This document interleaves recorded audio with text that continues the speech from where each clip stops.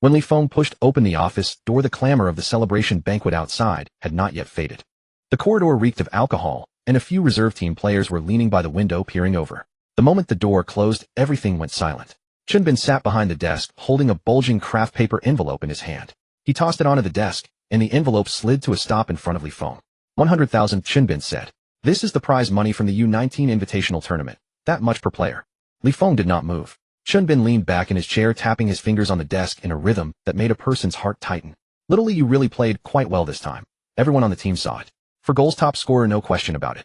Li Feng waited. But Chunbin paused. You can't keep all this money. Only then did Li Feng look up at him. Seeing that look, Chunbin smiled instead. The smile of an adult indulging a child who doesn't know any better. Don't look at me like that. Rules understand. You got into the national youth team. You got to play this tournament. Who gave you the chance? Forget it, that's not how I should put it. Anyway, just remember this line of work has its rules. You hand over the money, and there will be plenty more opportunities later. Li Feng asked how much. Chunbin thought he had caved, and his tone turned lighter. 80000. You keep 2000. That's enough to get by. The rest gets split among the coaches on the team, and then there's the football association side. It's not that we want it, it's that people have to be greased. In the future, when you make the national team or a professional squad, doesn't everyone need someone to pull strings for them? Li Feng said nothing. Chunbin added, don't think of it as a loss. I know your family situation. Your parents are working class. 20,000 is already a decent amount. Besides, how many people are green with envy that you got to start this time? Why do you think it was you? Li Feng suddenly asked. What about the others? What? Do the others pay too? Chunbin froze, the smile on his face beginning to falter. Why do you care about them? I'm talking about your situation. Li Feng stepped forward, reached out, picked up the envelope, and weighed it in his hand. Chunbin watched his hand. Li Feng placed the envelope back on the desk and pushed it toward him. Chunbin's face darkened. What do you mean, eh? Li Feng said, my money. Chunbin slammed the desk with a bang and stood up, his chair scraping backward into the wall. Are you fucking stupid? Who do you think you are? Without my say-so, could you have made this team? Could you have played in this tournament? Half of those 4 goals came from the tactics I set up for you. I scored them. Li Feng cut him off. Chunbin was left choking on his words, his face turning the color of pig's liver. Li Feng looked at him and suddenly felt a profound weariness. The man always put on such a respectable act on the training ground, shouting tactics until his voice went hoarse, making the players actually believe he was so responsible. And in the end, so this was what he had been waiting for. Fine. Chunbin nodded, grinding his back teeth. Fine. You've got some nerve, kid. Then I'm putting this out there right now. If you don't hand over this money, you can forget about ever playing football in this country. Li Feng did not move. Chunbin thought he had scared him, so his tone softened again as he started playing the sympathy card. Little Li, I'm not targeting you. My position isn't easy either. There are people above me putting on pressure. You're young, and you don't understand how things work. Once you learn the ropes, you'll come back and thank me. I'll fuck. Li Feng spat right in his face. Chunbin was completely stunned. He wiped his face, stared at what was in his hand, and his lips began to tremble. Li Feng had already turned and was heading for the door. Li Feng, stop, goddammit. Li Feng did not stop. Just you wait. You fucking wait. I'll make sure you never play football in your life. Li Feng pulled open the office door, and the few people eavesdropping outside almost tumbled in. He walked through them, through the corridor, and through the empty dining hall. The celebration banquet had long broken up, leaving only waiters clearing the tables. Outside, a light rain was falling. He walked into the rain. After a while, he realized his hands were still trembling. Not from fear. From anger. He took out his phone and sent a WeChat message to his father. Dad, I got the money. 20,000. I'll wire it back tomorrow. After sending it, he put the phone in his pocket and kept walking. The rain struck his face cold and clammy. He didn't know where he was going. He just walked. His mind was a jumble. One moment Chunbin's face, the next that envelope, then the memory of his father's last phone call. Son, play well. Our family is counting on you. As he walked, he found himself at the train station. He stood at the entrance of the ticket hall, staring blankly at the departure board for a long while. His phone rang. He took it out and saw an unfamiliar number. He answered. A middle-aged man's voice carrying a slight accent came through. Li Feng. This is Coach Li from the national youth team. Li Feng was taken aback. Coach Li. From the reserve team, normally a man of few words. The voice said, Chunbin just called me. I just want to ask you one thing. Did you really spit on him? Li Feng did not answer. The other end was silent for a few seconds, then let out a bitter laugh. All right. The reason I'm calling is to let you know at tomorrow morning's meeting your spot will be revoked. From now on. Take care of yourself. Thank you, Coach Li, Li Feng said. The call ended. Li Feng stood there looking at the departure board for a while longer. The train to his hometown was still an hour away from leaving. He bought a ticket and headed toward the waiting room. There were not many people inside. A few migrant workers lay asleep on the chairs, and a woman was breastfeeding a baby. He found a corner and sat down, watching the rain outside grow heavier. His phone rang again. This time it was a text message from Chunbin. It was just one line: from today on, no one in this country will dare to take you on. Just wait. Li Feng stared at the line for a long time, slid the phone back into his pocket, leaned his head back, and closed his eyes. The waiting room broadcast came on repeating over and over, though he couldn't tell what it was saying. He thought of what Coach Lee had said a moment ago. The reserve team coach was the kind who usually stood at the edge of the training ground and never came close. He remembered one time when he stayed behind to practice shooting. It was already dark and the man was still standing on the sideline smoking. Seeing him glance over, the man stubbed out the cigarette, turned, and walked off. He had no idea why that man had made this call. Li Feng opened his eyes and looked at the dingy fluorescent lights on the ceiling. One of the lights was broken, flickering over and over until it made a person dizzy. His father would still be working overtime at the factory right about now.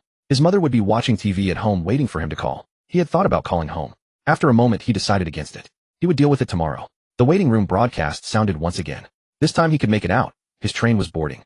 He stood up and walked toward the ticket gate. The rain was still falling, the glass doors were covered in water droplets, and the streetlights outside blurred into hazy pools of light. He pushed open the door, and the wind swept rain into him, pouring down the back of his neck. He didn't dodge. He simply walked into the rain. The phone in his pocket vibrated once more. He didn't take it out to look. Whatever. 3 months. Li Feng had been lying at home for 3 months. Well, lying wasn't quite right. He still went out every morning to the shabby pitch behind the neighborhood to kick a ball around. The pitch was concrete, the goals had no netting, and piles of construction waste were stacked at the sides. In summer the concrete could fry an egg, so he waited until the sun went down before going out. But that was all. At first his mother asked why he didn't go back to the team. He said he was taking a break. She asked how long. He said he didn't know. After a while his mother stopped asking, but sometimes during meals she would steal glances at him. He pretended not to notice. His father spoke even less. Then one night after a few drinks his father sat on the sofa and suddenly said, "If it really doesn't work out, then come to the factory with me." Li Feng said nothing. His father said nothing more. That night Li Feng couldn't sleep, tossing and turning like a pancake on a griddle. Finally he got up, climbed out of bed, and went out for a walk. The moon was bright outside, so he drifted over to the pitch. No one was there, just him. He stood blankly for a while, then started kicking. He kicked the ball against the wall, it bounced back, and he kicked it again. Again and again, mechanical repetition, his mind empty. As he kept kicking he suddenly felt exhausted. It wasn't his legs. It was a weariness seeping out from deep inside his bones. He plopped down, leaned back, and lay flat on the cracked concrete. The ground still held the day's lingering heat, and his back felt warm against it. He stared at the sky. Around the moon was a halo, and a few sparse stars were scattered here and there. Then his vision went black. Not the black of closing his eyes. Suddenly he couldn't see anything. Startled, he tried to sit up, but his body wouldn't move. He tried to shout, but no sound came out. He lay there as if dead.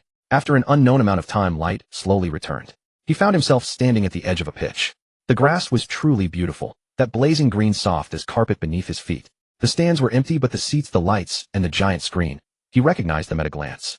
San Siro. He had never been there, but he had seen photos 10,000 times. A man stood on the pitch, thin with slightly hunched shoulders, wearing a red and black No. 9 jersey. He was facing away, motionless. Li Feng tried to speak, but his voice wouldn't come. He stepped forward, and the man turned around. It was a sharp-featured face staring at him, something fierce in his eyes and something hard to describe. Inzaghi. It really was him. Li Feng had watched too many of his videos. The positioning runs, the offside traps, those seemingly inexplicable goals. The commentators always said he lived on the offside line, that he picked up scraps, that he had no body strength and no speed, just luck. But Li Feng knew that wasn't true. The man simply looked at him, saying nothing. Then he took off the No. 9 jersey, walked over, and draped it over Li Feng's shoulders.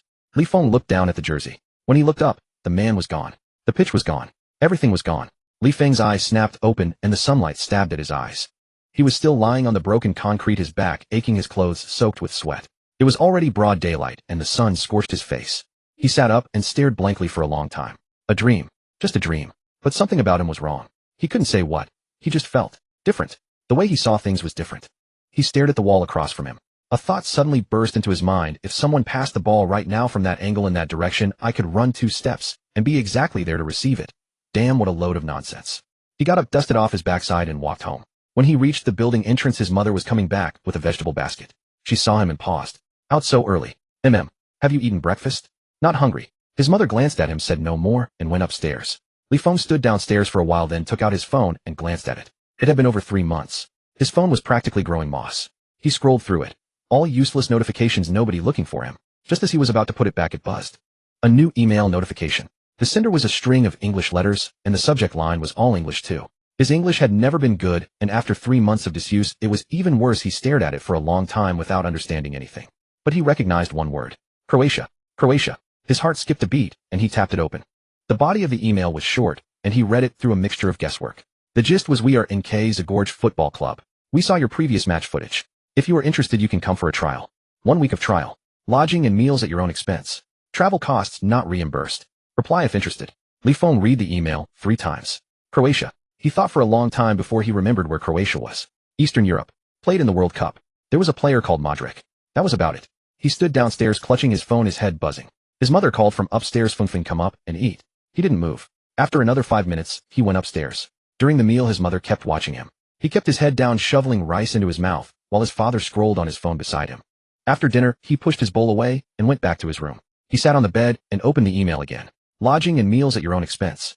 Travel costs not reimbursed. He did the math. Plane ticket, food, lodging. At least 10 or 20,000 yuan. His family couldn't afford it. He lay on the bed staring at the ceiling. That dream surfaced again. Inzaghi's face, that No. 9 jersey, and those words, the offside line is my sacred path. Damn it, it was just a dream. But that feeling, that different feeling, was still there. He suddenly sat up, went out, ran downstairs, and hurried back to the pitch. No one was there. He faced the wall and started kicking. First kick, he mishit it. Second kick, a little better. Third kick, a kid on a bicycle rode by, and he glanced over for just a second.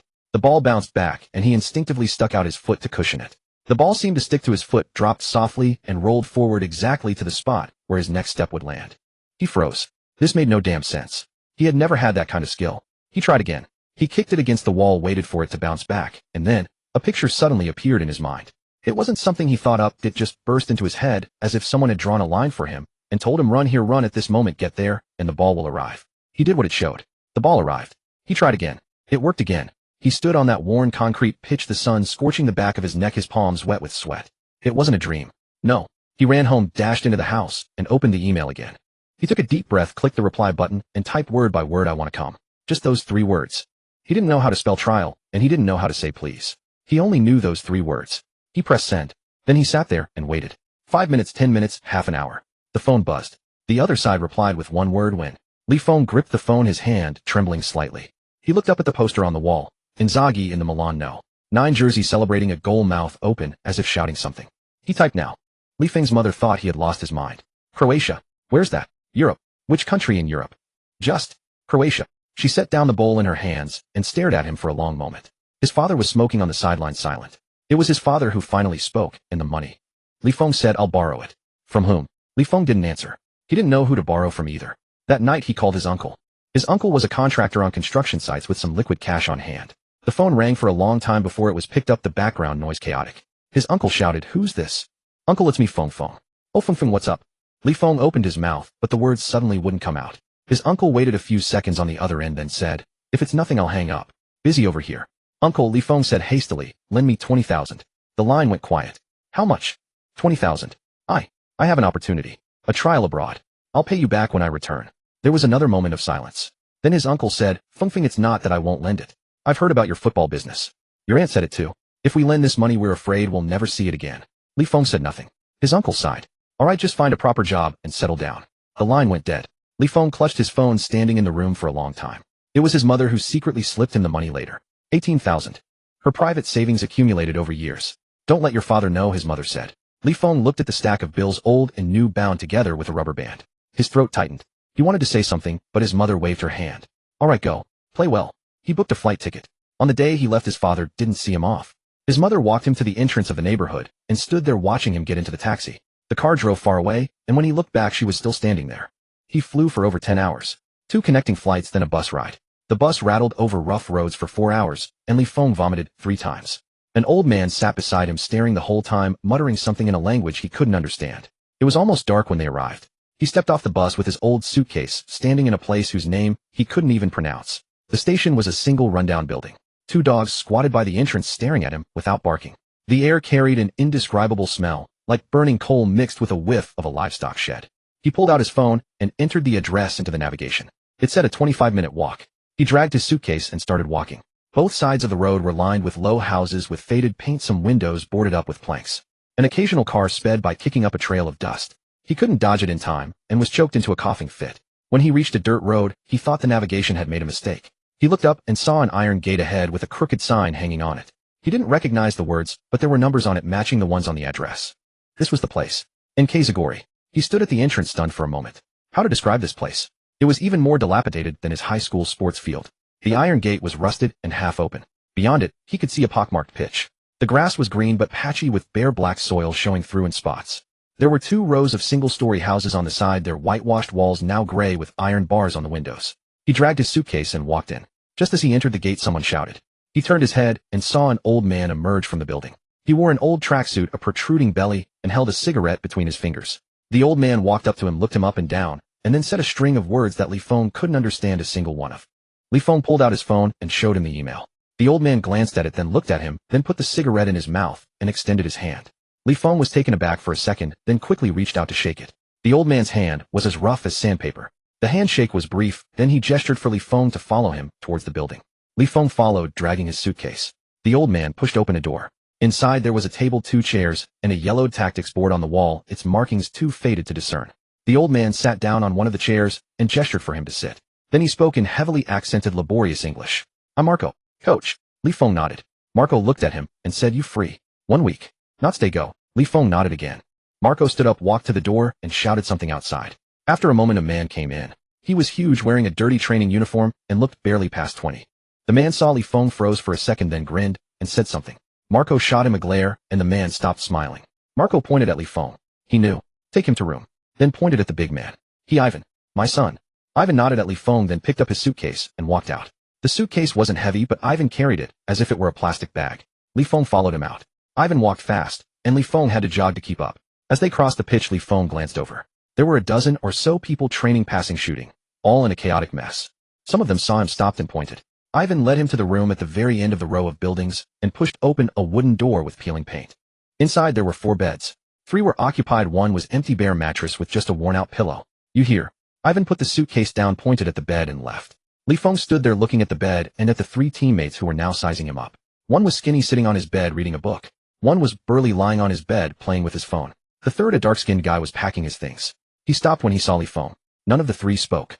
Li Feng opened his mouth to say something, but the burly one put his phone down and stood up. He was even bigger than Ivan. He walked over to Li Feng, stood in front of him, and looked down at him. "China?" he asked. Li Feng nodded. The man grinned, said something to the other 2, and all 3 of them laughed. Li Feng didn't know what they were laughing at, but he knew it wasn't anything good.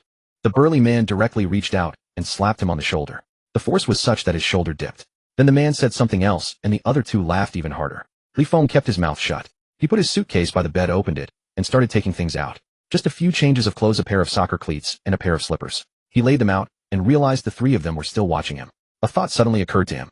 "Training," he said, pointing outside. "What time?" The 3 of them exchanged glances. No one answered him. The skinny one looked down at his book. The dark-skinned one turned back to his packing. The burly one lay back down, picked up his phone, and didn't look at him again. Li Feng stood there, suddenly feeling like a fool. He sat down on the edge of his bed and stared out the window at the pockmarked pitch. The sun was setting, but the group was still playing. Someone was yelling, someone was laughing, someone kicked the ball out of bounds and cursed. He couldn't understand them. He couldn't understand anything. He looked down at his own cleats. The soles were worn nearly smooth, and the sides were still caked with dust from the concrete ground back home. He suddenly wanted to call his mother. He pulled out his phone. No signal. He threw the phone onto the bed and lay down. The bedboard was as hard as a door, and the pillows smelled musty. He closed his eyes. A burst of laughter came from outside, then heavy footsteps in the corridor. The door was pushed open, and Ivan stood at the entrance. "Food." Li Feng got up and followed him out.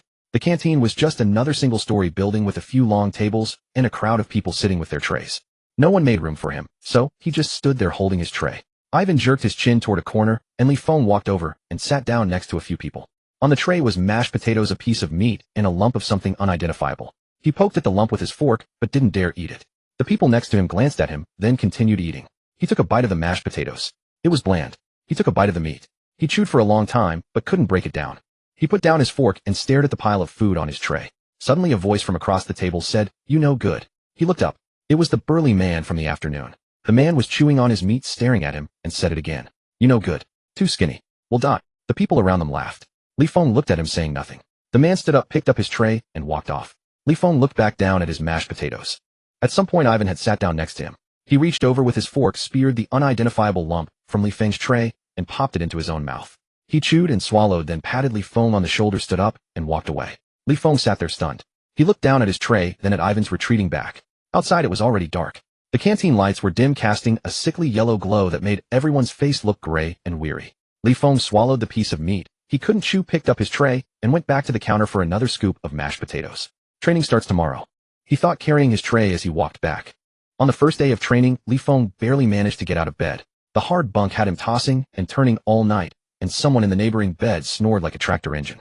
He had finally fallen asleep, when before dawn someone began pounding on the door with enough force to break it down. Training. Training. Li Feng's eyes flew open.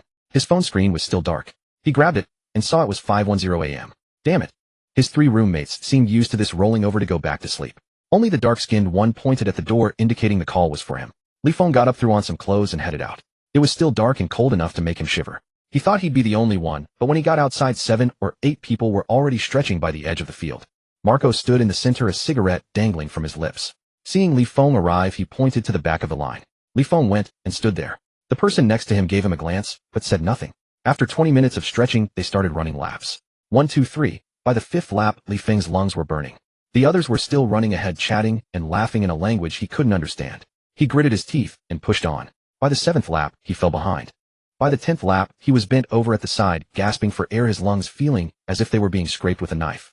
Marco jogged past him without even a glance. The morning session was a scrimmage. Li Feng finally got to touch the ball. He stood on the sidelines waiting to go in, his heart thumping with excitement.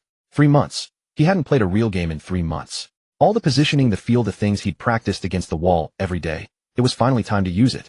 Then he went on the field. 3 minutes later he was knocked to the ground. The burly man stepped over him, looked back once, and said nothing. Someone whistled, someone laughed. Li Feng lay on the pockmarked grass, his mouth full of the taste of dirt. He got up and kept running.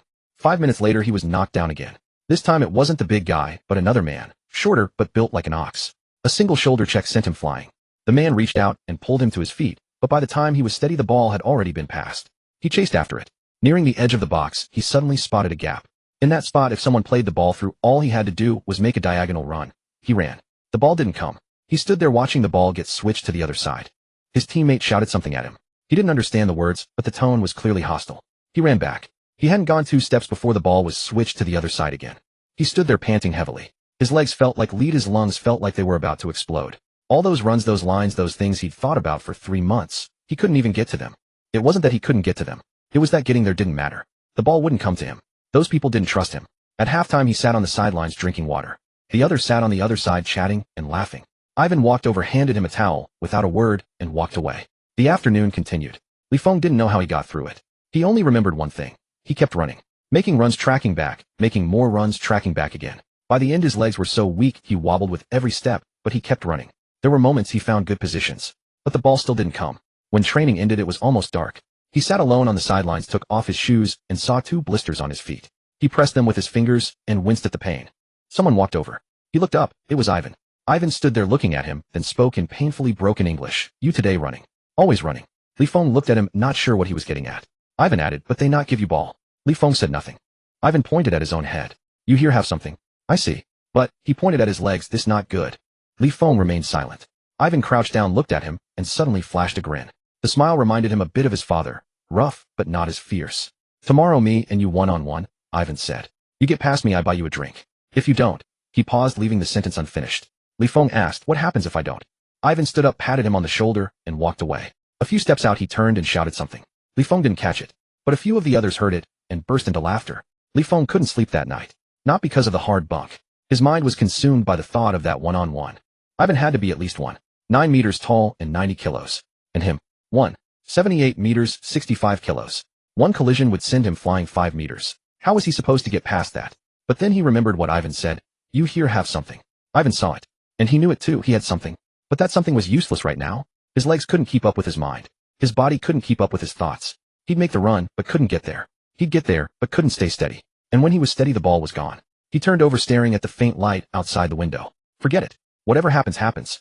The next afternoon after training Ivan actually called him over to the sidelines. The others were about to leave, but seeing this they all stayed and formed a circle. The burly man sat on the sidelines with his water, watching with a smile. The skinny one put down his book. The dark-skinned one was there too. Ivan stood there and tossed a vest to Li Feng. You wear this. Me not wear. Easy to see. Li Feng pulled the vest over his head, his heart pounding. Ivan pointed to the other half of the field. You get ball, beat me. You get past, you win. Li Feng nodded. Ivan backed up a few steps, crouched low, and spread his arms wide. He looked like a wall. Li Feng planted his foot on the ball and stared at him. The onlookers started jeering. Someone shouted, someone whistled. The burly man was the loudest, yelling and laughing. Li Feng ignored them. He looked into Ivan's eyes. There was no expression in them, just a steady gaze. Not a challenge, not contempt. Just watching, waiting. Li Feng took a deep breath and moved. He took a step to the left. Ivan shifted left. He stopped abruptly and cut right. Ivan's feet were quicker than he expected, and he moved across. With no other option, Li Feng tried to force his way wide. Ivan's body pressed into him like a wall collapsing. He stumbled, and the ball was gone. The crowd burst into laughter. Li Feng stood there panting and went to fetch the ball. Ivan beckoned to him. Again. He tried again. Still couldn't get past. A third time. A fourth. A fifth. Every time he tried to get past Ivan, he bounced off that wall. His legs grew weaker, his breath more ragged, his movements more labored. The laughter from the crowd grew louder. On the sixth attempt, as he dribbled forward and Ivan closed in, he suddenly remembered that gap he'd found during training. It wasn't about speed. It wasn't about strength. It was about the mind. As Ivan lunged, he didn't step to the side. Instead, he pulled the ball back and spun a full half circle in place. Ivan flew past him. Just for a split second, Li Feng knocked the ball forward and slipped past him. The whole field went silent. Ivan braked and turned to look. Li Feng had already run a dozen steps with the ball, then stopped and turned to face him. Ivan stood there frozen for 2 seconds. Then he suddenly laughed. It wasn't a coach's laugh, and it wasn't like his father's. It was the kind of laugh that said, "Well, damn, this is something interesting." Ivan walked over, stood in front of him, and looked down at him. Li Feng expected him to say something. Instead, Ivan suddenly raised his arm, hooked it around Li Feng's neck, tucked him under his armpit, and pointed at the crowd with his other hand, shouting something loudly. Some in the crowd were still laughing, but the laughter had changed. Others started clapping. The burly man stood up and gave him a nod. Ivan released him and slapped him on the back hard enough to almost send him to the ground. Then he shouted, "Drink." "Now." Li Feng was stunned. Ivan shouted again. "I said you beat me, I buy you a drink." Li Feng stood there looking at the crowd, looking at Ivan's big face. He suddenly felt like laughing. And he did. Seeing him smile, Ivan threw an arm around his shoulder and let him out. The rest followed, chattering away. The burly man walked over and clapped him on the shoulder too. Li Feng was swept along with the group as they left. It was dark now, but the moon was out, casting a bright glow over the pockmarked field. He looked down at his feet. The 2 blisters were still there, throbbing with pain. But he didn't feel it. Li Feng regretted the drinking the very next day. That wasn't drinking, it was a brutal onslaught. Those men, each clutching a 2-liter plastic bottle, were pouring the liquid down their throats. When he refused, Ivan would sling an arm around his neck and force the drink down his throat. Afterward, he'd slap him on the back so hard he nearly knocked the wind out of him. The next morning, he woke with a headache that felt like it was splitting his skull. He opened his eyes to find himself sprawled on the floor beside his bed, having rolled off sometime during the night. His 3 roommates were gone, and from outside came the sound of shouted cadences. Training had already begun. He glanced at his phone. 8:40 a.m. He was late. Scrambling to his feet, he dashed out and sprinted to the training ground. Marco stood there, a cigarette dangling from his lips. Seeing him, he uttered a single word: "Run." 20 laps. Now. Li Feng didn't say a word, he just started running. The sun was already high, beating down mercilessly. He ran with a growing nausea churning in his stomach. By the 5th lap, he couldn't hold it in any longer. He veered off the track and vomited. Wiping his mouth with the back of his hand, he got back to running. By the 15th lap, his legs felt like jelly, but he didn't stop. After completing all 20 laps, he collapsed directly onto the ground. All sorts of insects crawled over his face from the grass, but he was too exhausted to care. A pair of shoes appeared in his vision. He looked up to see Marco standing over him, looking down. The old man stared at him for a few seconds, then turned and walked away without a word. Li Feng lay there catching his breath for a long time before he could finally push himself up. He wasn't late for the afternoon training session, but it didn't change much. He was still the strolling king who couldn't get into position. They still wouldn't pass him the ball. He still got knocked flying with every challenge. The only difference was that after training, Ivan would come over and pat him on the back, sometimes handing him a bottle of water, sometimes leaving without a word. And the big man Nikolai had also started nodding at him. Though he still didn't talk much, those mocking smiles had become rarer. There were 2 days left in the week. Li Feng knew Marco wasn't joking. If he didn't make the cut, he was out. He skipped dinner that night and stayed on the field for extra practice. He kicked the ball against the wall, trapping it, turning and shooting. Then again trap, turn, shoot. Over and over. As darkness fell, he continued under the dim glow of the few floodlights. When his legs grew weak, he'd sit on the sideline for a while, then get up and resume. He had no idea how long Marco had been watching him from his office window. There was a friendly match on Saturday. The opponent was a team from a neighboring city, also from the 2nd division. Their pitch wasn't much better than their own shabby ground, but a few dozen spectators showed up. Old men, kids, and even someone with a dog. Li Feng sat on the bench. He sat there for 90 minutes. No, wait. He sat there for 87 minutes. For the first 87 minutes, he just watched. He watched his team get pinned back, watched Ivan get turned inside out by their fast winger on the defensive line, and watched Nikolai, after winning a rare header, send the ball flying over the bar. 0-1. It stayed 0-1. Marco stood by the sideline silent. The assistant coach was yelling his head off, but it was useless. In the 87th minute, Marco glanced back at the bench. His gaze swept across the other substitutes before finally resting on Li Feng. "You," Marco said. Li Feng shot to his feet. Marco beckoned him over. As he ran up, Marco pointed to the field and said something in Croatian. The assistant coach translated, "Get in there, play, striker." "Just play." Li Feng nodded. He jogged to the touchline, waiting for the substitution. The 4th official held up the board, number 9 off, number 17 on. 17 was his number. The moment his foot touched the pitch, his mind went quiet. He wasn't thinking about anything. Not a deliberate attempt to clear his mind, but a genuine, absolute blank. The shouts from the sideline, the chatter from the few spectators, the heavy breathing of his teammates. He heard none of it. He only saw the ball. It was in the opponent's half, hoofed forward by a long clearance from Ivan. He looked up, tracking its trajectory. Then he started to run. Not a straight run, but a diagonal one, darting into the gap between the center back and the full back. Seeing him move, the two defenders shifted, trying to close the door. Too late. Just a fraction of a second too late. As the ball descended, he was right in that pocket of space. The opposing goalkeeper had already rushed out, arms wide, charging towards him. He didn't trap it. With his left foot, he cushioned it, nudging the ball past the onrushing keeper. He followed it for 2 steps, then gently pushed it home with his right. The ball hit the back of the net. The stadium fell silent for a second. Then the spectators, including the one with the dog, started to cheer. He couldn't understand the words, but he understood the noise. His teammates rushed towards him. Ivan was at the front, the big man scooping him up in a bear hug, spinning him around so fast he nearly threw him off. Nikolai came over too, slapping him so hard on the back it sent him into a coughing fit. He looked back at the scoreboard. 1-1. 89th minute. Standing there surrounded by the group, a sudden urge to laugh welled up inside him. Not a smug laugh. It was more a feeling of, damn, this is actually possible. The match ended soon after. 1-1, a draw. The team was still in high spirits on the way back to the locker room, with someone singing and others slinging an arm around his shoulder, chattering away. He couldn't understand them, so he just nodded along. Marco was standing at the locker room door. As the players saw him, they gradually quieted down and filed in one by one. Ligue was the last. He stopped in front of the old man. Marco looked at him, his face as expressionless as ever, the unlit cigarette still dangling from his lips. Then the old man reached into his pocket, pulled something out, and slapped it into his hand. It was a piece of paper. He looked down. It was a contract. Written in Croatian, which he couldn't read, but he understood the blank space at the bottom. That was for the signature. He looked up at Marco, but the old man had already turned and was walking away. After a few steps, he spoke without looking back. The assistant coach translated, "Tomorrow morning, sign in my office. Be a minute late, and you're out." Ligue stood there watching the old man's figure disappear down the hallway. He looked down at the paper in his hand again. Then he carefully folded it and tucked it into the innermost pocket of his clothes. The locker room was still noisy, and he could hear someone calling his name. He pushed the door open. Ivan grabbed him and thrust a bottle of alcohol into his hand. This time he didn't refuse. He took it and had a sip. It burned, but it felt good. The next morning, Ligue woke at 6. Not that he woke up on his own. He simply hadn't slept at all. He pulled the contract from under his pillow and read it 3 times. Though he couldn't understand a single word, just looking at it brought him a strange sense of security. At some point he must have dozed off. In his dream, he was signing the contract, but his pen ran out of ink. Frantically, he searched everywhere for another pen, and just as he found one, he woke up. Dawn was just breaking outside. He got up, pulled on his only clean t-shirt, and checked his reflection in the window. His hair was a mess, sticking up like a chicken's nest. He wet his hands and smoothed it down, but it was still unruly. Forget it. When he left the room, his 3 roommates were still asleep. The one who usually snored was silent today, a rare bit of peace. He cut across the pitch and headed toward the office. Dew clung to the grass, making it soft underfoot. The faint stench of the livestock shed had faded, replaced by the scent of fresh green.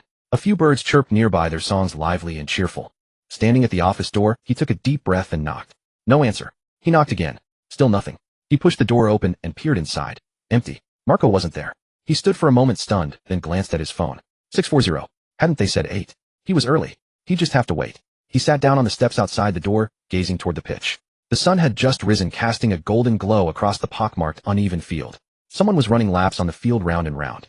From this distance, he couldn't tell who it was. After nearly an hour of waiting, Marco finally arrived.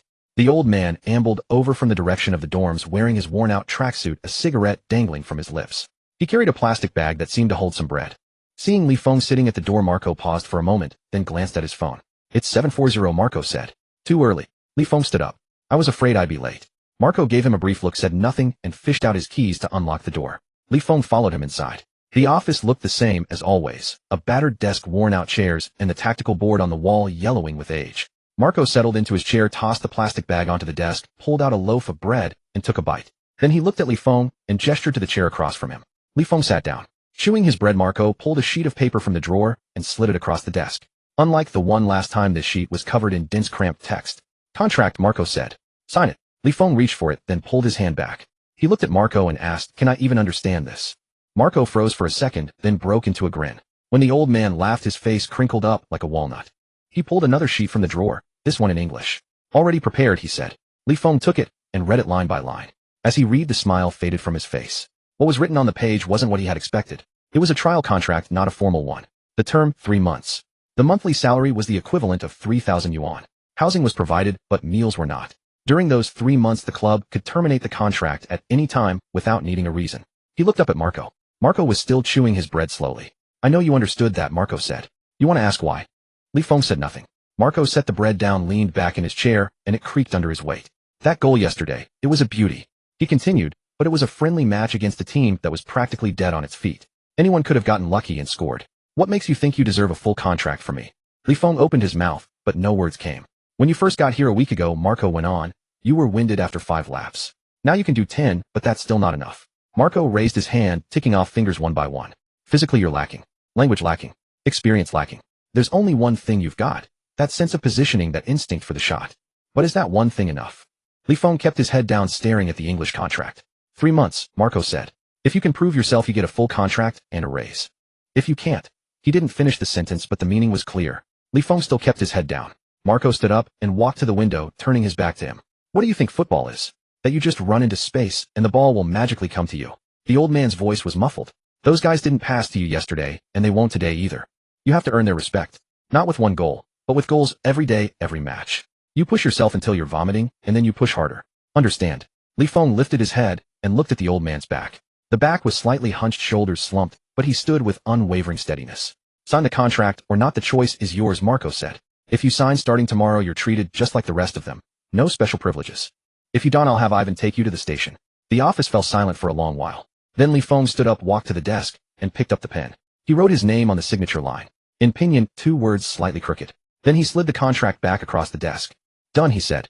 Marco turned around, glanced at the signature, and tucked the contract into the drawer. Get out of here. He said, training's at 9. Don't be late. Li Feng headed for the door. Just as he reached the threshold, he stopped. Coach, he asked, turning back. That bread, where did you get it? Marco blinked, then grabbed the plastic bag off the desk and hurled it at him. Li Feng caught it and dashed out. The sun was already high in the sky, its warmth enveloping him like a gentle blanket. He pulled out a loaf and took a bite. It was a bit hard but fragrant. Munching as he walked back to the dorms, he reached the edge of the pitch and saw that the morning runner was still going. As he got closer, he saw it was Ivan. Ivan was drenched in sweat. He stopped when he saw Li Feng bracing his hands on his knees as he panted. What the hell? Ivan gasped. What time did you get up? Li Feng checked his phone. I signed the contract at 7:40. I was up at 6. Ivan straightened up and shot him a look that said, you're out of your mind. What about you? Li Feng asked. How long have you been running? Ivan didn't answer. He just waved for Li Feng to follow and headed toward the dorms. After a few steps, he said, my dad. That contract. Li Feng said, signed it. Ivan turned his head to look at him. Li Feng took a bite of his bread and said, chewing, trial. 3 months. If I don't cut it, I'm out. Ivan said nothing, just kept staring at him. After a moment, Ivan suddenly reached out, snatched the bread from Li Feng's hand, and took a huge bite. Li Feng was stunned. Hey, that's my breakfast, Ivan said, chewing. You're buying. Li Feng stared at the bread with the massive bite taken out of it, wanting to curse, but he had no idea how to swear in Croatian. Seeing the look on his face, Ivan burst out laughing, shoved the bread back into his hands, and strode off. This afternoon's training. Watch yourself. Ivan called out without turning around. Nicola's looking for you. Li Feng froze. What for? That goal of yours yesterday, Ivan said, glancing back. He doesn't believe it was luck. He wants to challenge you. Li Feng stood there watching Ivan walk away. The bread in his hand had a huge bite missing, exposing the filling. Looked like cheese. He shoved the bread into his mouth and took a bite. Afternoon. Bring it on. When the afternoon training session ended, Li Feng knew Nikolai was serious. The guy had barely spoken all afternoon, just kept his eyes fixed on him. It wasn't a hostile stare, but one of scrutiny, as if Li Feng were some new species of animal that needed to be thoroughly understood. The moment training wrapped up, Nikolai stood in the middle of the field and shouted. The others were about to leave, but at the sound of his voice they all came back. Ivan crouched by the sidelines with his water bottle, winking at Li Feng. The skinny one closed his book and walked over. The dark-skinned guy also moved to the edge. Even those who usually paid Li Feng no mind gathered around to watch. Nikolai carried a bag of balls over and dropped it at Li Feng's feet. 20, he said. Li Feng looked down at the bag, then back at him. Nikolai pointed to the battered goal 30 meters away, its net torn with several gaping holes. 10 each, Nikolai said. You win, and I'll pass to you in training from now on. If I win, he paused, glancing back at the gathered crowd. If you win, I'll buy the whole team drinks, Ivan chimed in from the side. Someone laughed. Nikolai ignored him, keeping his eyes on Li Feng. If I win, you call me teacher. Li Feng was taken aback. Teacher. The crowd started hooting, someone shouting, Teacher Nikolai, others laughing, someone whistling. Nikolai's face flushed slightly, but he held his ground, shooting them a stern glare. Li Feng looked at him for 2 seconds, then said, deal. Nikolai nodded, took a ball from the bag, and placed it on the grass. I'll go first. He stepped back a few paces, planted his feet, and drew a deep breath. The onlookers fell silent. Nikolai launched into motion, a run-up, a swing of his leg, bang. The ball flew, curling straight into the top corner. The goalkeeper wasn't there, so no one dove for it, but the angle, the power, the arc. Anyone watching would call it beautiful. There was applause. Nikolai didn't stop. He walked back for the second ball, shifted his position slightly to the left. Same stance, same power, bang. Another corner. Third, fourth, fifth. On his sixth strike the ball ricocheted off the post and bounced in. He frowned, seemingly dissatisfied. The seventh flew a bit high, but still found the net. Eighth, ninth, 10th, all completed. Nikolai turned around facing Ligue. There was a sheen of sweat on his forehead, but his expression was calm. 10 shots, 6 in, Ivan reported from the side. The post 1 counts, all went in. The crowd murmured. 6 was a decent score among the better in this team. Someone gave Nikolai a thumbs up. He ignored them, tilting his chin at Ligue. Your turn.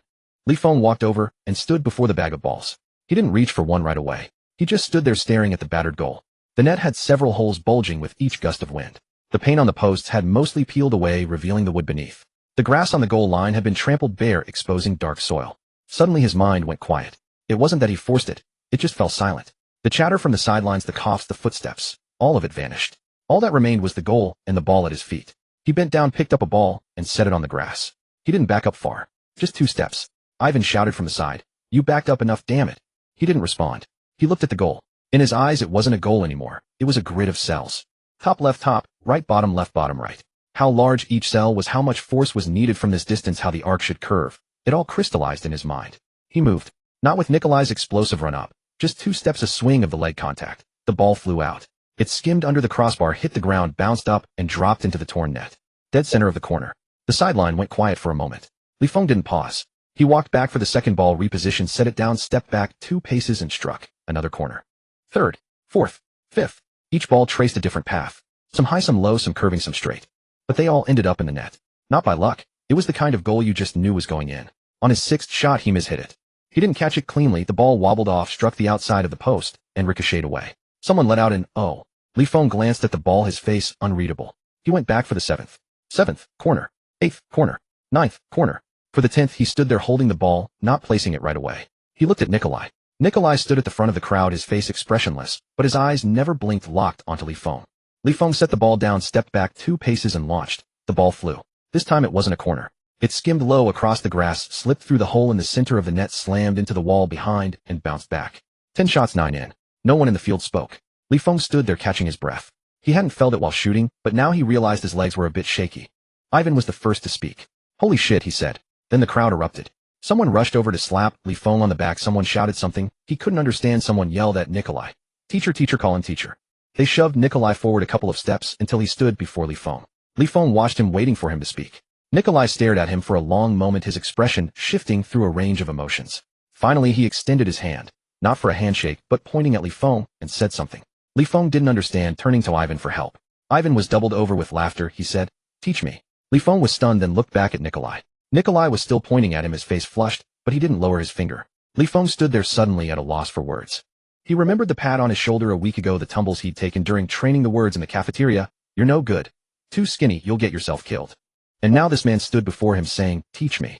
Ivan walked over, slung an arm around Liu's neck, and shouted something at Nikolai. Nikolai shot him a glare, but didn't walk away. Ligue looked at Nikolai, and said deal. Nikolai nodded, turned, and walked off. After a few steps he looked back and shouted something. Ivan translated. Tomorrow at training, he says he'll keep his word. He'll pass to you. Ligue stood there watching Nikolai's figure disappear through the locker room door. Dusk was falling and the field lights flickered on, casting a dim yellowish glow. Ivan still had his arm around Liu's neck, the thick limb nearly choking him. You, Ivan said. How the hell did you practice? Liu thought for a moment, then said kicked against a wall. Ivan blinked, then burst out laughing. Kicked against a wall, he mimicked badly. Tomorrow I'll kick against a wall with you. Liu turned his head to look at him. Ivan was still smiling, but something in his eyes had changed. It wasn't the look of someone watching a joke anymore. Nikola kept his word. The next day during training, when Liu made his run into space, the ball actually came to him. It was a bit off target, forcing him to stretch, but it was a pass nonetheless. He controlled it, turned, and shot, only for the goalkeeper to save it. But the few players nearby noticed the space he had created, and the look in their eyes changed. It wasn't that lucky kid look anymore. It was a damn he can really run look. After training, Ivan grabbed him and headed towards the dormitory. I'm going to teach you Croatian, Ivan said. Liu replied, I can barely manage English. That's exactly why you need to learn, Ivan said matter-of-factly. You're going to be here for 3 months. You can't just not speak at all. Liu was speechless. Ivan dragged him to the base of the dormitory, found a patch of concrete, and crouched down. He picked up a twig from the ground and began to draw on the concrete. First word, Ivan said. Dobrodosli. Welcome. Liu crouched down to look. The string of letters looked like gibberish to him. Dobro. He tried to pronounce it. Dobro. Dobrodosli, Ivan corrected him. Come on, hurry up. Dobro. Sli. Ivan shook his head and taught him 3 more times. Li Feng repeated it 3 times, his tongue tying itself in knots. It's too hard, Li Feng complained. Give me another one. Ivan thought for a moment, scratched the twig on the ground, and wrote another word. Pika, Ivan said. Li Feng stared at the word. What does this one mean? Ivan's expression was perfectly serious. It means hello. It's a greeting. You say it to people when you meet them.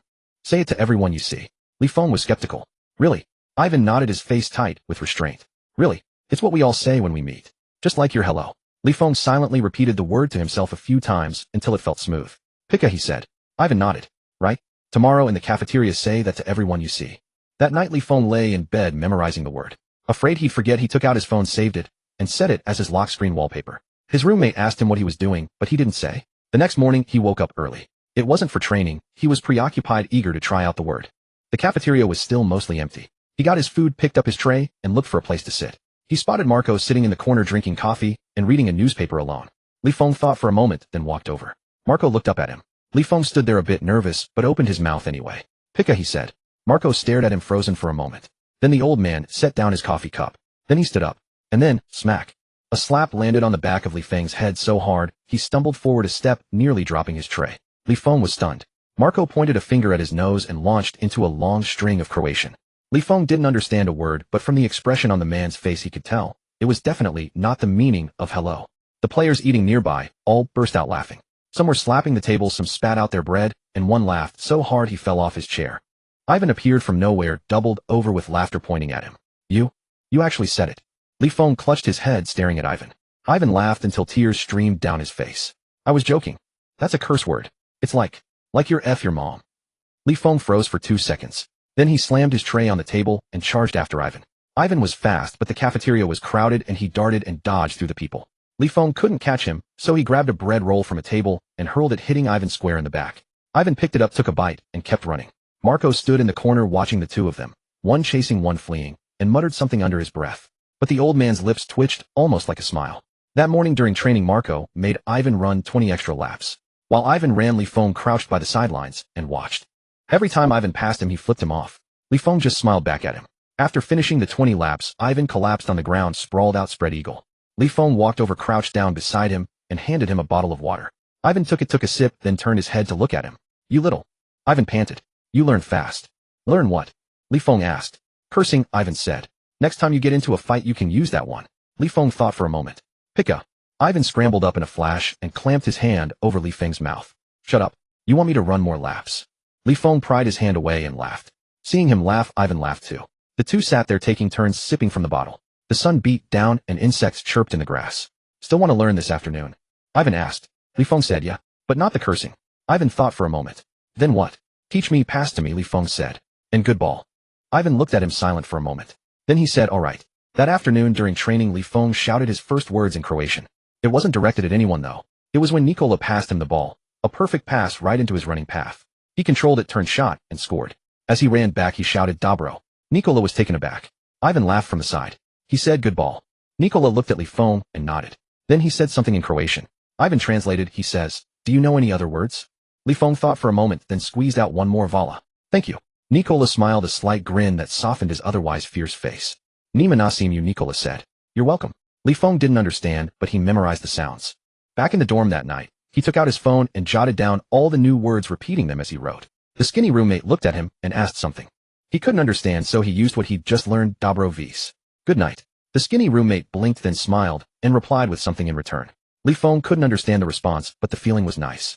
Lying in bed, he thought about the slap from that morning. The back of his head still throbbed slightly. He touched it and chuckled to himself. Damn, he'd been fooled. But somehow it didn't feel like such a bad deal.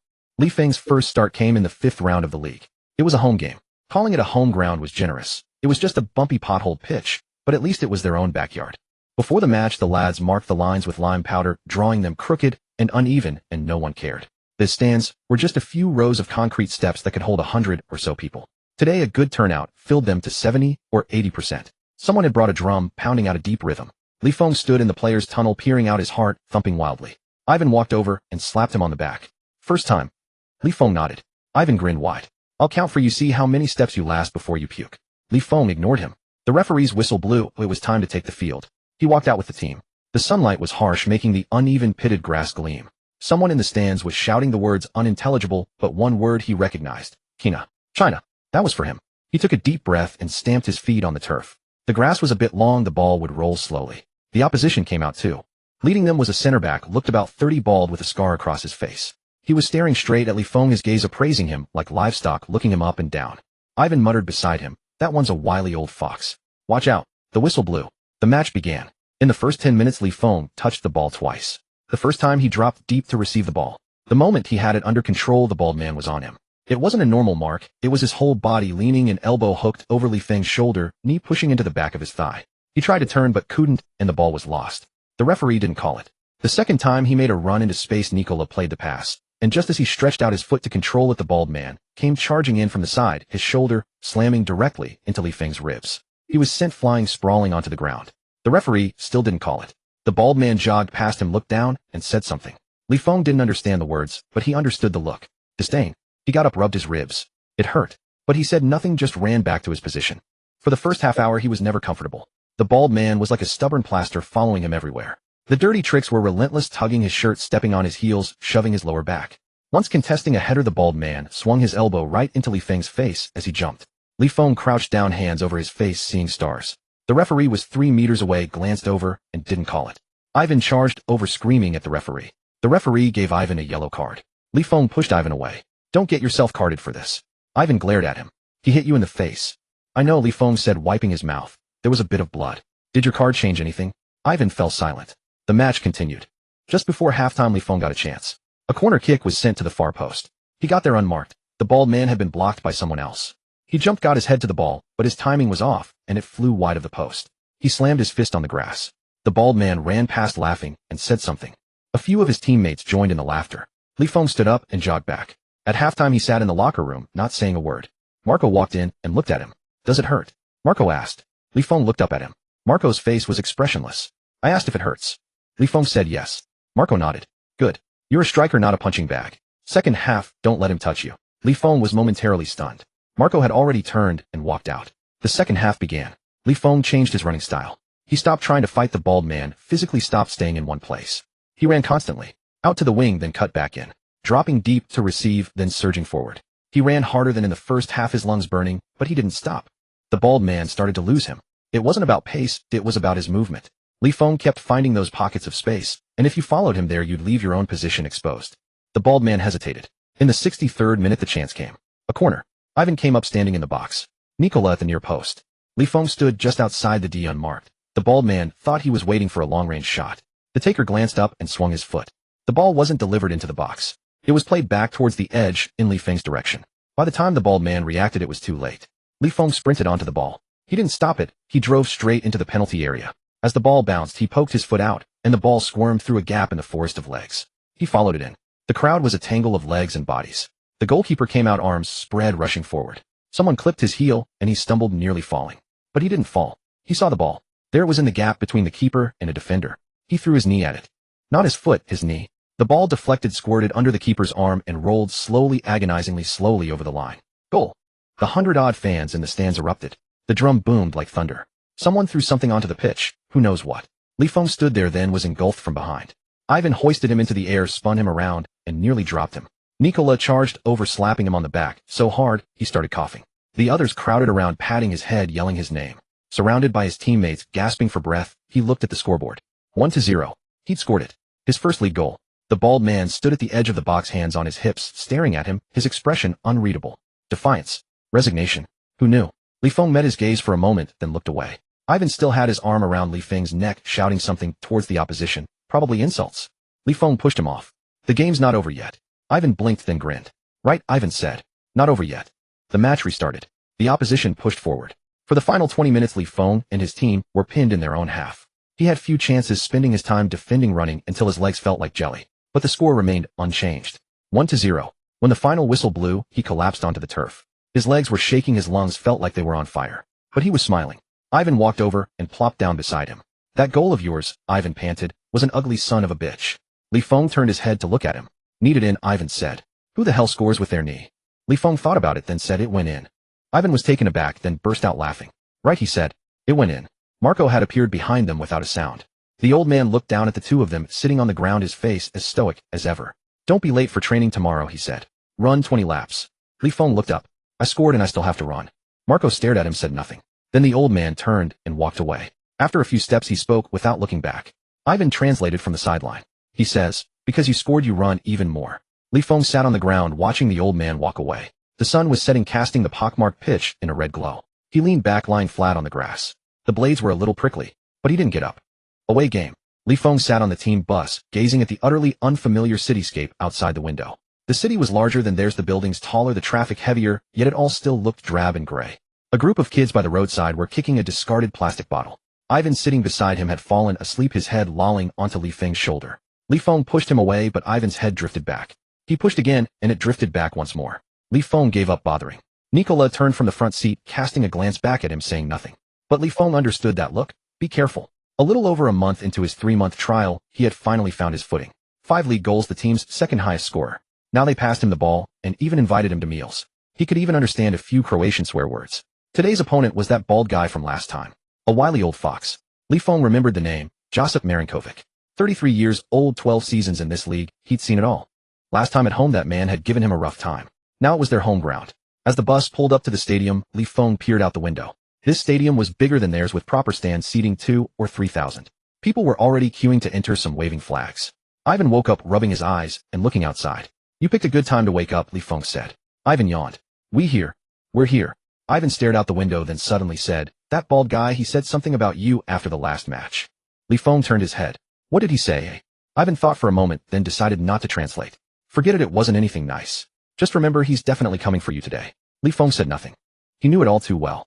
While changing in the locker room, he touched his ribs. The spot where he'd been hit last time still ached under pressure, but it had healed. He tucked his shin guards into his socks, stood up, and bounced on his feet a couple of times. Nicola walked over and stood before him. I'll pass it to you, Nicola said, but you have to be quick. Li Feng nodded. As they walked onto the pitch, a deafening chorus of boos erupted. Li Feng stepped out and glanced up at the stands. People were pointing at him, some flipping him off, others shouting things he couldn't understand. He looked down at the grass beneath his feet. It was neat and well kept, far better than their shabby home pitch. The bald man was standing near the center circle, staring right at him. When he saw Li Feng look up, he flashed a grin. That smile made you want to punch him in the face. The match began. For the first 10 minutes, Li Feng didn't touch the ball. It wasn't that he couldn't find space. It was that the moment he moved, the bald man was on him. Not a normal mark, but a full-body press, hands and feet wandering. The moment he started his run, the bald man tugged his shirt. When he tried to receive the ball, he was shoved aside. The referee was nearby, but never blew the whistle. In the 10th minute, he finally got a touch. He had dropped deep into midfield to receive. The moment he controlled the ball, the bald man came sliding in from the side. Not aiming for the ball, aiming for his ankle. Li Feng jumped. The ball was sent flying, but he wasn't hit. He stumbled on landing, regained his balance, and turned to look at the referee. The referee spread his hands, signaling no foul. Before Li Feng could speak, the bald man had scrambled to his feet and ran past him, slamming his shoulder hard into Li Feng's. Welcome to my home, the bald man said. Li Feng understood that. He watched the man's retreating back, clenching his fists. The match continued. In the 17th minute, Ivan committed a foul in the defensive third, conceding a free kick. The ball was lofted into the box, and Li Feng dropped back to defend, leaping for the header. He jumped, and the bald man jumped too. In midair, the bald man's elbow swung directly into his brow bone. A dull thud. His vision went black, and he fell backward, crashing to the ground. His head was ringing. He lay there motionless for a long moment. Something warm trickled down his face, seeping into his eye, turning everything red. Blood. Damn it. Someone ran over. It was Ivan. Ivan crouched down to look at him, then turned and shouted toward the sideline. The team doctor sprinted onto the pitch. A crowd gathered around him.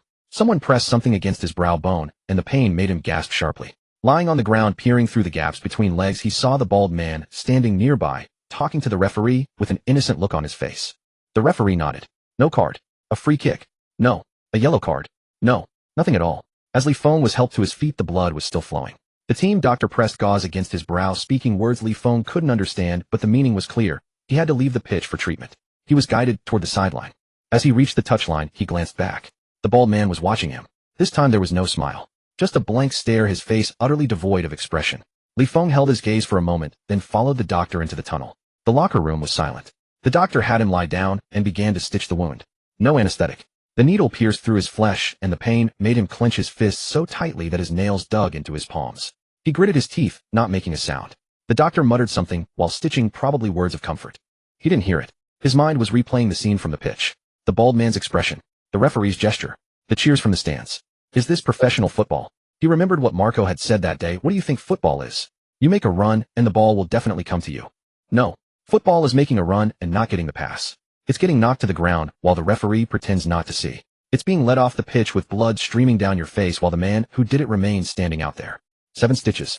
The doctor applied a bandage and patted his shoulders, signaling he was done. Li Feng sat up and looked at himself in the mirror. A small spot of blood had seeped through the bandage on his brow. His face was slightly swollen, his lips dry. He stood up and headed for the door. The doctor stopped him, shaking his head, saying something. He didn't understand the words, but he understood the meaning. He couldn't go back on. He stood there staring at the door that led to the pitch. The sounds from outside drifted in faintly. The roar of the fans, the referee's whistle, and occasionally a dull thud. The sound of a ball being blasted into the advertising boards. He stood by that door for a long time. Then he turned, walked back, and sat down on the bench. When the second half ended, Ivan and the others returned. The score was 0-2. They had lost. Ivan pushed the door open, saw him sitting there, and paused for a moment. Then he walked over and sat down beside him. Neither of them spoke. Nikola came in too. The rest of the team filed in. The locker room was silent, filled only with the sound of heavy breathing and the rustle of changing clothes. After a long while, Ivan broke the silence. "That bastard." Li Feng said nothing. Ivan turned to him. "Next time at home we get him." Li Feng remained silent. Ivan opened his mouth to say more, but Nikola pulled him back. "Ivan, shut up." On the bus ride back, no one spoke. It was dark outside, and the streetlights flickered past. Li Feng looked at his reflection in the window, the bandage on his brow, starkly visible. His phone buzzed. He took it out. It was a message from Marco, just one line. "Does it hurt?" He stared at it for a long time, then replied with a single word. "Yes." A moment later, another message came through from Marco. "Remember this pain." Li Feng read the words, then tucked his phone back into his pocket. Outside the window, there was nothing but darkness. The next afternoon, Marco had someone summon Li Feng to his office. When Li Feng entered, the old man was standing by the window smoking. The window was open and cold air rushed in, but the old man seemed oblivious, just standing there staring out at the training ground. "Sit," Marco said without turning around. Li Feng sat down on the worn-out chair. The gauze over his brow bone was fresh, but the 7 stitches beneath it throbbed with a dull ache. The skin felt tight, pulling painfully whenever he frowned. Marco finished his cigarette, stubbed it out on the windowsill, and finally turned around. He walked over, sat down opposite Li Feng, and studied him for a few seconds. "Does it hurt?" Marco asked. Li Feng was taken aback. The old man had already asked this question. He had replied to the message that night. "Yes," he said. Marco nodded. "Remember this pain." But the old man paused. "Do you know why the referee didn't blow the whistle, eh?" Li Feng remained silent. Marco leaned back, the chair creaking under him. "You think the referee didn't see it?" "He saw it. That elbow, that slide tackle, all those dirty tricks. He saw every one of them." Li Feng looked at him. "But he didn't blow the whistle," Marco said. "Do you know why?" Li Feng shook his head. Marco held up one finger.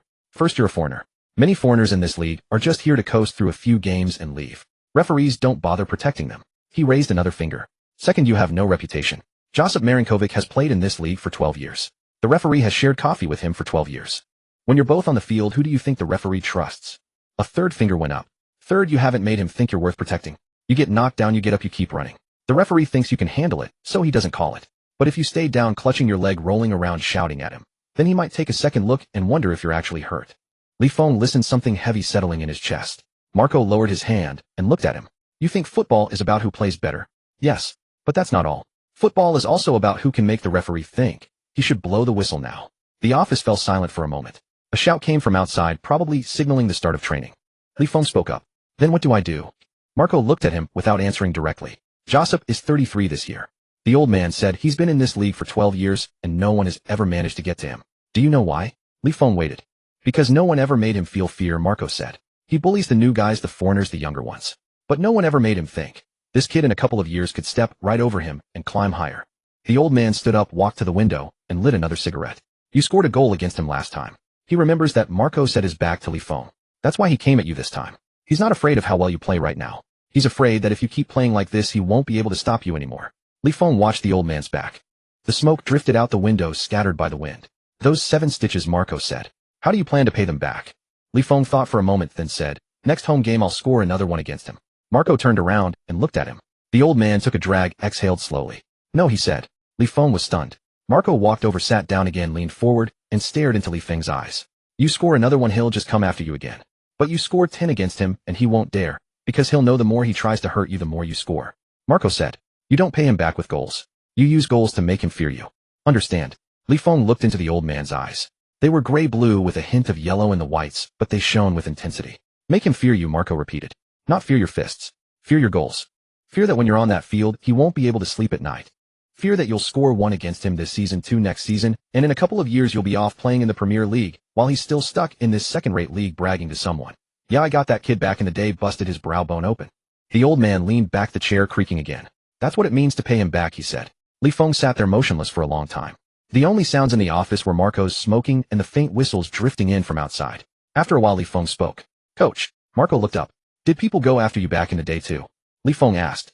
Marco was taken aback. Then the old man laughed, his face crinkling up like a walnut. When I was young, I played as a defender, Marco said. I messed with plenty of guys and plenty of guys messed with me. This knee. He patted his left knee. 3 pins in there. Want to know who put them there? Li Feng shook his head. A striker, Marco said. I was all over him the entire game, and he didn't say a word. In the last 10 minutes, he scored 1 against me and just smiled at me. That smile. I've remembered it for 30 years. The old man stubbed out his cigarette and stood up. Go on, he said. Don't be late for training. Li Feng stood up and headed for the door. He stopped at the threshold and turned back. Coach. Marco looked at him. Those 7 stitches, Li Feng said. I'll remember them. Marco didn't say anything, just waved his hand. Li Feng pushed open the door and stepped outside. The sun was bright, but the wind was cold. He squinted, looking at the bumpy, uneven pitch in the distance. Ivan was jogging laps over there, glancing over as he ran. When he saw Li Feng come out, he waved. Li Feng didn't go over. He stood there, hands in his pockets, watching the field. The gauze over his brow bone itched in the wind. He reached up and pressed it. It hurt. He thought of the bald guy's face. He thought of that elbow. He thought of the referee's open hands. And he thought of what Marco had just said. Make him fear you. Not fear your fists. Fear your goals. He pulled his hands out of his pockets and walked toward the pitch. As he reached the sideline, Ivan jogged over, breathing heavily. Did the old man chew you out? Ivan asked. Li Feng shook his head. Then what did he say? Li Feng thought for a moment, then said, he taught me how to settle a debt. Ivan was confused. Li Feng didn't elaborate. He bent down to tie his shoelaces, then stood up and bounced on his feet a couple of times. Stay for extra practice with me, he said. Ivan looked at him. Now. Ivan stared at him for 2 seconds, then broke into a grin. All right. The two of them walked toward the goal. Nicola appeared out of nowhere and fell in step behind them. What are you guys doing? Extra practice, Ivan said. Nicola didn't say anything, but he kept walking with them. The sun was beginning to sink in the west, painting the uneven grass a golden hue. Their 3 shadows stretched long, swaying on the ground. For the next 2 weeks, Li Feng was a changed man. Not in personality, but in training. Every day after practice, while others headed to the locker room, he walked towards the pitch. Ivan followed, and so did Nikolai. The 3 of them faced that crumbling wall, kicking, trapping, shooting, then repeating the cycle. When darkness fell, and the dim floodlights flickered on, they were still at it. Beyond the reach of the lights, it was pitch black. Only the center of the field was illuminated. Sometimes the ball would fly into the darkness, forcing them to fumble around for what felt like an eternity to find it. Ivan grew frustrated. Can't we practice somewhere else? Li Feng replied, no money. Ivan fell silent. One night, after kicking until nearly 9, they collapsed onto the grass, panting. There were a few stars overhead, but not many. The wind was biting cold, making them shrink into their collars. Nikolai suddenly spoke up. That shot of yours, how did you practice it? Li Feng turned his head. Kicked it against the wall. Nikolai said, I know that. I mean, how do you know where to aim? Li Feng pondered. How could he explain it? Those images in his head, the running routes, the shooting angles, they weren't something he devised. They had been there since that dream. But who would believe that? Just a feeling, he said. Nikolai looked at him silent. Ivan chimed in, he's got a screw loose. Don't copy him. Li Feng kicked him. Ivan laughed, rolled away, then rolled back. Seriously, Ivan said. With all this practice, what are you aiming for? Li Feng looked at the brightest star in the sky. Baldy, he said. Ivan and Nikolai both went quiet. After a few seconds, Ivan said, next home game is in 3 weeks. Li Feng said nothing. Nikolai said, I'll practice with you. Ivan added, me too. They lay there a while longer until the cold became unbearable, then got up and headed back to the dorms. As they left, Li Feng glanced back at the patch of grass bathed in the dim yellow light. The goal stood in the shadows, barely visible, just 2 faint outlines. He remembered Baldy's words, welcome to my home. Next home game. It was his turn to welcome Baldy. After that day, news of their nightly extra practice session spread. Some thought they were insane, others thought they were just showing off. His skinny roommate once asked him, aren't you afraid of training yourself to death? Li Feng said, can't die from it. The roommate stared at him for a moment and didn't ask again. Then one evening, a man appeared at the edge of the field. He was in his 40s, wearing an old hat and holding a camera. He took pictures for a while, then left. Li Feng didn't think much of it. Who would send a reporter to a place like this? The next morning, Ivan burst into the dorm, waving a newspaper. Li Feng, just waking up and still groggy, nearly fell out of bed from the shout. What? Ivan shoved the paper into his face. It was a local rag called The Voice of Zagorj. On the bottom half of the front page was a photo, black and white, printed a bit blurry. But Li Feng recognized it instantly. It was him. Under the setting sun, he was mid-swing about to shoot. The light caught his profile, the gauze on his brow bone stark white. Behind him was the crumbling wall and Ivan's blurred figure. Above the photo was a line of text he couldn't read. Ivan pointed at it, enunciating each word, Kineski Deco. Then he translated, the Chinese kid. Li Feng stood there stunned. Ivan flipped the page, pointing to an article inside. It had a photo of the 3 of them training together. It's mentioned here too, Ivan said. It says you started extra training the day after getting 7 stitches, and it says he paused searching for the word, the biggest discovery this team has made all year.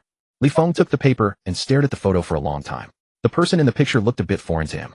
Not the face, but the intensity.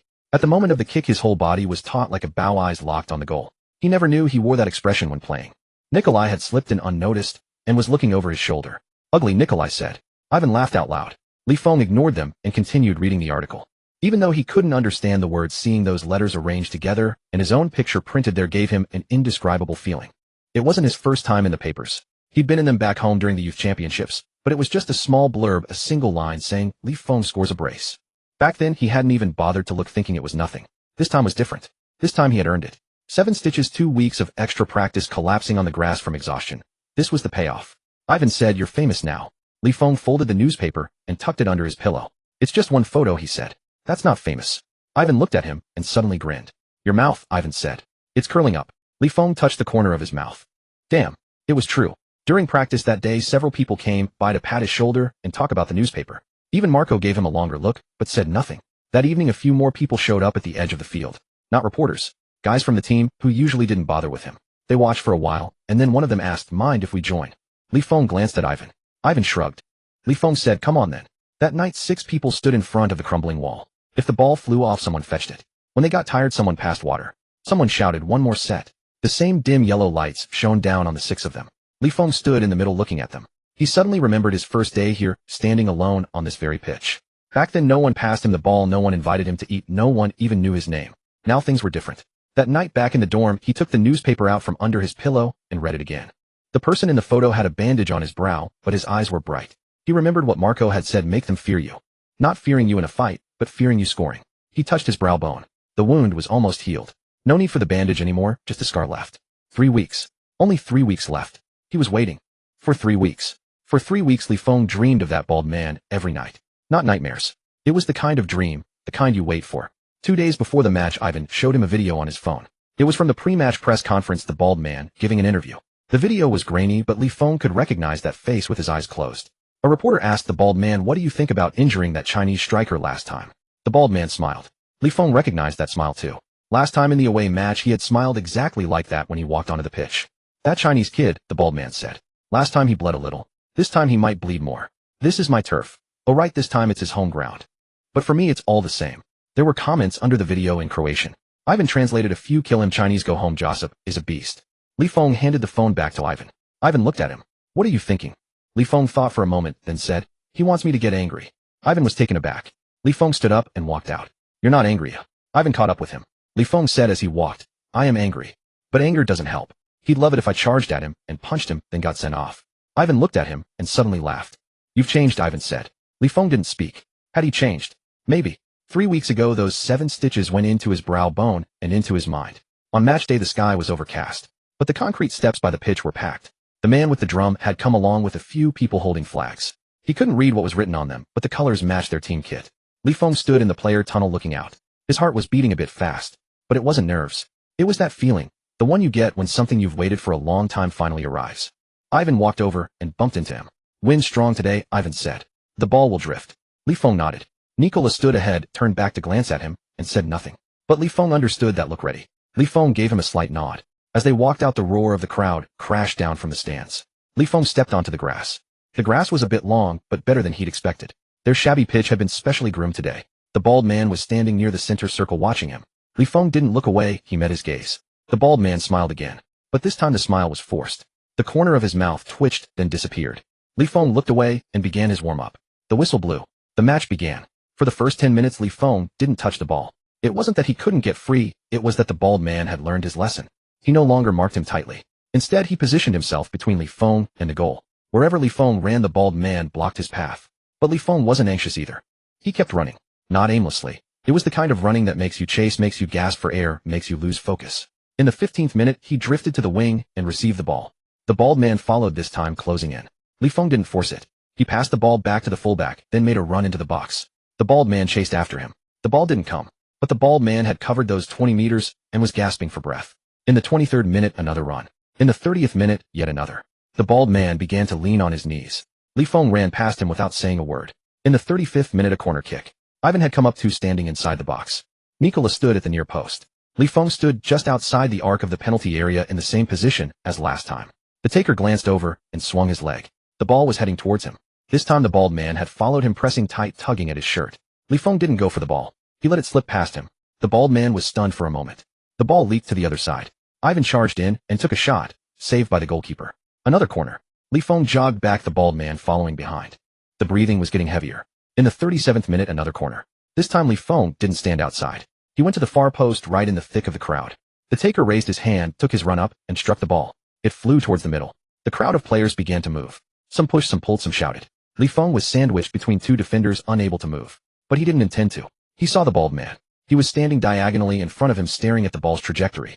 The moment the ball descended, Li Feng took a step back. The two defenders didn't react in time. He slipped out of the crowd and ran to the left, not towards the ball, but into the open space. By the time the bald man turned his head and saw him, it was too late. The ball came down. Ivan jumped, but missed it. However, Ivan's body blocked the bald man's view. When the bald man saw the ball again, it was already at Nicola's feet. How Nicola got the ball, Li Feng didn't see. All he knew was that the moment Nicola controlled the ball, the space in front of him was open. Not completely open. The goalkeeper was charging towards him, the bald man was chasing, and two defenders were moving as well. But there was a moment, a single line. Li Feng shouted. Nicola looked up, saw him, and flicked his ankle. The ball came through, skimming the grass at just the right pace, right into his running path. Li Feng received it. Not a stop, but a seamless touch forward. The goalkeeper was already out, arms spread, less than 3 meters away. The bald man was charging in from the side, going for a slide tackle. Li Feng saw it. He saw the bald man's eyes, that desperate look of someone who would do anything to stop him. He had an angle to shoot. Just one angle, the gap between the goalkeeper and the bald man. But he didn't shoot. He nudged the ball to the right. The bald man slid right past him, touching nothing. The ball rolled to the other side. Nicola was there. Completely open. Nicola hesitated for a split second, then lifted his foot and tapped it gently. The ball slowly rolled over the line. Goal. The stands erupted. The drum pounded thunderously. People threw things onto the pitch, others tried to run down, but were stopped by security. Nicola charged over and wrapped his arms around Li Feng, almost crushing him. Ivan came running over too, and the others, a whole pile of them surrounding the two. Li Feng was squeezed in the middle of the scrum, struggling to breathe, but he was smiling. He turned his head to look for the bald man. He was still on the ground. The slide tackle had connected with nothing, and he had slid a long way. Now he was slowly getting up. Once he was on his feet, he just stood there staring at Li Feng, who was surrounded by his teammates. His face was completely expressionless. Li Feng glanced at him, then turned his head away. The match ended 2-0. Nicola scored the second goal just before the final whistle, again assisted by Li Feng. The moment the whistle blew, Li Feng sat down right on the grass. His legs were weak. He couldn't run anymore. Ivan and Nicola each took an arm and pulled him up. The three of them stood on the pitch, watching the fans rush down to embrace the players. Then Li Feng saw the bald man walking towards him. Ivan saw it too and stepped forward. Li Feng pushed him back. The bald man stopped right in front of him. The two of them just stood there. The people around them gradually quieted down, all eyes on them. The bald man spoke. "What the hell do you mean?" Li Feng looked at him. The bald man lowered his voice, but each word was ground out through clenched teeth. "Those 2 goals, you could have scored them yourself. Why didn't you?" Li Feng was silent. The bald man took a step forward. "Are you messing with me?" Li Feng looked at him and spoke. In Croatian. Croatian he had practiced for 3 weeks. "You owe me," he said word by word. "I remember." The bald man was stunned. "But I don't need goals to repay you," Li Feng said. "I repay you with victory." He turned and walked away. After a few steps he glanced back. The bald man was still standing there frozen. People around him were watching, murmuring. Li Feng couldn't hear them, but he saw the bald man's face. It wasn't anger. It was bewilderment. That feeling of punching a pillow. Li Feng turned back and kept walking. Ivan and Nicola caught up, wrapping their arms around him from either side. "What did you just say?" Ivan asked. "I only caught a few words." Li Feng said, "I've paid him back." Ivan didn't understand, but he laughed anyway. The three of them walked towards the changing room. Behind them the drum was still pounding a deafening rhythm. Li Feng touched his brow bone. The scar was still there. It would be there forever, but it didn't hurt anymore. Darkness had already fallen when they left the pitch. Li Feng was dragged back by the group, and they lingered in the locker room for a while. Someone produced a bottle of liquor from who knows where, and it was passed around. Li Feng took a sip. The burn seared down his throat. Ivan snatched the bottle and downed nearly half of it in one go, earning a scolding from Nikolai. Later someone suggested hitting a bar. The shabby bar wasn't far from the pitch, a 10-minute walk. They frequented the place, but tonight felt different. Tonight they had won. Tonight they had taken down the team of bald-headed bastards. Li Feng initially wanted to skip it. He was exhausted, aching all over, and just wanted to lie down. But Ivan wouldn't hear of it and dragged him out. "You're fucking coming," Ivan insisted. "You're the one who killed the bald guy today," Ivan said. Li Feng countered, "I didn't kill him, we just won a match." Ivan stared at him. "Isn't winning enough?" Li Feng mulled it over. Maybe that was true. The three of them walked towards the bar. The night wind was biting, but their bodies were still warm from the match, and the walk felt just right. On the way some people recognized them. A few kids about 15 or 16 shouted at them from across the street. The words were unintelligible, but Li Feng's name was in there, mispronounced, yet clearly directed at him. Ivan waved back at them, and the kids ran off with excited yells. "You're famous now," Ivan said. Li Feng said nothing. The bar was sparsely populated. At this hour decent folk were at home. Just a few old-timers nursing drinks in the corner, and a couple of young guys playing pool. They ordered 3 beers, and went outside. There was a rickety table, a few chairs, and a canopy overhead that offered some shelter from the wind. A single bulb hung by the canopy, coated in dust, casting a dim, yellowish glow. The 3 sat down, 1 bottle each. Ivan raised his bottle. "Cheers." The 3 bottles clinked together with a dull thud. After a sip, Li Feng leaned back in his chair, gazing at the road ahead. The road was empty save for the occasional car speeding by, its headlights flashing before vanishing into the dark. Nikolai suddenly spoke up. "That pass." Li Feng turned to look at him. Nikolai was staring back with an oddly serious expression. "That pass. You could have taken the shot yourself. Why didn't you shoot?" Li Feng was taken aback. Ivan chimed in from the side. "He's an idiot." Li Feng kicked him. Then he looked at Nikolai, pondering how to explain. "I could have shot," he said. "But from that angle it wasn't a sure thing." Nikolai remained silent. Li Feng continued. "You were there wide open. Better odds than mine." Nikolai held his gaze for a long moment. Then he raised his bottle, gave a slight nod towards Li Feng, and took a drink. Li Feng drank as well. Ivan watched them both, a grin spreading across his face. "You two are fucking sappy," Ivan declared. Nikolai shot him a glare. "Shut up." Ivan didn't shut up. Instead, he leaned in closer. "Seriously though," Ivan said, "how long have we 3 known each other?" Li Feng thought about it. He'd been here for a little over 2 months. He'd known Ivan since day 1. Nikolai came later after a bet brought them together. 2 months, he said. Ivan nodded. 2 months ago you couldn't even run 5 laps without dying.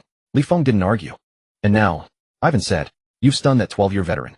Li Feng said, "It wasn't just me." Ivan broke into another wide grin. Nikolai cracked a smile too. They all took another drink. The wind picked up, making the plastic tarp on the canopy flap noisily. Ivan suddenly slammed his bottle on the table. "Hey," he said. Li Feng looked at him. Ivan glanced between him and Nikolai, his expression turning serious. "The 3 of us," Ivan said, "we're going to play our way out of here." Li Feng was stunned. Nikolai stared at him too. Ivan pointed towards the dark distance. "Anywhere," Ivan said. "Anywhere better than this. Better than this shitty league." Li Feng remained silent. Ivan looked at him. "Don't you want to play? Don't you want to settle the score with bastards like Baldy? You can't do that stuck in this dump. You have to climb higher. Get to a place where he can't touch you." Nikolai spoke up. "Which league do you have in mind?" Ivan thought for a moment. "I don't know. Premier League. Bundesliga. Anywhere's better than this." He looked at Li Feng. "What about you?" Li Feng gripped his bottle. Condensation dripped down the glass, cold against his hand. He recalled that day in Marco's office. The old man's words make the bald man fear you. Not fear your fists, but fear your goals. Fear you standing on the pitch, keeping him up at night. Fear you scoring 1 against him this season, 2 the next, and in 2 years you're off to the Premier League, while he's still rotting in this joke of a league. He looked up at Ivan. "All right," he said. Ivan grinned, then looked at Nikolai. Nikolai nodded. Ivan raised his bottle. Then it settled. "When the season ends, no one falls behind." The 3 bottles clinked again. This time the sound was sharper, more resolute. After drinking, they fell silent. They just sat there staring at the pitch-black road. After a while, Li Feng spoke up. "Ivan." Ivan turned his head. "Does your dad know you're thinking like this, eh?" Li Feng asked. Ivan was caught off guard. Then he smiled, not his usual grin, but something different, more subdued. "Yeah," he said. "He's the one who told me to think this way." Li Feng watched him. Ivan stared into the distance, his voice lowering. "My dad could play when he was young. He got injured and ended up stuck in this shithole for 30 years. He doesn't want me to end up like him." Li Feng was silent. Nikolai spoke up, his voice heavy. "I've got 3 younger siblings at home." Li Feng looked at him. Nikolai didn't elaborate, but the meaning was clear. Silence fell over them again. The wind kept whipping the plastic tarp, its flapping a constant sound. Li Feng looked down at his bottle. Half full. He thought of his mother's sobs on the phone the other day. He thought of his father in the hospital. He thought of the envelope Marco had given him. He'd sent the money home. Was it enough for the surgery? He didn't know. He looked up at Ivan and Nikolai. "It's settled then," he said. Ivan nodded. Nikolai nodded. They finished their drinks, stood up, and started walking back. The streets were still deserted. Just the 3 of them walking side by side, their shadows stretched long by the streetlights. After a while, Ivan spoke up. "Li Feng." Li Feng turned. Ivan looked at him with a deadpan expression. "So how's your Croatian coming along?" Li Feng thought for a second. "I only know that one phrase. Pika." Ivan froze, then doubled over with laughter. Nikolai laughed too, muttering a curse under his breath. Li Feng looked at them and found himself laughing as well. The 3 of them walked on, their laughter fading into the darkness. After winning that match against the bald guy, the days flew by. Li Feng couldn't quite say how they flew by. Training, eating, sleeping, extra practice. It was just those few things every day, but as one day passed into the next, before he knew it, it was already December. There was one thing he remembered about December. His mother had said on the phone last time that his father's surgery was scheduled for early December. He didn't call back to ask. Not because he didn't want to, but because he didn't dare to. What would be the point? He was here 10,000 kilometers away. Even if he knew the details, what could he do about it? Better to just wait. After training that day, it was already dark. Li Feng had finished extra practice with Ivan and the others, and was walking back alone. As he walked, he felt a slight chill on his face. He looked up. It was snowing. Light sparse flakes that melted as soon as they landed. But it was definitely snow. Li Feng stood there staring at the sky. This was the first time he had seen snow in Croatia. His phone buzzed in his pocket. He took it out, and answered without looking at the caller ID. Hello. There was no sound on the other end. He said hello again, but still there was no sound. Just as he was about to hang up, a sob suddenly came through the line. He froze. Phone. It was his mother. Li Feng tightened his grip on the phone. Mom. His mother was crying on the other end, crying so hard she couldn't speak. He just listening to his mother's suppressed sobs, listening to the sound of someone talking in the background, listening to all the chaotic noise. Mom, he said, what's wrong? His mother cried a few more times, then began to speak in fits and starts. His father was hospitalized. A heart problem more severe than what had been detected before. He needed surgery, and it had to be done quickly. The surgical fees plus the hospital deposit came to 120,000 yuan. The 20,000 he had sent back wasn't enough. His mother started crying again as she spoke. It wasn't a loud cry, but a suppressed one, a cry she didn't want him to hear. The more she tried to hold it in, the more painful it sounded. Li Feng stood in the snow without saying a word. After crying for a while, his mother spoke again. Fengfeng, Mom isn't asking you for money. Mom just wanted to tell you. When your father has his surgery, can you come back? Li Feng was silent. His mother said, he knows you're over there playing football. He wouldn't let me tell you. But I thought just in case. Just in case something happens during the surgery. She didn't finish her sentence. Li Feng remained silent. His mother waited a few seconds, then sighed. Forget it. You focus on your football, don't worry about home. Mom was just talking. Li Feng spoke up. How much more money is needed? His mother was taken aback. What?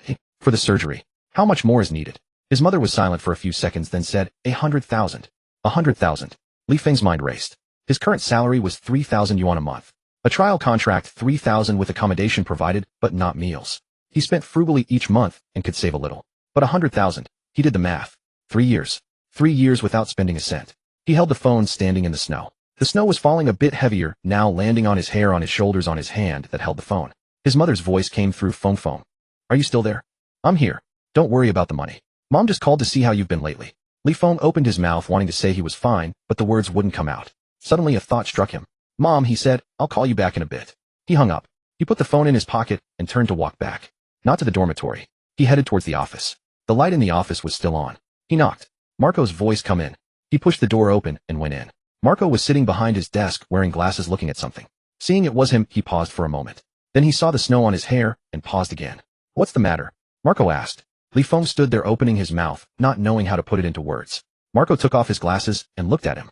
Sit down, Marco said. Li Feng didn't sit. He stood there looking at the old man. Coach, he said, can I get an advance on my wages? Marco didn't speak, just looked at him. Li Feng said, there's a problem at home. My father needs surgery, and we're short on money. Marco still remained silent.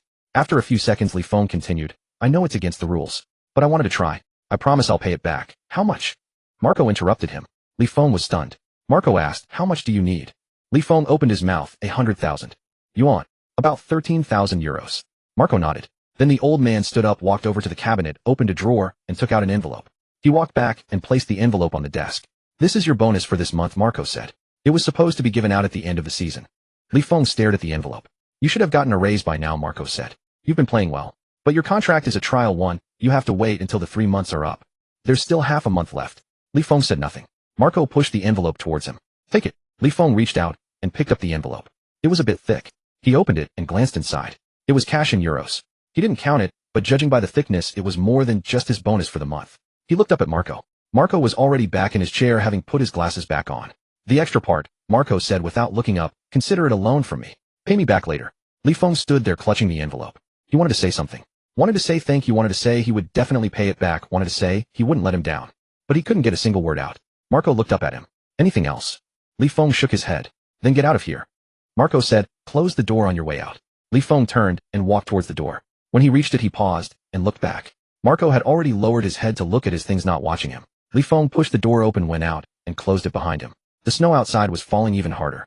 He stood at the doorway watching the snowflakes drift down. The ground was already covered in a thin white layer. He took out his phone and called his mother. The call was answered quickly. Mom, he said. Phone. I'll send the money back tomorrow, he said. It's enough. His mother was silent for a moment on the other end. Where did you get the money? Li Feng watched the snow falling. The team gave it to me, he said. A bonus. His mother was silent for a few seconds. Then she started crying again. This time it wasn't a suppressed cry, it was a real, audible sob. Li Feng listened, saying nothing. After a while his mother's crying subsided. Feng, she said, your father would be so happy if he knew. Li Feng hummed in acknowledgement. Are you doing okay over there? His mother asked, are you cold? Li Feng looked down at his thin jacket. The snow landed on it, melted, and left a dark, damp patch. I'm not cold, he said. His mother said a few more things, telling him to take care of himself, not to get too tired, and to play well. He responded with a series of MMs. After hanging up, he still stood there. The snow continued to fall, landing on his head, on his shoulders, on the hand that clutched the envelope. He stood there for a long time, until Ivan's voice came from behind him. What the hell are you doing standing in the snow? You lost your mind. Li Feng turned around. Ivan stood not far away, wrapped in a thick coat, looking at him. Li Feng didn't say a word, just walked towards him. Halfway there, he suddenly stopped. Ivan, he said. Ivan looked at him. Li Feng opened his mouth, wanting to say something. Wanted to say thanks for the extra practice, thanks for teaching him Croatian, wanted to say that the money for his father's surgery was enough. But in the end, he only said one thing: don't be late for extra practice tomorrow. Ivan was stunned for a moment, then laughed. You're fucking crazy, Ivan said. Li Feng laughed too. The two of them walked towards the dormitory. The snow fell on them, and on the path behind them. A vast expanse of white. The day the money was sent home, Li Feng thought the weight on his chest would finally lift.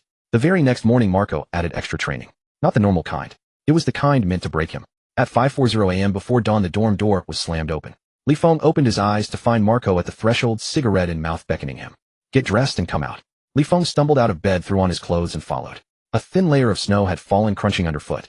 Marco walked ahead in silence, leading him to the pitch. Lines were painted on the field, half covered by snow, their origin a mystery. See that line? Marco pointed. Li Feng nodded. From here to there and back. 20 reps. Li Feng froze. 20 reps. The line was the full length of the pitch, at least 60 meters. 20 there and backs, 40 sprints, over 2 kilometers. He turned to look at Marco, but the old man was already walking away. Come eat breakfast when you're done, he said without looking back.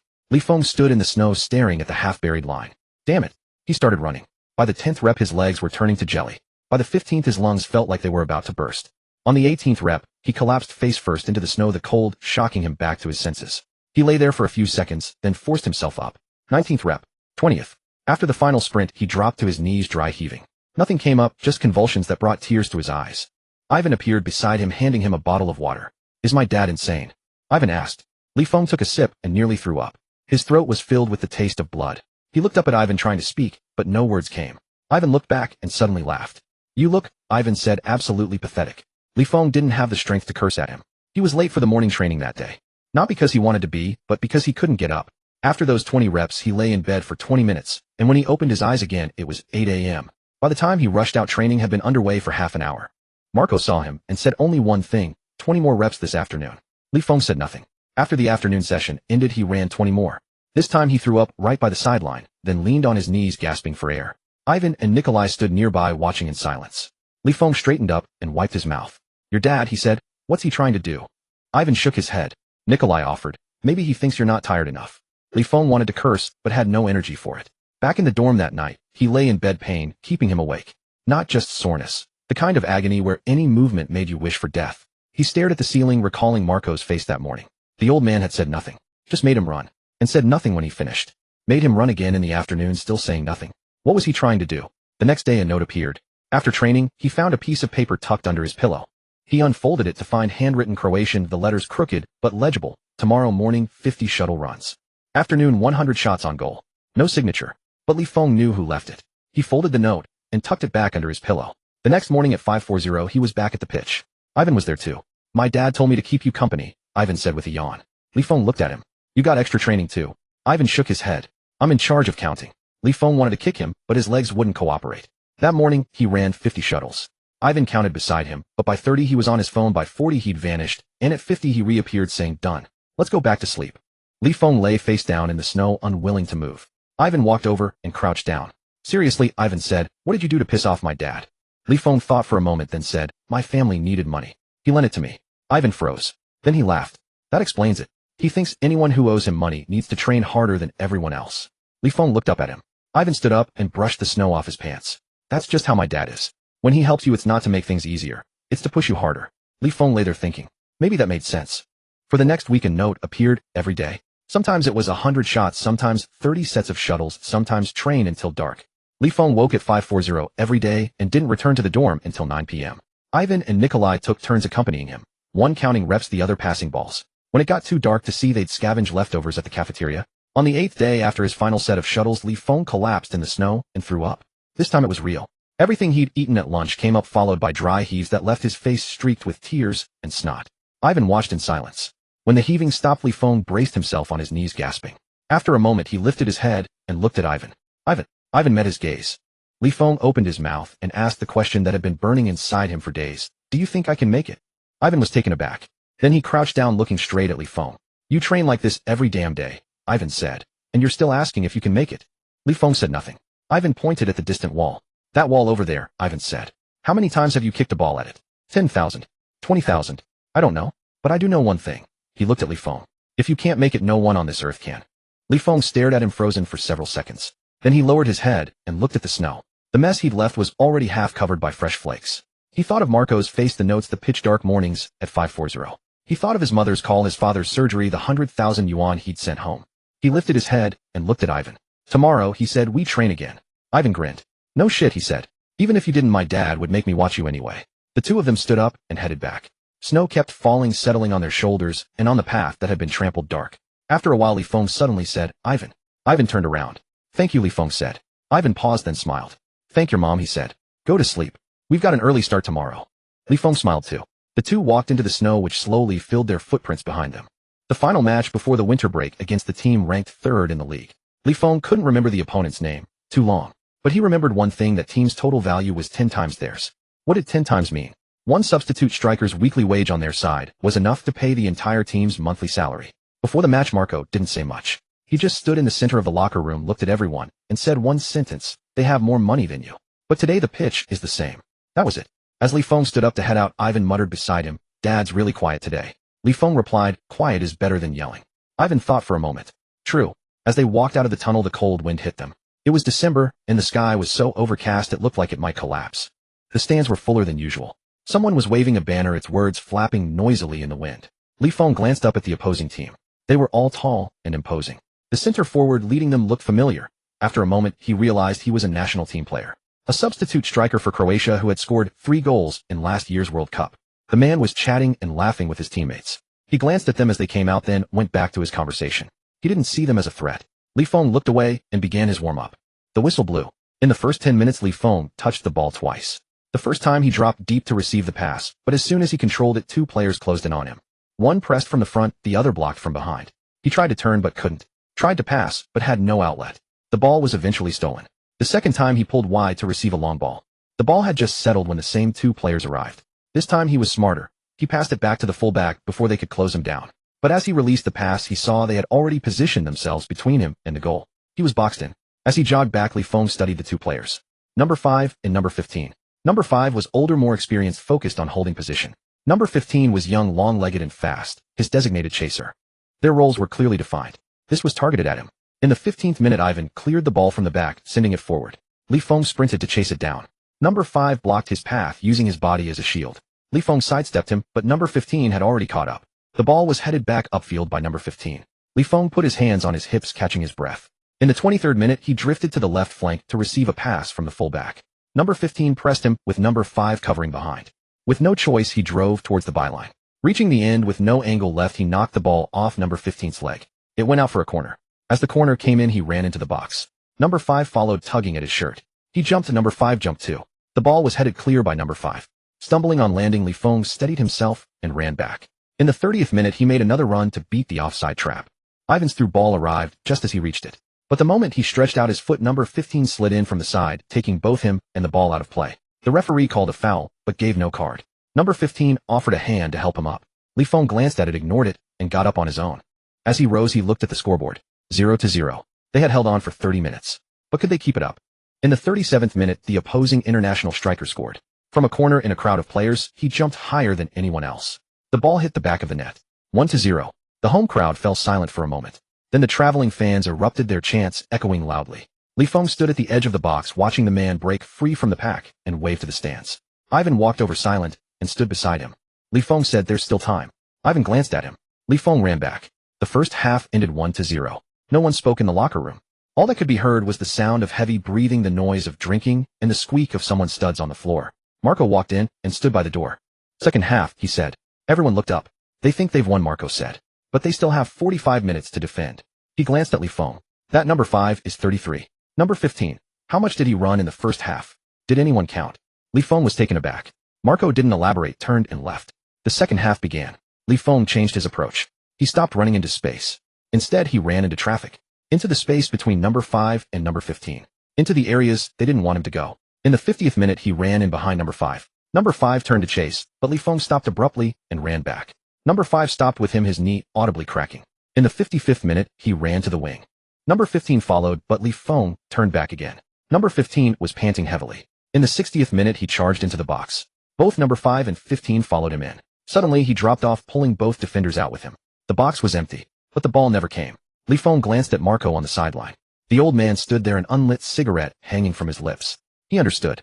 In the 70th minute, Ivan intercepted the ball in the back and looked upfield. Li Feng was running, not forward, but to the left. Number 5 followed him. Number 15 was also drifting that way. Ivan passed the ball to the right. No one there. Nicola was there all alone with 3 meters of space around him. He received the ball, drove forward, and looked up at the box. The defenders were scrambling back, the goalkeeper moving up. But there was a gap. Li Feng, who had been on the left, suddenly stopped, turned, and darted into the box. Number 5 was a half-step slow. Number 15 was too far away to reach him. Nicola's pass came in. Not directly to him, but into that gap, the direction he was running. The ball landed just as Li Feng arrived. The goalkeeper had already come out, arms spread wide, lunging towards him. Number 5 was sliding in from behind. Li Feng saw Nicola. Nicola was standing at the penalty spot, completely unmarked. From that angle and position, his chance was better than Li Feng's own shot. Li Feng nudged the ball to the right. The keeper was left, grasping at air. Number 5's slide tackle missed. The ball rolled to Nicola's feet. Nicola hesitated for a split second, just a fraction of a moment. Then he lifted his foot and gently pushed it. The ball slowly crossed the line. Goal! The stands exploded. The drum pounded as if it would break. People surged forward, held back by security. Scarves and hats were thrown onto the pitch. Nicola ran towards him. Ivan came running too. A crowd of teammates engulfed them. Li Feng was squeezed in the middle, struggling to breathe. But he could hear someone shouting his name. Not Kina. It was Li. The pronunciation was off, but unmistakably for him. He pushed his way out of the pile and ran back. As he passed the opposing international striker, the man stood with his hands on his hips watching him. Li Feng didn't linger. In the final 10 minutes, the opponent pushed forward. The entire team fell back, even Li Feng dropping to the edge of the box. Those 10 minutes felt like 10 years. Every cross, every shot, every corner from the opponent felt like it would crush them. But they didn't break. The moment the final whistle blew, Li Feng sat down right on the pitch. His legs were gone, completely gone. Ivan walked over and plopped down beside him. You absolute madman. Ivan panted. That pass. Are you out of your mind? Li Feng turned to look at him. You could have shot from there. Li Feng thought for a moment, then said, his chance was better than mine. Ivan stared at him. Then he laughed. You, Ivan said, are something else. Nicola walked over and sat down heavily beside them. The three sat in a row watching their teammates still celebrating on the pitch, watching the fans in the stands going wild. Li Feng suddenly remembered something. He looked up, searching for the man. The opposing international striker was walking towards the sideline. At the tunnel entrance, he stopped and looked back. Across half the pitch, Li Feng couldn't make out his face, but he knew the man was looking at him. The man stared for a moment, then turned and disappeared into the tunnel. Ivan said beside him, he's got his eye on you now. Li Feng said nothing. The wind was strong, making his face feel tight, but he didn't feel the cold. The winter break had arrived. 10 days off. Li Feng had no idea where to go. Back home. The plane tickets were too expensive. A round trip would cost half a month's wages. Just lie around the dorm. He might as well train. Ivan said, come to my place. Li Feng was taken aback. Ivan looked at him. What? Afraid my house is too shabby. Li Feng said no. Then let's go. Ivan grabbed him and pulled him along. My mom's cooking is great. 100 times better than that crappy mashed potato slop in your cafeteria. Li Feng was dragged along for a few steps before he turned to grab his things. Ivan said, forget it. We've got everything you need at my place. Li Feng wanted to say he had no idea what Ivan's place had, but he was already being shoved into the car. The Ivan family car was a beat-up old Skoda. The passenger door had to be slammed hard to close. Ivan's father Marco sat in the driver's seat, a cigarette dangling from his lips. He glanced at Li Feng in the rearview mirror, but said nothing. Li Feng sat in the back, clutching a bag Ivan had shoved at him. Something his mother had asked him to bring along, though Li Feng had no clue what was inside. The car pulled away. Snow covered the road. Bare trees lined the way, and occasionally they passed a village. A few low houses with smoke curling from their chimneys. After nearly an hour they arrived. Ivan's house was bigger than Li Feng had imagined. Not in the sense of size, but in the sense of age. Built of old stone, 2 stories with small windows, but it looked solid. A stack of chopped firewood sat by the door. A dog lay there, and seeing them arrive it stood up and wagged its tail. Ivan's mother stood in the doorway. A small thin woman with graying hair wearing an apron. Seeing the car stop, she walked over, opened the door, and looked at Li Feng. Li Feng didn't know what to say. He opened his mouth, but no words came. Ivan said from the side, Mom, this is Li Feng. She smiled. It was a kind of smile Li Feng hadn't seen in a long time. Not a polite smile, but a genuine one. She reached out, took his arm, and said in English, come in, it's cold outside. Li Feng let her lead him inside, glancing back at Ivan. Ivan was unloading the car, and he winked at him. The house was warm. A large iron stove was burning, a kettle on top, steam bubbling and hissing. Family photos hung on the wall, including one of Ivan as a little kid standing naked in a bucket. His mother gestured for him to sit, then went into the kitchen. In a moment she came out with a bowl of soup. "Drink," she said. Li Feng took it, and took a sip. It was hot, but it was good. There was meat, vegetables, and something he couldn't quite name. He drank several more mouthfuls, then looked up to see his mother watching him with a smile. "Is it good, eh?" Li Feng nodded. She smiled again. That evening Ivan's father didn't come home. Marco had business at the club, said there was a meeting. It was just the three of them for dinner. His mother had made a huge spread covering the whole table. Ivan wolfed his food down, and Li Feng ate a lot too. His mother ate little, just watched them occasionally putting more food on Li Feng's plate. After dinner Ivan took him upstairs. His room was on the second floor, small, with a bed, a desk, and football posters on the wall. "You sleep here," Ivan said, pointing to the bed. Li Feng asked, "What about you?" Ivan pointed to the floor. "I'll sleep here." A mattress lay on the floor, looking fairly thick. Li Feng started to say something, but Ivan had already lain down. "Don't be a pain," Ivan said.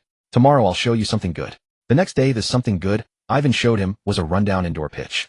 Calling it a pitch was generous. It was really just a large shed with artificial turf and a few deflated balls on the sidelines. "I used to play here as a kid," Ivan said. Li Feng looked at the shed. There were holes in the roof letting in shafts of light. The two of them played for the whole afternoon. They played until it got dark, and when they came out the snow had started falling harder. On the walk back Ivan suddenly spoke. "Li Feng." Li Feng turned his head. Ivan was looking at him with a strange expression. "My dad came back last night." "Late," Ivan said. "I heard him on the phone." Li Feng waited. "Someone on the call mentioned you," Ivan said. Li Feng was stunned. "Baldy," Ivan said. "He sent a message through someone to my dad." Li Feng stopped dead. The snow fell on both of them, landing between them. Ivan looked at him. "Want to know what he said?" Li Feng said, "Tell me." Ivan took a breath. "He said next time we meet in the second half of the season, he won't let you off so easy." Li Feng said nothing. Ivan watched him, waiting for a reaction. Li Feng stood still for a few seconds, then continued walking. Ivan caught up. "That's it," Li Feng said without stopping. "What else?" Ivan said, "You're not scared." Li Feng didn't break his stride. "He's the one who's scared," Li Feng said. Ivan was stunned. Li Feng kept walking. Snow settled on his shoulders, but he didn't brush it off. Ivan stood there watching his back. After a few seconds he jogged to catch up. "What did you just say?" Li Feng said, "I said he's scared." Ivan looked at him as if seeing him for the first time. "How do you know?" Li Feng thought for a moment. How did he know? He remembered that elbow from Baldy in the away game. He remembered the needle threading through his flesh as he got stitches, clenching his fist against the pain. He remembered what Marco had said, make him fear you. Not fear your fists, but fear your goals. Fear you scoring 1 against him this season and 2 the next. He recalled the home game. The final expression on Baldy's face wasn't anger, it was bewilderment. He remembered Baldy coming over after the match and asking why he hadn't taken the shot himself. He remembered his own reply, "I'll repay you with victory." Li Feng looked at the snow-covered road ahead. "If he wasn't afraid of me," Li Feng said, "he wouldn't have sent a message through someone." Ivan was silent. The two walked side by side, snow falling and settling on them. After a while Ivan suddenly laughed. "You're something else," Ivan said. "Really?" Li Feng ignored him. But that night, lying in bed, he stared at the ceiling and thought a lot. Baldy sent a message. It meant Li Feng was on his mind. It meant those 7 stitches were not forgotten by either of them. The second half of the season. Still over 2 months away. Li Feng turned over and closed his eyes. The next morning he was jolted awake by Ivan pounding on the door. "Get up. Mom's made breakfast." Li Feng got up and went downstairs. On the table were bread, sausages, eggs, and a big jug of milk. His mother stood by the table smiling at him. "Eat more," she said. Li Feng sat down and started eating. Ivan was wolfing his food next to him, mumbling something unintelligible between mouthfuls. His mother gave him a light smack, telling him to swallow before he speaks. As Li Feng ate, he suddenly felt an urge to laugh. He remembered 3 months ago eating mashed potatoes in that crappy cafeteria. He remembered how nobody paid him any attention back then, and how Ivan had speared that lump of food with his fork. Now he was sitting here at Ivan's home eating breakfast made by his mother. Outside the snow had stopped. Sunlight streamed through the window, falling across the table. Ivan looked up at him. "What are you thinking about?" Li Feng said nothing. He lowered his head and continued eating. That afternoon the three of them went back to that dilapidated shed to play football. Ivan, Nikolai, Li Feng. Nikolai had shown up unexpectedly, saying Ivan had called him. The three of them played in that drafty shed all afternoon until it got dark, until they could barely see each other. As they were leaving, Ivan stood at the door of the shed and looked back. "Next year," Ivan said. Li Feng and Nikolai watched him. Ivan said, "Next year we keep going." Li Feng didn't say anything, but he nodded. On the day the winter break ended, Li Feng returned to the barracks and found someone standing at the dormitory entrance. Nikolai. He was holding a bag, standing in the snow, his face flushed red from the cold. Seeing Li Feng approach, he nodded. "How long have you been waiting?" Li Feng asked. Nikolai replied, "Not long. 2 hours." Li Feng was taken aback. 2 hours was not long. He pushed the door open and let Nikolai inside. Ivan hadn't arrived, yet said to be coming with his father. The dorm was as cold as an ice cellar, the radiator cold to the touch. Nikolai sat on the edge of the bed, watching him pack. "Heard the bald one sent a message," Nikolai said. Li Feng didn't look up. What do you think? Li Feng shoved the last piece of clothing into the cabinet and turned around. First game of the second half, he said. Who is it? Nikolai thought for a moment. A relegation battling team. Away. Li Feng nodded, saying nothing more. 3 days later away. Li Feng couldn't remember the name of that team. All he knew was they were third from the bottom, their home ground in another small town, a 3-hour bus ride away. On the day of departure, dawn hadn't even broken. As Li Feng boarded the bus, Ivan had already secured the last row, waving him over. He walked over, sat down, and leaned against the window to continue sleeping. The bus ride lasted 3 hours, shaking him to the bone. Stepping off, he stood by the edge of a pitch, even more run down than theirs, rolling his neck to loosen up. The wind was strong, stinging his face. But he didn't feel cold. In the changing room, as he was getting dressed, Marco walked in holding a list. Their starting lineup, he said. Average age 31. Li Feng looked up at him. Marco met his gaze. Know what that means? Li Feng thought for a second. They can't outrun us. Marco said nothing, but a corner of his mouth twitched. As they walked out, Li Feng glanced at the opposition. They were indeed old. 2 had thinning hair, 1 had a belly straining against his jersey. But old veterans had their advantages. Plenty of tricks, experience, and knowing how to keep the referee from seeing them. Li Feng stood near the center circle waiting for the whistle. He recalled the bald one's words, I won't make it easy for you. That was for later. For now, this team was the target. The whistle blew. For the first 10 minutes, Li Feng was finding his rhythm. A 10-day break was long, and despite playing with Ivan and the others daily, an official match was different. The pace, the intensity, the physicality, all had to be readjusted. In the 12th minute, he had his first shot. Ivan lofted a pass from the back. Li Feng timed his run to beat the offside trap, leaving the bald center back 2 strides behind. As the ball dropped, he didn't control it, hitting a first-time volley, wide. Not by much, just half a meter, skimming past the post. He dropped to his knees and slapped the turf. The bald defender jogged up behind him, panting, and said something. He didn't understand the language, but the meaning was clear. That scared me to death. Li Feng got up and jogged back. In the 19th minute, his second chance. A corner kick. Nikolai swung it to the near post. He darted in, beating the bald man to the ball, glancing a header. The keeper pushed it away. Another corner. Ivan walked over and slapped his back. Almost, Ivan said. Li Feng nodded. The 23rd minute. Ivan intercepted the ball in midfield and played a through ball. Li Feng sprinted. The bald defender was slow to turn. He chased it down, controlled it, and glanced up at the goalkeeper. The keeper was shifting off his line, closing the angle. Li Feng didn't stop. He took in the keeper's position, the bald defender closing in, and the 2 teammates surging into the box. Then he struck it. Not a powerful shot, but a placed one. Using his instep, the ball skimmed across the grass, slipping through the keeper's legs. The keeper dove, but it was too late. The ball rolled slowly over the line. A goal. Li Feng turned and jogged back to midfield. Ivan charged over and wrapped an arm around his neck. Nikolai and the others followed. Surrounded by the pile of bodies, he heard shouting from the stands. The sound was faint, away fans few in number. But he heard it. Someone was chanting his name. In the 41st minute, the second goal came. It wasn't his. Nikolai scored it, but he provided the assist. He received the ball on the edge of the box, 2 defenders closing in. Instead of forcing it, he slipped it to the right. Nikolai surged forward, took the pass, and rifled a shot into the top corner. After scoring, Nikolai's first instinct was to run to him. Li Feng was hoisted up, nearly dropped. The first half ended 2-0. In the changing room, the team chattered endlessly. Li Feng sat drinking water, silent. Marco walked in and glanced at him. Second half, the old man said. Don't hold back. Li Feng nodded. In the 67th minute, the third goal came. This time he won it himself. The opposition defender played a weak back pass. Li Feng sprinted, beating the bald man to the ball and poking it away. The keeper charged out. He chased it down, and just before the keeper arrived, he flicked it with his toe. The ball slipped under the keeper's arm and rolled slowly into the empty net. 3-0. A hat trick. Li Feng stood there panting, watching the ball bounce twice in the goal. Ivan rushed over and hoisted him onto his shoulders. Nikolai and the others followed. Carried aloft, he looked at the few away fans in the stands shouting. A thought struck him. He touched his brow. The scar. The one that needed 7 stitches. He signaled Ivan to put him down. Then he ran to the sideline, faced the camera, and pointed at the scar on his brow. He didn't know who would see this footage. He didn't know if it would be broadcast back home, or if anyone was watching. He just kept pointing. A few seconds passed. Then he turned and ran back. The match ended 3-0. Sitting in the changing room, Ivan snatched his jersey, claiming it as a souvenir. Nikolai chuckled nearby. His phone buzzed. He pulled it out. A message from a Chinese number he didn't recognize. He opened it. It was a screenshot. From Chinese social media, someone had posted a video of him. The headline read, "The banned Chinese teenager just scored a hat trick in Europe." There were comments below. He didn't read them all, just caught a few. Is that Li Feng? Wasn't he kicked off the team? Where's this guy playing? He stared at the message for a long time. Ivan leaned over. What are you looking at? Li Feng put his phone away. Nothing. He stood up and began packing his things. In a city back in China, Chun Bin sat in his office, scrolling through his phone. Someone sent him a message. Coach Chen, look at this. He tapped it. A video. Grainy and unclear, but he could see someone playing football. A goal, the celebration, then the player running to the sideline, facing the camera, and pointing at his brow. He recognized the face. He put the phone down, then picked it up again. He watched it for a while, then set it down once more. The office was silent. Someone was shouting outside the window, indistinct. He stared out, sitting there for a long time. In the days following his hat trick, Li Feng couldn't shake a nagging sense of unreality. Not the dreamlike kind, but the sort where you're clearly standing right there, yet something feels profoundly amiss. During training, the looks he received had changed. They were no longer the "this kid is alright" glances, but something altogether different. Ivan called it respect. Li Feng couldn't quite articulate it, he just found it strange. On the fourth day, as practice wound down, Marco stood at the edge of the field and beckoned him over. Li Feng walked over. Marco regarded him silently, then turned and walked away. Li Feng followed, his mind buzzing with questions. Had he done something wrong lately? He hadn't skipped any extra drills. What did the old man want now? Reaching the office door, Marco pushed it open and gestured for him to enter. Inside on the desk lay a single sheet of paper. "Sign it," Marco said. Li Feng picked it up.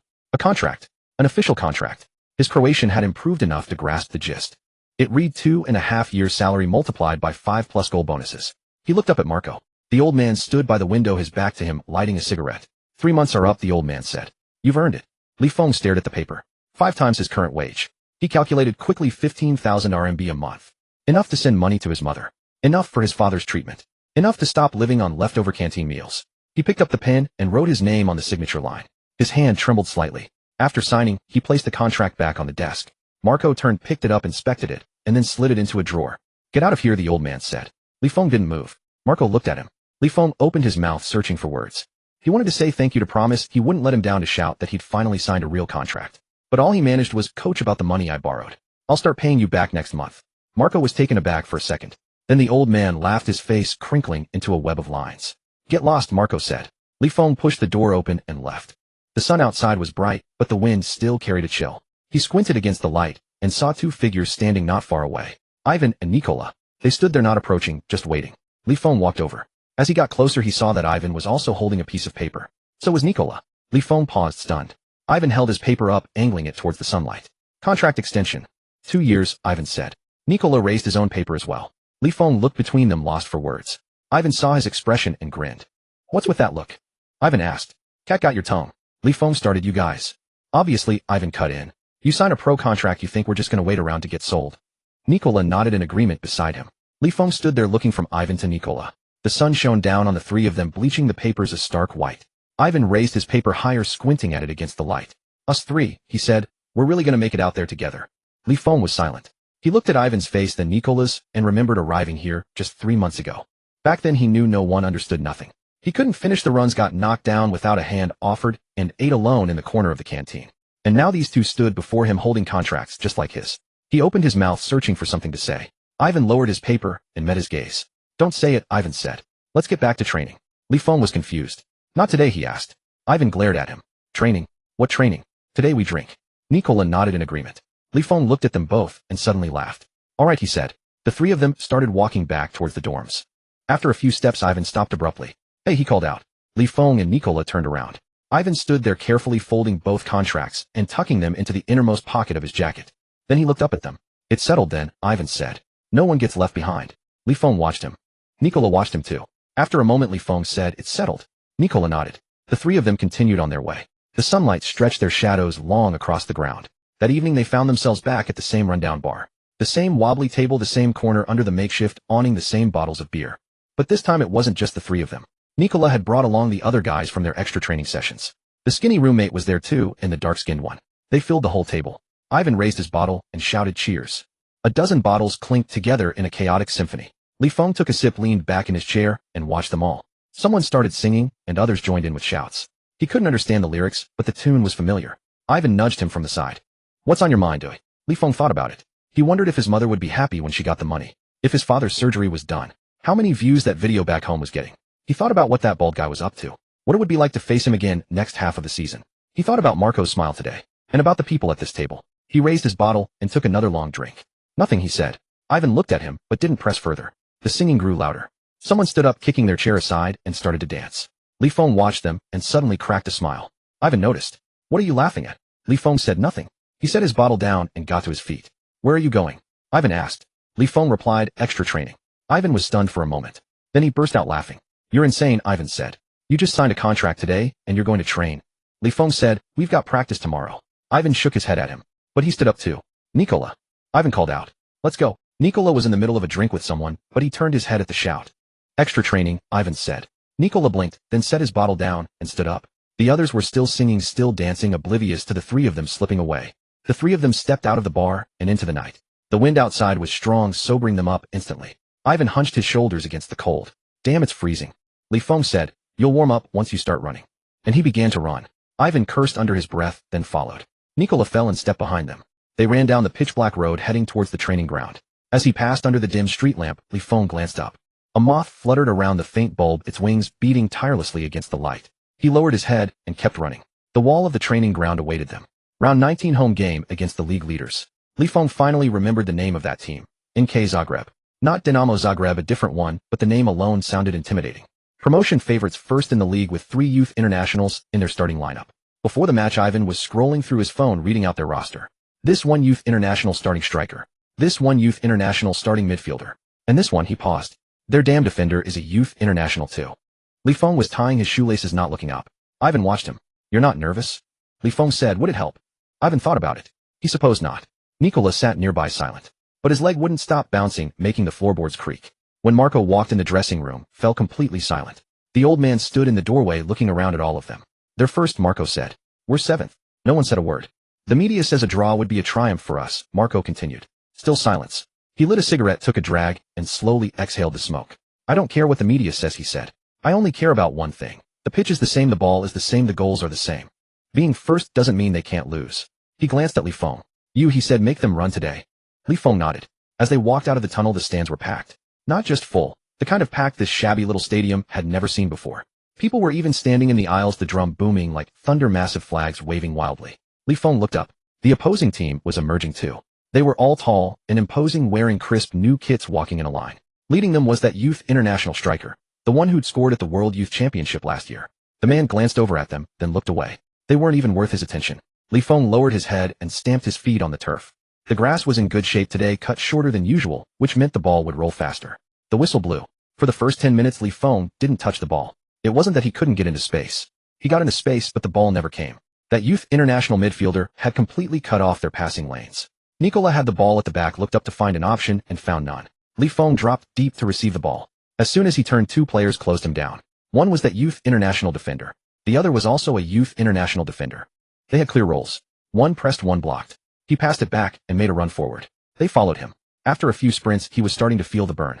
In the 15th minute, the opposition scored. A corner, a crowded box, and that youth international striker rose highest. No one could outjump him. The ball crashed into the net. 0-1. The crowd went quiet for a moment. Li Feng stood at the edge of the box, hands on his hips, watching the man sprint towards the corner flag to celebrate. Ivan walked over and stood beside him. It's fine, Ivan said.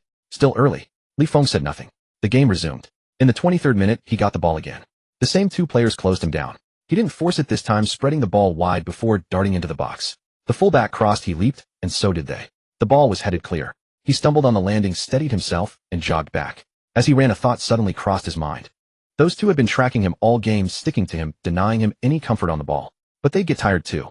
He glanced back. One of them was bent over, hands on knees, gasping for air. The other was wiping sweat from his brow. In the 29th minute, the chance came. Ivan won the ball in midfield and launched a long pass. The ball flew towards the left. Li Feng sprinted that way. They followed. But he didn't run towards where the ball was heading. He veered in the opposite direction. They hesitated for a split second. That split second was all it took. Li Feng stopped abruptly, spun, and darted into the box. The ball was still in the air. Ivan's pass was aimed for the right, not the left. By the time they realized what was happening, it was too late to catch him. Ivan's long ball was dropping on the right. Nicola was there. Nicola jumped and headed it down. Not to Li Feng. To himself, then took a touch forward. The 2 youth international defenders were split, one chasing Li Feng, the other marking Nicola. There was a gap in the middle. Nicola didn't hesitate, whipping it across. The ball flew into the box. Not too high, not too low, right at waist height. Li Feng had arrived. Not at the penalty spot, at the near post. The keeper wasn't far away, and a defender was charging over. The ball dropped. No time to trap it, no time to adjust, no time to think. He cushioned it with his chest. It bounced off and popped forward, just out of reach of the keeper's outstretched hand. Then he threw himself forward, reaching the ball, and swung his right boot. Wham! The ball smashed into the net, sending the mesh flying high. Goal! 1-1. Li Feng stood there watching the ball bounce twice in the net. The stands erupted. The drum pounded like it was about to break. People were rushing down the aisles, throwing things onto the pitch. The roar was deafening. You couldn't hear a thing. Ivan charged over and grabbed him in a bear hug. Nicola came too. And everyone else. A pile of bodies swarmed around him. Li Feng was crushed in the middle, struggling to breathe. But he didn't care. He pushed Ivan away, pushed Nikola away, and fought his way out of the crowd. He ran to the edge of the stands, faced those frenzied fans, and let out a roar. Not a shout. A roar. The kind of sound torn from the back of the throat. He didn't even know what he was roaring about. He just needed to roar. 3 months of pent-up frustration, the pain of getting stitches, the nights of extra training, until he vomited his mother's sobbing on the phone when he sent money home. Baldy's words, "I won't make it easy for you." Marco's extra training notes, Ivan and Nikola staying behind to practice with him. All of it was lodged in his throat. And once he roared it out, he felt better. The crowd was roaring back. Someone gave him a thumbs up, someone else threw a scarf. He caught it, wrapped it around his hand, and kept roaring. Ivan ran over and grabbed him. "Are you out of your mind?" Ivan shouted. Li Feng ignored him. When the roar was spent, he caught his breath and jogged back. As he ran past that youth international striker, the man was staring at him. The look in his eyes was different now. Li Feng didn't linger on it. In the final 20 minutes, the opposition pushed forward relentlessly. The whole team dropped deep, even Li Feng camped on the edge of his own box. Those 20 minutes felt like 2 years. Every cross, every shot, every corner felt like it was going to crush them. But they didn't break. The moment the referee's whistle blew, Li Feng dropped straight to his knees. Not from exhaustion. It was that feeling of, it's finally over. 2-1. Nikola had scored that goal in the dying minutes. Li Feng knelt there, head bowed, gasping for breath. A pair of boots appeared in front of him. He looked up. It was their youth international striker. The man looked down at him, silent. Then he extended his hand. Li Feng hesitated. He reached out, grasped the hand, and pulled himself up. The man nodded at him, then turned and walked away. Ivan jogged over and stood beside him. "What did he want?" Ivan asked. Li Feng watched the man's retreating figure. "No idea," he said. But he knew. That man was a promotion favorite, a youth international destined for bigger stages. But he also knew. Today on this shabby pitch, he'd made the man remember him. He turned and walked towards the touchline. After a few steps, he glanced back at the scoreboard. 2-1. Against the league leaders. He looked away and kept walking. At the dressing room door, Marco stood waiting. The old man looked at him, the corner of his mouth twitching slightly. He didn't say a word. But Li Feng knew exactly what it meant. The next day during training, Li Feng felt as if he were treading on clouds. It wasn't fatigue. It was that feeling of having just accomplished something significant, still buoyant and unsettled. The top-ranked team. 2 national youth defenders. He had scored one and created another. The way those players looked at him after the match was something he still remembered vividly. Ivan told him he was getting cocky. He denied it. Ivan said his lips were curled up. He touched them and realized indeed they were. During training, he added a few extra flair moves. It wasn't deliberate, just that urge to test his limits. Marco stood on the sidelines watching the entire session without a word. Li Feng paid him no mind. As the afternoon training ended and Li Feng prepared for extra practice, Marco, standing on the sideline, gestured for him to come over. "My office," the old man said. Li Feng followed. As they entered the office, Marco pointed to a chair. Li Feng sat down. The old man pulled something from a drawer and placed it on the desk. A videotape. The old-fashioned kind, obsolete by today's standards. Marco inserted it into an ancient player, pressed a few buttons, and the TV screen flickered to life. "Yesterday's match," Marco said. Li Feng was taken aback. Reviewing the tape. After a win, Marco ignored his confusion and pressed play. The first image was Li Feng's initial touch of the ball. Marco paused it. Here, the old man pointed at the screen. "Your run was late." Li Feng leaned in to look. On the screen, he was dropping back to receive the pass. Marco used a pen to point at a specific spot on the screen. "Before you run, you should have checked here. This gap, Ivan could have found you. But you didn't look, ran the other way, and the chance was gone." Li Feng remained silent. Marco continued the tape. The next clip showed Li Feng challenging for a header in the box. The ball cleared away. "Pause. You jumped late. By the time you left the ground, the ball was already past its peak. It's not that you can't jump, but you were a fraction of a second slow reading the trajectory." Li Feng opened his mouth, wanting to speak. Marco didn't give him the chance and played on. A third clip, a fourth, a fifth. Each clip was a moment Li Feng thought he had done well. In each one, Marco paused, pointed at the screen, and dissected what was wrong. The timing of his runs. His body posture upon receiving the ball. The exact moment of his jump for a header. The placement of his standing foot during a shot. Problems everywhere. Initially, Li Feng watched intently, but eventually he looked away. He just sat there listening to Marco speak.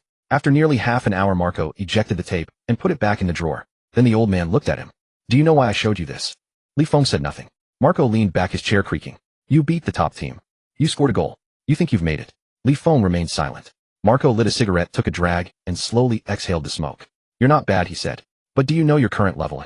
Li Feng looked up at him. "In this mediocre league, you're among the better ones. But step outside this league. Move up to the second division. The top flight. Those problems you just saw will be magnified tenfold there." Li Feng lowered his head. Marco stood up and walked to the window. "If I don't tell you this, no one will," the old man said, his back turned. "Your sense of positioning is innate, I'll grant you that. But relying solely on that, how far do you think you can go?" Li Feng stared at the old man's back. The office fell silent for a long moment. Marco turned around. "Get out of here," he said. "Don't be late for training tomorrow." Li Feng stood up and headed for the door. At the threshold, he stopped. "Coach." Marco looked at him. Li Feng hesitated, then asked, "Those problems. How do I fix them?" Marco regarded him for a few seconds. Extra practice, the old man said. Didn't you figure that out yourself? Li Feng pushed the door open and left. It was already dark outside. A cold wind hit him, and he shivered. He stood by the door stunned for a moment. His mind was flooded with the images from the tape. The step he ran late. The fraction of a second, he was slow to jump. The pass he didn't make. He thought he had arrived. In reality, he was still far off. He walked towards the pitch. As he reached the sideline, he saw two figures standing there. Ivan and Nikolai. Ivan was holding a ball. Nikolai stood by the wall. Seeing him approach, Ivan shouted, "What's taking you so long? It's freezing out here." Li Feng stood there looking at them. "How did you know I'd come?" he asked. Ivan looked puzzled. "When do you ever skip a day, eh?" Ivan retorted. Li Feng said nothing. He walked over and took the ball from Ivan. The three of them began to train. Against the wall they practiced pass trap shoot. Again and again. Halfway through, Li Feng suddenly stopped. Ivan looked at him. "What's up?" Li Feng thought for a moment, then said, "I watched the footage earlier." Ivan waited. "Marco pointed out a lot of my flaws," Li Feng said. "Timing of my runs, timing of my jumps, my posture when receiving the ball. A whole list." Ivan was silent. Nikolai was silent too. Li Feng stared at the wall. "I thought I was pretty damn good. Turns out I'm still far off." Ivan walked over and stood beside him. "No shit," Ivan said. "You think playing football is that easy?" Li Feng turned to look at him. Ivan pointed at the wall. "This wall," Ivan said. "How many times have you kicked the ball against it?" Li Feng pondered. "Over 10,000 times. Kick it 100,000 times," Ivan said, "and maybe you'll be getting close." Li Feng was taken aback. Then he laughed. "Where the hell did you come up with that?" Ivan grinned too. "Came up with it myself." "Pretty impressive, right?" Nikolai chimed in from behind. "Impressive my ass, I've heard that before." All three of them laughed again. After the laughter subsided, they continued training. The wall gleamed white under the floodlights, the ball thudding against it with a rhythmic echo. By past 10 their hands were numb with cold. Ivan said, "That's it, I'm done." Heading back. The three of them started walking back. After a while, Li Feng suddenly spoke. "Ivan." Ivan turned his head. Li Feng looked at him, wanting to say something. "Thank you for keeping me company. I'll remember what you said. It's good to have met you guys in this godforsaken place." But in the end, all he said was, "Same time tomorrow." Ivan was stunned for a second, then a smile spread across his face. "Obviously," Ivan said. "Who's gonna practice with you if we don't?" Li Feng smiled too. The three of them continued walking. The streetlights stretched their shadows long, swaying on the ground. The next day, Li Feng woke up half an hour earlier than usual for training. On his way to the pitch, the images from the tape looped in his mind. The step he ran late. The fraction of a second, he was slow to jump. He recalled Marco's words, "In this mediocre league, you're among the better ones. But step outside this league." He remembered Ivan's words from yesterday, "Kick it 100,000 times, and maybe you'll be getting close." He stood at the edge of the field looking at the lights that were still on. There was still a long road ahead. But now he knew the way forward. The snow had fallen for 3 days.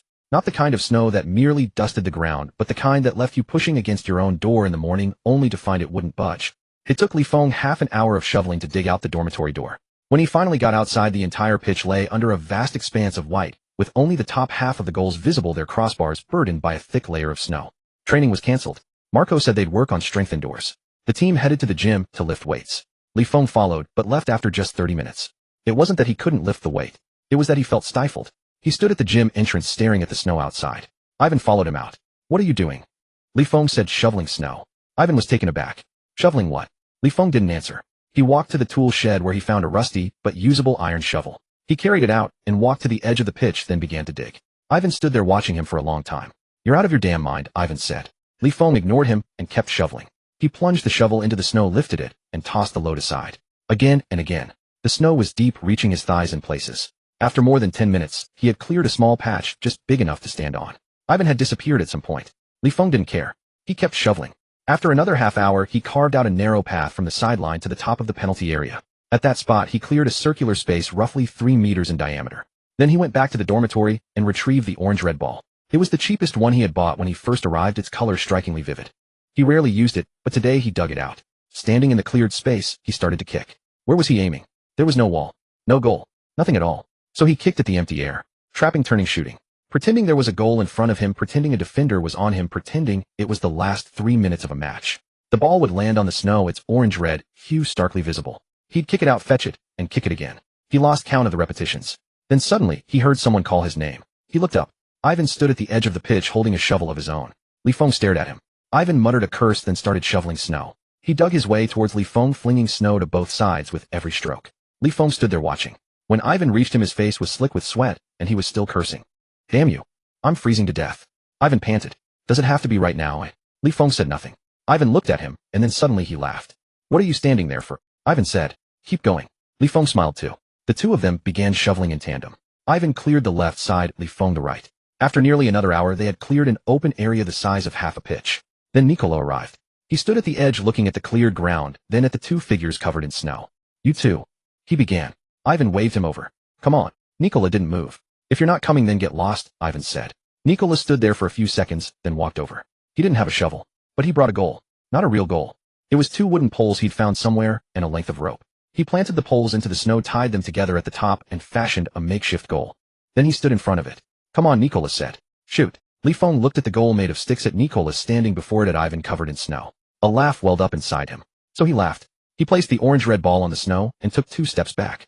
Nicola crouched into a goalkeeper's stance. Ivan shouted from the sides, score 1. Li Feng struck the ball. It flew smacked against the wooden pole and bounced back. Nicola stood up and pointed at the ball. Goal. Li Feng said, didn't that hit the post? Nicola replied, the stick counts as the goal. Ivan was doubled over laughing. The three of them played for 2 hours on that snow-cleared patch. The ball was orange-red, and every time it flew through the air and landed on the white ground it was impossible to miss. Fetching the ball was a slog, the snow reaching their calves. They could only manage a few kicks before needing to stop and catch their breath. But no one suggested leaving. They played until dusk began to fall. The dim yellow floodlights flickered on, illuminating the rough-hewn, clearing the goal lashed together from sticks, and the plumes of white breath curling from the three of them.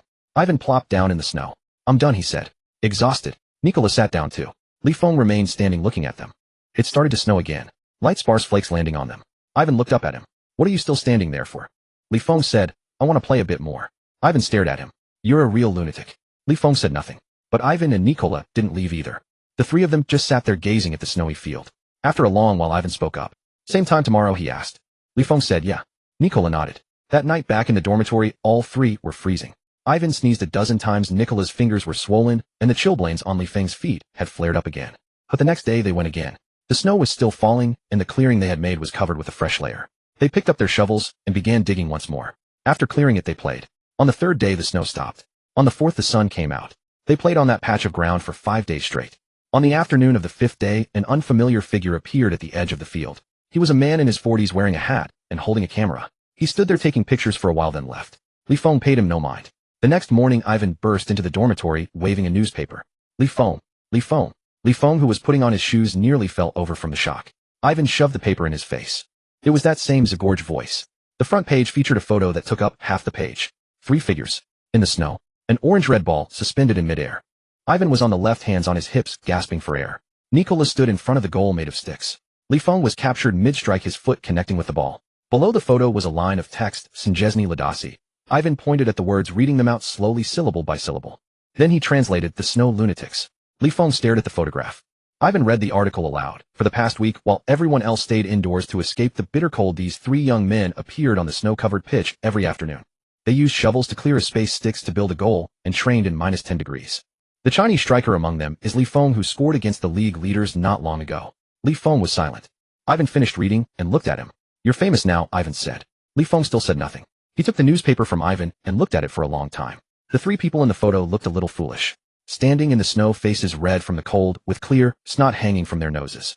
But in that moment the ball was flying through the air, all 6 eyes were fixed on the same point. He folded the newspaper and tucked it under his pillow. Let's go, he said. Training.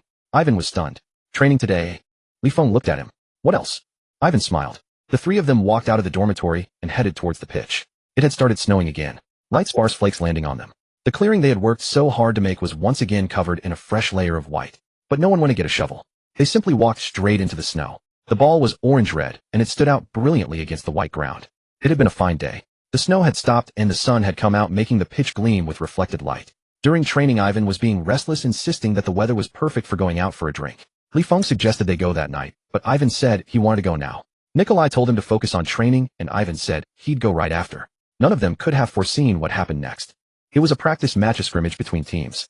Ivan was defending the left flank, facing a fast youngster who had just been subbed in and was eager to prove himself. The first time Ivan kept pace. The second time Ivan kept pace again. On the 3rd attempt the kid cut inside, and as Ivan turned, his feet suddenly slipped out from under him. By the time Li Feng heard the sound, it was already too late. It wasn't a sound he recognized. Not a shout, not a cry, but a dull, sickening thud. The sound of a joint twisting, flesh tearing, all mixed into one. He turned his head. Ivan was on the ground. Not like a normal fall. He was curled up, clutching his left foot, his face buried in the grass. Li Feng ran over. Those few seconds of running felt interminably long. His feet felt like they were sinking into cotton, each step lacking strength. When he reached him, he saw it. Ivan's left ankle. The position, the angle. He'd never seen an ankle bent like that. A right angle. Not bent inward, but twisted outward. The sole of his foot was facing sideways. Li Feng stood there, his mind going blank. Ivan was groaning. Not a loud wail, but a suppressed, guttural sound forced from his throat. His face was buried in the grass, his shoulders trembling, his hands clinging desperately to his leg. Marco rushed over. The team medic rushed over. A crowd gathered around. Li Feng was pushed to the outside. He stood on the fringe watching them surround Ivan. He could hear the medic shouting something, Marco cursing, and Ivan's muffled cries of pain. Nikolai stood beside him completely still. Ivan, Nikolai said. Li Feng remained silent. As Ivan was lifted onto the stretcher, Li Feng caught a glimpse of his face. It was drenched in sweat, pale as a ghost, his eyes red, whether from pain or something else he couldn't tell. As the stretcher passed by, Ivan suddenly reached out and grabbed Li Feng's arm. His grip was incredibly strong, digging in painfully. Ivan looked at him, his mouth opening slightly. You bastards. Ivan said, you're not going to fall apart, are you? Li Feng was stunned. For just a split second. Then he crouched down, looking into Ivan's eyes. We'll wait for you to come back, he said. Ivan stared at him for 2 seconds, then his grip loosened. The stretcher was carried away. Li Feng remained crouched, watching it disappear into the tunnel entrance. The others were still talking around him, but he couldn't hear a word they said. After a long while he stood up. His legs felt weak. Nikolai was still standing beside him. Li Feng turned to look at him. Training, Li Feng said. Nikolai was taken aback. Li Feng started walking back onto the pitch.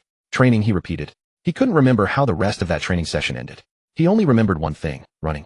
Running until it got dark, until the others had all left, until only he and Nikolai remained by the touchline. He ran until he couldn't run anymore, then collapsed onto the ground. Nikolai walked over and sat down beside him. Neither of them spoke. The night had fallen, and the few floodlights cast their glow over the empty pitch. Li Feng suddenly spoke up. When Ivan grabbed me earlier, his grip was incredibly strong. Nikolai turned to look at him. Li Feng stared at the distant tunnel entrance. He's afraid we'll fall apart, Li Feng said. Nikolai said nothing. After a moment, Nikolai spoke. 2 months. Li Feng nodded. 2 months. That evening they went to the hospital. Ivan lay on the hospital bed, his left foot wrapped up like a dumpling suspended in traction. When he saw them come in, he forced a grin. It looked worse than a grimace. You're here, Ivan said. Li Feng walked over and stood by the bed. Ivan looked at him. The doc said it's a ligament tear. 2 months. Li Feng nodded. Ivan added, damn, 2 months. By the time I'm back, the damn season will almost be over. Li Feng was silent. Ivan looked at him, his smile fading. You guys, Ivan said, can you hold up? Li Feng met his gaze. We'll hold up, he said. Ivan then looked at Nikolai. Nikolai nodded. Ivan lay back, staring at the ceiling. Damn it, he muttered. The three of them were silent for a while. Ivan spoke up again. Nikolai. Nikolai looked at him. Ivan said, with me injured, you're going to have to play center back. Nikolai was taken aback. Ivan looked at him. Don't let anyone get past you easily. Nikolai remained silent. Li Feng stood by, looking at Ivan's face. Pale, but his eyes were bright. He remembered the words Ivan had said when he grabbed him. You bastards. You're not going to fall apart, are you? He took a step forward. Ivan, he said. Ivan turned his head to look at him. Li Feng thought for a moment, then said, you rest up. When you come back in 2 months, we'll still be the same three. Ivan stared at him, stunned for a few seconds. Then he smiled. A genuine smile this time. Get out of here, Ivan said. Got training tomorrow. Li Feng nodded and turned to leave. At the door he looked back. Ivan was lying there, flipping him the middle finger. Li Feng ignored him and pushed the door open.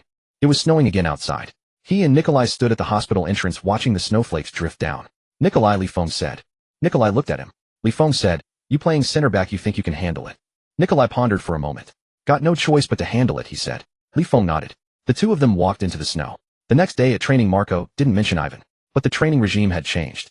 Nikolai was moved to the backline, training with the other defenders. Li Feng was up front alone against 2 defenders. Without Ivan's long passes, the ball couldn't reach him. Without Ivan's runs, there was a void in the midfield. Without Ivan's booming voice, the training ground was noticeably quieter. After training, Li Feng stood by the sideline watching Nikolai. Nikolai was being beaten by that fast youngster. Beaten once, twice, 3 times. He stood there unmoving. After being beaten a 4th time, Nikolai looked up and glanced over. Li Feng didn't look away, just stared back. Nikolai watched for a moment, then averted his gaze and continued practicing. That evening, only 2 stayed behind for extra practice. In front of the wall, it was just Li Feng and Nikolai. The ball thudded against it, bang, bang, bang. After a while, Nikolai suddenly stopped. Li Feng, he said. Li Feng looked at him. Nikolai thought for a moment, then said, with Ivan gone, I'll hold the back line.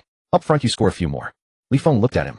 No shit, he said. Nikolai was taken aback, then he laughed. Li Feng laughed too. They continued kicking.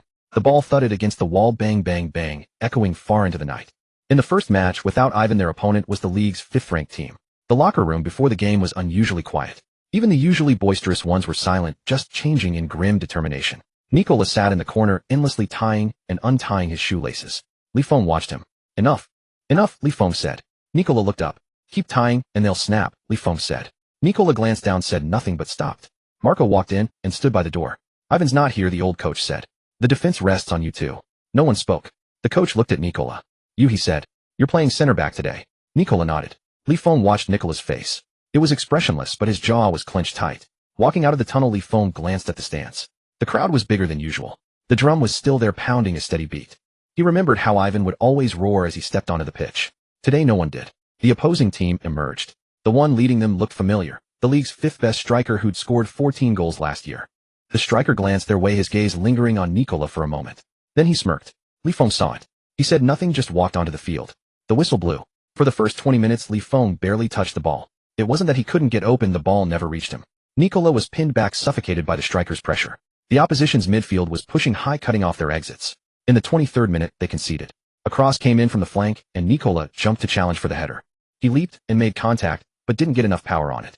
The ball dropped to the edge of the box, and an opposing midfielder volleyed it. The keeper got a hand to it, but couldn't keep it out. 0-1. Li Feng stood up front, hands on his hips, watching the ball ripple the net. Nicola was on his knees in the box, head bowed. Li Feng wanted to call out to him, but his voice caught in his throat. The game continued. The first half ended still 0-1. A heavy, deathly silence filled the locker room. No one spoke. The only sounds were heavy breathing, the swish of water bottles, and someone blowing their nose. Nicola sat there, head down, face hidden. Marco entered, looking around at everyone. Then his gaze settled on Nicola. "Lift your head," Marco said. Nicola slowly looked up. Marco held his gaze and said, "Did your mother die?" Nicola was stunned. So was Li Feng. Marco continued, "No." "Then lift your head. You concede a goal, and hang your head. How will you play the second half?" The locker room was silent for a few seconds. Then Nicola straightened his back. Marco said no more and turned to leave. Li Feng looked at Nicola. Nicola looked back. Li Feng said, "Second half." Nicola nodded. The second half began. Li Feng changed his approach. Instead of waiting up front, he started dropping deep, coming back to the midfield to receive the ball, turn, and surge forward. In the 53rd minute, he dropped back, collected the ball, spun past a defender, and drove 20 meters forward. Two opponents closed in, but he slipped the ball out wide and continued his run into the box. The cross came in, he jumped, but missed it. The keeper collected it. However, he noticed the opposing center backs. They were breathing heavily. In the 60th minute, he dropped deep again. This time, instead of driving forward, he immediately passed it wide right. The ball found Nicola, who launched it long upfield. Li Feng sprinted. The two center backs were slow to turn. As the ball descended, he was already in the box. The keeper rushed out. Without stopping the ball, he took a first-time chip, but it drifted wide of the post. He fell to his knees and slapped the turf in frustration. Yet in that instant, he saw the look in the center back's eyes. It wasn't annoyance. It was fear. In the 67th minute, a corner was awarded. Nicola came forward. He stood at the far post, Li Feng at the near. The taker assessed, then swung it in. The ball flew towards the near post. Li Feng darted for it, and the two center backs followed. In the crowd of players, he was jostled and stumbled a step. But he saw it. Nicola was at the far post, completely unmarked. Not unmarked by chance. The two center backs had been drawn to him, leaving Nicola wide open. He jumped, but he didn't head the ball. He deliberately let it go. The ball sailed over his head, dropping towards the far post. Nicola was there. He leaped and powered a header. The ball slammed into the net. 1-1. Li Feng stood amidst the crowd, watching Nicola sprint out from the far post. Nicola ran a few steps, then suddenly veered towards him and wrapped him in a bear hug.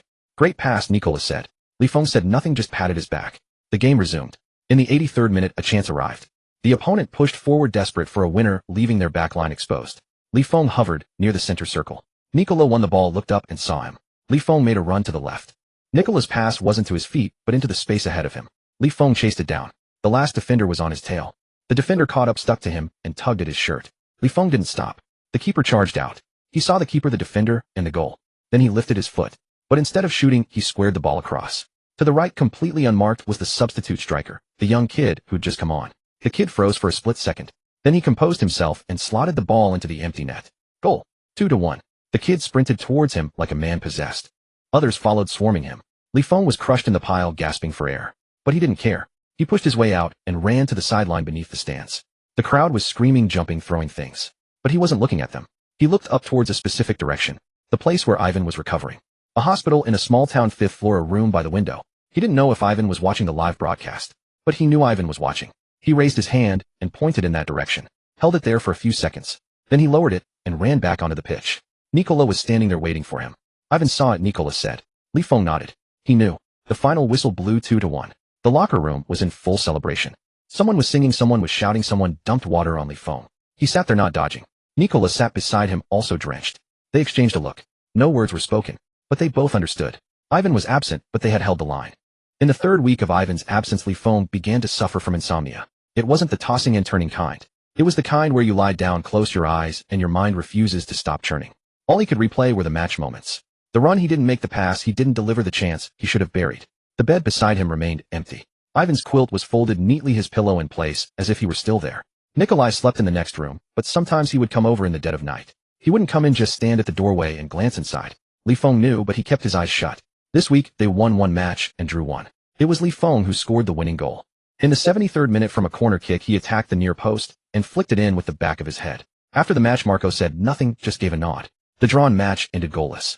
Their opponents were fourth from the bottom, yet they laid siege for 90 minutes without finding the net. Nikolai once powered a header against the post, nearly bending the frame itself. The loss came on Saturday. The opponent sat ninth in the league, a middling side. Everyone expected a win before kickoff, but they lost. 1-2. Li Feng scored one, but it counted for nothing. The backline was breached 3 times, conceding 2. Nikolai bore the blame for the final goal. When the opposing striker glided past him, his turn was a fraction of a second late. Just a fraction.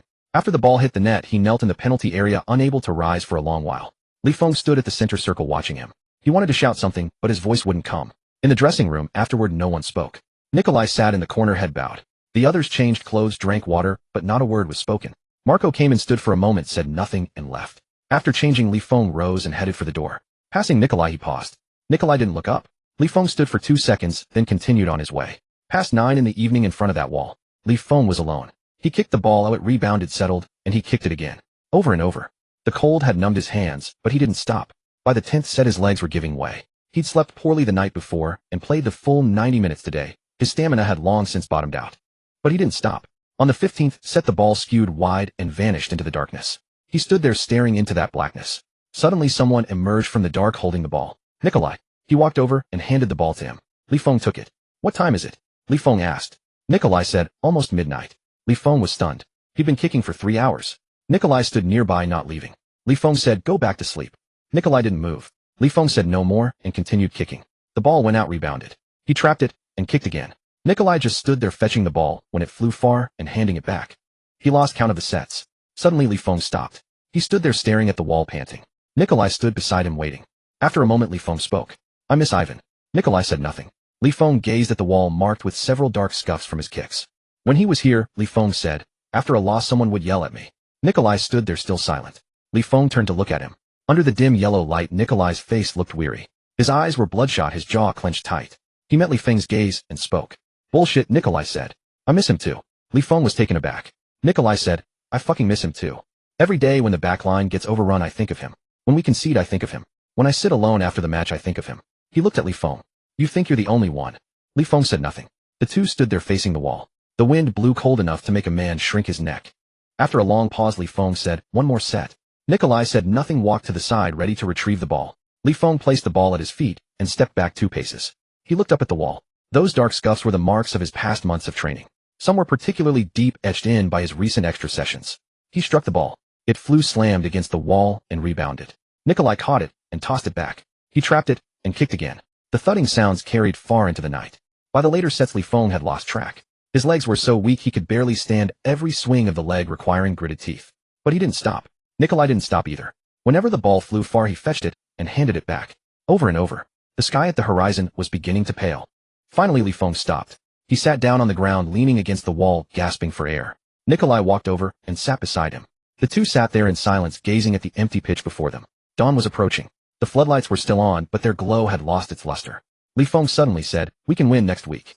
Nikolai turned his head to look at him. Li Feng said, next week's opponent. We're at home. Nikolai said nothing. Li Feng said, Ivan has 5 more weeks. Nikolai nodded. Li Feng stood up and brushed the dirt off his pants. Let's go, he said. Nikolai rose as well. The two started walking back. After a few steps, Nikolai suddenly said, Li Feng. Li Feng turned his head. Nikolai thought for a moment, then said, before Ivan comes back, I can hold the line. Li Feng looked at him. I know. The two continued walking. The sun rose from the east, casting long shadows on the ground before them. Behind them, that wall still stood. Those dark scuffs on the wall were starkly visible under the morning sunlight. Ivan sent videos every day, not to anyone in particular, but to the group chat. The group had only 3 members, and the name which Ivan had come up with was Kick Out. Li Feng still had no idea what the name meant, and he never asked. The first video was sent on Tuesday. In it, Ivan sat in the rehab room, his left leg extended, ankle wrapped in a mess of straps. He looked at the camera and said, see that? It moves now. Then he rotated his ankle. The motion was slow and looked a bit awkward. Li Feng watched that video 3 times. Nikolai commented from the side, it moved, but not enough. Li Feng said nothing. The second video came on Thursday. Ivan stood, holding onto a railing. He tried to shift his weight onto his left foot. He shifted a little, then pulled back. He shifted a bit, then pulled back, repeating this several times. At the end of the video, he said, "Damn, that hurts." Then the video cut off. After watching, Li Feng put his phone in his pocket. During training that day, he ran 5 extra laps. The third video arrived on Saturday. There was a match that day. When he woke up, Li Feng saw a red notification in the group chat. He opened it. It was from Ivan. In the video, Ivan lay on a bed holding up his phone, his face extremely close to the camera. "Match today, right?" he said. "I'm stuck lying here, can't get up. You guys play well." Then he paused. "Message me if you win." The video ended. Li Feng stared at the screen for a few seconds. Nikolai walked in and stood behind him. "Watch today?" Nikolai asked. Li Feng nodded. Nikolai said nothing and started to change. Their opponent that day was ranked 8th in the league. Not a top team, but not weak either. The key point was they had lost the away match in the first half of the season 0-2. In the locker room, Marco didn't say much. The old man just stood at the door looking around at everyone. "We lost in the first half of the season," he said. "Today we're at home. Figure it out yourselves." With that, he left. As Li Feng tied his shoelaces, Ivan's video kept playing in his mind. He had said, "Message me if you win." Li Feng tightened his laces and stood up. As he walked out of the tunnel, the drum in the stands was pounding deafeningly. People were shouting, people were singing, and one person held up a large sign with a string of words he couldn't understand. But he saw a number on the sign. 14. That was Ivan's number. He froze for a moment. Then he lowered his head and walked onto the pitch. The match began. For the first 20 minutes, the opposition defended fiercely. 5 players blocked the edge of the penalty area, making it impossible to break through. Li Feng dropped back to receive the ball, turned, and looked up to see a wall of players. He attempted a few passes, but they were all blocked. In the 25th minute, the opposition launched a counterattack and scored. The corner kick was headed clear by their defender, but an opposition forward easily tapped it in at the far post. 0-1. Li Feng stood at the center circle, hands on his hips, watching the celebrating players. Nikolai was kneeling in the penalty area in that familiar posture. Li Feng wanted to shout to him, but his voice failed him. The first half ended still 0-1. No one spoke in the locker room. Li Feng sat drinking water, his mind a mess. One moment, it was Ivan's video, the next, it was the blocked shots from the first half, then the number 14 sign in the stands. Marco walked in. He stood at the door silent. Just stood there. He stood for about 10 seconds. Then he turned and left. The moment the door closed, Li Feng suddenly stood up. Nikolai looked up at him. Li Feng said, "Second half, give me the ball." Nikolai was stunned for a second. Li Feng didn't explain, just sat back down and continued drinking water. The second half began. In the 53rd minute, Li Feng dropped back to receive the ball. An opponent marked him closely. He turned, but the man stuck to him like glue. He passed the ball back to the midfielder, then sprinted towards the right. The marker followed. But he didn't run all the way to the right. After 5 steps, he suddenly stopped and cut back towards the left. The man couldn't stop his momentum and stumbled forward 2 steps. That was the opening. The midfielder's pass came through, aimed at his run. He controlled it, took a touch forward, and looked up. The penalty area was packed. The goalkeeper stood near the near post. The 2 center backs were shifting towards him. He didn't charge into the box. Instead, he laid the ball off to the right. The fullback had overlapped, received the pass, and whipped in a cross. The ball flew into the area. Not too high, not too low, right at waist height. Li Feng sprinted towards the near post. He didn't just run, he burst in. The 2 center backs were half a step behind. He jumped. Not for a header. He twisted his body and used the outside of his left boot to cushion the ball. The ball changed direction, slipped past the goalkeeper's hand, struck the inside of the far post, and nestled into the net. 1-1. Li Feng stumbled upon landing, almost falling. But he steadied himself. The stands erupted. The drums sounded like it was about to break. People were shouting his name chaotically, but he heard it. He ran towards the sideline. He stopped in front of the fan holding the 14 sign. He looked at the sign for 2 seconds. Then he raised his hand and made a gesture. 2 fingers. He didn't know if Ivan was watching the live stream. He didn't know if the man lying in the rehab room would receive the message. But he made the gesture. After making it, he turned and ran back. In the 81st minute, the second goal came. It was from a corner kick. Nikolai had also come forward. He was at the far post while Li Feng stood in the middle. The ball was delivered towards the near post. Li Feng ran towards it. Amidst the crowd, he was shoved, but he stayed on his feet. He saw Nikolai. Nikolai was at the far post unmarked. Li Feng jumped. He didn't head the ball. He deliberately twisted his body, letting the ball sail over his head. The ball flew towards the far post. Nikolai leaped and powered a header. The ball smashed into the net. 2-1. After landing, Nikolai's first instinct was to find Li Feng. He ran over and wrapped his arms around Li Feng. "Another one," Nikolai said. Li Feng didn't speak, just patted him on the back. The match ended 2-1. The guys in the locker room were celebrating wildly again. Someone was singing, someone was splashing water on Li Feng, someone was shouting. Ivan saw that. Li Feng sat there not dodging. He took out his phone and opened the group chat. There were 2 new messages. The first was from Nikolai, just an emoji, a thumbs up. The second was from Ivan. It was a video. He tapped it. In the video, Ivan was still lying on the bed, but his face wasn't as close to the camera this time. He held up the phone, looking into the lens. "I saw it," Ivan said. 2 goals. And a 2. He paused. 2 more weeks. The video ended. Li Feng stared at the screen for a few seconds. Nikolai leaned over and watched it again as well. After watching the two exchanged a glance. They didn't speak, but that look said it all. 2 more weeks. Li Feng woke up unusually early that morning. Not because he wanted to, but because someone was pounding on the door outside. Bang, bang, bang. The force of the knocking was enough to tear the door off its hinges. Li Feng sprang out of bed, his mind still foggy, but his body already moving toward the door. He stopped abruptly after a couple of steps. The rhythm of the knocking. He recognized it. When the door swung open, Ivan stood outside. He had lost weight. A significant amount. His face was thinner, his neck slimmer, and his once loose-fitting t-shirt now hung off him looking empty and baggy. His left ankle was wrapped in bandages layer upon layer, extending from the joint up to the middle of his calf. But he stood there grinning. That grin was exactly the same as it had been 2 months ago. What are you staring at? Ivan said. Don't recognize me. Li Feng stood there looking at him. 2 months. A full 2 months. He remembered the day Ivan was carried away. The ankle twisted at a 90-degree angle, the ashen faced the hand that gripped his arm with desperate strength. He remembered the words Ivan had said, "You guys won't fall behind, will you?" Now this man stood before him, so thin he seemed like a different person, but his eyes were still bright. Li Feng opened his mouth trying to find words, but Ivan had already squeezed through the door and slapped him on the shoulder. "You've lost weight," Ivan said. Li Feng replied, "You're the one who's lost weight." Ivan glanced down at himself. "No shit, you think lying in bed for 2 months keeps the pounds on?" Nikolai appeared in the doorway, silent. He stood there looking at Ivan without a word. Ivan turned his head, saw him, and broke into another wide grin. "What are you doing standing there?" Ivan said. "Come here." Nikolai walked over. The three of them formed a circle. Ivan looked at Li Feng, then at Nikolai. "I'm back," he said. During the morning training session, the entire team came to a halt. The group swarmed around him. Some patting his shoulder, some ruffling his hair, some joking that he was as skinny as a monkey. Ivan cursed each one of them out, then laughed after every insult. Marco stood at the edge of the field, a cigarette dangling from his lips, watching the scene. Ivan walked over and stood before him. The old man looked him up and down. "You've lost weight," Marco said. Ivan said, "I can still play." Marco said nothing, just took another drag of his cigarette. "Afternoon scrimmage," the old man said. 20 minutes. Ivan nodded. At the afternoon scrimmage, Li Feng and Ivan were placed on opposite sides. It wasn't intentional. Marco had made the call. Li Feng was on the red team, Ivan on the blue team. Just before the whistle blew, Ivan shouted across to him, "Don't go easy on me." Li Feng ignored him. For the first 5 minutes, Ivan never touched the ball. His running still looked a bit awkward. The initial burst was slower, and he hesitated briefly on sharp turns. But he was running, constantly running. In the 7th minute, Li Feng took the ball down the left flank. Ivan moved in to defend, blocking his path. Li Feng looked at him. 2 months ago, this man was a wall he couldn't get past one-on-one. Now he stood in front of him in the same stance, crouched low, arms spread wide. But Li Feng saw it. The moment Ivan's left foot hit the ground, his body faltered. Just for a split second, Li Feng nudged the ball to the left. Ivan followed half a step too slow. Li Feng slipped past him. After getting by, he glanced back. Ivan stood there, hands on his hips, breathing heavily. His face was expressionless. Then Ivan spoke. "Again," he said. Li Feng froze for a moment. Ivan beckoned to him. "Run it again." In the 15th minute, Li Feng got the ball again. This time he deliberately went toward Ivan for a one-on-one. Ivan didn't let him through this time. When he went left, Ivan blocked the left. When he went right, Ivan blocked the right. When he tried to accelerate, Ivan closed in, using his body to push him off. The intensity was exactly the same as it had been 2 months ago. The ball was poked away by Ivan. After the tackle, Ivan stood there looking at him. "Beat me once, and you think you're hot stuff," Ivan said.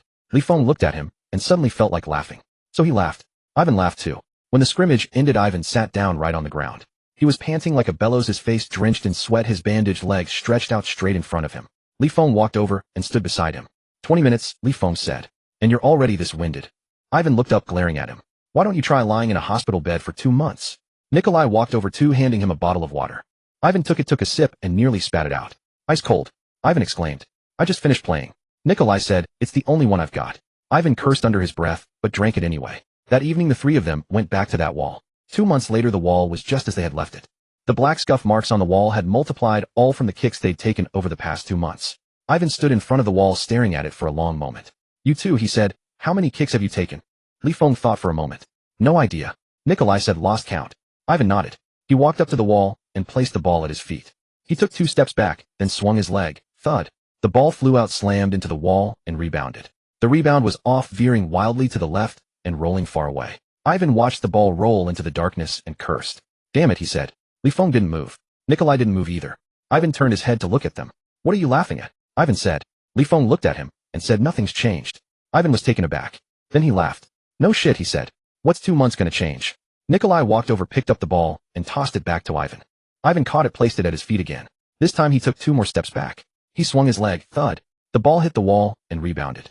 This time it was perfect, rolling right back to his feet. He trapped it and looked up at the wall. "This wall is still the most familiar sight," he said. Li Feng walked over and stood beside him. Extra practice? Li Feng asked. Ivan turned to look at him. What else? The three of them started training. The rhythmic thudding echoed far into the night. After countless rounds, Ivan suddenly stopped. He leaned over, hands on his knees, gasping for air. Li Feng looked at him. Tired? Li Feng asked. Ivan didn't answer. After a few seconds, he straightened up. Li Feng, he said. Li Feng waited. Ivan looked at him and said, these 2 months. Thanks. Li Feng was stunned. Ivan added, Nikolai, thanks to you too. Nikolai stood to the side silent. Ivan looked at both of them. When I was lying in that damn hospital, I watched every match live. The ones you won, the ones you lost, the draws. I watched them all, he said. You held it together. Li Feng opened his mouth, wanting to say something. Ivan didn't let him speak. There are 3 weeks left, Ivan said. The match against Baldy. Li Feng looked at him. Ivan said, this time I'll help you take him down. Li Feng was silent. He looked at Ivan's face. Thinner, but his eyes were bright. After a moment he spoke. All right, Li Feng said. Ivan smiled. Come on, he said, one more round. The 3 of them stood in front of the wall again. The thudding sounds continued to echo. The wall gleamed pale under the light, the dark scuff marks on it clearly visible in the glow. By the time extra practice ended, it was nearly 10 o'clock. The 3 of them stood before that wall, none speaking. Sweat had dried and re-soaked their clothes repeatedly, leaving a thin layer of frost on the fabric. Ivan suddenly spoke up. Let's go get a drink. Li Feng looked at him. Are you sure you're up for it? Ivan paused, then realized. He had just recovered from injury, and training awaited tomorrow. Just 1 bottle, Ivan said. Will 1 bottle kill me? Nikolai chimed in. Your dad will scold you if he finds out. Ivan shot him a glare. If you don't tell, and I don't tell, how would he ever know? The 3 exchanged glances. Then they headed toward that shabby bar. The streets were empty. A cold wind blew, making them hunch their shoulders against the chill. But after walking a while, warmth returned. The restless energy within them hadn't yet faded. The bar was just as they remembered. 1 bulb in the sign above the entrance was burnout, flickering on and off. Inside, the dim yellow light cast shadows over a few rickety tables where some old men sat. They glanced up as the trio entered, then lowered their gazes again. They ordered 3 bottles of beer and took a seat at the worn table outside. The plastic tarp overhead was still there, flapping noisily in the wind. As Ivan sat down, he kept his left leg stretched straight, refusing to bend it. Li Feng noticed. Hurts, he asked. Ivan replied, what do you think? After lying in bed for 2 months, you think I can just sprint? Li Feng said nothing. Nikolai opened the bottles and slid 1 to each of them. Ivan picked his up and raised it. Cheers, he said. Li Feng and Nikolai raised theirs as well. The 3 bottles clinked together with a dull thud. After a sip, Ivan set his bottle down and looked at the 2 of them. These 2 months, Ivan began. Thanks. Li Feng said nothing. Nikolai said nothing. Ivan looked at them, and a sudden smile broke across his face. The look on your faces, he said, like you're at a funeral. Li Feng retorted, you're the one who looks dead. Ivan laughed even harder. As his laughter subsided, he lowered his gaze to his own leg. When I was stuck in that damn hospital, he said, I thought about one thing every single day. Li Feng waited. Ivan lifted his head. Whether you 2 could hold things together, he said. That spot in the back line. Who was going to fill it, eh? You. He looked at Nikolai. You can barely play your own position right, and they had you at center back. Nikolai didn't argue. Ivan turned to Li Feng. And you? With no one feeding you passes up front, how were you supposed to score? Li Feng remained silent. Ivan picked up his bottle and took another drink. Then I watched the live stream, he said. You won the first match. You. He pointed at Nikolai. That header you smashed in. Nikolai nodded. Second match a draw. Third a loss. Ivan continued. That loss? I saw you kneeling in the box. Nikolai lowered his head. Ivan stared at him. Why the hell were you kneeling? Ivan demanded. You played 60 minutes at center back. How many times did anyone get past you? Just that once. That was my zone. I should have been the one covering. Nikolai looked up. Ivan had already turned to Li Feng. And you? The night of that loss, Ivan said, did you go do extra practice alone? Li Feng froze. How did he know? Ivan said, Nikolai texted me. Said you were out there until past midnight, and he went to shag balls for you. Li Feng turned to look at Nikolai. Nikolai met his gaze without flinching. That night, Nikolai said, you trained until almost dawn. Li Feng opened his mouth to speak, but the words wouldn't come. Ivan raised his bottle. These 2 months, Ivan said, you held the line. I owe you. Li Feng looked at him. You owe us nothing, Li Feng said. Ivan was taken aback. Li Feng continued. You had my back before. Now it's our turn. What's there to owe? Ivan stared at him for several long seconds. Then he smiled. All right, Ivan said. Nothing owed. Nikolai spoke up from the side. 8 rounds left, he said. Li Feng and Ivan both turned to him. Nikolai said, 8 rounds left in the league. Where do we stand now? Li Feng thought for a moment. 6th. Nikolai asked, how many points behind 3rd? Ivan said 6. Nikolai nodded. 6 points, he said, over 8 rounds. Catchable. Li Feng looked at him. Ivan looked at him too. Nikolai's face, usually so expressionless, remained just as unreadable now. But his eyes burned bright. Are we going for it? Nikolai asked. Ivan grinned. We're going for it, he said. Li Feng nodded in agreement.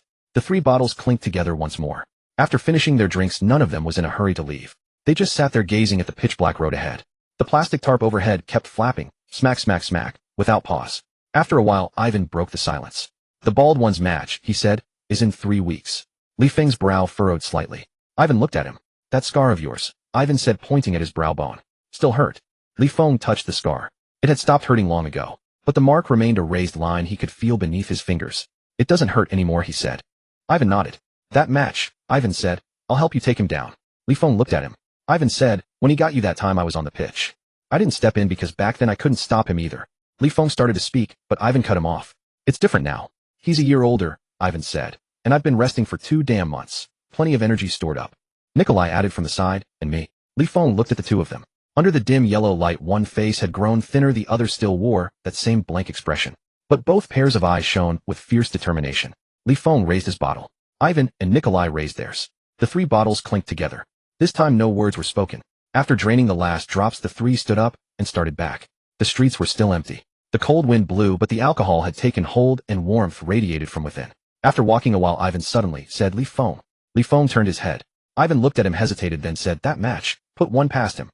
Li Feng said nothing, but he nodded. The 3 continued walking. The streetlights stretched their shadows long across the ground, swaying with each step. 8 rounds left. The bald one's match 3 weeks away. 3 days before the match, the video of the bald man's interview circulated through the group chat. Ivan sent it with a single line, look at what this idiot has to say. Li Feng tapped to open it. In the video, the bald man, dressed in casual clothes, stood at the edge of the training ground with that smile on his face. It was the same smile Li Feng remembered from their first away match. The reporter asked, you lost last time. What's different this time? The bald man replied, that was then, this is now. The reporter pressed on, that Chinese striker scored against you last time. The bald man's smile faltered for a fraction of a second. Then the smile returned. This time I'll make him remember me. The video ended there. Li Feng set down his phone. Nicola asked from beside him, what's your reaction? Li Feng thought for a moment. No reaction, he said. Nicola just looked at him. Li Feng stood up and headed for the door.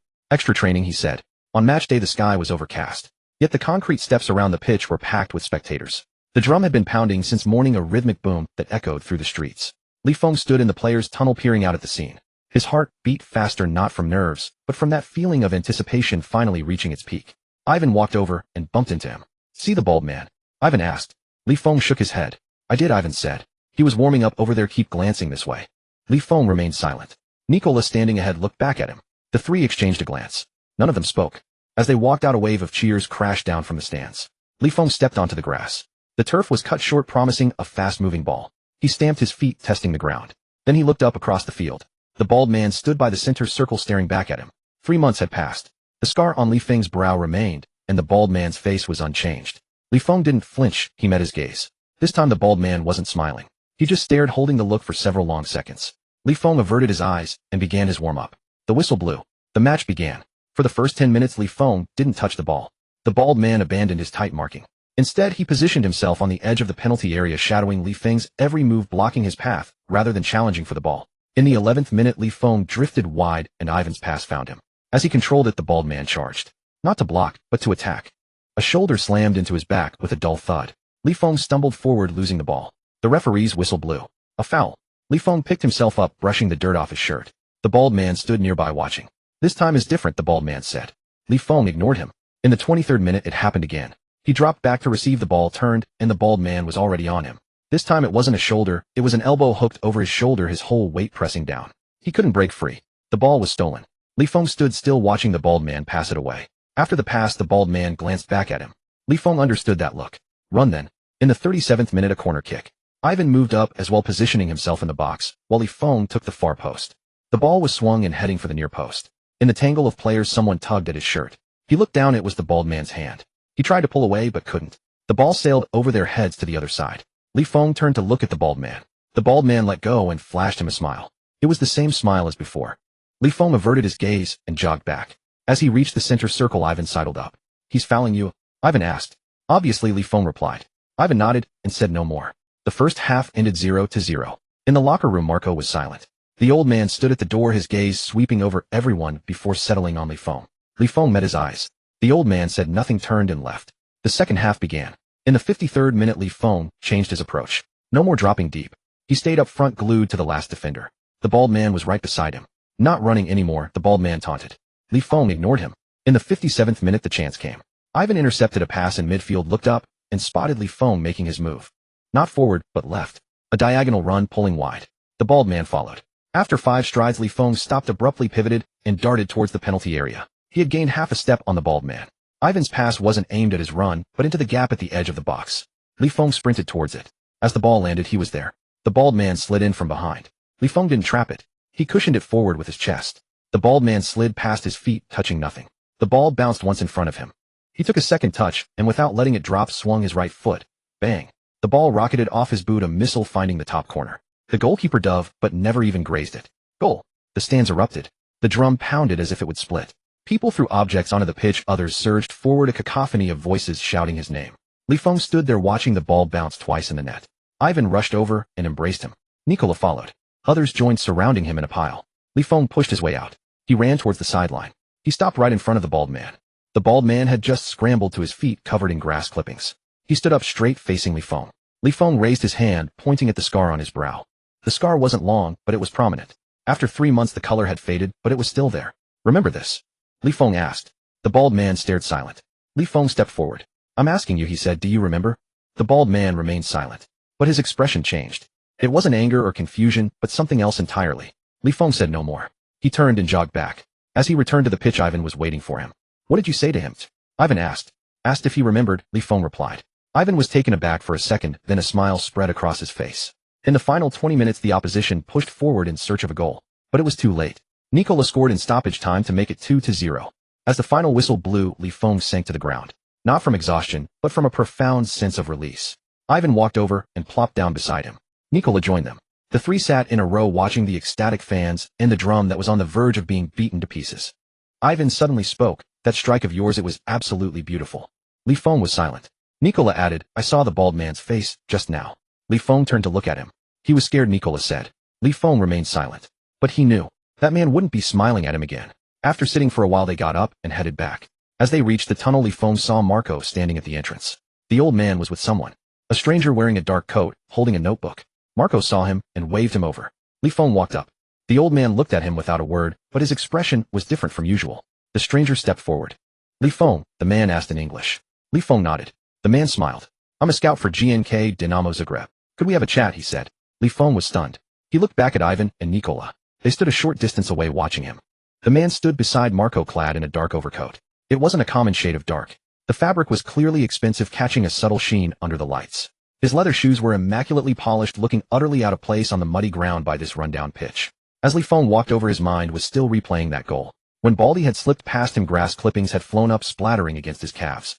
The moment he struck that volley, he knew it was in as soon as the ball left his foot. That feeling. The instant his instep connected perfectly with the ball, it seemed to suck onto his foot before flying off with a solid thump. He was still savoring that sound. But the man before him made him stop. Li Feng, the man asked in English. His accent was odd, not Croatian. Li Feng nodded. The man offered a slight smile, a mere twitch at the corner of his mouth. I'm Paul, he said. A scout for Nottingham Forest. Li Feng was taken aback. Nottingham Forest. England. The Premier League. 2-time European Cup champions, though that was decades ago. He opened his mouth to speak, but no words came out. Beside him, Marco lit a cigarette and stood smoking in silence. Paul watched him, patiently waiting. After a few seconds he spoke. We've been watching you for half a season. Starting from the first goal you scored against Baldy, he said. Li Feng's brow furrowed slightly. Paul noticed. Surprised too. Baldy spent 2 years in our youth academy, he explained. Someone sent back his match footage, and we saw your movement. Li Feng remained silent. Paul stepped forward, closing the distance. Your movement is genius level, he said. I don't need to tell you that. You know it yourself. Li Feng waited. But Paul paused. Your physicality is far off. The word struck like a needle. Li Feng didn't flinch, but his jaw tightened. Paul ignored his expression and continued. Not enough explosive power. Not enough strength in duels. Stamina. I watched the full match. Your movement slowed noticeably in the last 10 minutes. He looked at Li Feng. In this league, that's sufficient. In the Premier League, it isn't. Beside him, Marco exhaled a plume of smoke, still silent. Li Feng stood there, taking it all in. Paul watched him. Nottingham Forest, he said, is fighting relegation in the Premier League. We need someone who can score. If you're willing to come for a trial, we can arrange it for the summer. 1 month training with our youth team. If you're good enough, you stay. If not, you go back. He finished and waited for Li Feng's reaction. Li Feng didn't answer immediately. His mind was racing. Summer. Trial. 1 month. The Premier League. He recalled standing at the entrance of this rundown pitch 3 months ago. Back then he dragged an old suitcase, knowing nothing, having nothing. Now someone stood before him offering a trial with a Premier League club. He finally spoke. Why are you telling me this? Paul blinked, caught off guard. Li Feng looked at him. If you want players, just send a trial invitation. Why come all this way? Paul studied him for a few seconds, then smiled. A broader smile this time. Marco said you were sharp. Seems he was right. He glanced back at Marco, who was smoking and ignoring him. Paul turned back to Li Feng. Because I've watched all your match footage, he said. Not just your movement. Other things too. Li Feng waited. That incident with Baldy. You took 7 stitches and were back playing a week later. I saw the photo of you clearing snow in the snowfield. And when Ivan was injured for 2 months, I saw how you carried the team on your own. He paused. Technique can be trained. Physicality can be trained. But some things can't be taught. Li Feng said nothing. Paul pulled a business card from his pocket and held it out. Think it over before summer, he said. If you want to come call me. Nottingham Forest will be waiting. Li Feng took the card. It bore his name, a phone number, and an email address. The club's crest sat in the upper left corner. Red and white 2 cross chairs with 1865 printed beneath. He clutched the card in his palm. Paul nodded to him, then to Marco, and turned to walk away. His leather shoes squelched on the muddy ground with each step. He reached a black car, opened the door, and slid inside. The car drove off. Li Feng stood rooted to the spot, watching it vanish into the night. Marco finished his cigarette and stubbed it out on a nearby trash bin. What are you thinking? The old man asked. Li Feng turned to look at him. Coach, he said, did you know he was coming? Marco didn't answer. You knew, Li Feng said.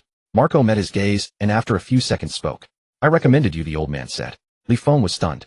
Marco continued. You think he'd come all this way to watch a player in this league for no reason? Nottingham Forest, a Premier League club with scouts all over Europe. Why would they come here? Li Feng opened his mouth, but Marco cut him off. Summer's still a long way off, the old man said. Focus on winning the remaining 6 rounds first. With that he turned and walked away. Li Feng watched his silhouette disappear into the tunnel. A gust of wind swept through, making him shiver and draw his neck in. He looked down at the card in his hand. The red and white crest gleamed vividly under the dim yellow lights. Li Feng. Someone called out. He looked up. Ivan and Nicola stood a short distance away, not approaching, just watching him. Ivan's expression was odd. Hard to tell if it was joy or something else. Nicola wore his usual blank look. Li Feng stood for a moment, then walked toward them. When he reached them, Ivan spoke. What did he say? Li Feng looked at him. Ivan waited. Nicola waited too. Li Feng thought for a moment, then said, Nottingham Forest. They want me for a trial this summer. Ivan froze, then a grin spread across his face. It was the kind of smile Li Feng had seen before, the one Ivan wore when he scored. The Premier League. Ivan said. Nottingham Forest. Li Feng nodded. Ivan's grin widened. Then what are you waiting for? Ivan said. Li Feng looked at him. It's in the summer. 6 rounds left first, Li Feng said. Ivan's smile faltered for a moment. Then he nodded. 6 rounds, Ivan echoed. Nicola spoke up. Where are we in the table now? Li Feng said 6. Nicola asked, how many points behind third? Ivan said 6. Nicola nodded. The 3 stood there in silence, the wind cutting through them, drying the sweat on their skin and sending a chill down their spines. Ivan suddenly extended his hand. Li Feng glanced at it. Nicola extended his too. 3 hands stacked together. Ivan said, let's win these 6 rounds first. Li Feng said nothing but pressed his hand down firmly. Nicola did the same. Then they broke apart. Ivan turned and started walking back. Come on, let's go, he said. I'm freezing. Li Feng and Nicola followed. After a few steps, Li Feng glanced back over his shoulder. The car was long gone. The tunnel entrance stood empty, a few lights still burning. He felt for the card in his pocket. It was still there, solid and real. For 2 days after the scout left, Li Feng said nothing. Training continued. Matches continued. Extra practice continued. The thumping sound against the wall echoed late into the night. But Ivan couldn't hold it in any longer. After training on the 3rd day, he grabbed Li Feng. What the hell? Ivan said. You've been holding this in for 2 days. Li Feng looked at him. Ivan said, about Nottingham, what's your plan? You haven't said a word. Nicola stood nearby silent, but his ears were pricked. Li Feng glanced at the 2 of them. Then he spoke. Let me go for the trial in the summer. Ivan was stunned for a moment. That's it? Ivan said. Li Feng replied, that's it.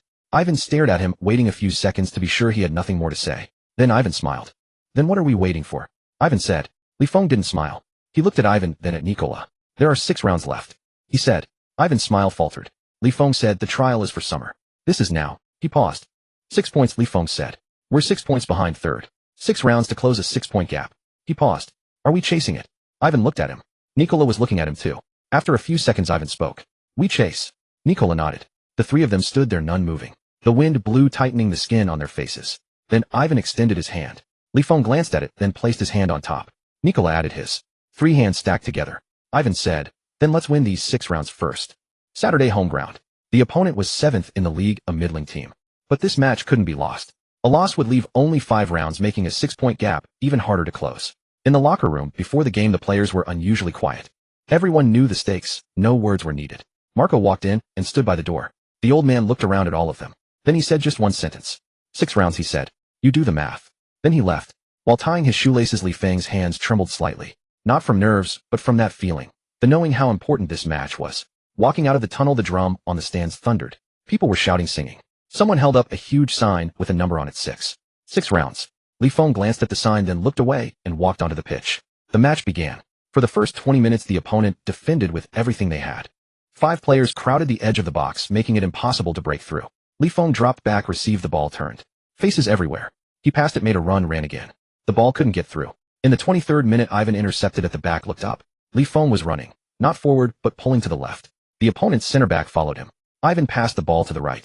Nicola was there. He received it, dribbled forward 2 steps, and sent in a cross. The ball flew into the box. Li Feng charged in from the left, jumped, didn't reach it. The opposing goalkeeper leapt and claimed the ball. Li Feng stumbled a step on landing. He steadied himself and ran back. As he passed Ivan said, "Almost." Li Feng nodded. The first half ended 0-0. In the locker room, no one spoke. Only the sounds of panting and drinking. Li Feng sat there, his mind racing. The opponent's defense parked. 5 men, 2 lines, a wall of legs in between. How to break it? He thought of that cross earlier. Nicola's delivery was good, but he had been a fraction of a second late in his run. Next time he'd be quicker. The second half began. In the 53rd minute, another cross. This time, Ivan delivered from the right wing. The ball flew into the box, high and hanging. Li Feng didn't charge in. He ran to the far post. The opposing center back followed him, then realized the mistake. The ball was heading to the near post. Li Feng stopped abruptly, turned, and sprinted towards the edge of the box. The ball dropped, was headed out, and landed right in his path. He met it without stopping, unleashing a volley. Bang. The ball shot out like a cannonball, struck the opposing defender, and ricocheted away. No goal. Li Feng dropped to his knees and slapped the grass. But in that instant he saw it. A gap in their defense opening for a fraction of a second. In the 67th minute, a corner kick. Ivan had come up too. He stood at the far post, Li Feng at the near. The ball was delivered flying towards the near post. Li Feng ran for it. In the crowd he got shoved, but he didn't fall. He saw Nicola. Nicola was at the far post unmarked. He jumped, but he didn't head the ball. He deliberately leaned his body, letting the ball slip past his head. The ball sailed to the far post. Nicola jumped and powered a header. The ball crashed into the net. 1-0. After landing, Nicola's first thought was to find him. He ran over and wrapped his arms around Li Feng. "Another one," Nicola said. Li Feng said nothing, just patted his back. In the final 20 minutes, the opponent pushed forward. But they held firm. The moment the final whistle blew, Li Feng sat down right on the pitch. Ivan walked over and plopped down beside him. Nicola joined them. The 3 sat in a row watching their teammates celebrate, watching the fans in the stands going wild. Ivan suddenly said, 5 rounds left. Li Feng nodded. Nicola said, 4 points behind. Ivan said, the third-place team drew today. Li Feng was stunned, turned his head to look at him. Ivan grinned. I just saw, he said. They drew. Li Feng was silent. But he smiled. That night after extra practice, the 3 of them lay on the ground in front of that wall again. There were a few scattered stars in the sky, sparse and faint. Ivan suddenly spoke. Li Feng. Li Feng turned his head. Ivan, looking at the sky, said, about Nottingham, have you decided to? Li Feng didn't answer immediately. He thought for a moment, then said, I've decided. Ivan waited. Li Feng said, I'll go for the trial. Ivan was silent. Li Feng said, but first I'll finish these 5 rounds. Ivan remained silent. After a few seconds, Ivan smiled. No shit, he said. Nicola chuckled beside him. The 3 lay on the grass, gazing at the stars. 5 rounds left. 4 points behind. 2 days before the match, the video of the bald-headed man's interview went viral. Ivan scrolled through his phone, reading it aloud to Li Feng. Last time I wasn't in top form. Ivan continued reading, then looked up at Li Feng. He also said, this time playing at home, I'll show you the real Josip Marinkovic. Li Feng was tying his shoelaces, not looking up. Ivan read another comment. Who's this guy? He's 33 and still bragging. Nicola chimed in from the side. His form has never been good. Ivan chuckled. Li Feng finished tying his laces and stood up. Let's go, he said. It was an away game. The bus ride took 3 hours, and it was already dark when they arrived. Li Feng remembered that stadium. 3 months ago, he'd taken an elbow to the brow bone there, needing 7 stitches. He'd lain in the locker room while the team doctor sewed him up, pain making him clench his fists. Now he was standing there again. Ivan walked over and stood beside him. What are you thinking? Li Feng said nothing. Ivan glanced at him, but didn't press further. That night Li Feng slept poorly. Not from nerves, but that feeling of knowing exactly what you're going to do tomorrow. He tossed and turned, images flashing through his mind, the bald man's elbow, the pain of the stitches, Marco's words, the nights he'd spent practicing with Ivan and Nicola, and Paul's business card with the Nottingham Forest crest. Eventually he drifted off. In his dream he scored. Scored multiple times, though he couldn't see who was defending him. He woke at dawn. Round 28, a away game against the bald man's team. In the pre-match locker room, the team was unusually quiet. Everyone knew what this game meant. It wasn't just about promotion, it was personal. Ivan dressed, walked up to Li Feng. Today, Ivan said, I'll pass to you. Li Feng looked at him. Ivan said, you just run. Nicola also walked over, standing silently, but nodded. Li Feng looked at them both. All right, he said. As they walked out of the tunnel, a deafening roar of boos erupted. The stadium was bigger than theirs, holding 2,000 to 3,000 people. Today it was full. The crowd shouted at them, flipped them off, and threw things onto the pitch. Li Feng walked out and glanced up. In the stands, someone held up a large sign with a cartoonish drawing of a man with a huge scar on his brow. There was writing next to it that he couldn't understand, but the meaning was clear. They were mocking him. He looked away and walked onto the field. The bald man was standing near the center circle. Seeing Li Feng come out, he smiled. It wasn't the same smile as last time. Last time it was provocation, this time it was something else. Li Feng ignored him and started warming up. The whistle blew. For the first 20 minutes, Li Feng didn't touch the ball. This time the bald man didn't mark him tightly. He positioned himself on the edge of the penalty area, cutting off Li Feng's runs, but his eyes were fixed on Li Feng, watching his every move. In the 23rd minute, Li Feng dropped back to receive the ball. As soon as he had it, the bald man charged. A shoulder slammed into his back with a dull thud. Li Feng stumbled forward, losing the ball. The referee's whistle blew. Foul. Li Feng got up, brushing the dirt off his clothes. The bald man stood nearby watching him. This time is different, he said. Li Feng ignored him. In the 37th minute, it happened again. It was a corner kick. Li Feng was at the far post with the bald man glued to his side. As the ball flew towards the near post, Li Feng tried to move, but the bald man grabbed his shirt, holding on tight. He struggled, but couldn't break free. The ball sailed over their heads to the other side. Li Feng turned to look at the bald man. The man let go and flashed him a smile. That smile was exactly like the one from last time. Li Feng looked away and ran back. The first half ended 0-0. In the locker room, Ivan cursed. That bastard, Ivan said, he's targeting you today. Li Feng was drinking water, silent. Nicola asked, what's the plan for the second half? Li Feng put down the bottle. Same plan, he said. The second half began. In the 53rd minute, Ivan intercepted the ball in the back and launched a long pass. Li Feng sprinted to the left with the bald man following. After 5 steps, Li Feng stopped abruptly, pivoted, and darted to the right. The bald man was half a step late. The ball arrived. Li Feng trapped it and took a touch forward. He had a clear sight of goal. He struck it, bang. The ball sailed wide of the post. It missed. Li Feng dropped to his knees and slapped the turf. The bald man stood nearby, panting, watching him. The look in his eyes said it all. You can't get past me. In the 67th minute, Li Feng received the ball in the box. He turned, and the bald man closed in. He shielded the ball, trying to shift it wide. The bald man stuck out a leg, missing the ball, but catching Li Feng's leg. Li Feng went down heavily. The referee's whistle stayed silent. Li Feng lay on the ground, waiting for 2 seconds. Still nothing. He got up and looked back at the referee. The referee spread his hands. No foul. The bald man stood nearby, smiling. It was a smile Li Feng had seen too many times. He said nothing, turned, and ran back. As he reached the center circle, Ivan came close. You all right? Ivan asked. Li Feng shook his head. The 81st minute. Ivan had the ball in the back, looking upfield. Li Feng was running. Not forward, but pulling wide to the left. The bald man followed. After 3 steps, Li Feng stopped, turned, and darted into the box. He got a step ahead of the bald man. Ivan's pass came in. It wasn't aimed at Li Feng's run, but into the space at the edge of the D. Li Feng sprinted to it. The ball arrived exactly as he did. The bald man slid in from behind. Li Feng didn't control it. With the tip of his boot, he flicked the ball up and over the bald man's head. The bald man slid through empty air. Li Feng took his second step, and without letting the ball drop, swung his right foot. Bang. The ball flew like a cannonball, nestling perfectly into the top corner. The goalkeeper dived, but didn't even get a touch. Goal. The stands fell silent. Those 2,000 to 3,000 people went quiet in an instant. Only their small contingent of traveling fans were screaming like mad. Li Feng stood there watching the ball bounce twice in the net. Ivan rushed over and hugged him tightly. Nicola came running too. And the others. A pile of bodies surrounded him. Li Feng pushed his way out. He looked over at the bald man. The man was just getting up, covered in grass clippings. He stood up straight and looked at Li Feng. It was a look Li Feng had never seen before. Not anger. Not defiance. Something else entirely. Li Feng didn't approach him. He turned and jogged back. The match ended 1-0. They won. As the final whistle blew, Li Feng sat down right on the pitch. It wasn't exhaustion. It was that feeling of, it's finally over. Ivan walked over and plopped down beside him. Nicola joined them. The 3 sat in a row, watching the dejected opposing players and the half-empty stands. Ivan suddenly said, the bald man is coming over. Li Feng looked up. The bald man was walking towards them. Slowly, step by step. He stopped in front of them. He was holding a jersey. Ivan and Nicola both looked at Li Feng. The bald man extended his hand, offering the jersey. He wanted to swap jerseys. Li Feng looked at him. That face which had smiled at him countless times over the past 3 months. Smiled when he elbowed him, smiled while he was getting stitches, smiled even after Li Feng scored against him. Now that face wasn't smiling. Li Feng stood up. He glanced at the jersey, then at the bald man. Then he turned and walked away. Ivan was stunned for a second, then quickly got up and followed. Nicola followed too. The bald man stood there still holding the jersey. Ivan caught up, whispering, what the hell? You're not swapping. Li Feng kept walking.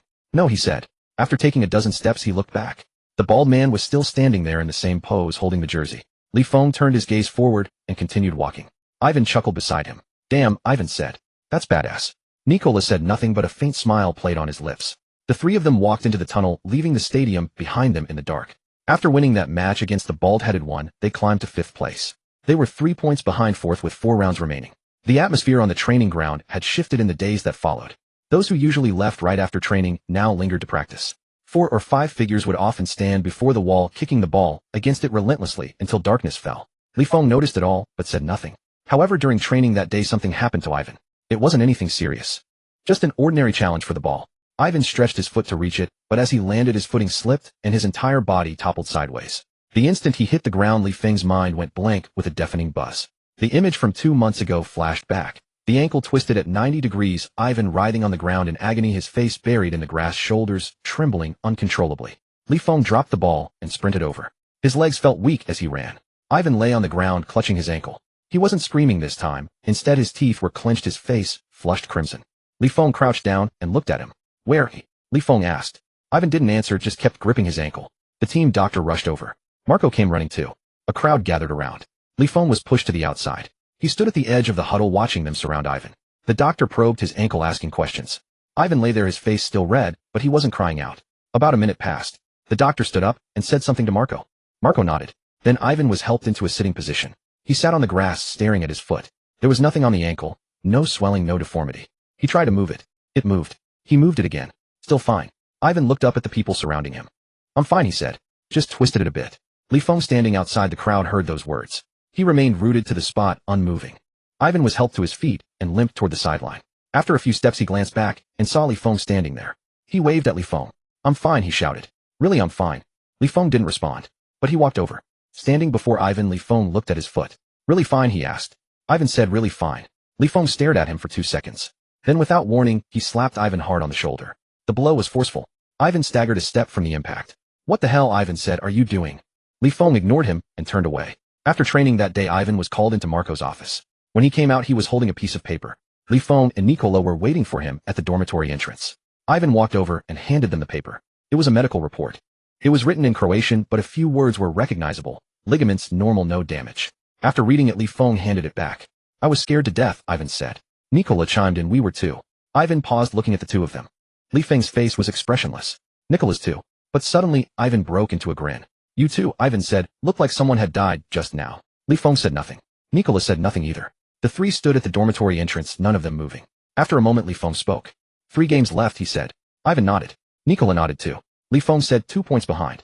Ivan said, the team in third plays the league leader next. Li Feng was taken aback. Ivan flashed a wide grin. "I just checked," he said. "They're up against the top team next. They basically can't win." Nicola said, "So if we win our next game, we'll be just 1 point behind." Ivan nodded. The 3 stood there, none of them speaking.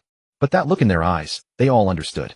After the extra practice ended that night, the 3 lay on the grass in front of the wall. Stars dotted the sky. There were especially many that night, dense and clustered, almost dizzying to behold. Ivan lay there and suddenly spoke. Li Feng. Li Feng turned his head. Ivan, still gazing at the sky, said, "Have you made up your mind about Nottingham?" Li Feng didn't answer right away. He stared at the stars. "I've decided," he said. Ivan waited. Li Feng said, "I'll go for the trial." Ivan stayed silent. Li Feng added, "But first I'll finish these last 3 games." Ivan still said nothing. After a few seconds, Ivan laughed. "Obviously," he said. Nicola chuckled beside him. The 3 continued lying there gazing up at the stars. After a while, Ivan spoke again. "No matter what happens this summer," he said, "these last 3 games, we fight them together." Li Feng turned to look at him. Ivan was still staring at the sky, his face devoid of expression. But when he said those words, his voice carried a weight that was different from usual. Li Feng averted his gaze and looked back at the sky. "Together," he said. Nicola hummed in agreement beside them. The 3 lay on the grass, no one speaking another word. A breeze swept by carrying a slight chill. But none of them moved to leave. A particular star in the sky shone especially bright, twinkling as if it were watching over them. The final round at home. Win, and they're promoted. Li Feng woke up 3 hours before kickoff. He hadn't woken up, he'd never fallen asleep. Tossing and turning, his mind replayed every image. Arriving that first day, dragging a battered suitcase through the gate, being knocked over in his first training session, the sting of stitches, the patch of ground he'd cleared in the snow, the bald man's expression, the Nottingham Forest business card Paul had handed him. It all came down to this one match. He got up and went a wash-up. In the mirror, his eyes were bloodshot. He stared for a few seconds, then lowered his head and kept brushing his teeth. When he walked out of the dormitory, Ivan and Nikolai were already waiting at the door. The 3 exchanged a glance and no one spoke. Then they walked out side by side. The road by the stadium was packed today.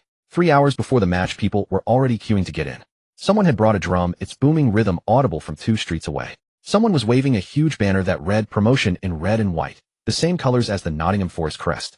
Someone recognized them and shouted in their direction. The words were indistinguishable, but the energy was different from usual. Li Feng kept his head down and continued walking. The dressing room was eerily silent. Everyone was there, but no one spoke. Some changed, some tied their boots, some leaned against the lockers with their eyes closed. On the tactical board hung on the wall was Marco's formation diagram, which Li Feng studied repeatedly. When Marco walked in, everyone looked up at him. The old man stood in the doorway, lit a cigarette, and took a drag. "How many are out there?" he asked. No one answered. He answered himself, "Over 3,000. This old ground has never been full." He exhaled a plume of smoke.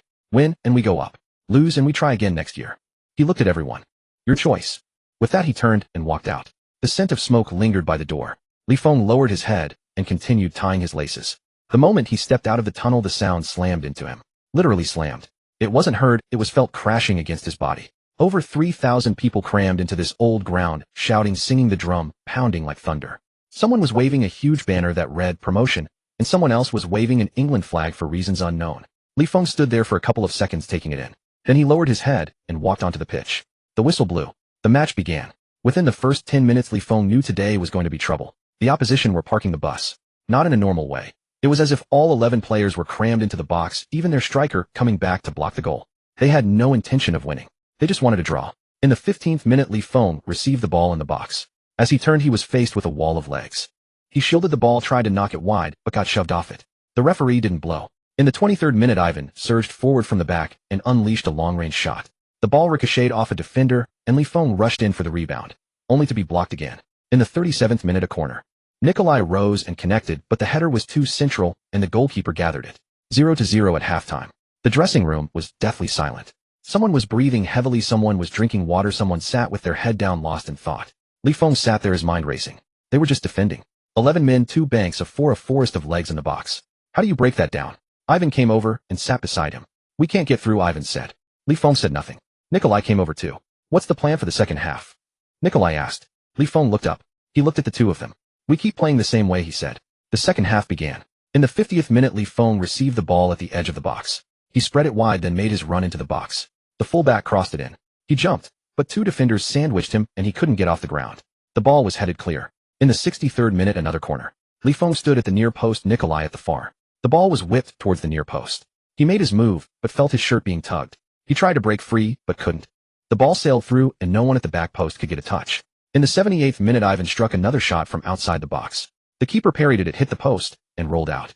Li Feng charged in for the rebound, but the keeper had scrambled back and smothered the ball. He stood in front of the goal, hands on hips, gasping for air. He looked up at the scoreboard. 0-0. Time was running out. In the 89th minute, the fourth official held up the board. 3 minutes of added time. The moment Li Feng saw that board, his mind went blank. 3 minutes. Only 3 minutes left. He ran back, and as he passed Ivan shouted something, but he didn't catch it. The 91st minute. Ivan launched a long ball from the back. It flew forward, heading towards the box. Li Feng took off chasing it. 2 opposition defenders were chasing too. He reached it as it landed. He stretched out a foot to control it, but was shoved from behind, sending him lurching forward. The ball bounced away and he hit the ground. The whistle blew. He lay on the ground motionless. The referee ran over, pointing to the penalty spot. A penalty. Li Feng was stunned for a moment. Then he got up. The stands erupted. The drum thundered, people were crying, people were screaming, people were throwing things onto the pitch. Ivan rushed over and grabbed him in a bear hug. Nikolai came charging over too. The rest of the team followed. A crowd of them surrounded him. Li Feng pushed his way out of the huddle. He walked to the penalty spot and placed the ball. Then he looked up and glanced at Nikolai. "You take it," he said. Nikolai froze. Ivan froze too. Li Feng said, "You take it." Nikolai stared at him, not moving. Li Feng said it again. "You take it." Nikolai opened his mouth to say something. Li Feng didn't let him. "You earned this penalty." "You take it," Li Feng said. Nikolai looked at him for a couple of seconds. Then he walked over and stood in front of the ball. The opposition keeper was dancing on his line, arms spread wide, trying to distract him. Nikolai didn't look at the keeper. He stepped back 2 paces and stood still. The whistle blew. He ran up, swung his leg, thwack. The ball flew like a cannonball, nestling perfectly into the top corner. The keeper dived, but didn't even get a fingertip to it. It was in. Nikolai stood there frozen for a second. Then he turned and ran towards Li Feng. Li Feng was caught in a crushing embrace, nearly toppling over. Ivan came charging in too. The rest followed. A pile of bodies pressed down on them. The final whistle blew. The match was over. 1-0. They'd won. They were promoted. When Li Feng was pulled to his feet, his ears were ringing with silence. All he could see were people running, jumping, screaming like madmen. Fans were pouring over the barriers, flooding the pitch, embracing the players. The drum had been beaten to a wreck, its sound distorted, but it kept pounding. Ivan charged over and hoisted him onto his shoulder. Nikolai came over and grabbed his other leg. Hoisted on their shoulders, he looked out at the sea of frenzied faces. Ivan shouted from below, "We're up? Holy shit, we're up." Nikolai didn't shout, but his shoulders were trembling. Carried through the crowd, Li Feng spotted Marco. The old man stood at the touchline, an unlit cigarette dangling from his lips, watching them. His face was expressionless, but the corner of his mouth twitched. Li Feng waved at him. The old man ignored him, turned, and walked away. Ivan and Nikolai set him down. The three stood in the middle of the crowd looking at each other. Ivan's face was slick with sweat, his eyes red. Nikolai's were too. Li Feng didn't know why they were getting emotional, but he felt a sting in his own eyes. Suddenly, Ivan extended his hand. Li Feng looked at it, then placed his hand on top. Nikolai piled his on. 3 hands stacked together. Ivan said, "We said it. We play our way out together." Li Feng looked at him. Nikolai looked at him too. Li Feng said, "Together." Nikolai nodded. The 3 hands pressed down, then broke apart. The crowd was still going wild. People were crying, laughing, throwing things into the air. Li Feng looked up at the sky.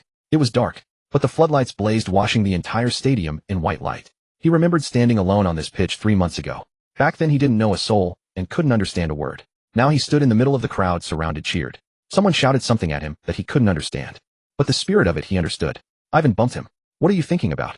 Li Feng looked away. "Nothing." He turned and walked into the crowd with Ivan and Nikolai. Behind them the pitch, the walls, and the lights still shone. In the distance, Nottingham awaited him. On the morning of his departure, the sky was overcast. Li Feng stood at the dormitory entrance, dragging his old suitcase. It was the same one he had arrived with, its 2 broken wheels squeaking and rattling as he pulled it along. Ivan and Nikolai stood before him. None of the 3 spoke a word. They simply stood there for a full minute. It was Ivan who finally broke the silence. "What time's your flight?" Li Feng replied, 3 in the afternoon to Nottingham. Ivan nodded. Silence fell once more. A gust of wind swept by, carrying a chill. Though it was summer, the morning air here remained cold. Suddenly Nikolai stepped forward and extended his hand. Li Feng hesitated for a moment, then clasped it firmly. Nikolai's grip was tight, almost painfully so. He held on for a few seconds before letting go. Ivan then extended his hand. "Don't embarrass yourself out there," Ivan said. Li Feng looked at his face. Thinner than before, but his eyes still held that familiar spark. "Nonsense," Li Feng replied. Their hands clasped together. After they released, Ivan took a step back. "Go on," he said. "Don't miss your flight." Li Feng nodded, then turned and dragged his suitcase away. After a few steps he glanced back. The 2 were still standing there watching him. He waved. Ivan waved back. Nikolai remained motionless, just standing there. Li Feng turned his head and continued walking. He traversed the dirt path, reached the main road, and when he looked back again, they were no longer visible. The flight lasted over 2 hours. Li Feng sat by the window, staring at the clouds outside. A vast expanse of white obscuring everything. His mind was a whirlwind of chaotic thoughts. One moment, he saw Ivan and Nikolai standing at the door, the next that wall or Marco's face. Then his thoughts drifted to Nottingham. What kind of city was it? Nottingham Forest. They'd won the European Cup before, but now they were a relegation battling side. He'd checked before coming, 2-time European champions, but that was decades ago. 3 hours passed in a blur. When they landed, the sky was clear. Li Feng dragged his suitcase out of the airport and stood at the entrance looking around. Someone called his name. Li Feng. He turned. A middle-aged man stood not far away, holding up a piece of paper with his Chinese name written on it, the characters slightly crooked. Li Feng walked over. The man looked rather ordinary, around 40, wearing an old jacket with slightly messy hair. Seeing him approach, he put the paper away and extended his hand. "Steve," he said. "Assistant coach at Nottingham Forest. Just call me Steve." Li Feng shook his hand. Steve gave him a quick appraising look. "That's all you've got?" he asked, glancing at the battered suitcase. Li Feng nodded. Without another word, Steve turned and walked away. "Come on, the car's over there." The car was even more dilapidated than Li Feng had imagined. A white van, though its paint had faded to a dull gray, with a large patch of rust on the door. Steve opened the passenger door, tossed a pile of clutter into the back seat, and gestured for him to get in. Li Feng sat down. The seat's leather was cracked in several places with the foam padding exposed. Steve started the engine and pulled out. Throughout the ride, Steve's mouth never stopped. "Nottingham Forest," he said. "You know about them." Li Feng nodded. Steve glanced at him. "Won the European Cup before twice," he said. "But that's ancient history now. Now, we're a relegation side." Li Feng remained silent. "Training grounds average, accommodations average, canteens average," Steve continued. "But you're here for a trial, not a holiday, right?" Li Feng nodded. Steve glanced at him again. "Your English all right?" he asked. Li Feng said, "It's okay." Steve nodded and didn't ask further. Outside the window stretched endless green. Fields, trees, and the occasional small village with low houses. A roadside sign read, "Nottingham," and beneath it in smaller letters, "Home of Robin Hood." Li Feng stared at it for a long time. Steve suddenly spoke. "We watch your videos from Croatia," he said. "That movement off the ball, there's something there." Li Feng turned to look at him. Steve didn't turn his head, keeping his eyes on the road. "But," he said, "this is England. The Premier League. It's different." Li Feng waited. Steve said, "The physicality, the tempo, it's all different. With your build you might struggle here." Li Feng stayed silent. Steve glanced at him. "I'm not trying to discourage you," he said. "Just want you to be prepared." Li Feng nodded. The drive lasted nearly an hour before they finally arrived. The place was even more run down than Li Feng had pictured. A 2-story building, dull and gray. Beside it were several training pitches. The grass was green but pockmarked with divots. In the distance stood a few single-story buildings, presumably the dorms. A sign at the entrance read, Nottingham Forest Training Center. Steve parked the car and led him inside. Rest up today, he said. Training starts tomorrow. He brought Li Feng to a dormitory door and pushed it open. The room was small. A bed, a desk, a wardrobe. The window faced the training pitches where figures could be seen running. This is it, Steve said. Find me if you need anything. With that he left. Li Feng stood at the door surveying the room. He dragged his suitcase inside and placed it by the bed. Then he walked to the window and looked out. The figures on the training pitch were still running faster than in Croatia. Faint shouts drifted over the words indistinct. He stood there watching for a long time. His phone buzzed. He took it out. A message. From Ivan. Arrived? He replied, arrived. Nottingham. Ivan responded instantly, how is it? He glanced out the window. Not bad. Ivan sent back a thumbs-up emoji. Li Feng put his phone down and continued gazing out the window. The sun was nearing the horizon, casting a golden glow over the training pitches. The figures were still running. He watched for a long while. Then he turned and began to unpack his belongings. On the first day of the trial, Li Feng was awake by 6. It wasn't by his own accord. Someone outside was shouting at the top of their lungs. He scrambled out of bed and peered through the window. Figures were already running on the training ground.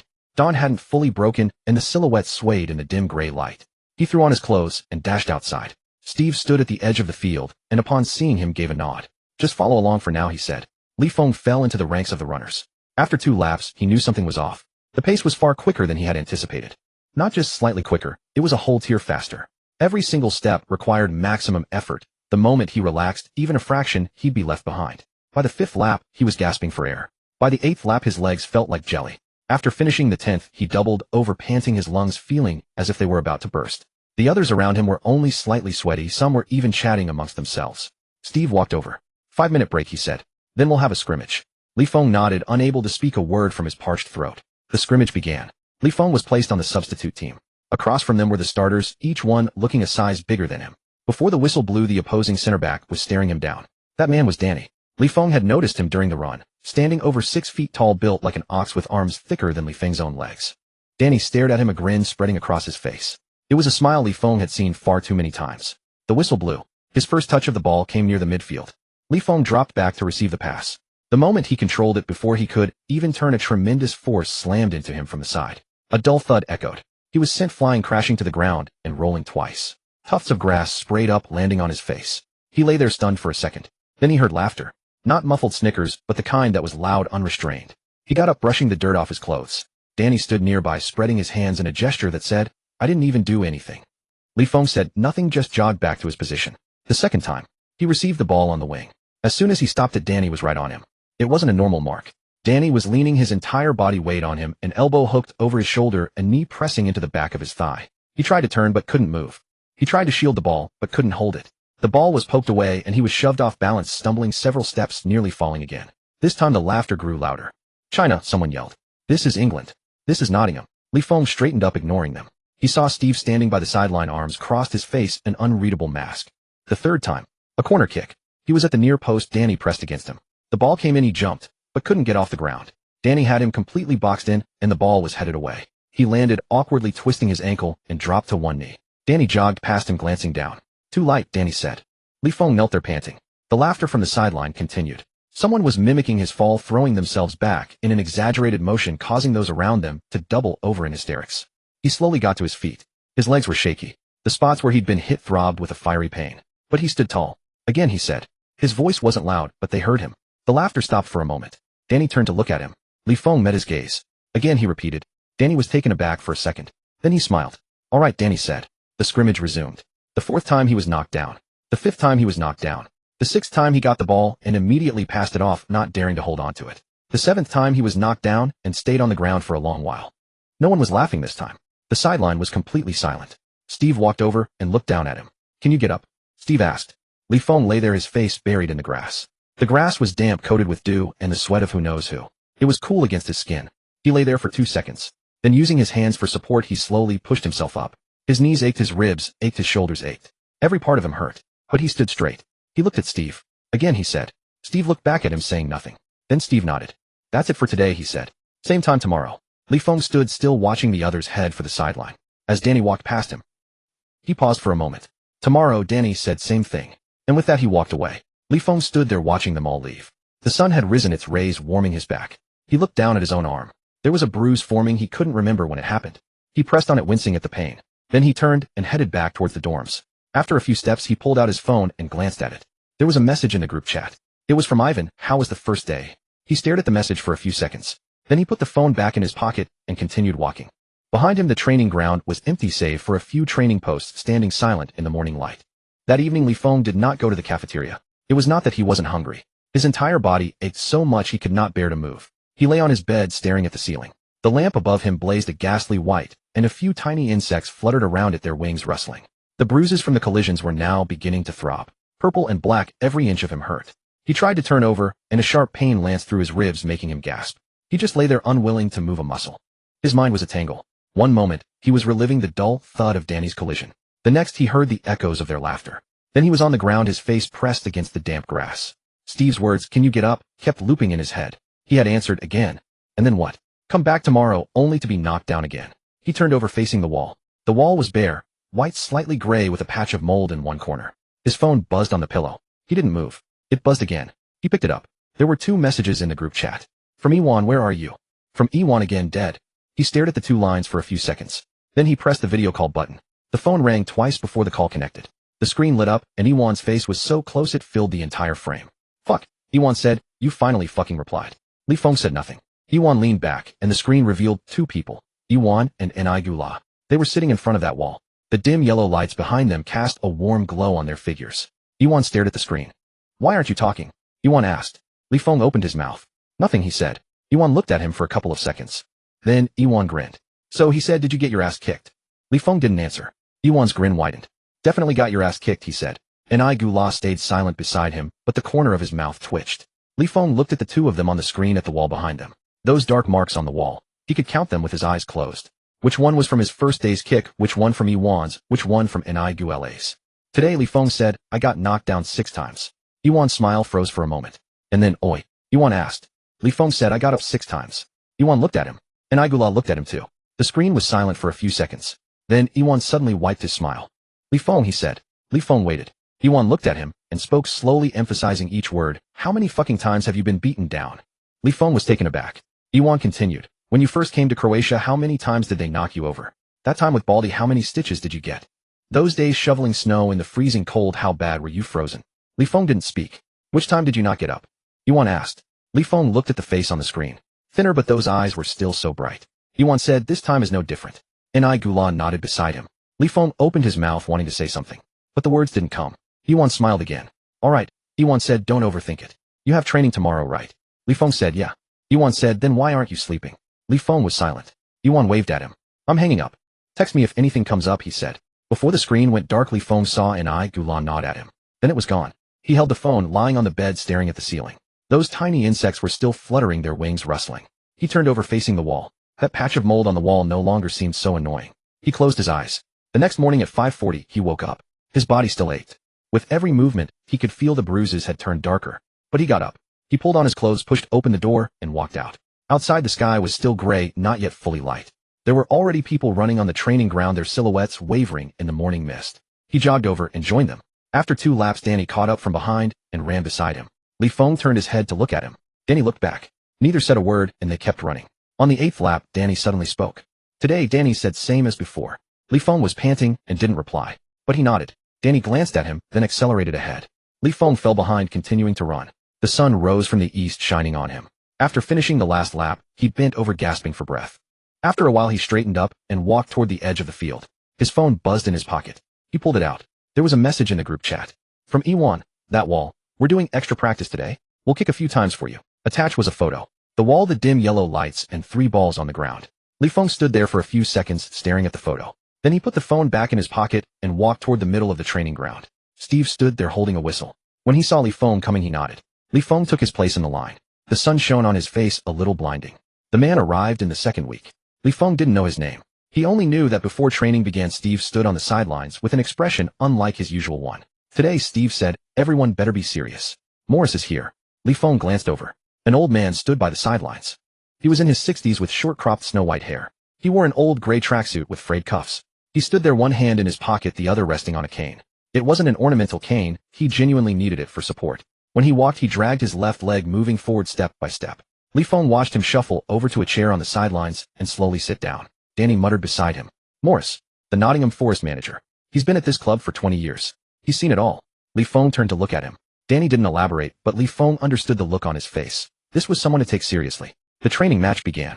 Today Li Feng ran faster than usual. It wasn't intentional, it was just that with the man sitting there one glance at him made it impossible to slow down. In the 15th minute he found space. The ball came to him, but as soon as he controlled it Danny closed him down. He shielded the ball looking to pass it off. Out of the corner of his eye he saw the man. Morris sat on the chair expressionless, just watching. He made the pass. In the 23rd minute it happened again. He received the ball on the edge of the box, turned to face Danny. Danny pressed him, and he feinted left trying to dribble past. Danny wasn't fooled. He held his ground, and poked the ball away. Li Feng looked back at Morris. The old man's expression hadn't changed. In the 37th minute a corner kick. He positioned himself at the near post. The ball came in he jumped, but missed it. The ball sailed past. As he landed he glanced over again. Morris was looking down writing something in his notebook. The first half ended. Li Feng walked off the pitch passing right in front of Morris. The old man didn't look up. He kept walking, but something felt stuck in his chest. In the 53rd minute of the second half, he finally got his chance. A long pass came from the defensive midfielder. He sprinted gaining half a step on Danny. The ball dropped, he stretched out his foot to trap it. His touch was too heavy. Just half a meter too far. Danny was already on him, the ball was gone.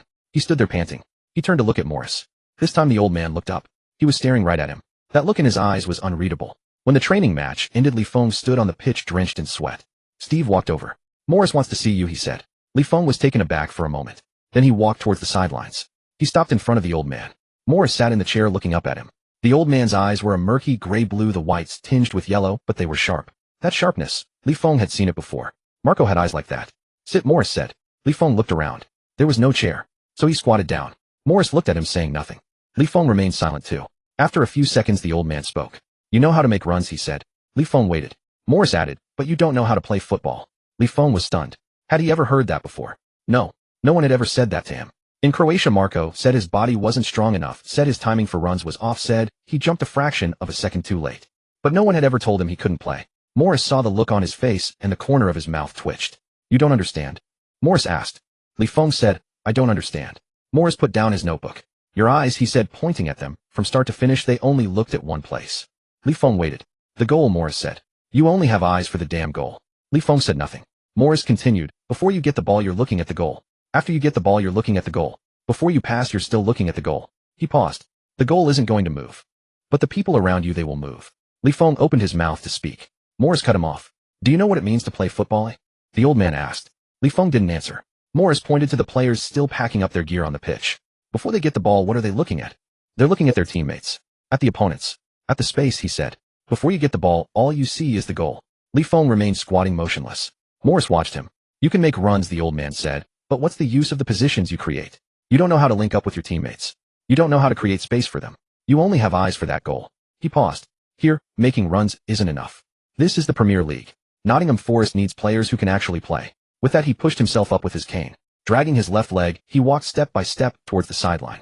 After a few steps he said without turning back, if you figure it out come see me tomorrow. Li Feng stayed squatting watching that silhouette slowly recede into the distance. The wind blew over carrying a slight chill. He squatted there for a long time. Danny passed by, glanced at him, and asked, what did the old man say? Li Feng didn't speak. Danny stood there for a couple of seconds, then walked away. Li Feng slowly rose to his feet. His legs had gone numb from squatting, he swayed struggling to keep his balance. He watched the figure in the distance, almost at the tunnel entrance now. The words were still echoing in his mind. Only eyes for the goal. Doesn't know how to play. He thought of all those goals he scored in Croatia. The ones poked in from scrambles at corners, the rebounds, the one-on-ones. It was all goal, goal, goal. He remembered what Marco had told him before he left for England. When you get there, listen more, watch more, think more. He stood there looking out over the empty training pitch. The sun was setting, casting a golden glow over the patches of grass. He turned and started walking back. After a few steps, he suddenly stopped. He looked back at the chair. It was empty. First round of the League Cup. The opponent was Stoke City from the Championship. Li Feng sat on the bench watching the players dash across the pitch. The city ground home of Nottingham Forest. This stadium was grander than any he had ever set foot in. Over 20,000 spectators filled the stands, not quite a sellout, but the roar from the sea of red shirts was thunderous enough to knock a person over. The floodlights blazed, making the turf gleam as if it were day. He sat there, his palms slightly damp. Not from nerves. It was that feeling of knowing a chance might come his way. Steve had told him before the match he would get some time today. Second half, Steve said, we'll see how it goes. Li Feng nodded. The first half ended goalless. They dominated possession, but couldn't break through. The opposition defended resolutely, packing the penalty area with bodies. Li Feng remained on the bench watching opportunity after opportunity slip away. A cross came in, their center forward leaped, but headed wide. In his mind, he pictured himself in that spot. Had he been there, the ball would have been in the back of the net. But he wasn't there. He was on the bench. The 60th minute of the second half, still 0-0. Steve stood up and walked over to him. "Warm up," Steve said. Li Feng sprang to his feet, tore off his training jacket, and jogged to the sideline. He ran along the touchline, stretching his legs and muscles. His eyes were fixed on the game. The crowd was singing the club's anthem, the tune of Mull of Kintyre, adapted with Nottingham Forest lyrics. Over 20,000 voices joined in the sound, a deep hum that vibrated in his chest. The 73rd minute, still 0-0. The 78th minute, still the same. In the 80th minute, the fourth official held up the board. Number 9 off, number 17 on. Li Feng stood at the sideline waiting. The number 9 jogged over, gave him a high five, and gasped, "Score 1 Chinese." Li Feng said nothing, just ran onto the pitch. The moment his feet touched the turf, he took a deep breath. The smell of the grass, the heat of the lights, the overwhelming hum of the crowd, it all crashed down on him. He glanced at the scoreboard. 0-0. 10 minutes left. In the 83rd minute, he had his first touch. A pass from midfield, he received it with his back to the goal. The opposing center back closed him down, half a head taller and a size broader. He didn't force it. He played the ball back and made a run to the right. The center back hesitated for a moment. The ball came back to him, he trapped it, and took a touch forward. He looked up. The penalty area was crowded. He spread the play to the wing and then darted into the box. The full-back delivered a cross. He leaped, but was shoved off balance and missed the header. He stumbled on landing, but regained his footing. He glanced back at the center back. The man was watching him too. In the 87th minute, a corner kick. Li Feng positioned himself at the far post. The crowd rose to their feet, waving scarves. Some were shouting, some whistling. The ball was swung and heading towards the near post. In the thicket of players, he was jostled and buffeted. But his eyes never left the ball. It ricocheted out of the melee headed by someone and flew towards him. He stuck out a leg. Not a shot, his knee. He thrust his knee forward. The ball's trajectory changed, slipping past the goalkeeper's hand and rolling almost lazily across the line. Goal. Li Feng stood there watching the ball bounce twice in the net. The stands erupted. The roar of over 20,000 people crashed over him like a wave from every direction. Some were singing, some screaming, some hurling scarves into the air. His teammates sprinted over, engulfing him in a hug. More piled on, surrounding him completely. He was crushed in the mob, struggling to breathe. But he didn't move. He pushed his way out of the pile. No wild celebration. He knelt down. He knelt on the edge of the penalty area, hands pressing into the turf, head bowed. The grass was prickly, cool, and damp with dew. He raised a hand and touched the scar on his brow. The scar was still there, faint but palpable under his fingers. He knelt for a few seconds. Then he rose and jogged back. As he ran past the center back, the man stood with his hands on his hips, staring at him. Li Feng didn't look long. The final whistle blew, 1-0. Victory. Li Feng walked towards the sideline. The crowd was still chanting. Some gave him thumbs ups, others shouted his name, mispronounced, but unmistakable. Reaching the touchline, he saw Morris standing there. The old man, leaning on his cane, watched him from near the tunnel entrance. Li Feng walked over. Morris looked at him, saying nothing. Li Feng didn't know what to say either. They just stood there. After a few seconds, Morris spoke. "Not bad." With that, the old man turned and walked away, his left leg dragging, disappearing step by step into the tunnel. Li Feng stood still, watching the retreating back. Li Feng. Someone called him. He turned. Danny stood nearby, looking at him. The look in his eyes was different now. Not disdain. Not provocation. Something else entirely. Danny held his gaze, then gave a nod. Li Feng nodded back. Danny turned and left. Li Feng stood there, listening to the fans still roaring behind him, staring at the empty tunnel entrance before him. The lights shone down, dazzling. He looked down at his boots. They were caked with grass clippings and mud. He stood for a moment, then headed for the dressing room. His phone buzzed in his pocket. He fished it out. A message in the group chat. From Ivan Score. He replied with one word, "Yeah." Ivan replied instantly, "Badass," along with a thumbs-up emoji. Li Feng stared at those words, then tucked the phone back into his pocket. The dressing room door was open, sounds of shouting, laughter, and singing spilling out. He walked in. The light was bright, making every face glow. The next morning, Li Feng expected to sleep until noon. He had gotten back too late the night before. The post-match celebration had dragged on until nearly midnight. Someone had brought beer, and there was singing in the locker room. He hadn't drunk, just sat there listening to them shout. Danny came over, slapped him on the shoulder, and said something he didn't quite catch, but he understood the sentiment behind it. He hadn't gotten back to his dorm until almost 1 in the morning. Lying in bed, his mind was still replaying that goal. The ball had bounced out of the crowd, and he had knocked it in with his knee. The angle, the timing. The keeper's hand had been just a fraction too slow. He tossed and turned, not knowing when he finally drifted off. When he woke, there was a message on his phone. It was from Steve, 9 o'clock, Morris's office. He glanced at the time, 8:30. Damn it. He scrambled up, threw on his clothes, and ran. No washing up, no brushing his teeth, his hair a complete mess. He reached the office door at exactly 9. He stood there catching his breath for a moment, then knocked. "Come in." He pushed the door open. Morris was seated behind his desk, a laptop in front of him, the screen paused on a frame. The old man looked up at him. "Sit." Li Feng sat down. Without a word, Morris pressed play. On the screen was last night's match. The corner kick was taken, bodies clashing in the box. Morris paused it, freezing the exact moment of Li Feng's run. This position, Morris said, pointing at the screen. You started your run too early. Li Feng was taken aback. Morris said by 0.3 seconds. 0.3 seconds too early. He resumed the play. The ball bounced out of the crowd, and Li Feng knocked it in with his knee. Pause. This shot, Morris said. Your standing foot was off balance. Li Feng stared at the screen. Morris played another clip, a back pass from his first touch. Pause. Here before you received the ball your head wasn't up. You didn't know who was behind you, Morris said. Li Feng remained silent. Morris continued playing clip after clip. Every clip was paused, and every clip had a problem. The run was too early, the touch was too heavy, the head wasn't up, the standing foot was off, the turn was slow, the passing lane was wrong. He went on for nearly half an hour. Li Feng had been watching the screen at first, but eventually stopped. He just sat there listening. Morris finally stopped and leaned back. The chair let out a creak. Scored a goal in the League Cup, the old man said. And think you're a big shot now, huh? Li Feng said nothing. Morris looked at him. Do you know where you fall short? Li Feng still said nothing. Morris pointed at the frozen frame on the screen. Everywhere, he said. Your runs are a bit off, your touch is a bit heavy, your shots are a bit off. A little off in every single aspect. It all adds up to a massive gap. Li Feng looked up at him. The old man's eyes, a grayish blue, were bright. That same brightness he'd seen in Marco. You've still got a long way to go, Morris said. Li Feng sat there completely still. The office fell silent for a few seconds. From outside the window someone shouted, probably training starting. Li Feng stood up. He walked towards the door. When he reached it, he stopped. His hand rested on the doorknob, unmoving. He stood there for 2 seconds. He turned around and looked at Morris. Then what should I do to improve, he asked. Morris looked back at him, a slight twitch at the corner of his mouth. It wasn't a smile. It was the look of an old man who knew you'd come back. Tomorrow morning, Morris said, 6 o'clock. Training ground. Li Feng was stunned for a moment. Morris had already looked back down at his computer. You can leave now, the old man said. Close the door on your way out. Li Feng pushed the door open and left. The sun outside was bright, almost blinding. He stood by the door for a moment, dazed. 6 o'clock. Training ground. He started walking back. As he walked, a thought struck him. The old man's leg, the one with the cane. If he had to be at the training ground at 6, how was the old man going to get there? He glanced back at the office door. It was already shut. That evening, he sent a message to Ivan. Li Feng, the old man says he's going to train me. Ivan replied instantly, which old man? Li Feng, Morris. The one from Nottingham. Ivan, train you in what? Li Feng, no idea. 6 tomorrow morning. Ivan sent a string of ha-ha-has. Then he said someone's finally going to knock some sense into you. Li Feng stared at the message and didn't reply. He tossed his phone onto the bed and lay down. Staring at the ceiling, his mind was filled with those images. The run that was 0.3 seconds too early. The touch that was half a meter too heavy. The moment his head wasn't up. Still a long way to go. He turned over and closed his eyes.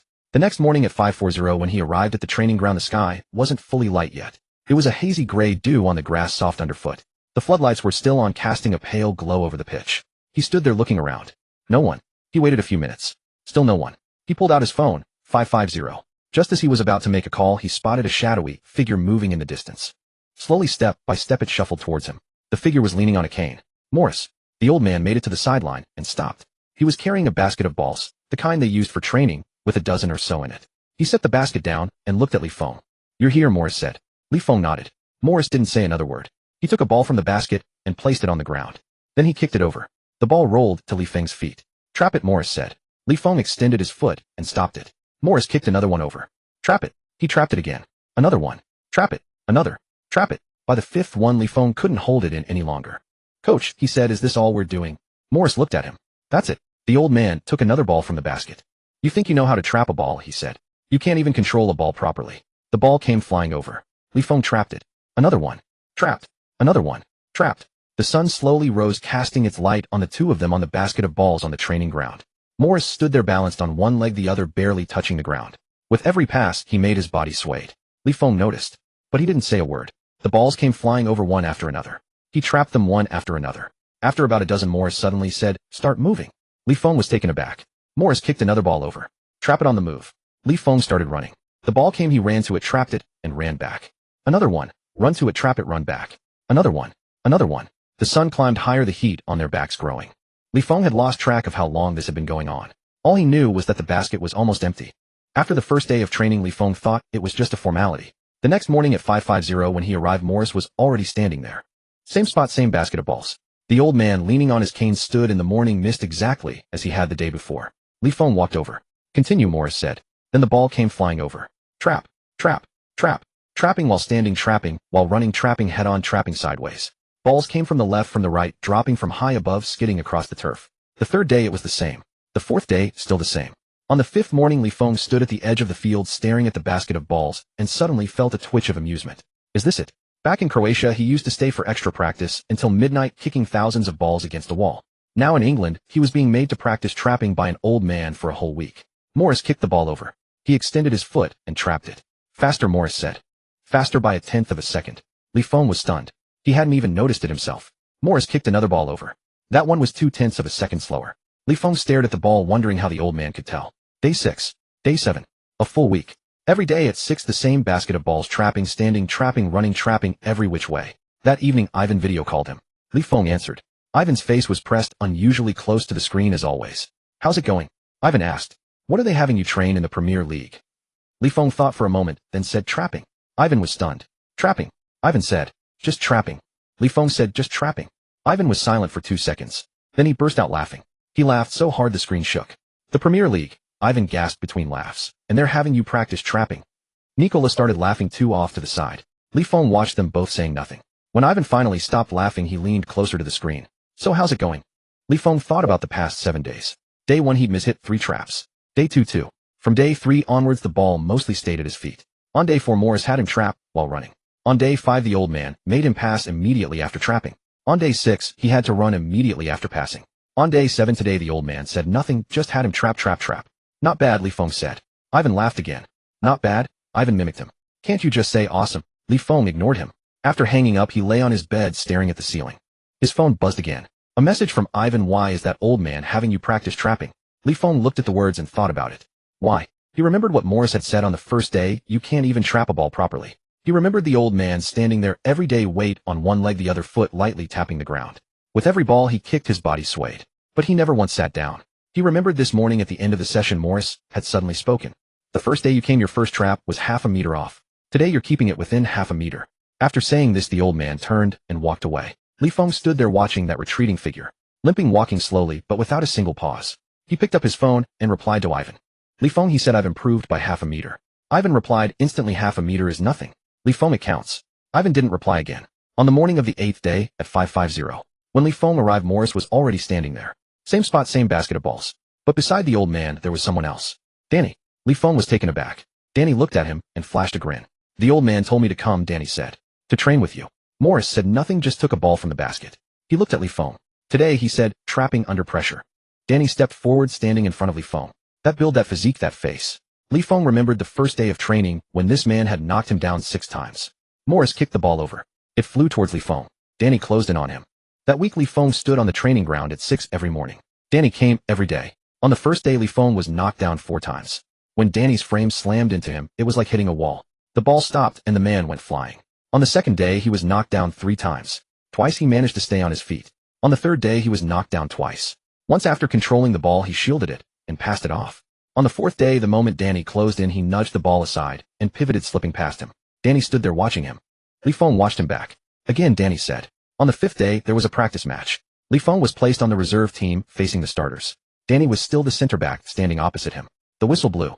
For the first 10 minutes he didn't touch the ball. Danny blocked his path and the ball couldn't reach him.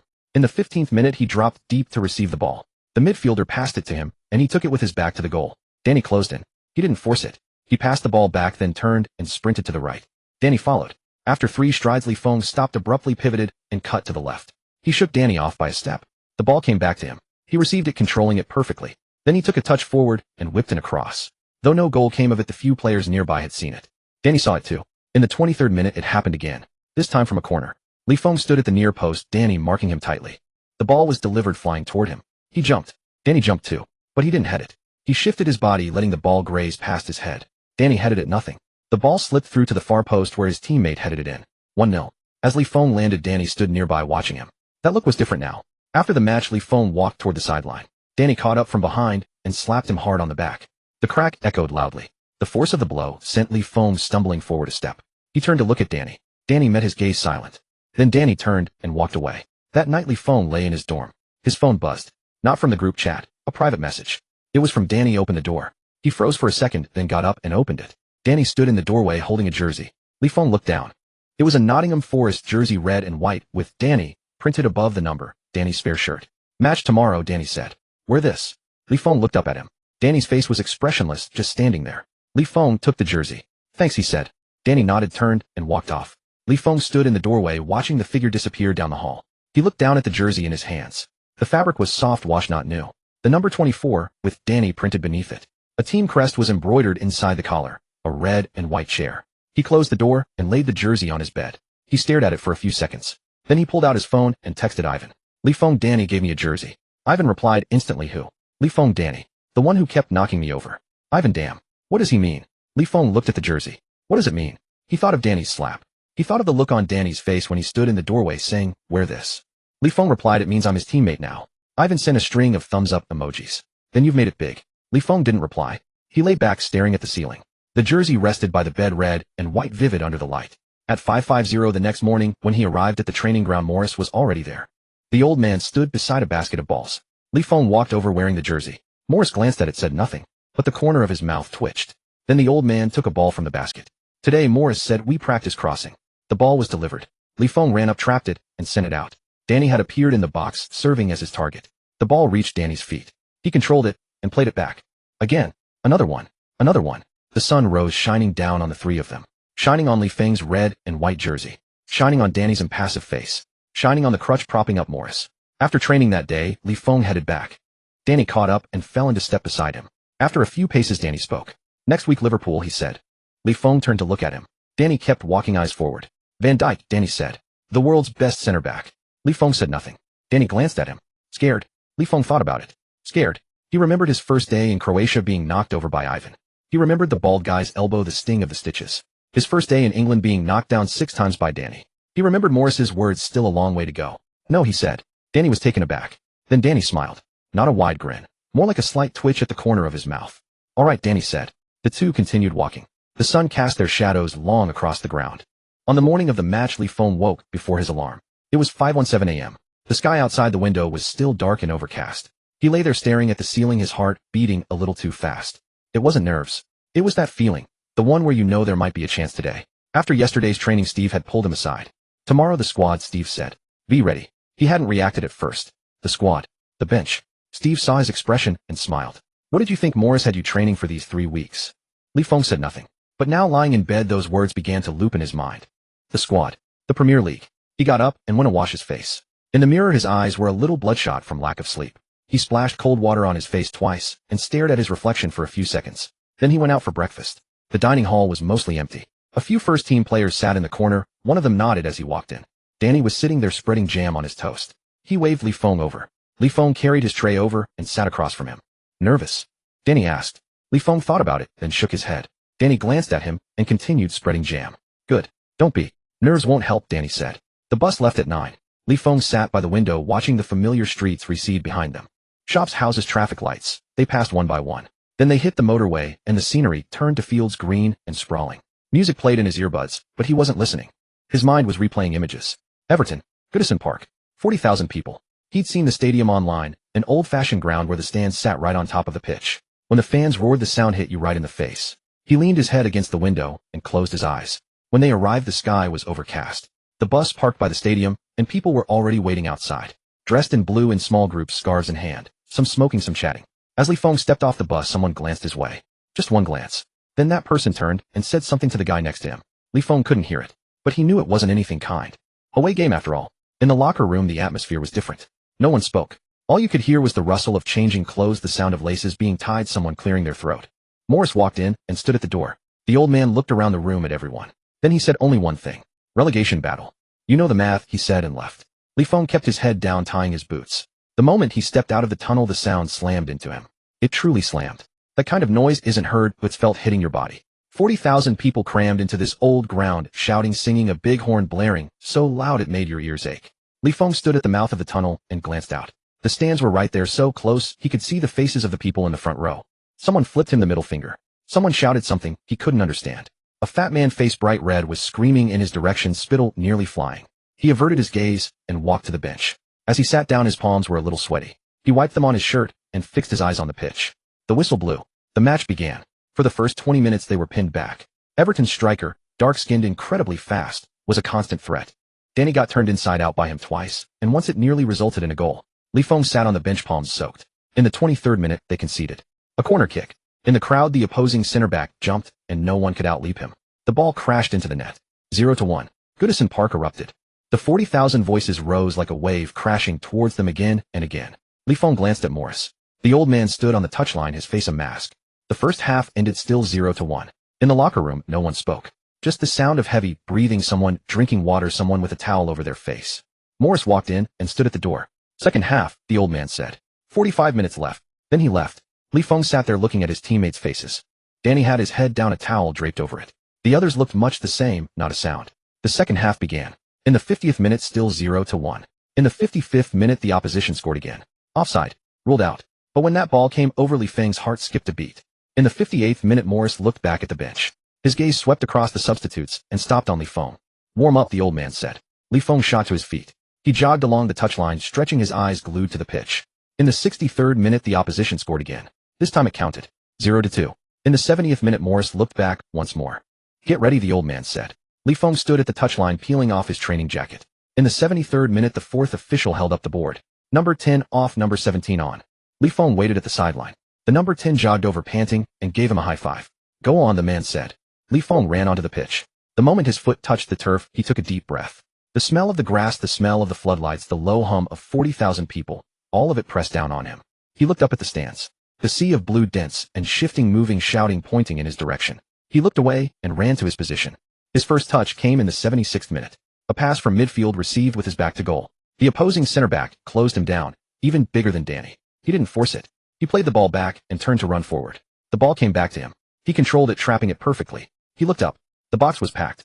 He switched the ball wide, then made a run into the area. The ball didn't come, but his burst of pace drew a glance from someone on the sideline. In the 82nd minute, his second touch, this time out wide. He received the ball and took a touch forward. The center back was on him tight. He shielded the ball, trying to turn. The defender stuck out a foot, nicking it off his leg. It rolled out for a throw-in. He stood there catching his breath. He glanced up at the scoreboard. 0-2. Time was running out. The 87th minute. Danny intercepted the ball in defense and launched a long pass forward. The ball flew forward towards the left wing. Li Feng sprang into action, chasing it. The center back was chasing too. He got there just as the ball landed. He stretched out his foot to control it and trapped it perfectly. The center back rushed past him, overshooting. He took a touch forward and looked up. Someone was making a run in the box. He swung it across. The ball flew and their striker leaped, got his head to it, and headed wide. No goal. Li Feng stood there watching the ball drift past the post. The 40,000 at Goodison Park went quiet for a second. Just 1 second. Then the noise started again. The final whistle blew. 0-2. Defeat. Li Feng stood on the pitch, hands on his hips, breathing hard. Danny walked over and stood beside him. That touch, Danny said. Not bad. Li Feng turned to look at him. Danny's face was expressionless, but the corner of his mouth twitched. Then he turned and walked towards the touchline. Li Feng followed. At the mouth of the tunnel, he looked back. The stadium lights were still blazing and the 40,000 were still roaring. He looked away and stepped into the tunnel. In the locker room, no one spoke. Li Feng sat there, head bowed. His phone vibrated. He pulled it out. A message in the group chat. From Ivan. Did you get on? He replied, yeah. Ivan, how'd it go? He stared at those two words, thinking. No goals. No assists. Just one cross and a few good touches. Li Feng typed back, decent. Ivan sent a sticker, a thumbs up. Li Feng put his phone down. Danny came over and tossed him a bottle of water. Next match, Danny said. Liverpool. Li Feng caught the bottle and looked at him. Danny looked back. Van Dijk, Danny said. You ready? Li Feng said nothing, but he unscrewed the cap and took a drink. The water was cold, a chill that ran all the way down his throat. On the night he returned from Everton, Li Feng couldn't sleep. It wasn't the loss that gnawed at him. It was Danny's words echoing relentlessly in his mind. Van Dijk, are you ready? He tossed and turned in bed, then finally got up and switched on his computer. He searched for Van Dijk. Video after video appeared. That Dutchman, standing over 6'3", was built like a tower. Positioning, tackles, headers, recovery runs. In those Liverpool matches, he was like a wall. Anyone who came near him fell. There was a fan-made compilation titled Strikers Destroyed by Van Dijk. 3 minutes of forwards being utterly neutralized by his defense. Some were blocked from turning, some were chased down and robbed of a one-on-one, some were simply knocked 2 meters away. Li Feng watched it 3 times. Then he shut the computer and lay back down, staring at the ceiling. That wall. He thought of the wall in Croatia, the one he had kicked thousands of balls against. Now a human wall was coming. The next day at training, he stayed late for extra drills. As Danny was leaving, he glanced at him. Still training tomorrow? Li Feng nodded. Danny said nothing and left. For the next 3 days, he trained until dark every day. The thud of the ball against the wall echoed late into the night. Trap, turn, shoot. Trap, turn, shoot. Over and over. On the 4th day, Steve walked over. Morris wants to see you. He went to the office. Morris was sitting there, a computer on the desk. He gestured to a chair as Li Feng entered. Li Feng sat down. The old man hit play. The screen showed a highlight reel. Van Dijk. Morris didn't say a word, just let him watch. He watched for 10 minutes. Then the old man paused it. The frame froze on Van Dijk's positioning. "This spot," Morris said, pointing at the screen. "You can run into it." Li Feng waited. "But he'll be waiting for you here." The old man pointed to another spot. "He's faster, stronger, and taller than you. By the time you get there, he's already there." Li Feng was silent. Morris looked at him. "So what do you do?" Li Feng thought for a moment. "Run where he I sent," he said. A faint smile tugged at Morris's lips. "A whole week of thinking, and that's what you came up with?" Li Feng said nothing. The old man closed the video and leaned back. "Where he I sent," Morris said, "is behind him." Li Feng froze. "Van Dijk likes to defend the near post," the old man said. "You drift to the far post. He likes to mark you tight, so you first move close to him, draw him in, then drop back." He paused. "The offside line is his weakness. When he steps up to play offside, there's a split-second window." Li Feng sat there, his mind racing. The offside line. He thought of Inzaghi. Morris saw the look on his face and nodded. "If you get the hell out of here," the old man said. "Match tomorrow." Match day. Nottingham Forest's home ground, the city ground. The opponent Liverpool. As Li Feng walked into the dressing room, the others were already getting changed. No one spoke. The atmosphere was different from usual. Danny sat in the corner, head down, tying his boots. Li Feng walked over and sat beside him. Danny looked up. "Van Dijk," Danny said. "You ready for this?" Li Feng thought for a moment. "Let's see." Danny was taken aback, then he smiled. "All right," Danny said. As they walked out of the tunnel, the noise hit them. Over 20,000 fans, a sea of red, packed the city ground. The big drum was beating, someone was singing the club anthem, someone was waving a massive flag. Li Feng walked out and looked across the pitch. The Liverpool players were coming out too, all in red, walking in a line. The one at the front, over 6'3", bald with an impassive face. Van Dijk. He glanced over. Just once. Then he looked away and kept walking. Li Feng stood still, watching that figure. Danny walked over and stood beside him. "That's him," Danny said. Li Feng nodded. The whistle blew. For the first 10 minutes, Li Feng didn't touch the ball. Van Dijk stood in front of him 2 steps away. Not pressing, just cutting off the passing lanes. Wherever he ran, Van Dijk took a step to follow. Just that one step. The ball couldn't get through. In the 15th minute, he dropped deep to receive. He got the ball turned. Van Dijk closed in. In that instant, Li Feng felt like he'd been hit by a truck. It wasn't pain. It was that feeling of being completely unable to move. Van Dijk didn't even stick out a leg, just held his ground. His shoulder pressed against him. Li Feng couldn't turn, couldn't shield the ball. The ball was taken. Li Feng stood there watching Van Dijk pass it away. After passing, Van Dijk glanced back at him. Still no expression. Li Feng averted his gaze and ran back. In the 23rd minute, Liverpool scored. Salah cut in from the wing and curled one into the top corner. 1-0. The city ground went silent for a second. Then the Liverpool fans erupted. Li Feng stood in the center circle, hands on his hips. Halftime 0-1. In the dressing room, no one spoke. Morris walked in and stood by the door. "Second half," the old man said. 45 minutes left. He glanced at Li Feng. He didn't say anything else. But Li Feng understood that look. The second half began. In the 50th minute, Li Feng made his first run into space. He drifted to the far post. Sure enough, Van Dijk stepped half a yard toward the near post. That half yard was all it took. The ball came. He stretched out his foot to control it. Van Dijk was already there. That half yard gave Van Dijk half a second. Half a second was enough. The ball was knocked away. Li Feng stood there breathing heavily. In the 63rd minute, he tried again. He first moved close to Van Dijk, drew him in, then dropped back. Van Dijk was pulled a step forward. That was the step.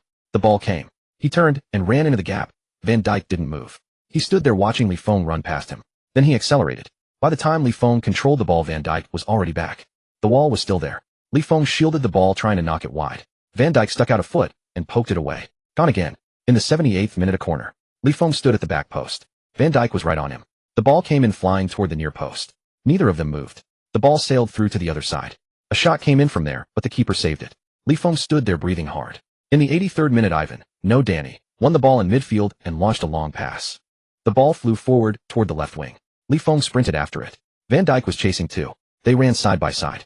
Van Dijk was taller, stronger, with longer legs. But he was just a little bit faster. Just a little. As the ball landed, he got there first. He stuck out his foot to control it. It stuck. It stuck perfectly. Van Dijk caught up from behind, not sticking out a leg, just holding his position beside him. Li Feng took a touch forward. Van Dijk followed. He nudged the ball left. Van Dijk didn't bite. Suddenly he stopped dead, turned, and cut to the right. Van Dijk was fooled. Just that split second. Li Feng struck the ball. Not a powerful shot, a toe poke. The ball skimmed across the grass, slipping past Van Dijk's foot. The keeper dived, but couldn't reach it. The ball slowly rolled over the line. In. The city ground exploded. The 20,000 voices roared, a wave of sound crashing over him from all sides. The drum pounded thunderously. Someone threw a scarf onto the pitch. Someone else rushed toward the field. Li Feng stood there watching the ball bounce twice in the net. Danny sprinted over and hugged him. The others piled in too. A crowd of them surrounded him. He was crushed in the middle, struggling to breathe. But he didn't care. He pushed his way out of the pile. He turned to look for Van Dijk. Van Dijk was standing at the edge of the box, hands on his hips, watching him. That expression was different now. Not disdain. Not anger. Something else. Li Feng looked away and ran back. When the final whistle blew, it was 1-1. A draw. Li Feng walked toward the sideline. As he reached the touchline, he saw Morris standing there. The old man was leaning on his cane watching him. Li Feng walked over. Morris looked at him saying nothing. Li Feng didn't know what to say either. They just stood there. After a few seconds Morris spoke. Not bad.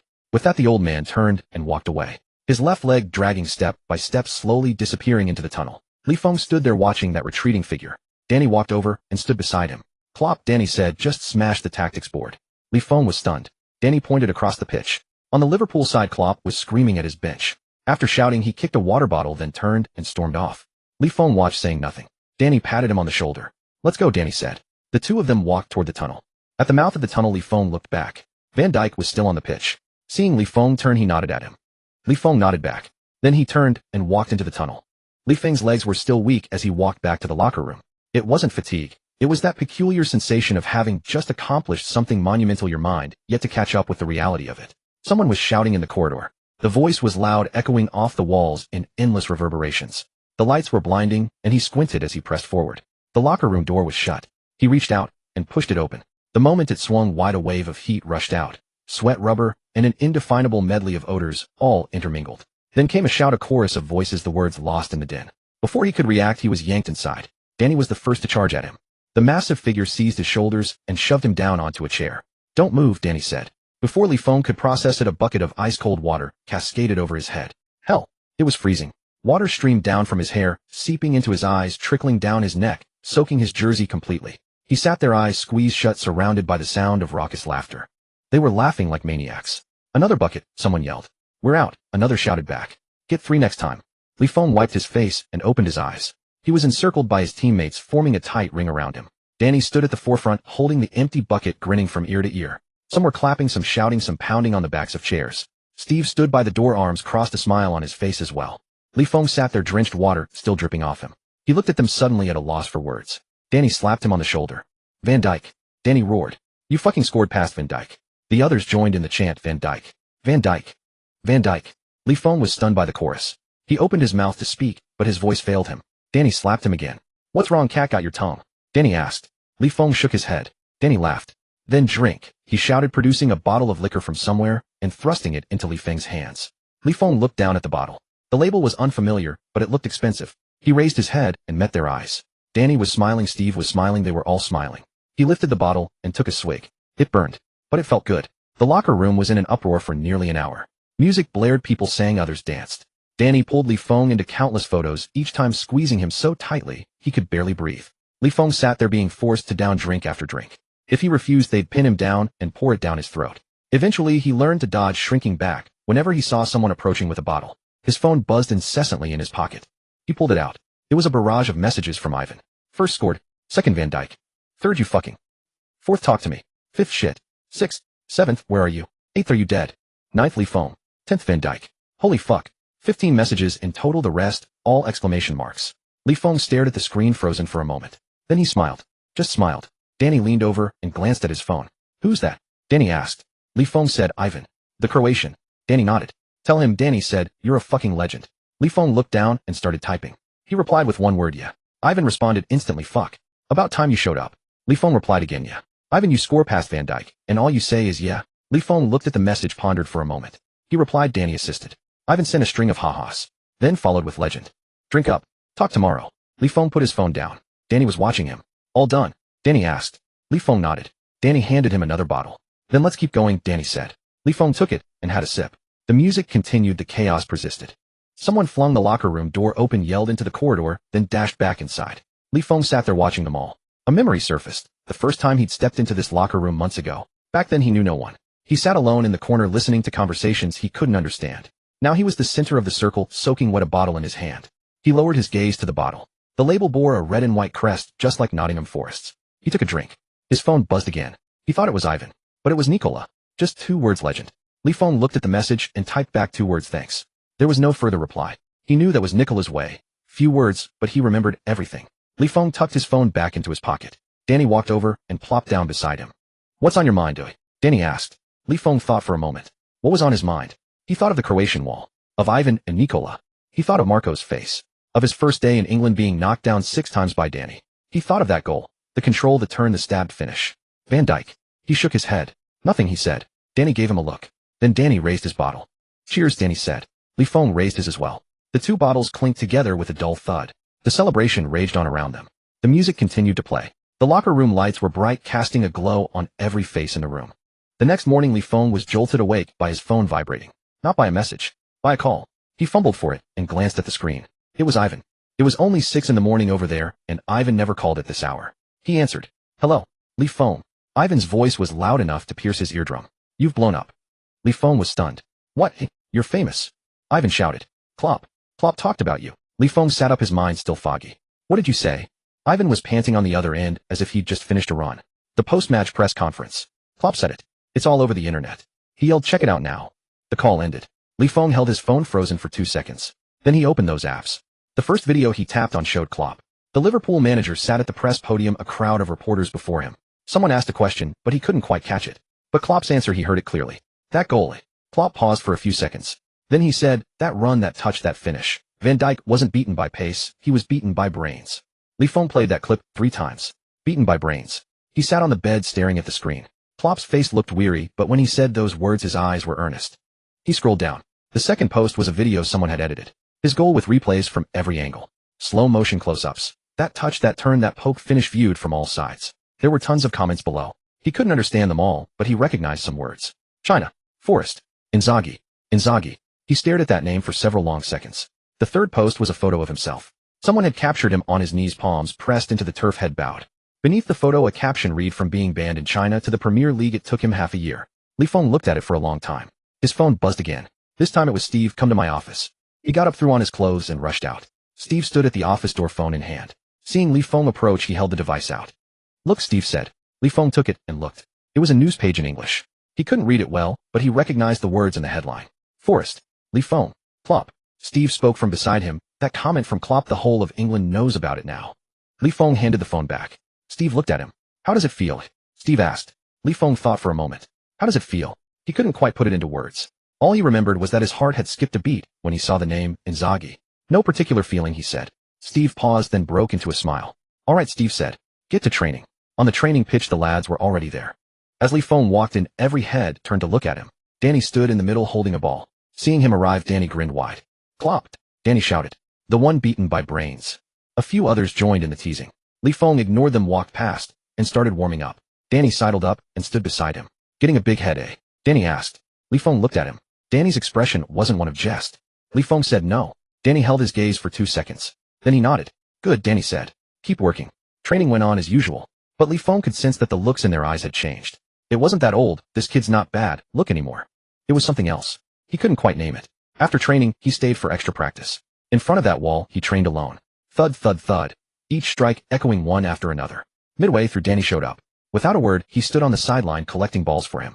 They trained until dark, then walked back together. After a few steps, Li Feng suddenly spoke. Danny. Danny turned his head. Li Feng hesitated, then said, that line from Klopp. I watched it 3 times. Danny waited. Li Feng said, but what I remember most isn't that line. Danny said nothing. Li Feng stared at the path ahead. It's that touch I made, he said. That one. It was way more solid than before. Danny was taken aback for a moment. Then he laughed. No kidding, Danny said. The old man had you drilling that touch for 3 weeks. Li Feng chuckled too. The two walked on. The streetlights flickered on, stretching their shadows long across the ground. That night, Li Feng got another video call from Ivan. Ivan held up his phone on the other end, and Nikolai's face appeared in the frame. Blown up yet? Ivan asked. Li Feng said, not bad. Ivan burst out laughing. Not bad, he yelled. Klopp says you beat a man with your brain, and all you've got is not bad. Li Feng stayed silent. Nikolai spoke up from the side. Inzaghi, Nikolai said. Someone's calling you that now. Li Feng looked at that expressionless face on the screen. I saw it, he said. The 3 of them fell silent for a few seconds. Then Ivan raised a bottle. Come on, Ivan said. Li Feng raised his hand, too, mimicking a toast. Across the screen, nothing actually clinked. But the sentiment came through. After hanging up, Li Feng lay in bed. The ceiling was still the same ceiling. The lamp was still the same lamp. But the thoughts churning in his mind were different now. Inzaghi. He thought of that dream. The San Siro, that figure in the number 9 shirt seen from behind. He turned over and closed his eyes. Training again tomorrow. After the Liverpool match, Li Feng thought things would ease up. But the next day in training, the atmosphere was even tenser than before. The others barely spoke. During practice, they ran with their heads down, tackled with their heads down, and shot with their heads down. When someone made a mistake, no one yelled. They just walked back with their heads lowered. Li Feng sensed something was wrong. After training that day, he pulled Danny aside. What's going on? Li Feng asked. Danny glanced at him. Haven't you looked at the league table? Danny asked. Li Feng was taken aback. He had looked, just yesterday. Nottingham Forest were 17th, only 1 point above the relegation zone. But he didn't think much of it. In Croatia they had chased from 6th place to promotion, overturning a 6-point gap. Seeing his expression, Danny sighed. 5 games left, Danny said. Every one is a final. Li Feng nodded. I know, he said. Danny looked at him. Have you been through this before? Danny asked. Li Feng pondered.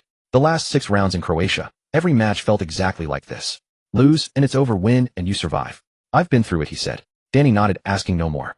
The next morning the entire squad was summoned to the tactics room. Morris stood at the front of the tactics board beside him. The old man said nothing. He just picked up a marker and wrote a few words on the board. 5 games. Stay up. After writing, he put the marker down and scanned the room. Then he turned and walked out.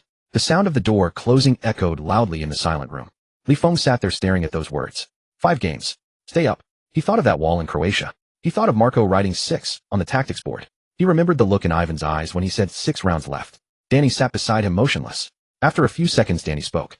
What are you thinking about? Danny asked. Li Feng said, remembering the past. Danny turned to look at him. What past? Danny asked. Li Feng said, Croatia. The last 6 rounds. 6 points behind, chasing 6 points. Danny was stunned. Did you catch up?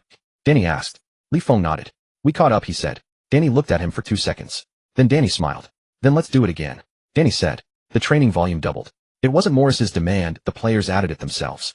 After every session the wall in front of the goal was crowded with people. The thudding sounds echoed from afternoon until dark. Some shot, some crossed, some practiced headers. Balls flew everywhere, voices shouting all around. Li Feng stood in the crowd practicing as usual. Danny walked over and stood beside him. That Croatia team of yours, Danny said. How did you play those last 6 rounds? Li Feng thought for a moment. 1 game at a time, he said. Danny waited.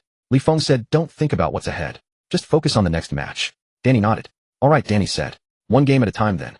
The weekend came an away fixture. Their opponent was Southampton, level on points, also fighting for survival. Win, and they'd climb out of the relegation zone, or lose, and they'd drop in. In the dressing room before the match no one spoke. Li Feng sat tying his boots, his hands trembling slightly. It wasn't nerves, it was that feeling of knowing exactly how important this match was. Danny walked over and sat beside him. Back in Croatia, Danny asked, were you nervous? Li Feng thought. Nervous, he said. Danny looked at him. Li Feng said, but once you start running the nerves go away. Danny was taken aback. Then he smiled. All right, Danny said. Then let's run. The whistle blew. The match began. For the first 20 minutes, both sides probed. No one dared to press too hard, no one dared to make a mistake. In the 23rd minute the opposition scored. A corner kick. In the crowd no one got ahead to it. The ball dropped to the far post, and their striker slotted it home. 0-1. Li Feng stood in the center circle, watching them celebrate. He looked back at Danny. Danny stood at the back, hands on his hips, looking back at him. Across the entire pitch neither said a word. But that look said it all. The first half ended 0-1. In the dressing room still silence. Morris walked in and stood by the door. 45 minutes left, the old man said. Then he glanced at Li Feng. He said nothing. But Li Feng knew exactly what it meant. The second half began. In the 50th minute Li Feng got his first touch. He dropped deep to receive, turned, and drove forward a step. The opposing center-back closed him down. He shielded the ball, passed it wide, then sprinted into the box. The ball never came back. But that run shifted the defense. In the 63rd minute again. This time from a corner. He stood at the near post, the ball came in, he made his move. But someone tugged his shirt, and he couldn't break free. The ball sailed past.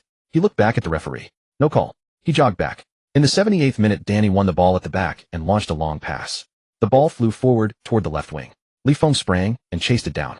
The opposing center-back was chasing too. He got there. The ball dropped, he stretched out his foot and trapped it. A perfect clean trap. He looked up. Someone was making a run in the box. He delivered the cross. The ball flew in, their forward leaped, got his head to it, and scored. 1-1. Li Feng stood on the wing watching the ball bounce in the net. His teammates rushed over and engulfed him. Danny came sprinting from the back all the way up the pitch, his face flushed red. A pile of bodies surrounded him. He was crushed in the scrum, struggling to breathe. But he didn't care. The final 10 minutes were a battle for both sides. They pushed forward and his team defended with everything. In the 93rd minute a cross nearly went in. When the keeper made the save, Li Feng's heart stopped for a second. The final whistle blew. 1-1 a draw. Li Feng stood on the pitch, hands on his hips, gasping for air. Danny walked over and stood beside him. 1 point, Danny said. Li Feng nodded. Danny said, enough. Li Feng thought. 1 point behind. 4 games left. Not enough, he said. Danny looked at him. Li Feng said, but it's better than nothing. Danny was taken aback. Then he smiled. Come on, Danny said. Let's go back and get ready for the next one. The two walked toward the sideline. Behind them the stadium still hummed with noise. But Li Feng didn't look back. His mind was already on the next match. On the morning of the match, Li Feng woke to the sound of rain pattering against the window, a relentless drumming against the glass. The sky was a dreary gray, obscuring any sense of time. He fumbled for his phone. 7:15 a.m. 6 hours to go. He remained motionless in bed. His mind was already racing. Burnley, a relegation six-pointer. Win, and they leap to safety. Lose, and they plunge into the abyss. All on a single match. He dragged himself out of bed to wash up. The reflection in the mirror showed dark circles under his eyes. He hadn't slept well, his mind replaying the same scenes over and over. Runs, passes, shots. An endless loop. He splashed cold water on his face, staring into the mirror for a long moment. Then he went out for breakfast. The dining hall was nearly empty. Danny sat in the corner, a plate of food untouched before him. Li Feng took his tray and sat across from him. Danny looked up. It's raining, Danny said. Li Feng nodded. The pitch will be slick, Danny added. Li Feng nodded again. They ate in silence, the rain drumming against the windows. The rain had lightened by the time the bus left for the stadium, but the sky remained a heavy, overcast gray. The low-hanging clouds pressed down on the city. Li Feng watched the houses roll by from his window seat. The streets were quiet, but as they neared the ground, the crowds thickened. Clusters of people in red, some huddled under umbrellas, others braving the drizzle. Near the stadium, the streets were a sea of bodies. Flyers were being handed out, scarves sold, and one massive banner declared relegation. Fight. Li Feng watched them all silent. Danny watched too. The bus turned into the players' tunnel, muffling the roar of the crowd. The dressing room was eerily quiet. The team was there, but no one spoke. Some changed, some laced their boots, one leaned against the locker with his eyes closed. Steve walked in holding a piece of paper. Their lineup, he announced. They're parking the bus. He pinned the paper to the wall and left. Li Feng glanced at it. Burnley 5 at the back. As expected. Morris walked in, and every head turned.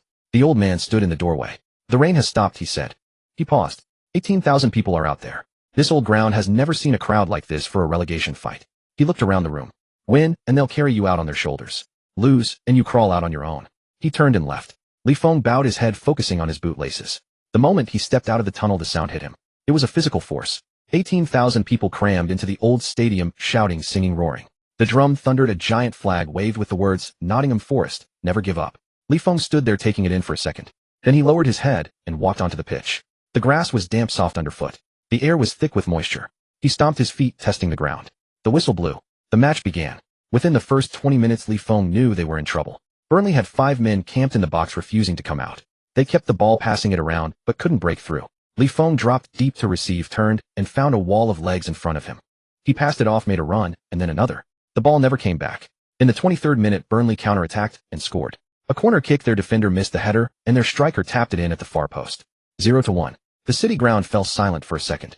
Then the roar started again. Li Feng stood at the center circle, hands on his hips.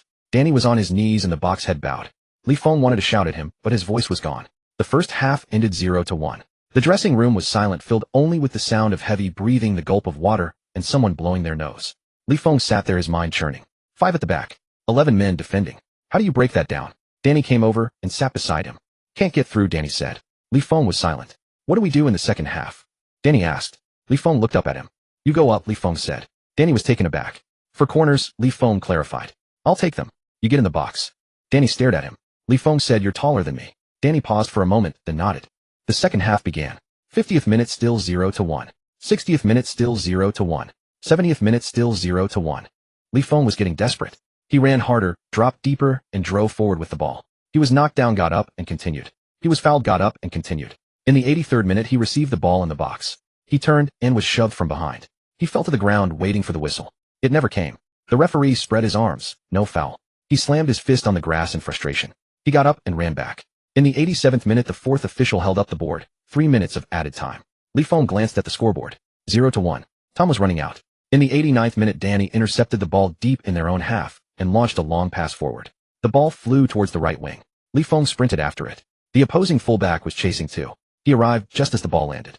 He stretched his foot out to control it and trapped it perfectly. The fullback overshot. He took a touch forward and looked up. The box was packed. Danny was standing at the far post, surrounded by a sea of bodies. He swung his leg and whipped in a cross. The ball arced into the box, heading straight for Danny. Danny leaped. The big man rose highest, hanging in the air. He met it with a powerful header. Thud. The ball crashed into the back of the net. 1-1. The city ground erupted. The 18,000 voices rose as one, a wave of sound crashing over him from all sides. The drum pounded a frantic rhythm, scars were thrown onto the pitch, and fans surged forward. The first thing Danny did after landing was sprint towards him. He wrapped his arms around Li Feng in a crushing embrace. Great ball. Danny yelled. Li Feng could barely breathe. The rest of the team piled on, engulfing them in a mass of bodies. The referee was shouting, telling them to get back. 2 minutes remained. They defended for their lives. In the 93rd minute, Burnley won a corner. Their goalkeeper even came up. The ball was swung and heading into the melee. Danny leaped and headed it clear. The final whistle blew. 1-1. Was it over? Li Feng stood there stunned for a second. Then he heard the shouting. Not shouting, roaring. All 18,000 of them roaring in unison. Danny charged over and hoisted him onto his shoulders. The others swarmed around them. Carried on Danny's shoulders, he looked out at the frenzied crowd. Danny yelled from below, "We're safe. We finged it." It finally hit Li Feng. It wasn't a draw. It was a win. The point was enough. Their rivals had lost, and they had escaped the drop zone. He looked down at Danny. Danny was still shouting. He was set down standing in the middle of the team. Danny threw an arm around his neck and waved to the stands. The drum was still beating, its rhythm fractured but relentless. Li Feng looked up. In the stands, people were crying, laughing, embracing each other. He was reminded of that night in Croatia. The same lights, the same roar, the same frenzy. Danny was calling his name. He turned to look at Danny. Danny's face was drenched in sweat, his eyes red. "We're safe," Danny yelled. Li Feng just looked at him. "Yeah," he said. Danny blinked, then broke into a grin. "That's it. Just yeah?" Danny asked. Li Feng didn't answer, but he smiled too. Later that night, his phone buzzed incessantly. A message from Ivan: "Safe." Li Feng replied, "Yeah." "Ivan, badass." Li Feng stared at those two words, then put the phone down. Outside the window, the lights of the city ground were still blazing. By the time they left, the pitch night had fully fallen. Li Feng was being escorted by the group, unsure of their destination. The crowd around him was a cacophony of shouts and songs, with objects being hurled into the air, their nature indiscernible. Danny walked beside him, his arm wrapped tightly around Li Feng's neck. "Drinks," Danny yelled. "We're drinking tonight, no excuses." Li Feng, choked by the grip, tried to break free, but couldn't. The others joined in the raucous encouragement. Someone began singing terribly off-key, yet with tremendous volume. They were pushed into a bar. It wasn't an upscale establishment, just a roadside dive with a worn old sign hanging over the entrance. Usually deserted, the place was packed tonight, filled with people clad in red. As Li Feng was shoved inside, the patrons paused, taken aback. Then recognition dawned. "Li Feng," someone shouted. "The Chinese guy." A crowd immediately swarmed him, and before he could react, he was being clapped on the back. They patted his shoulders, his back ruffled, his hair. Unable to dodge, he stood there and took it. Danny doubled over with laughter, watched from the side. Li Feng looked at him. "What's so funny?" Li Feng asked. Danny replied, "The look on your face." Li Feng had no idea what look he meant. But he was guided to a seat, and a bottle of alcohol was pressed into his hand. "Drink," someone yelled. Li Feng looked down at the bottle. The label was unfamiliar, but it looked potent. He took a sip. It was harsh. Yet tonight it didn't seem so strong. The others were going wild. People were singing, dancing, some even climbed onto tables pushed together to dance on top. A waiter shouted for them to get down, but was ignored. A heavy-set man slipped while jumping down, crashed to the floor, but got right back up and continued dancing. Li Feng sat in the corner watching. Danny sat beside him, also watching. "These guys," Danny said, "have been holding it in for a whole year." Li Feng nodded. Danny looked at him. "What about you?" Danny asked. Li Feng was taken aback. "What about me?" Danny said, "You've been holding it in for a year too, right?" Li Feng thought for a moment. A whole year. At this time last year, he was still doing extra training at that rundown pitch in Croatia. He'd wake up at 5:40 every morning and kick a ball against the wall until dark. Ivan and Nicola were with him, the three of them shoveling snow to clear a patch of ground. Now he was here in a bar in England, being plied with drinks by strangers. He looked down at his bottle. "It's all right," he said. Danny grinned. "All right," Danny mimicked. "Can't you say it's great?" Li Feng ignored him. His phone buzzed in his pocket. He pulled it out. A video call. From Ivan. He glanced around.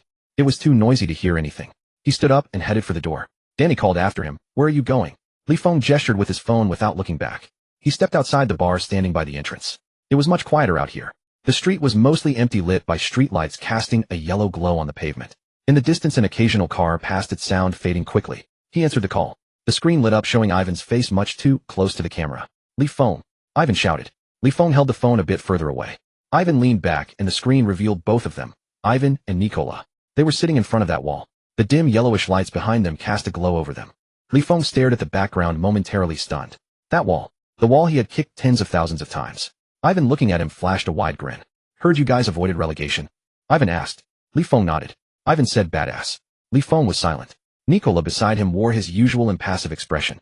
But he gave Li Feng a nod. Li Feng nodded back. The three of them, separated by the screen, said nothing. A few seconds of silence passed. Ivan suddenly spoke. "Li Feng." Li Feng looked at him. Ivan's smile faded as he met his gaze. "From Croatia to the Premier League," Ivan said. "You really fucking made it." Li Feng opened his mouth, wanting to say something, but the words wouldn't come. Ivan smiled again. "All right," Ivan said, "don't overthink it." "Had a drink yet?" Li Feng glanced down at the bottle in his hand. "Yeah," he said. Ivan said, "Then have another sip." Li Feng raised the bottle and took a drink. Ivan produced a bottle from somewhere and held it up. Nicola raised one too. Across the screen, they clinked their bottles together. There was no sound, but the gesture said it all. After hanging up, Li Feng stood outside the bar, unmoving. A breeze blew past, carrying a slight chill. He looked up at the sky. There were a lot of stars tonight, dense clusters that made his head spin. He remembered the day he first arrived in Croatia a year ago. dragging a battered suitcase, standing at the door, knowing nothing, capable of nothing. He was knocked over by Ivan, looked down upon by Nicola, and ridiculed by the others. Now he stood here in England. His phone buzzed again. He thought it was Ivan, but when he looked it was a message. From an unknown number. He opened it. It was in English. He couldn't understand most of it, but he recognized a few words. Paris Saint-Germain. Scout. Paris Saint-Germain. Scout. He stood there stunned, staring at the lines of text, reading them over and over. The bar behind him was still in full swing. People were singing, shouting, and someone smashed a glass on the floor. Li Feng stood at the door looking at the message. The wind blew, causing the bottle in his hand to sway slightly. He put the phone back in his pocket, pushed open the bar door. The noise hit him again. Danny waved at him from across the room. He walked over and sat back down in the corner. Danny looked at him. Who was that? Danny asked. Li Feng hesitated. No one, he said. He picked up his bottle and took a sip. Danny gave him a look, but didn't press further. The singers had started a new song. Still horribly off-key, but sung with tremendous fervor. Li Feng leaned back in his chair watching them. The words were still swirling in his mind. Paris Saint-Germain. Scout. He looked down at the bottle in his hands. The writing on the label was smudged, blurred by the sweat on his palms. It wasn't until the third day after securing their league status that Li Feng truly had time to himself. The first 2 days had been a whirlwind of celebrations, at the bar, the restaurant, the locker room, everywhere. Danny had dragged him around, introducing him to everyone as the one who got one over on Van Dyke. He'd had his photo taken countless times, been plied with countless drinks, and had his shoulder clapped countless times. On the morning of the third day, he finally had some solitude.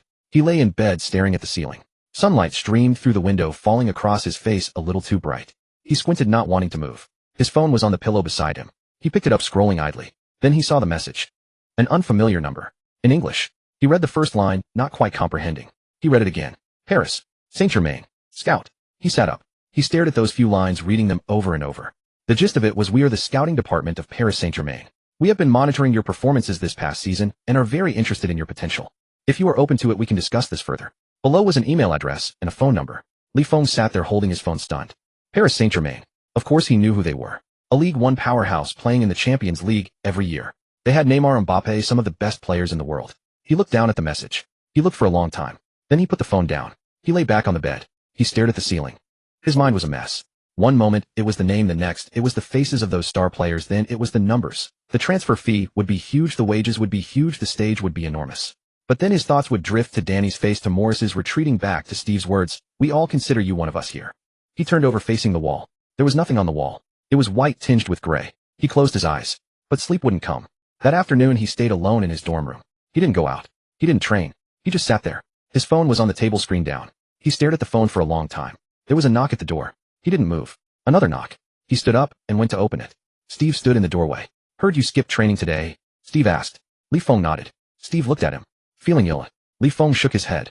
Steve glanced into the room. The phone was still on the table, screen down. He looked back at Li Feng. Something on your mind?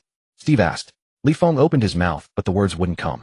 Finally, he picked up the phone, unlocked it, and handed it to Steve. Take a look at this, he said. Steve took it and looked down. He read for about 10 seconds. Then he looked up at Li Feng.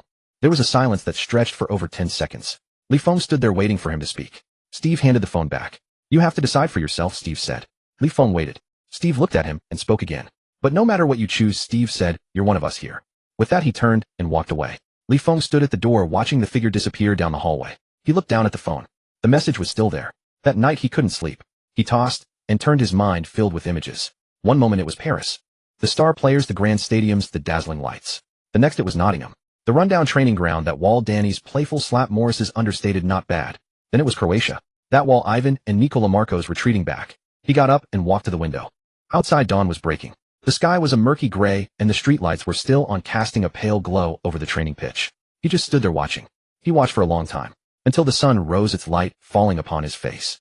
That weekly foam felt as if he were living in a dream. Every morning the first thing he did was check that message. After reading it, he would put the phone down and lie there for a while. Then he would pick it up again and read it once more. His mind wandered during training as well. Danny passed him the ball and he mistrapped it 3 times. Danny asked him what was wrong and he said nothing. Danny glanced at him but didn't press further. At night, sleep eluded him. Lying in bed, his mind was filled with those images. Paris, Nottingham. Paris, Nottingham. He tossed and turned restless. On the 7th day, he stood at the edge of the training ground staring at the wall. That wall was not from Nottingham. It was a battered wall behind the dormitory, vaguely reminiscent of one in Croatia. Since arriving in England, he would sometimes kick a ball against it at night.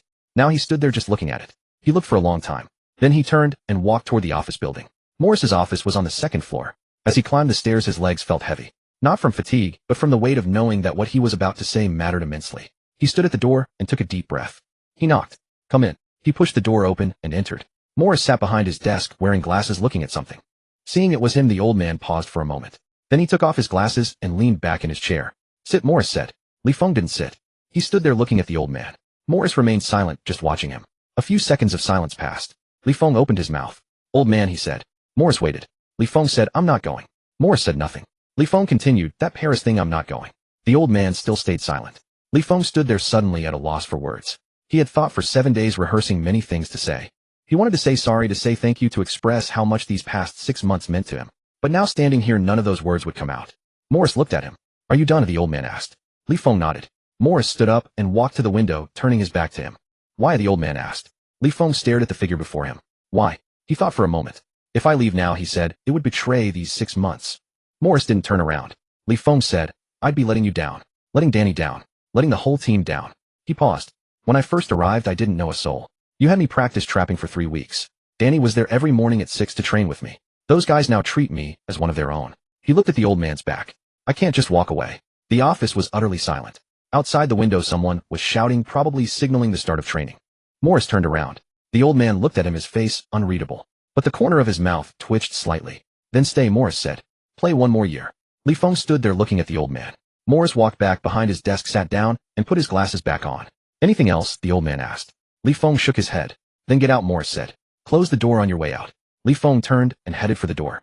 At the door, he paused and glanced back. The old man was looking down at something. He pushed the door open and stepped out. The sun outside was blazing bright enough to make one squint. He stood at the door, dazed for a moment. Then he smiled, not even knowing why. He started walking towards the training ground. Halfway there, he saw Danny standing. Danny looked at him. Where have you been? Danny asked. Li Feng said, Morris's office. Danny waited. Li Feng looked at him, pondering how to put it. That Paris thing, he said. I'm not going. Danny was stunned. What Paris? Danny asked. Li Feng then remembered he hadn't told anyone. A few days ago, Paris Saint-Germain contacted me, he said. Danny froze, staring at him for several long seconds. Then suddenly Danny slapped him hard on the shoulder. The smack was loud and sharp. You bastard, Danny said. Why didn't you say so earlier? Li Feng stumbled a step from the force of the slap. Danny looked at him, his expression shifting through a range of emotions. Paris Saint-Germain, Danny said, and you're not going? Li Feng nodded. Why, oi? Danny asked. Li Feng thought for a moment. You trained with me for so many days, he said. If I leave, who will you practice with? Danny was taken aback. Then he smiled. It was a smile Li Feng had never seen before. Not his usual grin, but something different. All right, Danny said. He turned and walked away. After a few steps, he looked back. Drinks tonight, Danny said. My treat. Li Feng stood there watching Danny walk away. The sun felt warm on his skin. He walked towards the training ground. The wall was still there. He walked over, picked up a ball from the ground, placed it at his feet, and took 2 steps back. He swung his foot. Thud. The ball slammed against the wall and rebounded. He trapped it. Kicked it again. Thud. Trapped it again. The rhythmic thudding echoed across the training ground. That night, he didn't go out for drinks. He lay in bed and sent a message to Ivan. Li Feng, Paris contacted me. Ivan replied instantly, damn. And then, Li Feng, I'm not going. Ivan sent a string of question marks. Then asked why. Li Feng stared at the words on the screen, thinking. Why? He recalled Morris's silhouette at the window. He remembered Danny's slap and that wall. He replied, I'll go next year. Ivan was silent for a few seconds. Then he sent a thumbs up emoji. Li Feng put the phone down and stared at the ceiling. The light was on, casting a pale, stark glow. He remembered that message still saved in his phone. Next year. He closed his eyes. On the day the summer transfer window closed, Li Feng stumbled upon his own headline, rejecting Paris Chinese striker stays at Nottingham Forest. A flood of comments followed. Some called him ungrateful, some praised his spine, others said he was mad. He skimmed a few, then set his phone down. Danny chuckled beside him. What are they saying about you? Danny asked. Li Feng replied that I'm an idiot. Danny's grin widened. So are you an idiot? Danny asked. Li Feng pondered for a moment. I don't know, he said. Danny looked at him, his smile fading. I know, Danny said. Li Feng waited. Danny declared, you're not. Neither spoke again. On the first day of the new season's training camp, Morris summoned everyone to the tactics room. The old man stood at the front, the tactics board beside him. The room was packed, yet silent. Morris picked up a marker and scribbled a few words on the board. Premier League. Top 10. 10 goals. He put the marker down and swept his gaze across the room. Last year was survival, the old man said. This year we climb. He paused. 10 goals. That's for him, he said, pointing at Li Feng. Li Feng was taken aback. Morris continued, top 10. That's for all of you. He gestured to the entire room. Then he turned and walked out. The sound of the door closing echoed loudly in the silent room. Li Feng sat there staring at those words. Top 10. 10 goals. Danny nudged him. The old man said it for you, Danny said. 10 goals. Li Feng remained silent. Danny asked, how many did you score last year? Li Feng thought back. Last season in the Premier League, he'd netted 5+1 in the League Cup totaling 6. 6, he said. Danny nodded. 10, Danny said, means 4 more. Li Feng looked at him. Danny said, 4 more in a season. That's not hard. Li Feng didn't reply, but he remembered those words. The first game of the new season home against Tottenham. In the dressing room before the match, the team was unusually quiet. Everyone knew Spurs were a strong-sided tough opponent. As Li Feng tied his laces, one thought kept circling in his mind: 10 goals. Need to start this season strong. As they walked out of the tunnel, the city ground was packed. Over 20,000 fans, a sea of red, the drum beating with a thunderous roar. Li Feng stood there taking a deep breath. The scent of the grass, the glare of the lights, the low hum of the crowd, all of it washed over him. The whistle blew. The match began. For the first 20 minutes they were pinned back. Tottenham's Korean player was lightning fast, leaving Danny in the back line gasping for air. In the 23rd minute they conceded. A corner kick, a crowded box, and nobody got ahead on it. 0-1 down. Li Feng stood in the center circle, hands on his hips. It was still 0-1 at halftime. The dressing room was dead silent. Morris walked in and stood by the door. Second half, the old man said. 45 minutes left. He glanced at Li Feng. He said nothing, but Li Feng understood that look. The second half began. In the 50th minute, Li Feng got his first real touch of the ball. He dropped deep to receive it, turned, and took a step forward. The opposing center back closed him down. 6'4", even bulkier than Danny. He didn't force it. He played the ball wide, then made a run into the box. The pass didn't come, but his movement had shifted their defensive line. In the 67th minute, another chance. This time from a corner. He was at the near post, the ball swung and he moved for it, but his shirt was tugged and he couldn't break free. The ball went through. He looked back at the referee. No call. He jogged back. Then in the 83rd minute the chance came. Danny intercepted at the back and launched a long pass forward. The ball sailed towards the left wing. Li Feng sprinted after it. The opposing fullback was chasing too. He got there first. The ball dropped, he stretched out his foot and brought it down perfectly. The fullback overran it. Li Feng looked up. A teammate was making a run into the box. He whipped in a cross. The ball flew and their striker leaped and headed it home. Goal. 1-1. Li Feng stood on the wing watching the ball ripple in the net. Danny sprinted from the back and wrapped him in a bear hug. Great cross. Danny yelled. The final 10 minutes were a frantic battle. In the 93rd minute the referee's whistle sounded. A 1-1 draw. Li Feng stood on the pitch, hands on hips, breathing heavily. Danny walked over and stood beside him. 1 point, Danny said. Li Feng nodded. Danny added, 10 goals. 10 to go. Li Feng was momentarily stunned. Danny laughed. Just kidding, Danny said. Li Feng didn't smile. He was staring at the scoreboard. 10 goals. 10 to go. That night, he went to the practice wall alone. The thud of the ball echoed far into the night. Danny showed up at some point, silently collecting balls for him. They practiced until dark, then walked back together. After a while, Danny broke the silence. Li Feng.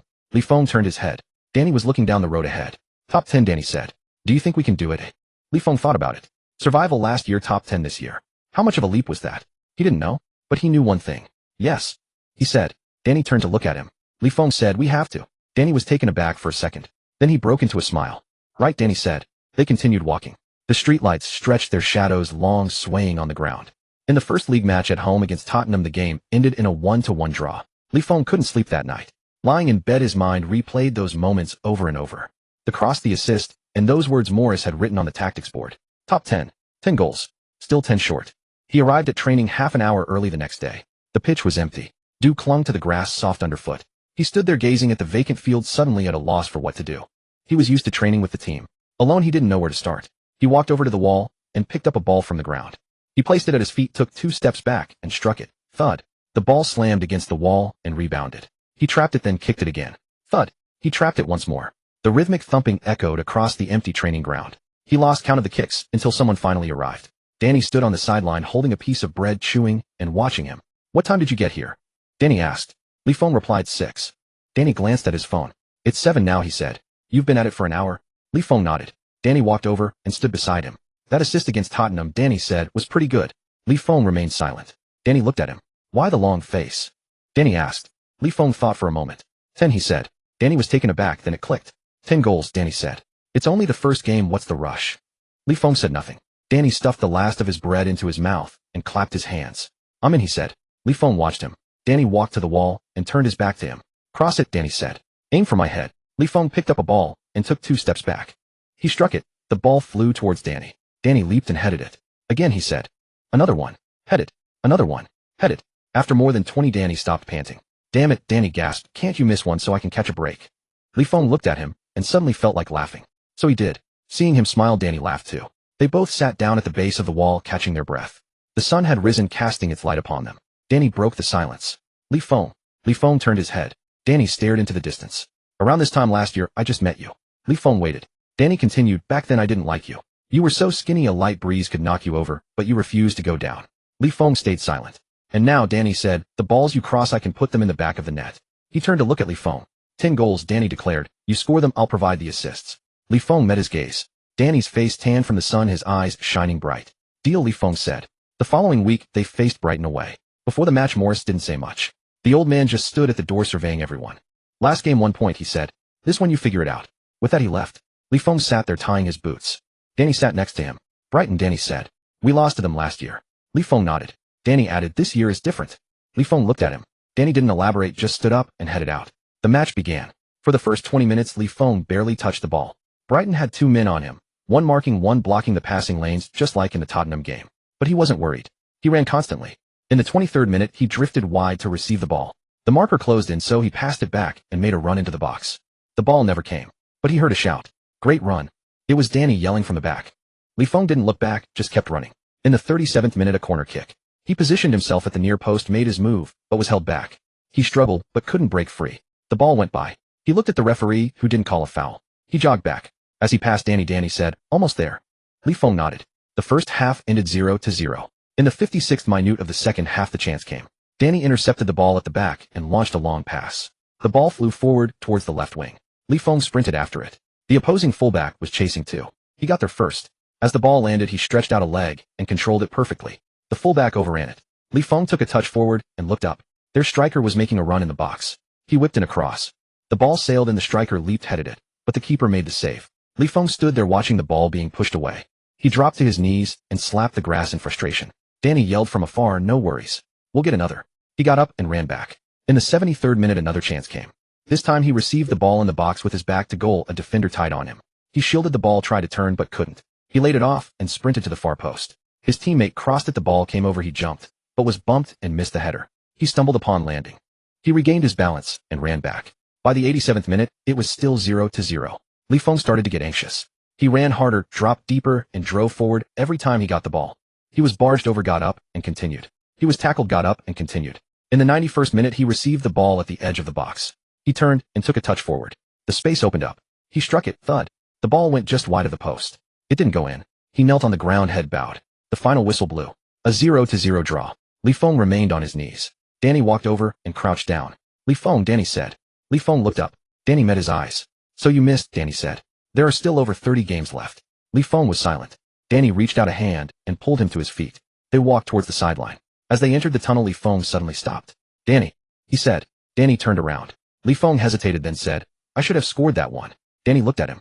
Yeah, Danny said, but there will be more. Li Feng was stunned for a second. Danny had already turned and walked away. That night, Li Feng didn't do extra training. He lay on his bed in the dorm staring at the ceiling. His phone buzzed. It was a message from Ivan. Watch the game today. 0-0.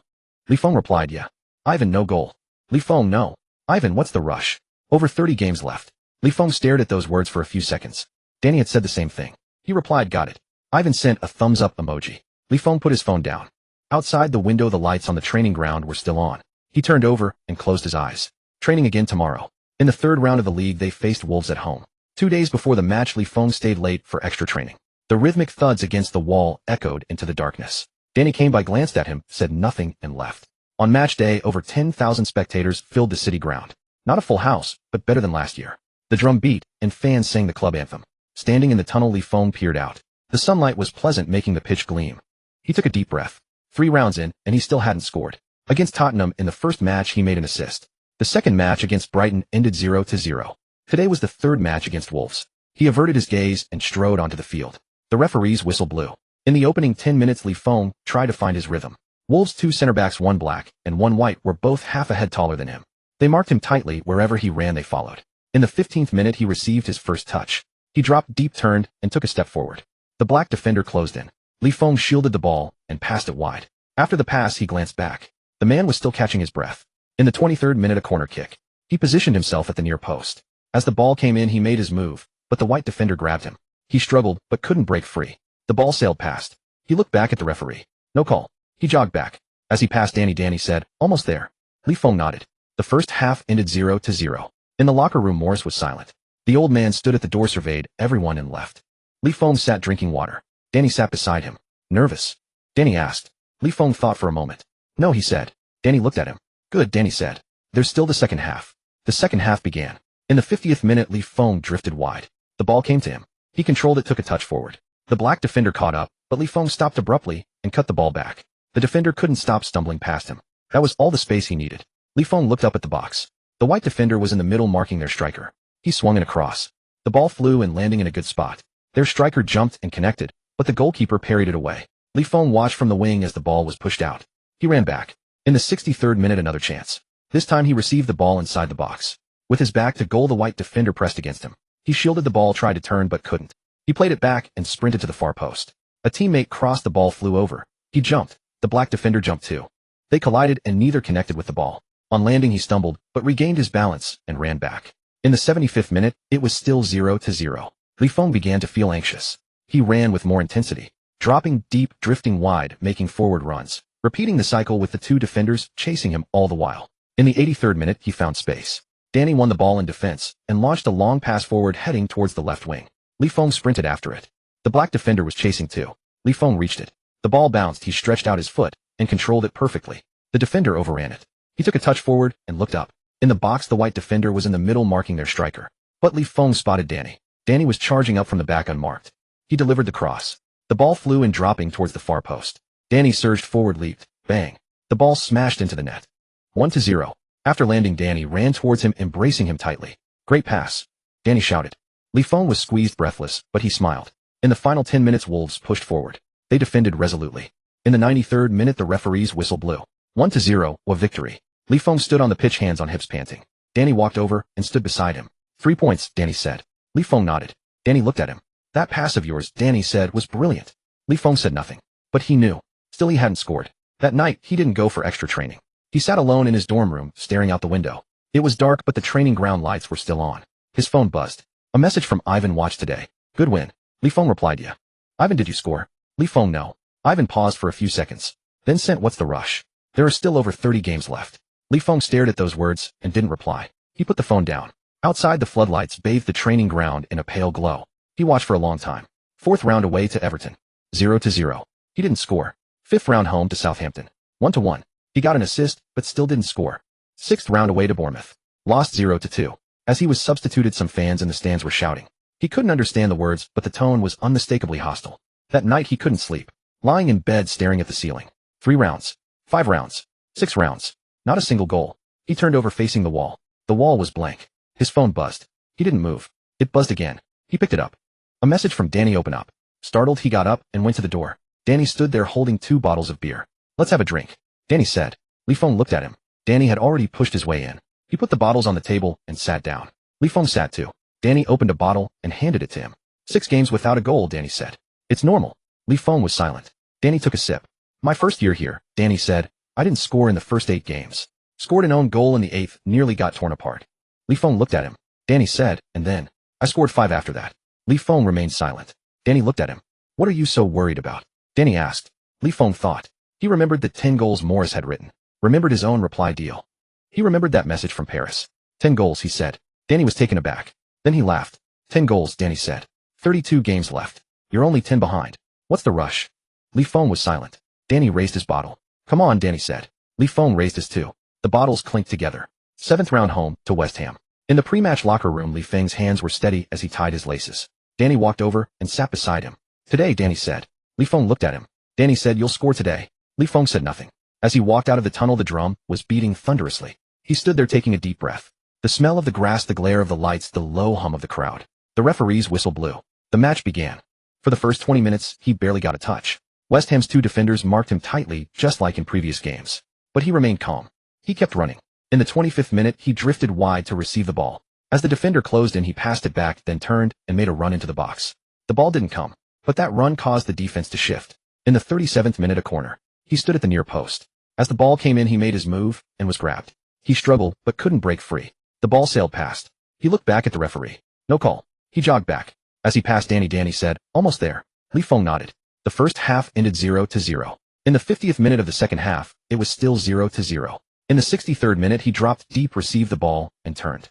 The defender closed in. He didn't force it, passing the ball wide. After the pass, he sprinted towards the far post. A teammate crossed, and the ball flew over. He reached the spot. The ball descended, and he arrived just in time. He jumped. Unmarked. The ball landed in front of him, and he stretched out his foot. A poke. The toe poke sent the ball past the goalkeeper's hand. It trickled slowly across the line. Goal. Li Feng stood there watching the ball bounce twice in the net. The stands erupted.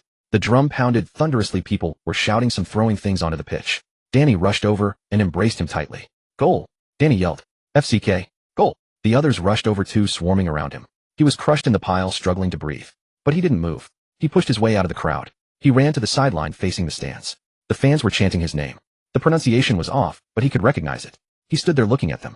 Danny caught up and slapped him on the back. The first one. Danny shouted. Li Feng nodded. The first one. 9 more to go. After scoring his first goal, Li Feng thought he was about to take off. Reality, however, slapped him right back down to the ground.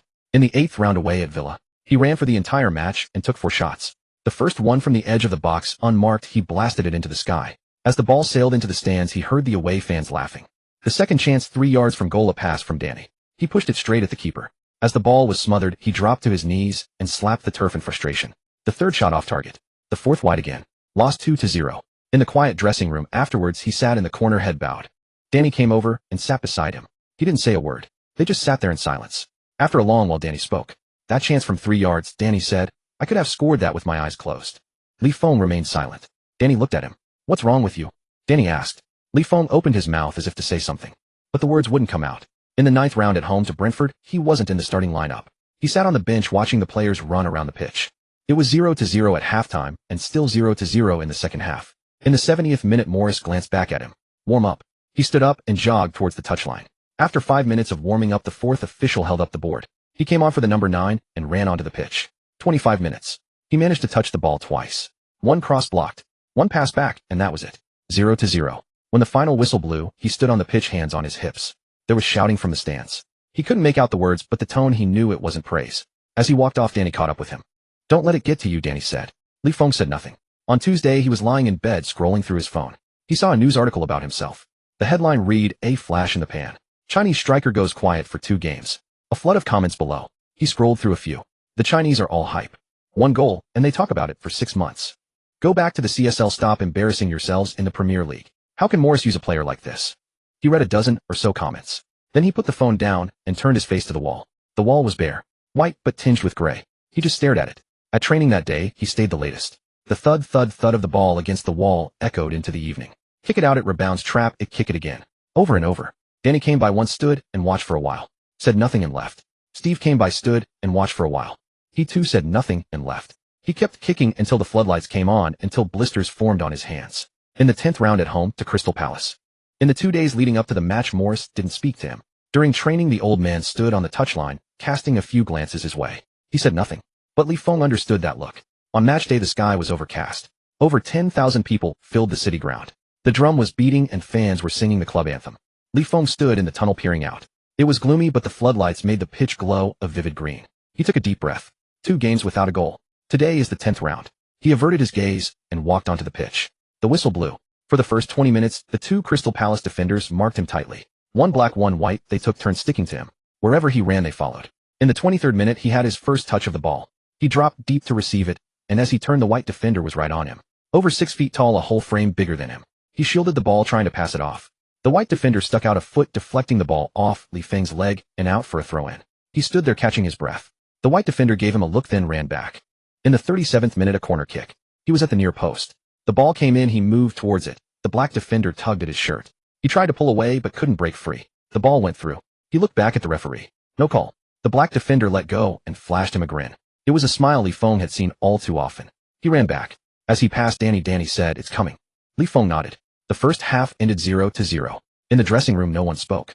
Morris stood at the door scanning the room. His gaze finally settled on Li Feng. He said nothing. Then he turned and walked away. Li Feng sat there drinking water. Danny came over. "Those 2," Danny said, "they've already run 10 kilometers in that first half." Li Feng looked at him. Danny said, "Second half, run in behind them." Li Feng nodded. The second half began. In the 50th minute, he made a run to the back post. The black defender stepped up half a yard to cut him off. And that half a yard was the opening. Danny's pass came in. He stuck out a foot and controlled it. But the black defender was recovering. But that half yard was enough to get the ball under control. He shielded it, waiting for support. In the 57th minute, he drifted towards the white defender, drawing him, and then dropped off. The white defender was pulled a step forward. The ball came to him. He turned and took a touch forward. The white defender was chasing. He slipped the ball out wide, then made a run into the box. The fullback crossed it, he jumped, but the black defender headed it clear. As he landed, he locked eyes with the black defender. The black defender stared back. In the 63rd minute, it was still 0-0. In the 70th, still the same. In the 75th, Danny won the ball in midfield and hit a long pass. The ball flew forward towards the left wing. Li Feng sprinted after it. The black defender was chasing too. He got there first. The ball dropped, he stuck out a foot and controlled it. The black defender overran it. He took a touch forward and looked up. In the box, the white defender was in the middle, their striker was being marked. But he spotted Danny. Danny was charging up from midfield completely unmarked. He whipped in a cross. The ball flew into the box, dropping towards the back post. Danny attacked it, leapt, thud. He headed it over. The ball soared over the bar. Danny dropped to his knees and slapped the turf. Li Feng stood on the wing watching him. In the 83rd minute, a corner. Li Feng was at the back post with the white defender glued to him. The ball came in curling towards the near post. In the melee, he was shoved, stumbling a step. But he didn't go down. He spotted the ball. It popped out of the crowd heading his way. The white defender stretched for it, but missed. Li Feng stuck out his leg. Not a shot, his knee. He thrust his knee forward. The ball deflected, skimming past the keeper's hand. It hit the inside of the post and rolled in. Goal. Li Feng stood there watching the ball bounce twice in the net. The crowd erupted. The drum pounded like thunder. People were shouting, some were throwing things onto the pitch. Danny charged over and wrapped his arms around him. Goal. Danny yelled, "Fuck. That's two for you." The rest of the team piled on. He was engulfed in a mob of bodies struggling to breathe. But he didn't stay there. He pushed his way out of the scrum. He ran to the touchline facing the camera. He didn't say a word. He just raised his hand and touched the scar on his brow. The scar was still there. A faint line palpable under his fingers. He touched it for 2 seconds. Then he lowered his hand and turned to run back. The match ended 1-0. A win. Li Feng stood on the pitch, hands on his hips, catching his breath. Danny walked over and stood beside him. "That goal," Danny said, "a knee again." Li Feng looked at him. Danny said, "Are you only capable of scoring with your knee?" Li Feng didn't reply, but he smiled. As he walked towards the touchline, Morris was standing at the tunnel entrance. The old man watched him. Li Feng walked over. Morris looked at him, saying nothing. Li Feng didn't know what to say either. They just stood there. After a few seconds, Morris spoke. 8 more to go. With that, the old man turned and walked away. His left leg dragging step by step, slowly disappearing into the tunnel. Li Feng stood rooted to the spot, watching that retreating figure. Danny walked over and stood next to him. "What did the old man say?" Danny asked. Li Feng said, 8 more to go. Danny was taken aback for a moment. Then he chuckled. "Come on," Danny said. "Let's go back. We'll get them next round." Li Feng nodded. The two of them walked into the tunnel. Behind them, the lights of the city ground were still blazing. That night, as he lay in bed, his phone buzzed. A message from Ivan watched it. "That's your second. A knee again." Li Feng replied, "Yeah." Ivan sent a string of ha-ha-has. Then said, "Fuck, you're something else." 8 more to go. Li Feng stared at the message and didn't reply. He set the phone down and looked at the ceiling. The light was on a stark pale white. He touched the scar on his brow. 8 more to go. After the second goal, Li Feng thought he could catch his breath. But on the third day, Morris called him into his office. The old man had a computer on his desk, playing a replay of his goal against Crystal Palace. "This goal," Morris pointed at the screen, "went in off your knee. Doesn't count." Li Feng was taken aback. Morris stared at him. "Stop using your damn knee," the old man said. "How many goals can you score with your knee?" Li Feng remained silent. Morris scrolled the video forward and froze another frame. His ball control in the 83rd minute. "This," the old man said, "is more important than the goal." Li Feng watched the screen. That touch, he had to admit, was rock solid. Morris leaned back. "Around this time last year," the old man said, "you couldn't have controlled the ball like that." Li Feng stood there silent. The old man waved a hand. "Get out of here." The next 3 rounds, Li Feng's form was a roller coaster. In round 11 away at Newcastle, he didn't score, but he got an assist. Danny headed it in. After the match, Danny grabbed him, insisting on buying him a drink. "An assist counts too," Danny yelled. Li Feng was dragged along to that rundown pub. Midway through their drinks, Danny suddenly asked, "Guess how many I've scored now?" Li Feng shook his head. Danny held up 3 fingers. 3, Danny said, "and you've assisted 2 of them." Li Feng looked at him. Danny grinned. "Great pass," Danny said. Round 12 home against Fulham. He scored his 3rd. A scramble from a corner, the ball popped out and landed at his feet. Before the keeper could react, he flicked it. A back heel that went in. He didn't even know how that one went in. The ball came, his foot went out, and it was in. As the stands erupted, he stood there stunned for a second. Danny rushed over and slapped him on the back. 3rd one. Danny yelled, "Fuck." A back heel. Li Feng stumbled forward a step from the force. But he smiled. Round 13 away at Chelsea. Lost 0-2. He played all 90 minutes, had 2 shots. One went wide, one was saved. The one that was saved, he was only 12 meters out, hit it at half height, and the keeper flew to push it away. In the dressing room, after the match, no one spoke. He sat in the corner, head down. Danny came over and sat beside him. "That shot," Danny said, "goes in against any other keeper." Li Feng didn't say anything. Danny said, "Chelsea's keeper. Cost 85 million. Li Feng looked up at him. Danny said, "You've got nothing to be ashamed of." Round 14 home against Everton. He scored his 4th. A one-on-one. Danny played him through, and he timed his run to beat the offside trap. The keeper came out, arms spread, rushing towards him. He glanced at the keeper's position. Then he slid it through his legs. The ball rolled between the keeper's legs and slowly crossed the line. He dropped to his knees, watching the ball bounce twice in the net. The stands were roaring. That drum was beating. He knelt there motionless. Danny ran over and crouched down. "Fourth one," Danny said. Li Feng nodded. Danny looked at him. "What are you thinking about?" Li Feng thought for a moment. What was he thinking? He was thinking about this time last year when he was still trying to prove himself against Danny. About being knocked down 6 times in his first training session. About that wall, about what Morris had said. Nothing, he said. That night Ivan sent a video call. "For goals?" Ivan asked. Li Feng nodded. Ivan said, "Awesome. 6 more to go." Li Feng looked at the wall behind him. "Is the wall still there?" Li Feng asked. Ivan was momentarily confused, then glanced back. "It's there," Ivan said. "The marks you left are still there." Li Feng was silent. Ivan said, "Nicola said when you come back you should kick a few more." Li Feng nodded. After hanging up, he lay on the bed staring at the ceiling. 6 more to go. Round 15 home against Brighton. The day before the match, he checked the league table. Nottingham Forest were in 11th place. Morris's top 10 was still a little way off. His own 10 goals still 6 away. That night during extra training, Danny showed up. In front of that wall, the two of them stood side by side. "Tomorrow," Danny said, "I'm setting you up." Li Feng looked at him. Danny said, "You just run." Li Feng didn't say anything, but he nodded. On match day, the sky was clear. Over 10,000 people filled the city ground, and that drum was beating like thunder. Li Feng stood in the tunnel and took a deep breath. 15 rounds in. He still needed 6. The whistle blew. For the first 20 minutes, those two Brighton defenders stuck to him like glue. One was short and fast, the other tall and strong. They took turns marking him. Wherever he went, they followed. But he stayed patient. He kept moving. In the 23rd minute, he drifted out wide. The short one closed him down. He passed it back, then turned and made a run into the box. The ball didn't come, but that run shifted the defense. In the 37th minute, a corner. He was at the near post. The ball came in, he moved for it. The tall one tugged his shirt. He tried to pull away but couldn't break free. The ball went through. He looked back at the referee. No call. He jogged back. As he passed Danny, Danny said, "Almost there." Li Feng nodded. The first half ended 0-0. In the dressing room, Morris stood in the doorway. The old man looked around at everyone, his gaze finally settling on Li Feng. He said nothing, but Li Feng understood that look. The second half began. In the 50th minute, he ran to the back post. The tall defender stepped up half a step to cut him off. That half step was all it took. Danny's pass came over. He stuck out his foot and controlled it. The tall one was closing in, but that half step gave him just enough time to bring it down. He shielded the ball, waiting for support. In the 57th minute, he drifted towards the short defender, drawing him in, then dropped off. The short one was pulled forward a step. The ball came to him. He turned and drove forward. The short one was chasing. He spread it wide, then sprinted into the box. The fullback crossed it. He jumped, but the tall one headed it clear. As he landed, he looked at the tall one. The tall one looked back at him. 70th minute, still 0-0. 75th minute, Danny won the ball in midfield and launched a long pass. The ball flew forward towards the left wing. Li Feng sprinted, chasing it down. The short defender was chasing too. He got there first. The ball dropped, he stuck out his foot and controlled it. The short one overran. He took a touch forward and looked up. In the box, the tall one was in the middle, their striker being marked. But he didn't pass.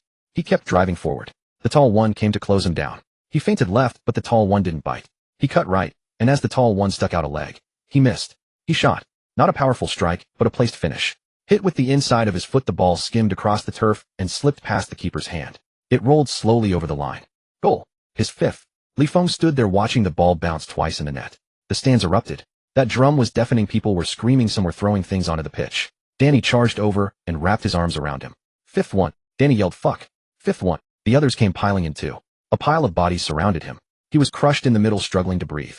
But he didn't move. He pushed his way out of the scrum, ran to the sideline facing the stands. He didn't say a word, just stood there looking at those frenzied people. Someone in the crowd was shouting his name. The pronunciation was off, but he could recognize it. He tapped the crest on his chest once. Just once. Then he turned and ran back. The match ended 1-0. A win. Li Feng stood on the pitch, hands on his hips, catching his breath. Danny walked over and stood beside him. 5 goals, Danny said. Li Feng nodded. Danny said, 5 more to go. Li Feng nodded again. That night, Danny dragged him to that rundown pub.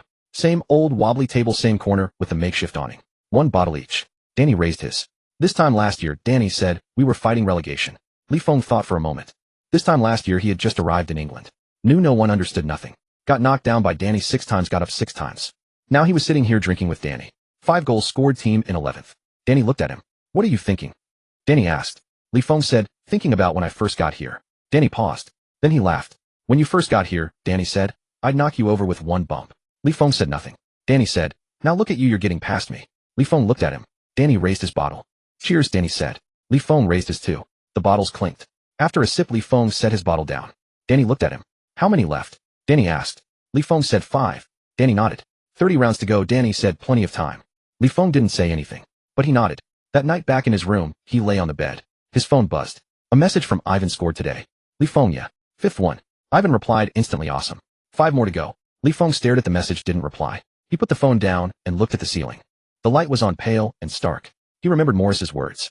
5 more to go. Outside the window, the floodlights at the training ground were still on. The wall stood pale under the lights. The dark marks on it couldn't be seen from here, but he knew they were all still there. Round 20 away at Arsenal. 3 days before the match, Li Feng felt something was off. During training, a few unfamiliar reporters appeared at the sidelines. They weren't the usual familiar faces, they were strangers hauling large cameras. Steve said they were from London here early to shoot footage. Li Feng ignored them and continued training. But they kept filming, his trapping, his shots, even his water breaks. It got on his nerves. Danny chuckled beside him. You're famous now, Danny said. Li Feng said nothing. The day before the match, the news broke. Steve showed him his phone. The headline read, Chinese striker takes on the Emirates. Can he score? Below it was an interview segment conducted by a reporter from the Arsenal side. It was an interview with Arsenal's manager. Li Feng skimmed past it. But scrolling down there was a section specifically for him. The reporter asked, Li Feng, will you score? Li Feng stared at those words for a couple of seconds. Danny saw it too. Who's this dumbass? Danny asked. Li Feng shook his head. Danny said, what's your reply? Li Feng thought for a moment. Didn't reply, he said. Danny looked at him. What about tomorrow? Danny asked. Li Feng stayed silent. On match day, it rained in London. Not heavily, just a persistent drizzly mist that left the pitch slick and gleaming. The Emirates was packed with 60,000 spectators. Arsenal's fans clad in red sang with thunderous intensity. Their away section squeezed in over 2,000 red against red, indistinguishable at a glance. Li Feng stood in the tunnel and glanced out. 60,000 people. He took a deep breath. Round 20. He still needed 5 more. Danny walked over and stood beside him. That reporter, Danny said, did he show up today? Li Feng shook his head. He didn't know. Danny said, I'll find him for you. Li Feng ignored him and walked onto the pitch. The whistle blew. For the first 20 minutes, Li Feng didn't touch the ball. Arsenal's 2 center backs, one black, one white, were both quick. Wherever he ran, they followed. The ball simply couldn't reach him. In the 23rd minute, Arsenal scored. Across from the wing, their striker jumped and headed it into the top corner. 1-0. The Emirates erupted. The roar of 60,000 surged like waves crashing down upon them. Li Feng stood at the center circle, hands on his hips. Danny knelt in the box, head bowed. At halftime, it was 0-1. The dressing room was silent. Morris stood at the door, scanning everyone. His gaze finally settled on Li Feng. Second half, the old man said, run. Li Feng nodded. The second half began. In the 50th minute, Li Feng got his first touch. He dropped deep to receive, but as he turned, the black defender was already on him. 6 foot something, half a head taller. He shielded the ball, trying to lay it off. The black defender poked a foot in, deflecting the ball off Li Feng's leg for a throw-in. He stood there gasping for air. The black defender glanced at him, then jogged back. In the 57th minute, a corner kick. He positioned himself at the near post. The ball came in, he moved, but the white defender tugged his shirt. He tried to break free, but couldn't. The ball sailed past. He looked back at the referee. No call. The white defender released his grip and flashed a smile. He jogged back. As he passed Danny, Danny said, almost there. Li Feng nodded. In the 63rd minute, it was still 0-1. In the 70th, still the same. In the 75th, Danny won the ball in the back and launched a long pass. The ball flew forward towards the left wing. Li Feng sprinted after it.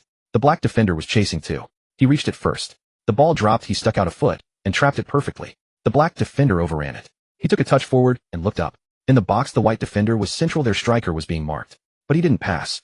He kept driving forward. The white defender closed him down. He feinted left, but the defender didn't bite. He cut right, the defender lunged and missed. He struck the ball. Not a powerful blast, but a precise placement.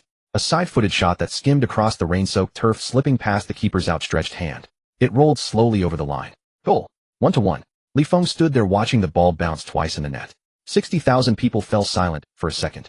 Just 1 second. Then the 2,000 in the away end went wild.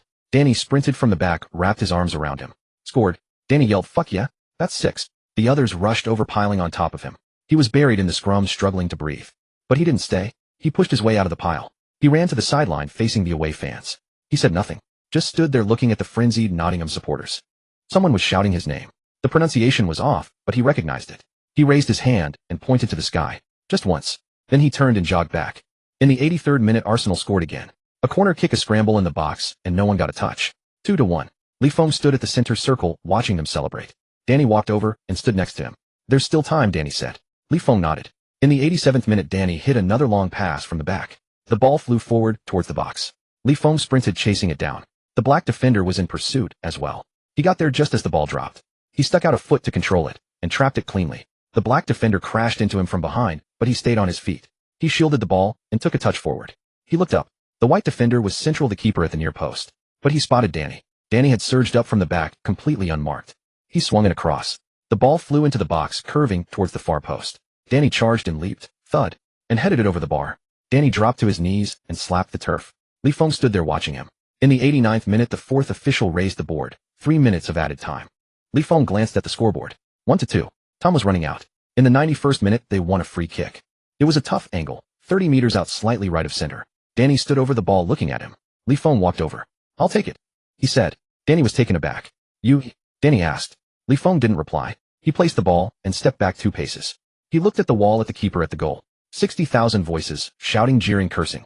He heard none of it. The whistle blew. He ran up, swung his leg, thwack. The ball flew out, curling around the wall and bending towards the far corner. The keeper launched himself. He couldn't reach it. The ball struck the inside of the post and bounced in. Goal. 2-2. A last gasp equalizer. Li Feng stood there watching the ball ripple the net. Danny sprinted over and hoisted him onto his shoulders. The others piled in surrounding him. Carried aloft, he looked at the ecstatic Nottingham fans and the silenced Arsenal supporters. He scanned the crowd, searching for him. That reporter. Danny shouted from below, who are you looking for? Li Feng didn't answer. He spotted him.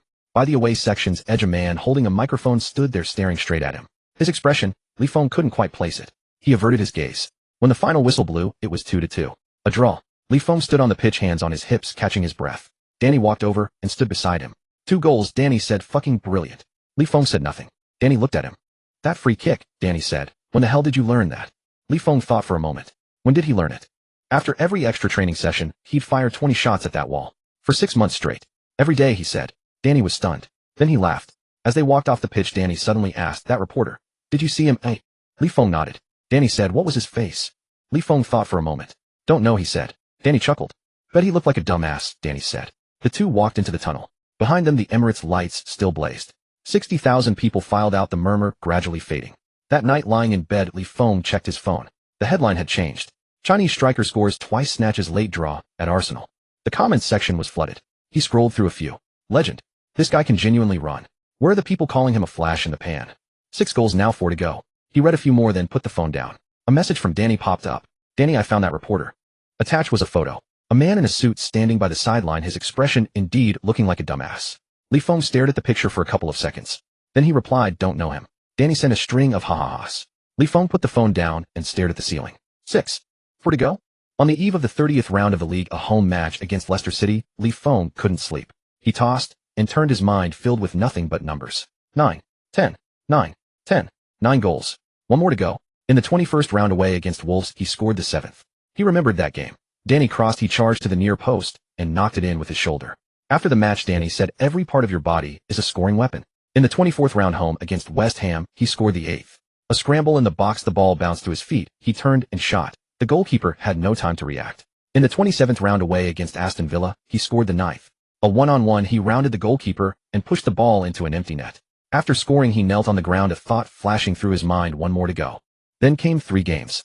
3 games without a goal. The 28th round home against Bournemouth. He took 5 shots. The first went wide, the second was saved, the third went wide, the fourth was blocked, the fifth sailed over the bar. When the match ended, he stood on the pitch, hands on his hips, staring at the scoreboard. 0-0. The 29th round away against Southampton. He ran the entire game, touching the ball only twice. 1 cross was blocked, the other pass back led to nothing. 0-2, they lost. After the match in the locker room, he sat in a corner, head down. Danny walked over and sat beside him. 1 more to go, Danny said. Li Feng remained silent. 9 games left, Danny said. Li Feng still didn't speak. He didn't want to wait until the end. Today was the 30th round. Home against Leicester City. He got up and went to wash up. In the mirror, his eyes were shadowed with dark circles. He stared for a few seconds, then splashed cold water on his face twice. When he walked out of the dormitory, the sky was overcast. The training ground lights were still on, casting a green glow on the turf. He stood there for a few seconds, then headed to the cafeteria. There were few people in the cafeteria. Danny sat in a corner, a plate in front of him barely touched. Li Feng carried his plate over and sat across from him. Danny looked up at him. Didn't sleep well? Danny asked. Li Feng said nothing. Danny looked at him. Today, Danny said. Li Feng nodded.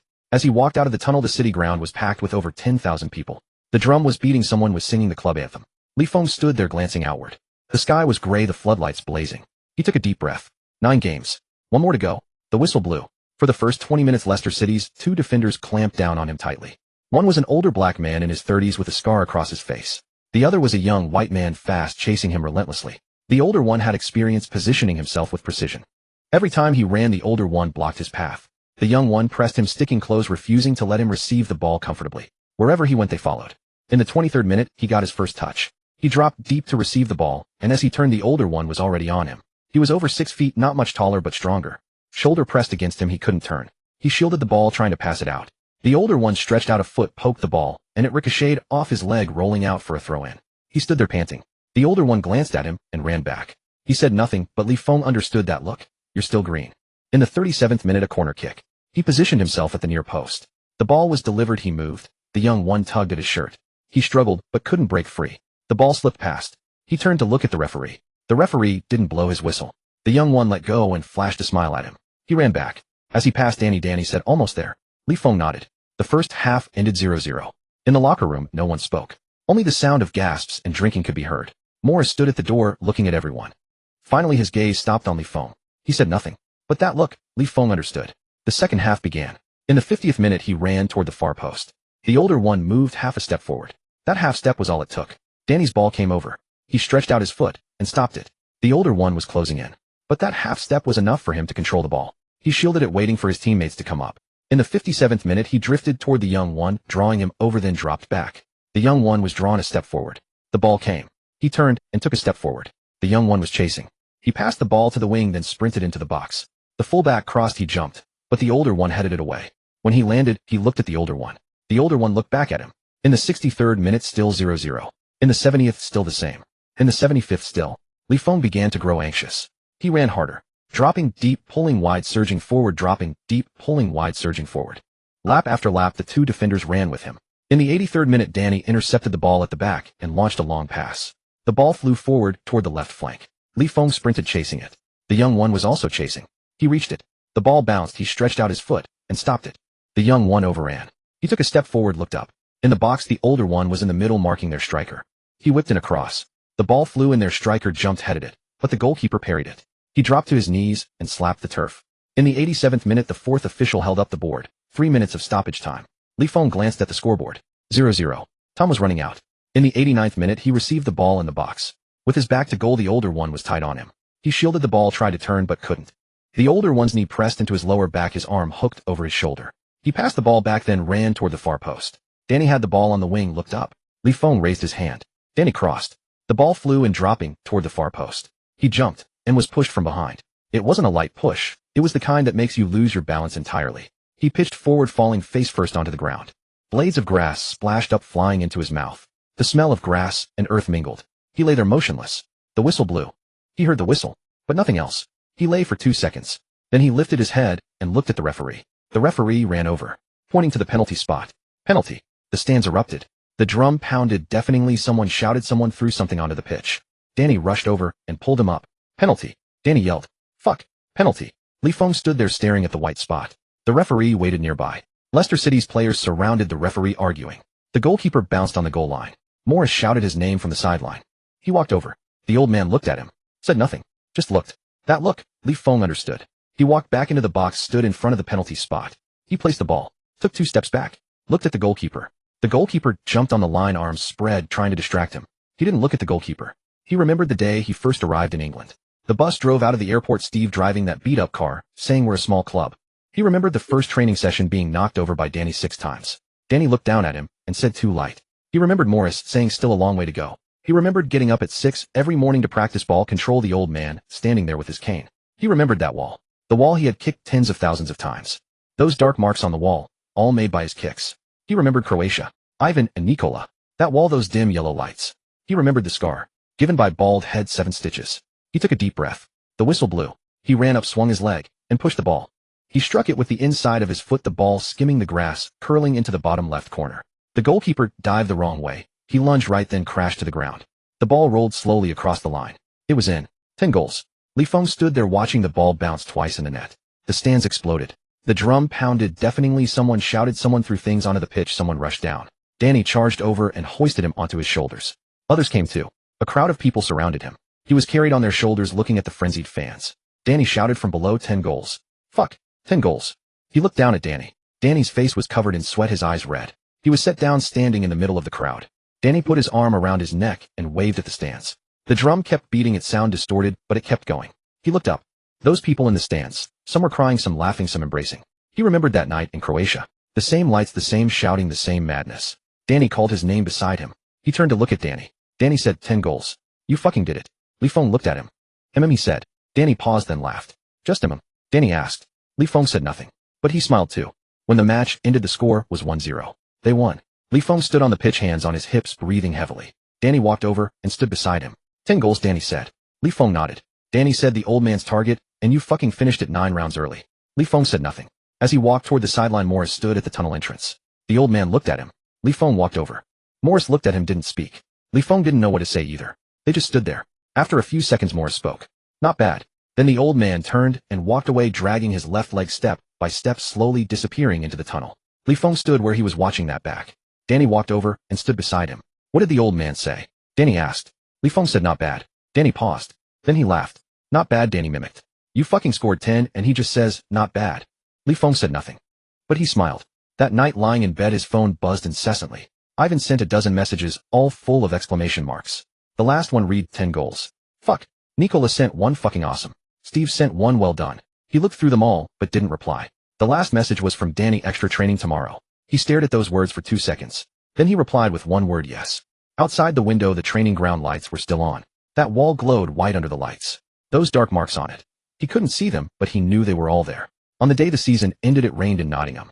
Not heavily, just a fine persistent drizzle. Li Feng stood by the training ground, gazing at the wall. The dark scuffs on the wall were darker, now soaked by the rain. How many times had he kicked it? He didn't know. 10,000. 20,000. 30,000. Danny walked over and stood beside him. What are you thinking about? Danny asked. Li Feng said nothing. Danny said nothing, just stood there sharing the rain with him. The final season rankings were out. Nottingham Forest 10th in the Premier League. Morris's promise of a top 10 finish had been fulfilled.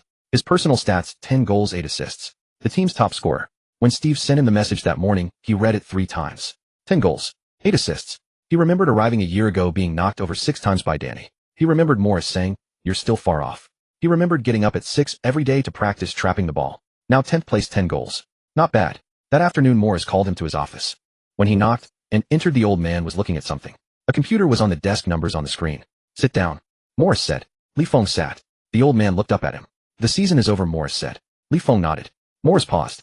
Paris has come calling again, the old man said. Li Feng was taken aback. Morris turned the screen around for him to see. An email. It was in French, but he could make out a few words. Paris Saint-Germain. Offer. 25 million. 25 million euros. Li Feng stared at the number for several seconds. Morris said nothing, just watched him. The office was silent. Outside, the rain continued pattering against the glass. Li Feng looked up at the old man. Morris looked back at him. Do you want to go? The old man asked. Li Feng opened his mouth. What did he want to say? He wanted to say no, but he couldn't say it. He wanted to say yes. He couldn't say that either. He just sat there stunned. Morris leaned back, the chair creaking. At this time last year, the old man said, you had just arrived. You couldn't do anything. Li Feng remained silent. Couldn't trap the ball, couldn't make runs, knocked over at the slightest contact. The old man said, and now? Li Feng still said nothing. Morris looked at him. 10 goals, 8 assists. The team's best. The old man said, 10th in the Premier League. He paused. You've made it. Li Feng looked at the old man. That face with the same expression as always. His gray-blue eyes were bright. Go if you want to, Morris said. Li Feng sat there unmoving. He remembered the day he arrived, the old man standing by the pitch, leaning on his cane, saying, you can run, but you can't play. He remembered the 6 a.m. sessions, the old man on the training ground, kicking him ball after ball from a basket. He remembered the old man saying, you're still far off, and later, not bad. He stood up, walked over to the old man, extended his hand. Morris was startled for a moment. Then the old man took his hand. He held it firmly. Old man, Li Feng said. Morris looked at him. Li Feng opened his mouth, wanting to say something. Wanting to say thank you, wanting to say this year was worth it, wanting to say he'd be back. But nothing came out. Morris let go. Get out of here, the old man said. Don't hold up my quitting time. Li Feng stood there looking at the old man. Then he turned and walked out. At the door he stopped. He looked back. The old man was already looking down at his computer screen. He pushed the door open and left. It was still raining outside. He stood in the hallway watching the rain fall. His phone buzzed. It was Danny, all done. He replied, yeah. Danny, come get a drink. That night, it was the same rundown bar. The same rickety table in the corner under the awning. A bottle of beer each. Danny raised his. Cheers, Danny said. The bottles clinked. After a sip, Danny looked at him. 25 million. Danny asked. Li Feng nodded. Danny grinned. Damn, Danny said. I'm only worth 3 million. Li Feng said nothing. Danny took another sip. When do you leave? Danny asked. Li Feng thought for a moment. Next week. He said. Danny nodded. They fell silent. Just sat there drinking. The rain continued pattering on the awning. After a long while, Danny spoke up. Li Feng. Li Feng turned his head. Danny was looking down the road, not at him. Next year, Danny said. I'll come to Paris to see you. Li Feng was taken aback. Danny turned to him, grinning widely. You're paying for the flight, Danny said. Li Feng looked at him. Then he laughed. Deal, he said. The day he left, the sky had cleared. Li Feng stood at the dormitory entrance dragging his old suitcase. It was the same suitcase with two broken wheels squeaking as he pulled it along. But what was inside was different. There was one of Danny's jerseys, an old coat Morris had given him, and a photo signed by the whole team. Danny stood in front of him. Just him alone. Where are Steve and the others? Li Feng asked. Danny said the old man told them not to come. Li Feng was stunned. Danny said, what's the point of seeing him off? It's not like he's dead. Li Feng said nothing. Danny looked at him. They just stood there. Neither spoke. The sun shone on them, warm and pleasant. After a long pause, Danny stepped forward. He extended his hand. Li Feng took it. They held on tightly. When they let go, Danny took a step back. Don't you dare embarrass yourself, Danny said. Li Feng looked at him. That face tinted a bit dark with bright eyes. He remembered a year ago arriving, and this man knocking him over 6 times. He remembered the 6 a.m. sessions, this man practicing trapping with him. He remembered the words, good pass, the slaps on the back, the jersey. He nodded. I'm off, he said. He turned and dragged his suitcase away. After a few steps, he stopped and looked back. Danny was still standing there watching him. He waved. Danny waved back. He turned his head and kept walking. When he reached the main gate, he looked back again. Danny was still there, a small speck in the sunlight. He averted his gaze and walked on. Sitting by the window in the taxi to the airport, he watched the familiar streets recede. Shops, houses, traffic lights, all passing by. That rundown training ground, that wall, those lights. All in the past. His phone buzzed. He took it out. It was Danny. Message me when you land. He stared at the words for a few seconds. Then he replied with a single word, okay. He put the phone down and looked out the window. The sunlight streaming in was a bit dazzling. He remembered Morris's words. You've made it. He closed his eyes. The hum of the car filled his ears. Goodbye, Nottingham. As the plane touched down, Li Feng's eyes were dazzled by the sunlight. It wasn't a gentle kind of sunlight. It was the kind that pierced straight through, impossible to avoid. He squinted, peering out the window. Runway, tarmac, the distant terminal building. Everything was glowing. He sat there unmoving. The people beside him rose, gathered their luggage, and moved toward the exit. Someone bumped into him, muttered something in French. He couldn't understand it, but it was probably excuse me. He stood up and pulled the old suitcase down from the overhead bin. 2 of its wheels were broken, and it still squeaked and creaked as he dragged it along. The moment he stepped out of the cabin door, a wave of heat hit him. Paris in summer was hotter than he had imagined. He followed the crowd outside, through customs, waiting for luggage, exiting the airport. All around him were languages he couldn't understand, French, Arabic, and some other unknown tongue. Occasionally he caught a snippet of English, but even that was heavily accented. He stood at the exit scanning the crowd. Someone was holding up a sign with his name on it. In Pinyin, Li Feng. The sign holder was a Frenchman around 30 with thinning hair, wearing a polo shirt. When he saw Li Feng approaching, he broke into a wide grin. Li? He asked. Li Feng nodded. The man extended his hand. Pierre, the club's interpreter. Just call me Pierre. Li Feng shook his hand. Pierre gave him a once-over. That's all, he said, eyeing the battered suitcase. Li Feng nodded. Pierre said nothing, turned and headed out. Come on, the car's over there. The car was better than he'd expected. Like a Mercedes, gleaming spotless. Pierre tossed the suitcase into the trunk and opened the rear door. Li Feng climbed in. The seats were genuine leather, so soft he sank halfway into them. Pierre started the engine and pulled away. Throughout the ride, Pierre's mouth never stopped. Been to Paris before. First time. How's your English? Decent. And French? Don't know any. Pierre chuckled. No problem, I'll teach you. First word, bonjour. Hello. Li Feng repeated it. The pronunciation was certainly off, but Pierre gave a nod of approval. Outside, the window scenery flashed by. Highways, fields, then gradually transforming into buildings, streets, shops. The architecture was unlike anything he'd seen. Grayish-white, towering with rows upon rows of windows. That's the Eiffel Tower, Pierre said, pointing into the distance. Li Feng looked. A lattice of iron jutting into the skyline. He watched for a few seconds, then looked away. The drive lasted nearly an hour before they finally arrived. The training ground. Paris Saint-Germain's. Li Feng stood at the entrance, tilting his head up to look. Compared to that rundown training pitch in Nottingham, this place was a palace. The main gate was glass, gleaming with reflections. Beyond it, he could see expanses of green turf trimmed as neatly as carpet. In the distance stood several modern buildings, all glass and steel framework. Pierre caught the look on his face and smiled. Let's go in. Your place is in the back, Pierre said. It wasn't a dormitory. It was an apartment. 1 bedroom, 1 living room, with floor-to-ceiling windows overlooking the training pitch. The fridge was fully stocked. On the table sat a bouquet of flowers and a card. It read, Welcome to Paris. Li Feng stood in the middle of the living room and turned a full circle. It was too big, just for him alone. He set the suitcase in the corner, walked to the window, and looked outside. Someone was running on the training pitch. The figures were tiny, moving across the green grass. He watched for a long time. His phone buzzed. He pulled it out.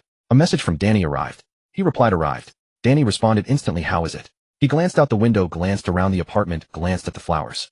Not bad. He typed the 2 words then deleted them. Then he typed I don't know. Danny sent a string of ha-ha-has. Then don't embarrass yourself. He stared at those 3 words frozen for a few seconds. He remembered 2 years ago when Ivan saw him off in Croatia he'd said the exact same 3 words. He slipped the phone back into his pocket. That night he couldn't sleep. Jet lag. 9 hours of jet lag. He lay on that unfamiliar bed staring at the unfamiliar ceiling. The lights were off but the curtains weren't drawn fully and light seeped through. Even at night Paris was bright. He turned over facing the wall. The wall was bare. White, spotlessly clean. He thought of that dormitory in Nottingham. The patch of mold on the wall he'd stared at for 2 years. He thought of that wall. The wall he'd kicked tens of thousands of times. He thought of Danny. Of Maurice. Of that shabby bar. He closed his eyes. The next morning he was woken by the sunlight. The curtains were open and the sun shone directly on his face, scorching hot. He sat up and checked his phone. 7:15. He sat for a while then got up to wash. Today he had to go to the club, sign the contract, get a medical, meet people. He looked at the mirror at the face staring back. There were dark circles under his eyes. He hadn't slept well. He splashed 2 handfuls of cold water on his face. When he walked out of the apartment Pierre was already waiting downstairs. Sleep well? Pierre asked. Li Feng thought for a moment. Not bad, he said. Pierre smiled. That's how the French answer, Pierre said. You're picking it up fast. Li Feng said nothing. They got into the car and drove toward the training ground. The sunlight bathed those grayish-white buildings, making them sparkle. He leaned against the window watching the unfamiliar streets, unfamiliar people, unfamiliar language roll past. His mind was blank. Not nervous. Not excited either.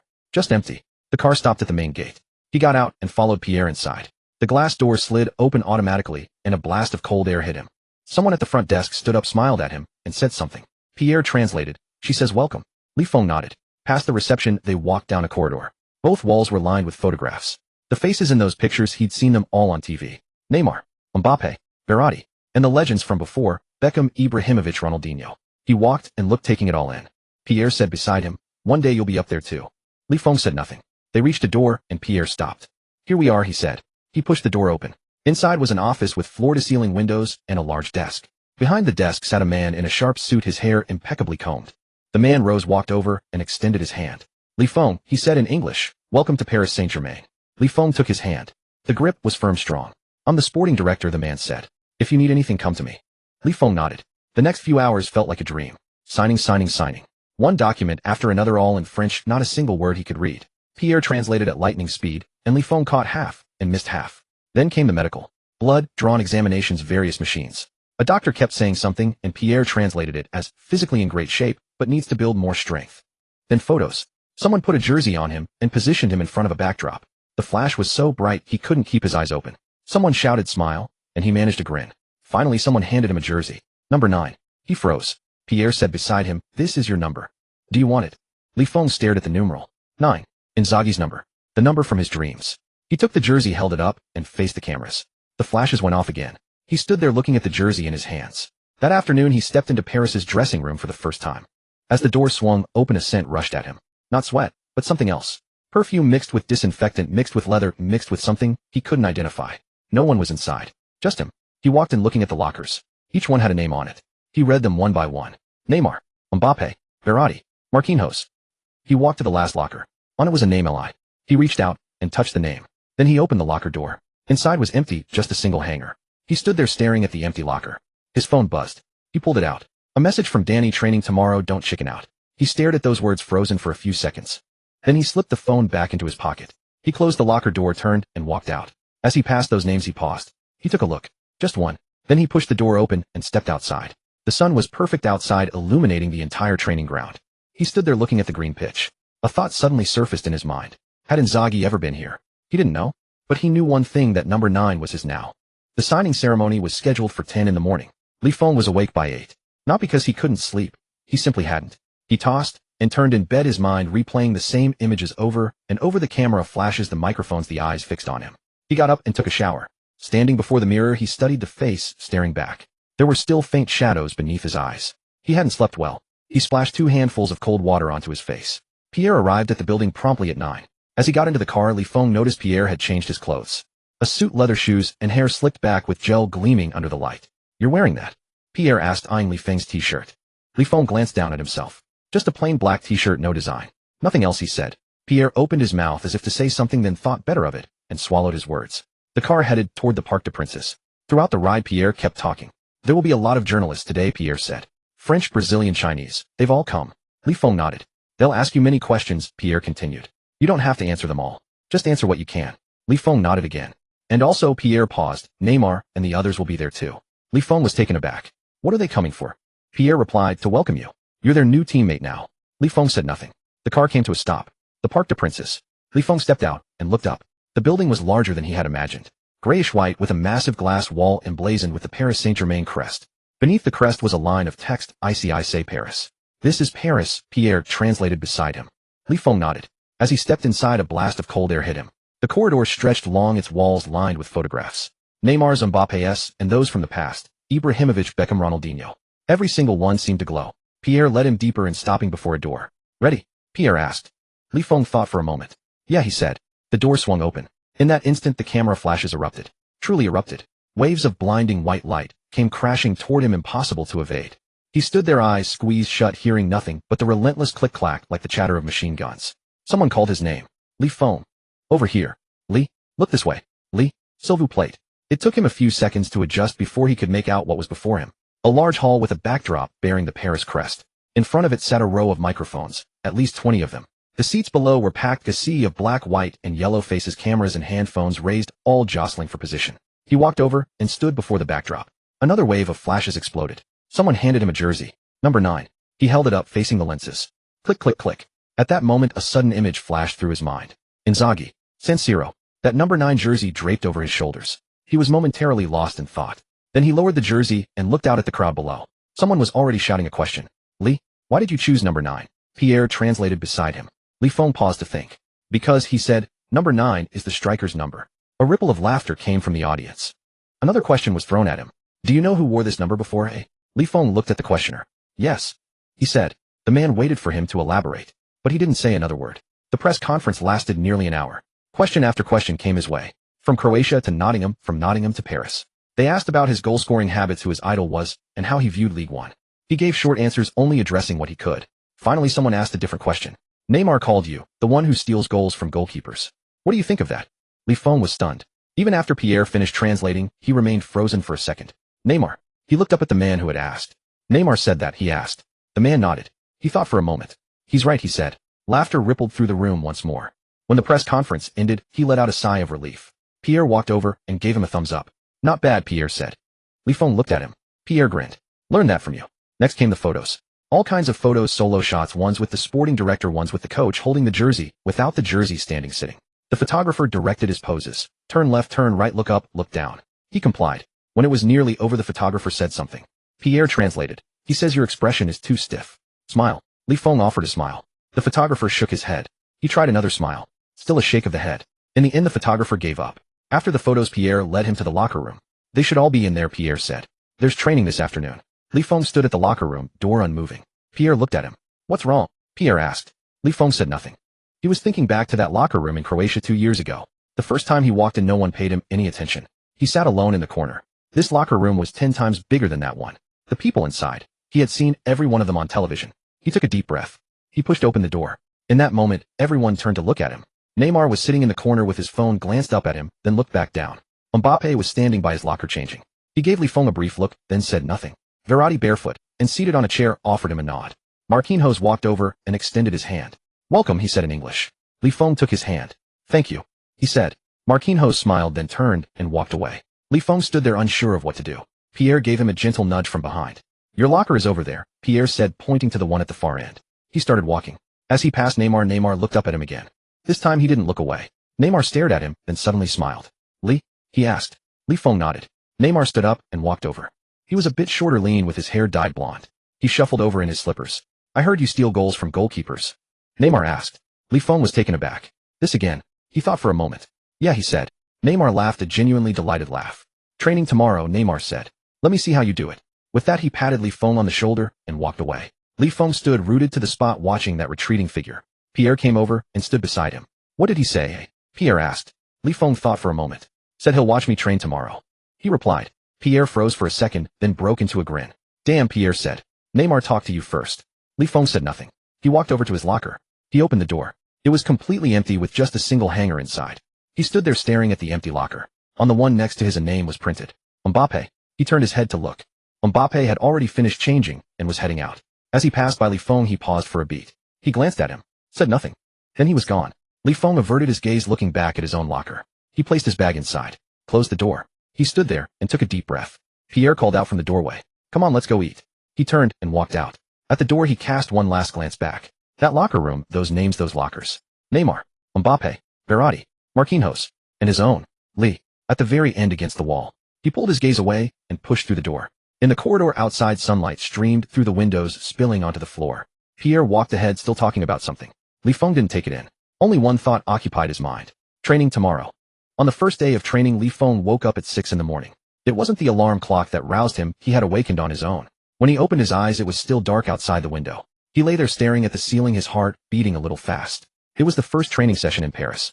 He got up, took a shower, and changed his clothes. Glancing in the mirror, he noticed the shadows under his eyes were still there, but they looked better than yesterday. When he stepped out, dawn was just beginning to break. The gates of the training base were open. He walked in, passing through the corridor where photographs lined the walls, their surfaces gleaming faintly in the morning light. Neymar, Mbappe, Ibrahimovic. Each one seemed to watch him. The locker room was empty. He walked to his locker, opened it, and changed. When he came out, the corridor was still deserted. He walked alone towards the training pitch. The grass was covered in dew, soft and spongy under his feet. The floodlights were still on, casting a stark white glow over the entire field. Standing at the sideline, he took a deep breath. The air was thick with the scent of fresh-cut grass mingled with the smell of earth. Just as he was about to start his warm-up laps, he noticed someone already on the field. In the distance near the goal, a figure was practicing. The man was lean, dressed in a black training top, dribbling the ball. It seemed glued to his feet as he weaved it left and right, zigzagging around a series of cones. Li Feng stood there watching for a few seconds. The man stopped, turned to pick up the ball, and saw him. It was Neymar. Neymar looked equally surprised for a moment. Then Neymar smiled, planted his foot on the ball, and called out, Ligue. Li Feng nodded. Neymar walked over to him. He didn't walk fast, his boots making soft, scuffing sounds on the grass. Stopping in front of Li Feng, he gave him an appraising look from head to toe. So early? Neymar asked. In English with a Brazilian accent, but understandable. Li Feng said, I'm used to it. Neymar nodded. Me too, he said. When I can't sleep, I come out to practice. They stood there for a moment, neither speaking. Li Feng wasn't sure what to say. This was a man he had watched countless times on television. Neymar, the number 10 for Brazil, one of the best players in the world. Now he stood before him in a training top, hair slightly disheveled, looking just like an ordinary person. Neymar looked at him and suddenly smiled again. I heard you specialize in stealing the ball from goalkeepers, he asked. Li Feng was taken aback. That question again. Someone had asked at the press conference yesterday, and now this. He thought for a moment, then said, that's what some people say. Neymar's grin widened. How do you do it, he asked. Teach me. Li Feng couldn't tell if he was serious or joking. Seeing his expression, Neymar waved a hand. Just kidding, he said. I couldn't do it anyway. I don't have your movement. Li Feng remained silent. Neymar turned and gestured towards the goal. Come on, he said. Let's take a few shots. Li Feng followed him. There was a rack of balls by the goal. Neymar took one and placed it at the edge of the penalty arc. You first, he said. Li Feng walked over and stood behind the ball. He took 2 steps back. He struck it, thud. The ball flew, grazing the underside of the crossbar, and slammed into the net. Neymar raised an eyebrow. He set up another ball. Try from a different spot, Neymar said. Li Feng moved to the left, struck it. Thud. Another one into the corner. Third, fourth, fifth. 5 shots, 5 goals. Neymar stood by watching in silence. After the last one, Li Feng straightened up and caught his breath. Neymar looked at him. When you shoot, Neymar asked, do you look at the goalkeeper? Li Feng thought for a moment. No. What do you look at? Neymar asked. Li Feng said the gap. Neymar paused. Then he nodded. No wonder, he said. The two of them practiced for nearly an hour. The sun had risen, shining down on the training ground. The dew on the grass began to evaporate, lifting a thin white mist into the air. Others started to arrive. Verratti was the first. As he walked onto the pitch and saw the two of them training, he stopped in surprise. So early. Verratti called out. Neymar waved at him. Come over. Neymar shouted. Join us. Verratti walked over, looking from Li Feng to Neymar. You two know each other, he asked. Neymar said, just met. Verratti nodded and extended a hand. Verratti. Li Feng shook his hand. I know, he said. Verratti smiled. Good, he said. The three of them continued practicing. Neymar dribbled Verratti past Li Feng's shot. After a while, Marquinhos also arrived and stood on the sideline watching. By the time the official training session began, Li Feng was already drenched in sweat. Head coach Gaultier stood on the sideline blowing his whistle. The players gathered around to hear the tactical instructions. Li Feng stood at the edge of the group listening to the French, understanding nothing. Marquinhos translated beside him. He says today we'll have a match, starters on one side, substitutes on the other. Li Feng nodded. The teams were announced. He was placed on the substitute side. The opposition was the starting 11. Neymar, Mbappe, Verratti, all on the other side. The whistle blew. For the first 10 minutes, Li Feng didn't touch the ball. The substitutes couldn't keep possession. Every time the ball reached their feet, it was immediately stolen, and they couldn't pass it out. He would make runs into space, but the ball never came. In the 12th minute, he finally got a touch. He dropped deep to receive, controlled it, and turned. In front of him was Kimpembe, a French international over 6 feet tall and built solid. He didn't force the issue. He passed the ball wide, then turned and sprinted forward. Kimpembe followed him. The pass didn't come. He stood with his hands on his hips, catching his breath. In the 20th minute, another chance. A corner kick. He was positioned at the far post. The ball was swung towards the near post. He ran for it, got jostled, and couldn't get his head to it. As he landed, he saw Neymar smiling at him from across the pitch. "Good run," Neymar shouted. He nodded and jogged back. In the 25th minute, an opportunity came.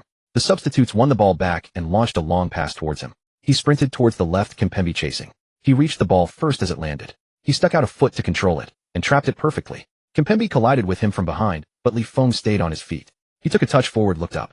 In the penalty area, the defenders were scrambling back. The goalkeeper was guarding the near post. He spotted a gap. On the right at the edge of the 6-yard box unguarded. He swung it across. The ball flew over, their striker rushed in and volleyed it. Goal. 1-0.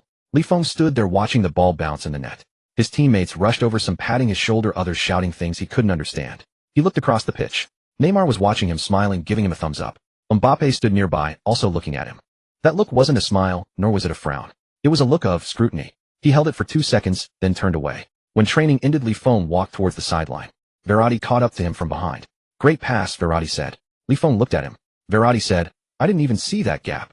Ligue said nothing. Verratti added, "Next training session, I want to be on your team." He smiled, turned, and walked away. Ligue stood there watching his back. The sun beat down on him, warming his back. He stood for a few seconds, then headed to the locker room. Inside, the players were showering and changing.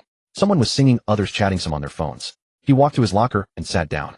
Neymar emerged from the showers, a towel draped over his head. Seeing Ligue, he walked over. "Good today," Neymar said. Ligue looked up. Neymar pulled the towel down and wiped his hair. "That run," Neymar said. "I understood it." Ligue waited. Neymar looked at him and said, "You're the type who arrives at the same time as the ball." He paused. "There was an Italian guy a long time ago who was the same." Ligue was stunned. Neymar smiled, patted his shoulder, and walked away. Ligue sat there watching his retreating figure. The Italian. Inzaghi. He remembered the dream. San Siro, that number 9 shirt. He lowered his head, looking at the training top he was wearing. On his chest was the Paris Saint-Germain crest and his name. Ligue 9. He sat there for a long time, until the locker room was empty. For the second training session, Ligue arrived early again. At 6:15, the training ground was completely empty. The dew was heavy and his shoes were soaked through just from stepping on the grass. He trained alone against the wall. There was a wall here too, newer than the one in Nottingham, gleaming white, but it made the same sound when he struck it. Thud, thud, thud. After half an hour of kicking, someone arrived. Verratti. The Italian walked over in his slippers, holding a cup of coffee. He froze for a moment upon seeing Ligue training. "You're always this early?" Verratti asked. Ligue stopped, catching his breath. "I'm used to it," he said. Verratti nodded, sat down on a bench by the sideline, and sipped his coffee while watching him train. Thud, thud, thud. After another 20 minutes, the others started to arrive. Marquinhos, Achraf, Kimpembe. They walked onto the pitch one by one, some stretching, some passing the ball, some just standing around chatting. When Neymar arrived, he was holding his phone, scrolling as he walked. He reached the sideline, looked up, saw Ligue, and gave him a smile. "Keep going," Neymar said. Ligue didn't stop. He continued kicking. Thud, thud, thud. At exactly 8 o'clock, Galtier blew his whistle to gather the team. The players crowded around him to listen to the tactical talk. Ligue stood at the edge of the group, still not understanding. Marquinhos stood beside him and whispered a translation. "Same as today, split squad, starters on one side, substitutes on the other." Ligue nodded. "You're with the substitutes again," Marquinhos said. "Don't rush." Ligue nodded again. Why would he rush? He'd only been here for 2 days. When the teams were announced, he glanced at the opposition. Neymar, Mbappe, Verratti, Achraf, Kimpembe. All of them were over there. On his side were him, a few other substitutes, and 2 kids promoted from the youth team. The whistle blew. For the first 10 minutes, the ball never crossed the halfway line. The passing from the other side was so fast his eyes couldn't keep up. Neymar got the ball, feinted left then right. Their players couldn't even get near him. Mbappe sprinted like a gust of wind, impossible to catch. 0-2. 15 minutes and 0-3. Ligue stood up front, hands on his hips, watching them celebrate. The ball wasn't passed to him even once. He made a run into space. Raised his hand. No one looked. He ran again. Raised his hand again. Still no one looked. That youth team kid would dribble whenever he got the ball, lose it, and then throw his hands up in frustration. In the 18th minute, Ligue finally got a touch. It wasn't a pass. It was a gift. A misplaced pass from the opposition rolled right to his feet. The moment he controlled it, Kimpembe was on him. 6 foot plus, over 80 kilos of French international. Ligue shielded the ball, trying to turn. Kimpembe leaned in with his shoulder, and Ligue stumbled a step sideways, losing the ball. He stood there watching Kimpembe pass it away. Kimpembe didn't even look at him. As he jogged back, he heard someone shout, "Good run." It was Neymar. From the other side, he gave Ligue a thumbs up.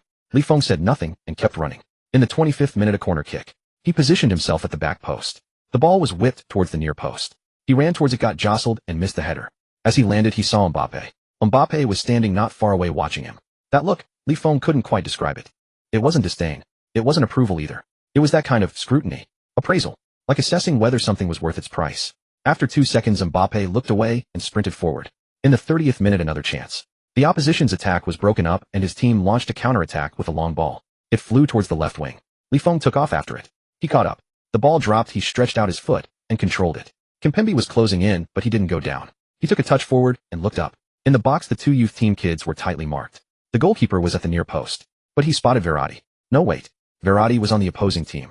It was his team's defensive midfielder charging forward. Unmarked. He whipped in the cross. The ball flew over the midfielder, attacked it, and struck a volley over the bar.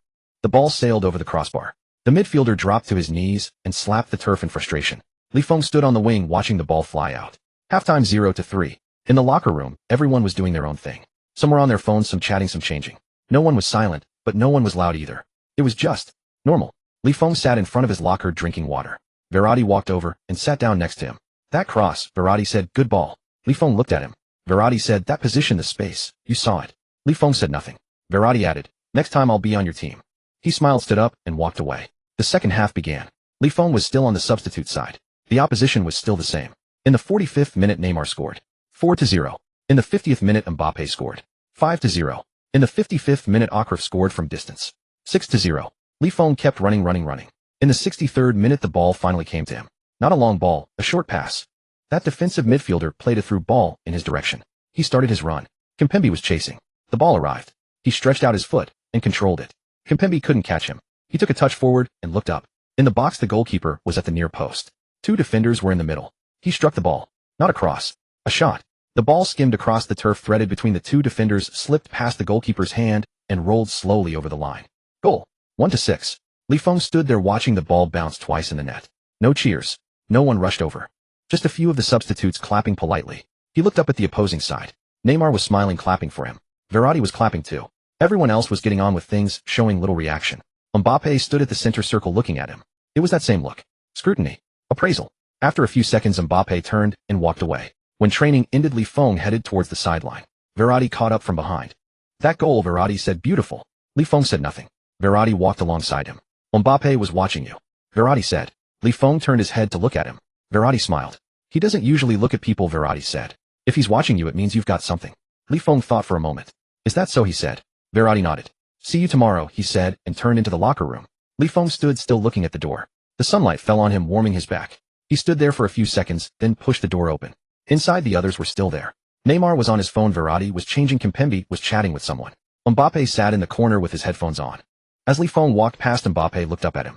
Just a glance. Then he looked back down. Li Feng walked to his locker and sat down. He recalled Verratti's words. If he's watching you, it means you've got something. He looked down at his feet. His boots were caked with grass clippings and mud. He sat there for a long time, until the locker room was empty. On the day the first week of training ended, it rained in Paris. It wasn't heavy, just a fine persistent drizzle. Li Feng stood by the apartment window watching the gray-white buildings outside darken as they were soaked by the rain. His phone buzzed. It was a video call from Ivan. He answered, and the familiar face filled the screen, still too close, occupying the entire frame. Li Feng. Ivan shouted. Li Feng leaned back, holding the phone further away. Ivan's face shrank and Nikolai appeared beside him. He still wore his usual expressionless face, but his eyes were smiling. They were sitting against that wall, the dim yellow lights glowing behind them, casting a layer of light upon them. Li Feng stared at the background for a few seconds. How's it going? Ivan asked. Li Feng thought for a moment. Not bad, he said. Ivan laughed. Not bad? Ivan mimicked him. You're in Paris and all you can say is, not bad. Li Feng remained silent. Ivan looked at him. How's training? Ivan asked. How are the guys? Li Feng thought for a moment. Neymar. Mbappe. Verratti. Neymar's pretty friendly, he said. Mbappe doesn't talk much. Ivan nodded. And Verratti. He's okay too, Li Feng said. He's talked to me a few times. Ivan nodded again. Nikolai suddenly spoke up from the side. Scored yet? Li Feng looked at him. Scored in the practice match, he said. Nikolai nodded, asking nothing more. Ivan stared at the screen, his expression suddenly turning serious. Li Feng, he said. Li Feng waited. Ivan said, do you know what number you're wearing now? Li Feng was taken aback. Number 9, he said. Ivan nodded. Number 9, Ivan repeated, Inzaghi's number. Li Feng said nothing. Ivan looked at him. How many more? Ivan asked. Li Feng was stunned again. What? Ivan said 10 goals. You scored 10 in the Premier League. What about Paris? Li Feng opened his mouth to speak. Paris. He'd only been here a week. One in a training game, hadn't even played an official match yet. Ivan saw his expression and laughed. 10 to go, Ivan said, right? Li Feng didn't answer. Ivan raised his hand, showing 10 fingers. 10, he said. This time next year you tell me if you've scored them or not. Li Feng looked at the 2 fingers on the screen. 10. He thought of the 10 goals Maurice wrote on the tactics board. He thought of Danny's 9 to go. He thought of that penalty, that ball slowly rolling over the line. Ivan laughed again. All right, he said, enough talk. What time is it there? Li Feng glanced out the window. 4 in the afternoon, he said. Ivan nodded. We're going to sleep then, he said. Talk later. Just before the screen went dark, Li Feng saw Nikolai give him a nod. He put the phone down and continued to stare out the window. The rain was still falling. The gray-white buildings blurred in the rain, their outlines indistinct. He recalled Ivan's words. Do you know what number you're wearing now, eh? He looked down at his t-shirt. Black with nothing on it. Number 9. Inzaghi's number. He walked to his suitcase and opened it. The jersey was lying on top. Paris Saint-Germain's red and white with the number 9 on the back and LI printed beneath it. He took it out and looked at it for a long time. The fabric was soft, smooth to the touch. The number was heat-pressed, slightly glossy. He thought of that dream. San Siro. The figure in the number 9 shirt. The person turned around and draped the jersey over him. The offside line is my holy path. He sat on the edge of the bed holding the jersey. The rain pattered against the window. The next day he arrived for training at 6. The training ground was empty. The dew was heavy, the grass damp. He kicked the ball against the wall alone, thump, thump, thump. After half an hour someone arrived. It wasn't Verratti. It was someone else. Mbappe. Dressed in a black training kit and a cap, he walked over from the direction of the locker room. Seeing Li Feng practicing, he paused. Then he walked over and stood by the pitch watching him. Li Feng felt the weight of his gaze. He didn't stop, continuing to kick. Thump, thump, thump. After finishing a set, he stopped, caught his breath, and turned to look at Mbappe. Mbappe was still standing there. They locked eyes for a few seconds. Mbappe spoke first. Do you always come this early, he asked. In English. Not as good as Neymar's, but understandable. Li Feng nodded. Mbappe nodded back and said nothing more. He walked to the other side, picked up a ball from the bin, and began practicing on his own. The two trained separately, the thumping sounds echoing in the empty stadium. After nearly an hour, others began to arrive. When Neymar walked in and saw them, he was taken aback. This early, he called out. Mbappe ignored him. Li Feng glanced at him. Neymar walked over and stood next to Li Feng. He talked to you? Neymar asked in a low voice. Li Feng nodded. Neymar raised an eyebrow. What did he say? Li Feng thought for a moment. Asked if I always come this early, he said. Neymar laughed. That's it, he asked. Li Feng nodded. Neymar patted his shoulder. Well, he said, he doesn't usually talk to people. The fact he talked to you is a good sign. Li Feng watched Mbappe, who was still practicing.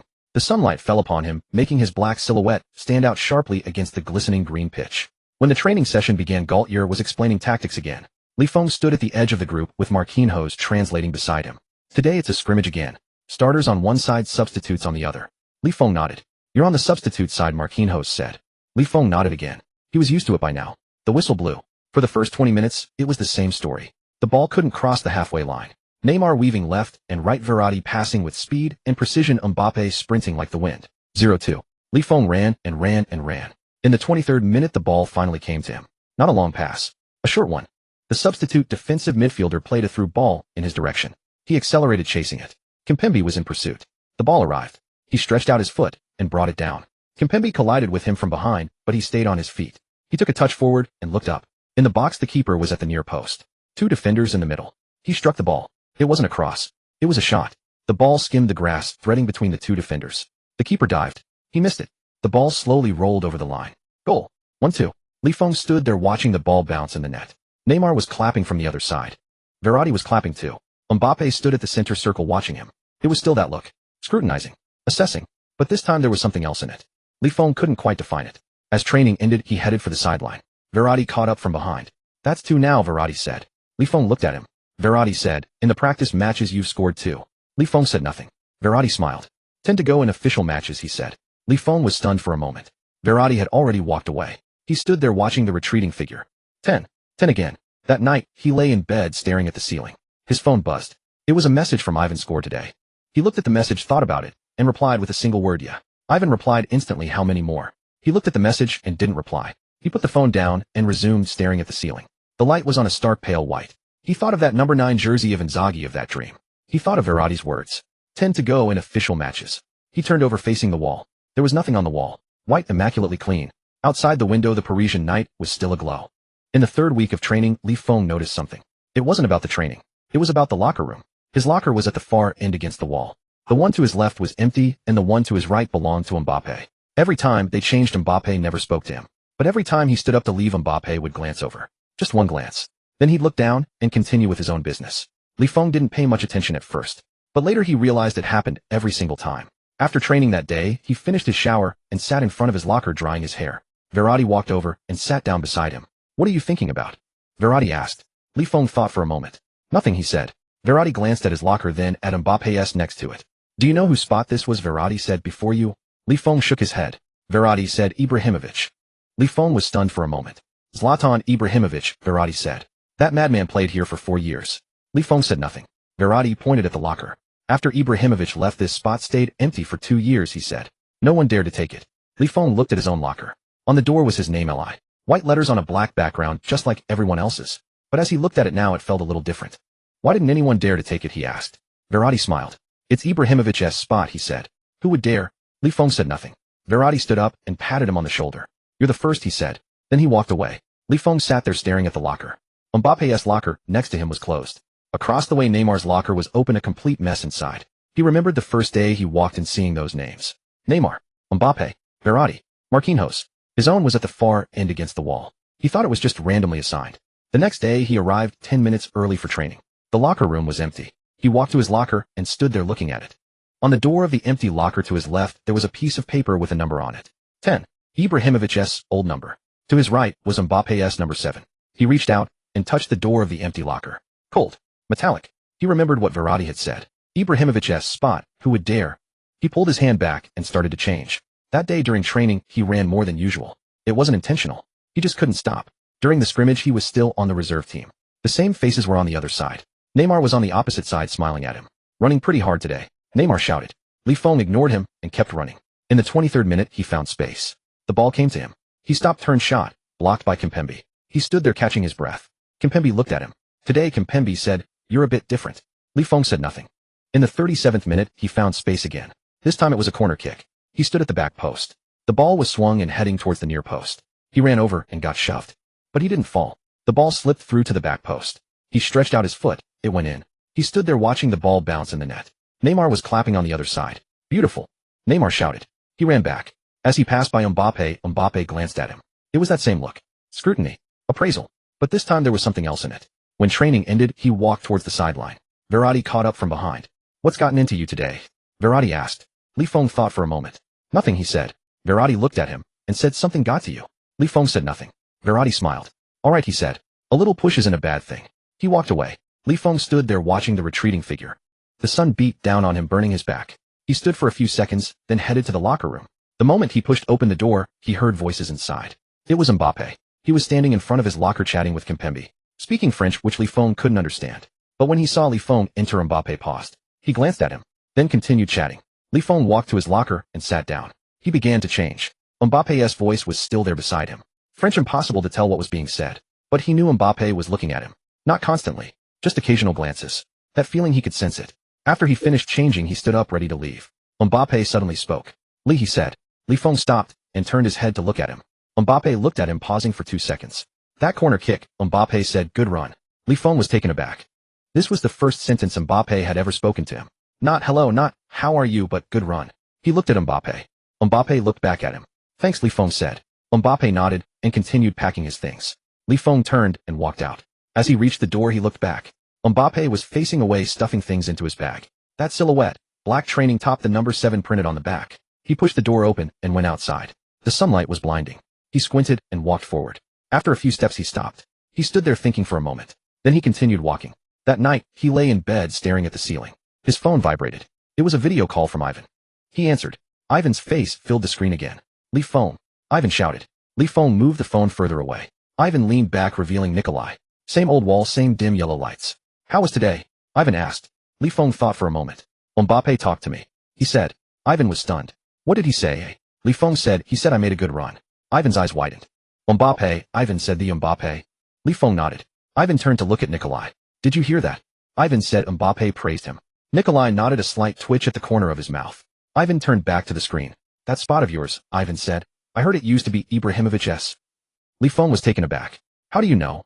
Ivan smiled. "Saw it online," he said. "Paris locker room, Ibrahimovic's spot empty for 2 years now, you're in it." Li Feng said nothing. Ivan looked at him. "How does it feel?" Ivan asked. Li Feng thought for a moment. How did it feel? He couldn't put it into words. He just remembered the look in Mbappe's eyes. Remembered Verratti saying, "You're the first." Remembered that empty locker, the 10 on the door. Not bad, he said. Ivan laughed. Not bad, Ivan mimicked him. You're sitting in Ibrahimovic's spot, and all you can say is, not bad. Li Feng said nothing. Ivan raised his hand, giving a thumbs up. All right, he said. I'm hanging up. The screen went black. Li Feng put the phone down and stared at the ceiling. The light was on, pale and stark. He thought of that empty locker. He thought of Mbappe's good run. He thought of Verratti's, you're the first. He turned over, facing the wall. There was nothing on the wall. White, perfectly clean. But today it didn't seem so empty anymore. The night before the match, Li Feng couldn't sleep. It wasn't nerves. It was that feeling, the one where you know what's coming tomorrow.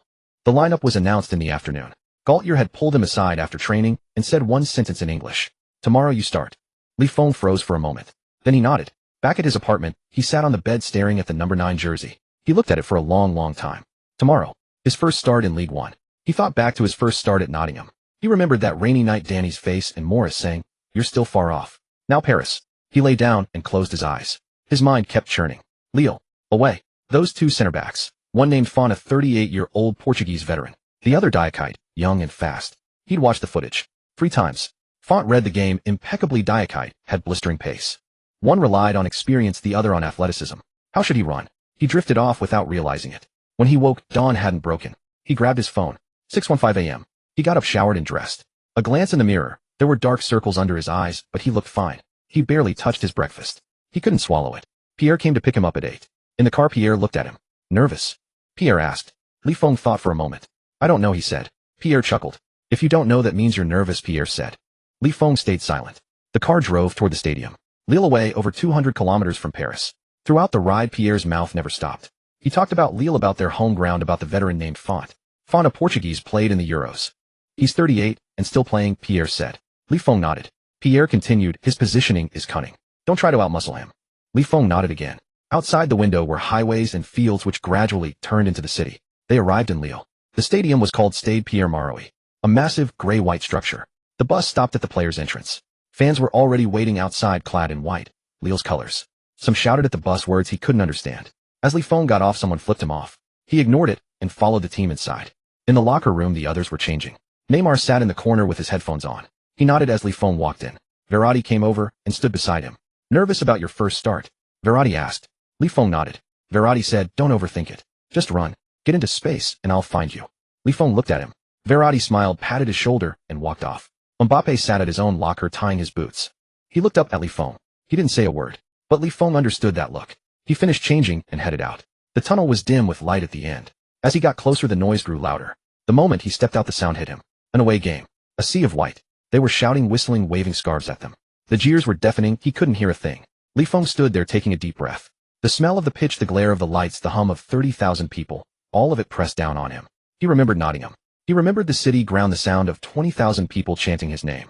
It was different now. This was an away game, 30,000 strong, his first League One start. He walked onto the pitch. The whistle blew. For the first 10 minutes, Li Feng didn't touch the ball. Font and Diakite had him locked down tight. Wherever he ran, they were there to block him. Font didn't mark him closely, he just cut off the passing lanes. Diakite shadowed his every move. In the 12th minute, he got his first touch. He dropped deep to receive, and as he turned, Font was right on him.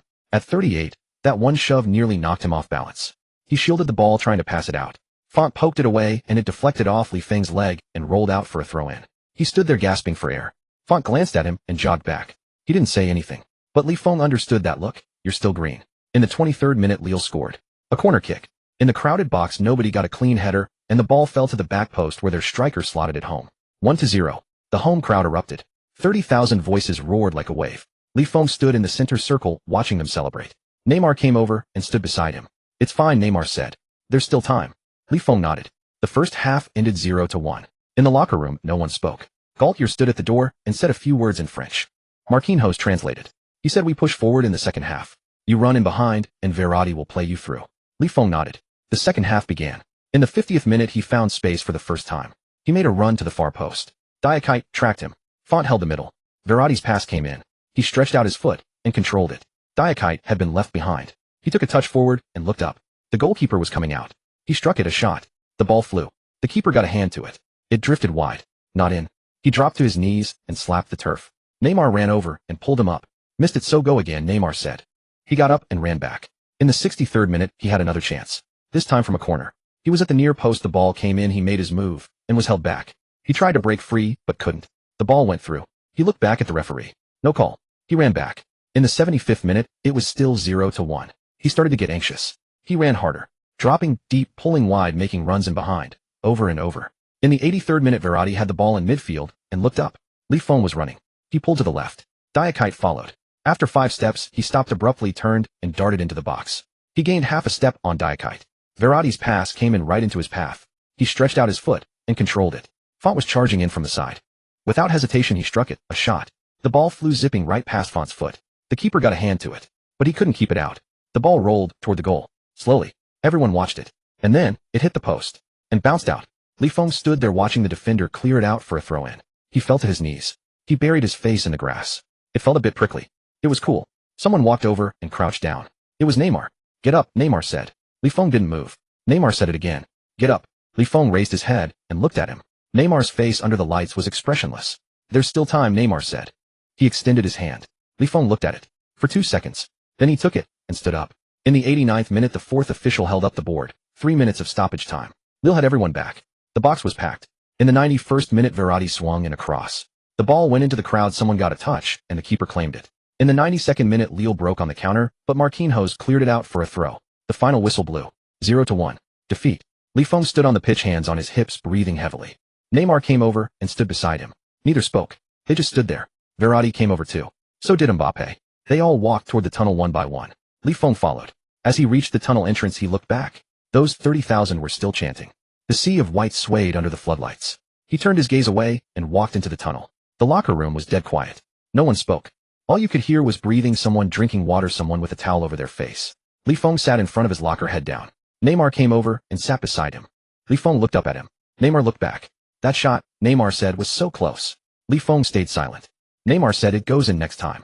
He stood up, patted Ligue on the shoulder, and walked away. Verratti came over too. 10 more to go. Ligue was taken aback.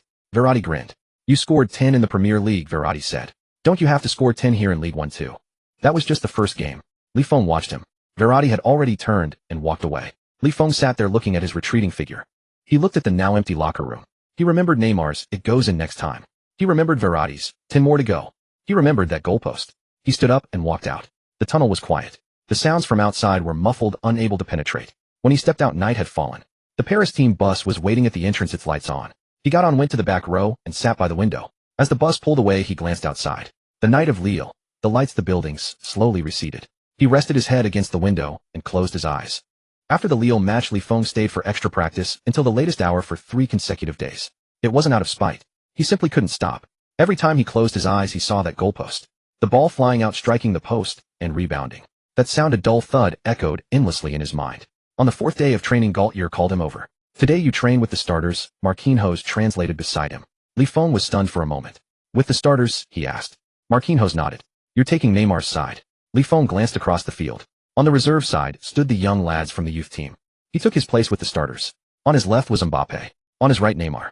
Behind him, Verratti. The whistle blew. For the first 10 minutes, he never touched the ball. It wasn't that he couldn't make runs. The ball simply never crossed the halfway line. Those kids on the reserve side were being suffocated by their pressure. In the 12th minute, he finally got a touch. Verratti played it to him. He received it at the edge of the box. As soon as he turned, 2 defenders closed him down. He laid it off to Neymar. Neymar took the ball, dribbled left, then right, beating one man, then another. Then he whipped in a cross. The ball flew towards him. He jumped. He was bumped and missed the header. As he landed, he looked at the man who had challenged him. It was Kimpembe playing on the opposing side today. Kimpembe offered him a smile. Easy there, Kimpembe said. He said nothing and jogged back. In the 23rd minute, Mbappe scored. Verratti slipped a through ball. Mbappe accelerated, moving like a gust of wind. He took it in his stride, took a touch, and shot. The ball squeezed past the goalkeeper's hand. 1-0.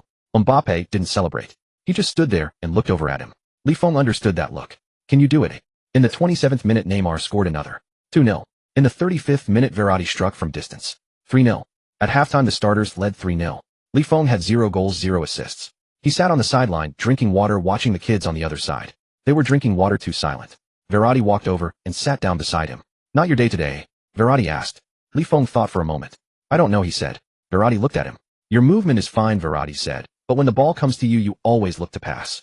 Ligue remained silent. Verratti said, shoot. The second half began. In the 50th minute, a chance arrived. Verratti slipped a through ball, and he was off sprinting. Kimpembe was chasing. He arrived at the same time as the ball. He stretched out his foot and stopped. Kimpembe collided with him from behind, but he held his ground. He looked up. The goalkeeper was at the near post. Two defenders in the middle. He spotted Mbappe. Mbappe was on the left, unmarked. He lifted a cross. The ball flew over Mbappe, controlled it, took a touch, and shot. Goal. 4-0. After scoring, Mbappe didn't look at him. But Ligue knew Mbappe was watching him.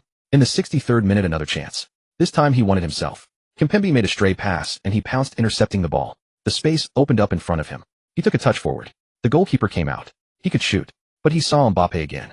Mbappe was on the right, raising his hand. He lifted a cross. The ball flew over Mbappe, jumped, headed it wide. The ball went out for a goal kick. Mbappe stood there looking at him.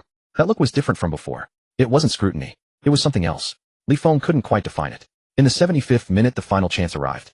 Verratti picked up the ball in midfield and glanced up. Ligue was running. He pulled to the left, then stopped sharply and darted into the box.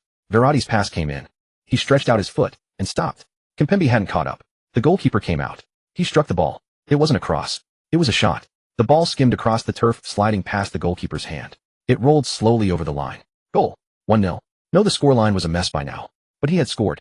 He stood there watching the ball bounce in the net. Neymar ran over and wrapped an arm around his neck. Beautiful. Neymar shouted. Verratti came running over too. And the others. He was engulfed in the crowd. As he emerged from the pile, he saw Mbappe. Mbappe stood a short distance away watching him. Then Mbappe walked over. He stopped in front of him. Not bad, Mbappe said. Ligue was taken aback. This was the second sentence Mbappe had ever spoken to him. The first was, good run. The second was, not bad. He looked at Mbappe. Mbappe looked back at him. Then Mbappe turned and walked away. As training wrapped up, he headed towards the sideline. Verratti caught up from behind. What did Mbappe say to you? Verratti asked. Ligue thought for a moment. Not bad. He said. Verratti was stunned. Then he laughed. Not bad, Verratti mimicked him. Mbappe says you're not bad, do you know what that means? Ligue shook his head. Verratti said. He doesn't usually compliment people. Ligue said nothing. Verratti looked at him. That shot of yours, Verratti said. He saw it. He patted Ligue on the shoulder and walked away. Ligue stood there watching that retreating figure. The sunlight bathed him, warming his back. He walked towards the changing room. As he pushed the door open, there was only one person inside. Mbappe. He sat in front of his locker changing. Seeing Ligue enter, he looked up. They locked eyes for a few seconds. Mbappe stood up, walked over, stopped in front of him. Tomorrow, Mbappe said. Ligue waited. Mbappe looked at him, pausing for 2 seconds. You run, Mbappe said. I'll pass. Ligue was stunned. He stared at Mbappe's face. It was expressionless, but his eyes were bright. Mbappe had already turned and walked away. He stood there watching that silhouette. Number 7, in a black training kit, disappearing through the doorway. He walked to his own locker and sat down. He sat for a long time. His phone buzzed. It was a message from Ivan. How was training today? He looked at the words, mulling it over. He replied. Mbappe said he'll pass to me tomorrow. Ivan replied instantly, then a string of exclamation marks. Finally, damn. Awesome. He looked at those 3 words and put his phone down. Outside the window, the Parisian sun was still shining brightly.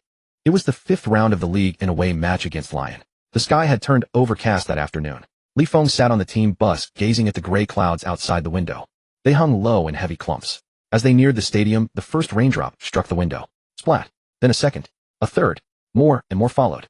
By the time the bus came to a halt, a torrential curtain of rain obscured the world outside. Pierre stood up and shouted something. It was in French, which he didn't understand. But the meaning was clear. It's raining, stay alert. As Ligue stepped off the bus, the rain hit his face directly. It was icy cold, trickling down his neck. He kept his head low and followed the team into the tunnel. In the locker room, the others were already changing. Neymar sat in the corner. Seeing him enter, he said something. Ligue didn't catch the words, but Neymar's expression was a smile. Verratti walked over and stood beside him. It's coming down hard, Verratti said. Ligue nodded. The pitch will be waterlogged. The ball won't roll, Verratti added. Ligue nodded again. Verratti looked at him. Today it's about your movement, he said. The pass might be a beat slower. Time your runs accordingly. Ligue was taken aback. Time his runs. Verratti had already turned and walked away. He stood there pondering those words. A rainy match. Waterlogged pitch. A ball that wouldn't roll. He recalled a similar day in Nottingham. That match against Everton, also in heavy rain with the pitch full of water. The ball had stopped dead in the penalty area. Did he score that day? Yes. A stabbed shot, the ball skipping and hopping through the water, leaving the keeper grasping at air. He tied his laces and stood up. As he walked out of the tunnel, the rain was even heavier. It wasn't a gentle rain. It was the kind that came straight down, stinging his face. The pitch had turned white, reflecting the floodlights through the standing water. With each step, water splashed up, soaking his shins. Ligue stood on the field, wiping the water from his face. He looked across. Lions players were coming out too. They were soaked like drowned rats, but their eyes were fierce. This was their home ground. Over 30,000 people crammed into the stands. Despite the rain, they hadn't left. Those in white ponchos, those with umbrellas, those with nothing at all, they were all shouting. The whistle blew. For the first 10 minutes, Ligue didn't touch the ball. It wasn't that he couldn't make runs. It was that the ball simply couldn't reach him. The water was too deep and the ball would either stop midway or suddenly veer off course. In the 12th minute, Lions scored. It wasn't from open play. It was from a corner. The rain was so heavy that when the ball was delivered it bounced off the ground, sending up a spray of water. The keeper got a hand to it, but couldn't hold on, and it slipped in. 1-0. The home crowd erupted. Those 30,000 voices roared, drowning out the sound of the rain. Ligue stood at the center circle, rain streaming down his face. Neymar walked over and stood beside him. "It's all right," Neymar shouted. "There's still time." Ligue nodded. The first half ended at 0-1. Back in the locker room, everyone was wringing out their shirts. Water poured onto the floor. Gaultier stood at the door and spoke briefly. Marquinhos translated. "He says to shoot more from distance in the second half. With all this water, the keeper will have trouble." Ligue nodded. The second half began. The rain was still as heavy as ever. Not a drop less. In the 50th minute, Paris equalized. It wasn't a long-range shot. It was Mbappé. He picked up the ball on the edge of the box, took a touch forward, and struck it. The ball skipped over the water. The keeper got a hand to it, but couldn't keep it out. 1-1. Mbappé didn't celebrate. He just ran back to his half. Ligue watched him, wanting to say something, but he didn't. In the 57th minute, Lions scored again. 2-1. In the 63rd minute, Neymar scored directly from a free kick. 2-2. The game turned into an open exchange. Back and forth, neither side defending anymore. But Ligue still hadn't touched the ball. He ran. He ran constantly. Left, right, forward runs, dropping deep. Trip after trip. Verratti's passes couldn't reach him. The water was too deep, and every pass was a beat slow. He'd arrive, but the ball wouldn't. By the time the ball arrived, he'd already run past it. In the 75th minute, he finally got his first touch. It wasn't a pass. He collected a loose ball. A clearance rebounded off him. He stretched out his foot and controlled it. Stopping the ball in water was harder than usual.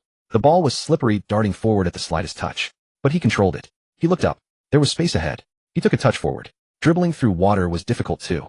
Every step required effort, the ball skipping on the surface. He took another touch. The keeper came out. He struck it, a shot. The ball flew. But the water slowed its pace. The keeper dived and smothered it. Not a goal. He stood there catching his breath. The rain pelted his face, making it hard to see. In the 83rd minute, it was still 2-2. In the 87th, the fourth official held up the board. 3 minutes of added time. In the 89th, Verratti received the ball in midfield. He looked up. Ligue was running. He pulled to the left, then stopped, sharply turned, and darted into the box. Verratti's pass came in. The ball skipped and hopped over the water. Once, twice, thrice. Ligue chased it. Lions' center back was chasing too. Ligue got there first. As the ball landed, he stretched out his foot and controlled it. Again, he controlled it in the water. The center back collided with him from behind. He didn't go down. He took a touch forward. Water splashed up, hitting his face. The keeper came out. Not rushing, but shifting in goal, cutting off the angle. Ligue glanced at the keeper's position. He glanced at the center back recovering. He glanced at the goal. Then he struck it. Not a powerful strike. A stab shot. Poked with his toe, the ball skipped low over the water. It slid past the keeper's hand and rolled slowly towards the goal. Everyone watched the ball. In the water, it rolled slowly. Very slowly. Lions' center back chased after it. The keeper scrambled back. But the ball kept rolling. Slowly. Slowly. Across the line. In. 3-2. Ligue stood there watching the ball bounce in the net. The rain was still falling, hitting his face and running into his eyes. He blinked. The stands fell silent. Those 30,000 people suddenly went quiet. Only the few hundred Parisian fans in the away section were making noise. Their voices were faint, swallowed by the rain. He stood there motionless. Neymar sprinted over and wrapped him in a bear hug. "Goal! FCK! Goal!" Neymar yelled. Verratti came charging over too. And the others. A pile of bodies engulfed him. He was crushed in the scrum, struggling to breathe. The rain kept falling. On them, on the ground, on their ecstatic faces. He fought his way out of the pile. And knelt down. He knelt in the water. It seeped over his knees, icy cold. He hung his head, staring at the ripples. The rain hammered the surface, creating ring after ring. He raised a hand and wiped his face. He couldn't tell if it was rain or something else. As he stood up, the match was over. The final whistle blew. 3-2. A win. He walked towards the sideline. Verratti caught up from behind and slung an arm around his neck. "The first one," Verratti shouted. Ligue looked at him. Verratti was drenched, hair plastered to his face, but his eyes were bright. "Your first Ligue 1 goal." 9 more to go, Verratti said. Ligue was stunned for a moment. Then he smiled. Verratti smiled too. The two walked off together, arms around each other. At the tunnel entrance, Mbappé was standing there. He was soaked through, still out in the rain. As Ligue approached, he gave a nod. Just one nod. Then he turned and walked away. Ligue stood there watching his back. Neymar came over and patted him on the shoulder. "Let's go," Neymar said. "Let's get changed." Ligue nodded. As he stepped into the tunnel, the sound of the rain faded. He looked back. The stadium lights were still on, and the rain was still falling. The stands, the pitch, the puddles, all gleaming under the lights. He turned his gaze forward and walked on. In the locker room, the team was celebrating.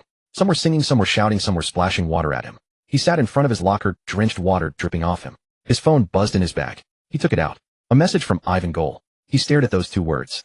Another message, the first one. FCK. And another 9 more to go. He put the phone down. He looked at the now quiet locker room. He remembered Verratti's words. 9 more to go. After the match in Lion, Li Feng thought he could catch his breath. But when he woke up the next day, his entire body ached. It wasn't the pain of an injury. It was the kind of ache that screams from every muscle after you've given everything for 90 minutes. He lay in bed staring at the ceiling. He shifted, and his shoulders protested. He moved again, and his thighs burned. He lingered for a moment, then forced himself to get up. Training couldn't stop. When he arrived at the training ground, dawn was just breaking. Dew clung to the grass soft underfoot. The wall stood before him pale and waiting. He picked up a ball and placed it at his feet. Took 2 steps back. Struck it, thump. The ball slammed against the wall and rebounded. He trapped it. He struck it again. Thump. Trapped it again. After a dozen or so strikes, someone arrived, Verratti. The Italian strolled over, coffee in hand, and stood at the edge of the pitch watching. Li Feng didn't stop. He kept striking. Thump, thump, thump. After finishing a set, he paused to catch his breath. Verratti walked over and stood beside him. That goal yesterday, Verratti said. I watched the replay. Li Feng looked at him. Verratti took a sip of coffee. The poke through the puddle, he said. That's what goalkeepers hate most. Li Feng said nothing. Verratti looked at him and suddenly smiled. 9 more to go, Verratti said. Li Feng was taken aback. What? Verratti said, 10 goals. You scored 10 in the Premier League, so you should score 10 in Ligue 1, right? Li Feng opened his mouth speechless. 10 goals in Ligue 1. He'd only scored 1. Verratti, seeing his expression, grinned even wider. The season still has over 30 rounds, Verratti said. 9 isn't hard. He patted Li Feng's shoulder and walked off with his coffee. Li Feng stood there watching the retreating figure. Over 30 rounds. 9 goals. He recalled the 10 goals Maurice had written on the tactics board. Recalled Danny saying 9 more to go. Remembered that penalty, the ball that slowly rolled across the line. Now it was happening again. He looked down at the ball at his feet. Picked it up, placed it on the grass. Took 2 steps back. Struck it, thump. That day at training he ran more than usual. It wasn't intentional. He just couldn't stop. During the intra-squad match, he was on the first team. The opposition was the reserves. Neymar was to his left and Mbappe to his right. In the 23rd minute, Verratti threaded a through ball. He burst forward sprinting. Kimpembe was chasing. The ball arrived. He extended his foot and controlled it. Kimpembe collided with him from behind, but he stayed on his feet. He looked up. The goalkeeper was advancing. He struck it, a shot. The ball flew out, slipping past the keeper's hand. It went in. He stood there watching it bounce in the net. Neymar ran over and wrapped his arm around his neck. That's 2. Neymar shouted. Li Feng was stunned for a moment. 2 in the training match. Verratti came running over. 2. 8 more to go, Verratti said. Li Feng looked at him. Verratti was smiling. As training ended that day, he headed toward the sideline. Mbappe caught up from behind and fell into step beside him. After a few strides, Mbappe spoke. That goal yesterday, he said. I understood it. Li Feng turned his head to look at him. Mbappe didn't look back, just kept walking. In the puddle, that poke you did, Mbappe said. That wasn't luck. Li Feng said nothing. Mbappe said, you calculated it. At the locker room door, Mbappe pushed it open and went in. Li Feng stood at the entrance, frozen for a few seconds. Then he pushed the door open and went in too. Back at his apartment that night, he lay in bed staring at the ceiling. His phone buzzed. Ivan was video calling. He answered. Ivan's face filled the screen again. Li Feng. Ivan shouted. Li Feng held the phone a bit farther away. Ivan leaned back, revealing Nicola. It was still that wall, those dim yellow lights. That goal yesterday, Ivan said, was sick. Li Feng said nothing. Ivan looked at him. How many more? Ivan asked. Li Feng said 9. Ivan was taken aback. 9. Ivan said, shouldn't you score 10 in Ligue 1? Li Feng didn't reply. Ivan laughed. Then what are you waiting for? Ivan said, go kick. Nicola nodded beside him. Li Feng looked at the 2 of them on the screen. That wall, those lights, those familiar faces. He remembered in Croatia Ivan had asked the same thing. 10 goals in the Premier League, how many more? Now it was Ligue 1. All right, Ivan said, gotta go? Next week I'll ask how many more you need. The screen went dark. Li Feng put the phone down and stared at the ceiling. The light was on a stark pale white. He turned over facing the wall. The wall was bare. White pristine. But his mind was calculating. Over 30 rounds. 9 goals. He recalled Verratti's words. 9 isn't hard. He closed his eyes. The next morning, he woke at 5:40. The sky outside was still dark. He lay for a moment, then got up. He washed up, changed, and headed out. The training ground was empty. The dew was heavy, the grass damp. He walked to the wall. He picked up a ball and placed it at his feet. Took 2 steps back. Struck it, thump. The ball slammed against the wall and rebounded. He trapped it. He struck it again. Thump. Trapped it again. The thumping sounds echoed across the empty training ground. The sun slowly began to rise. Its light fell on him, on the wall, on the dark marks worn into its surface from countless strikes. How long had he been kicking? He didn't know, but he couldn't stop, because 9 more were still needed.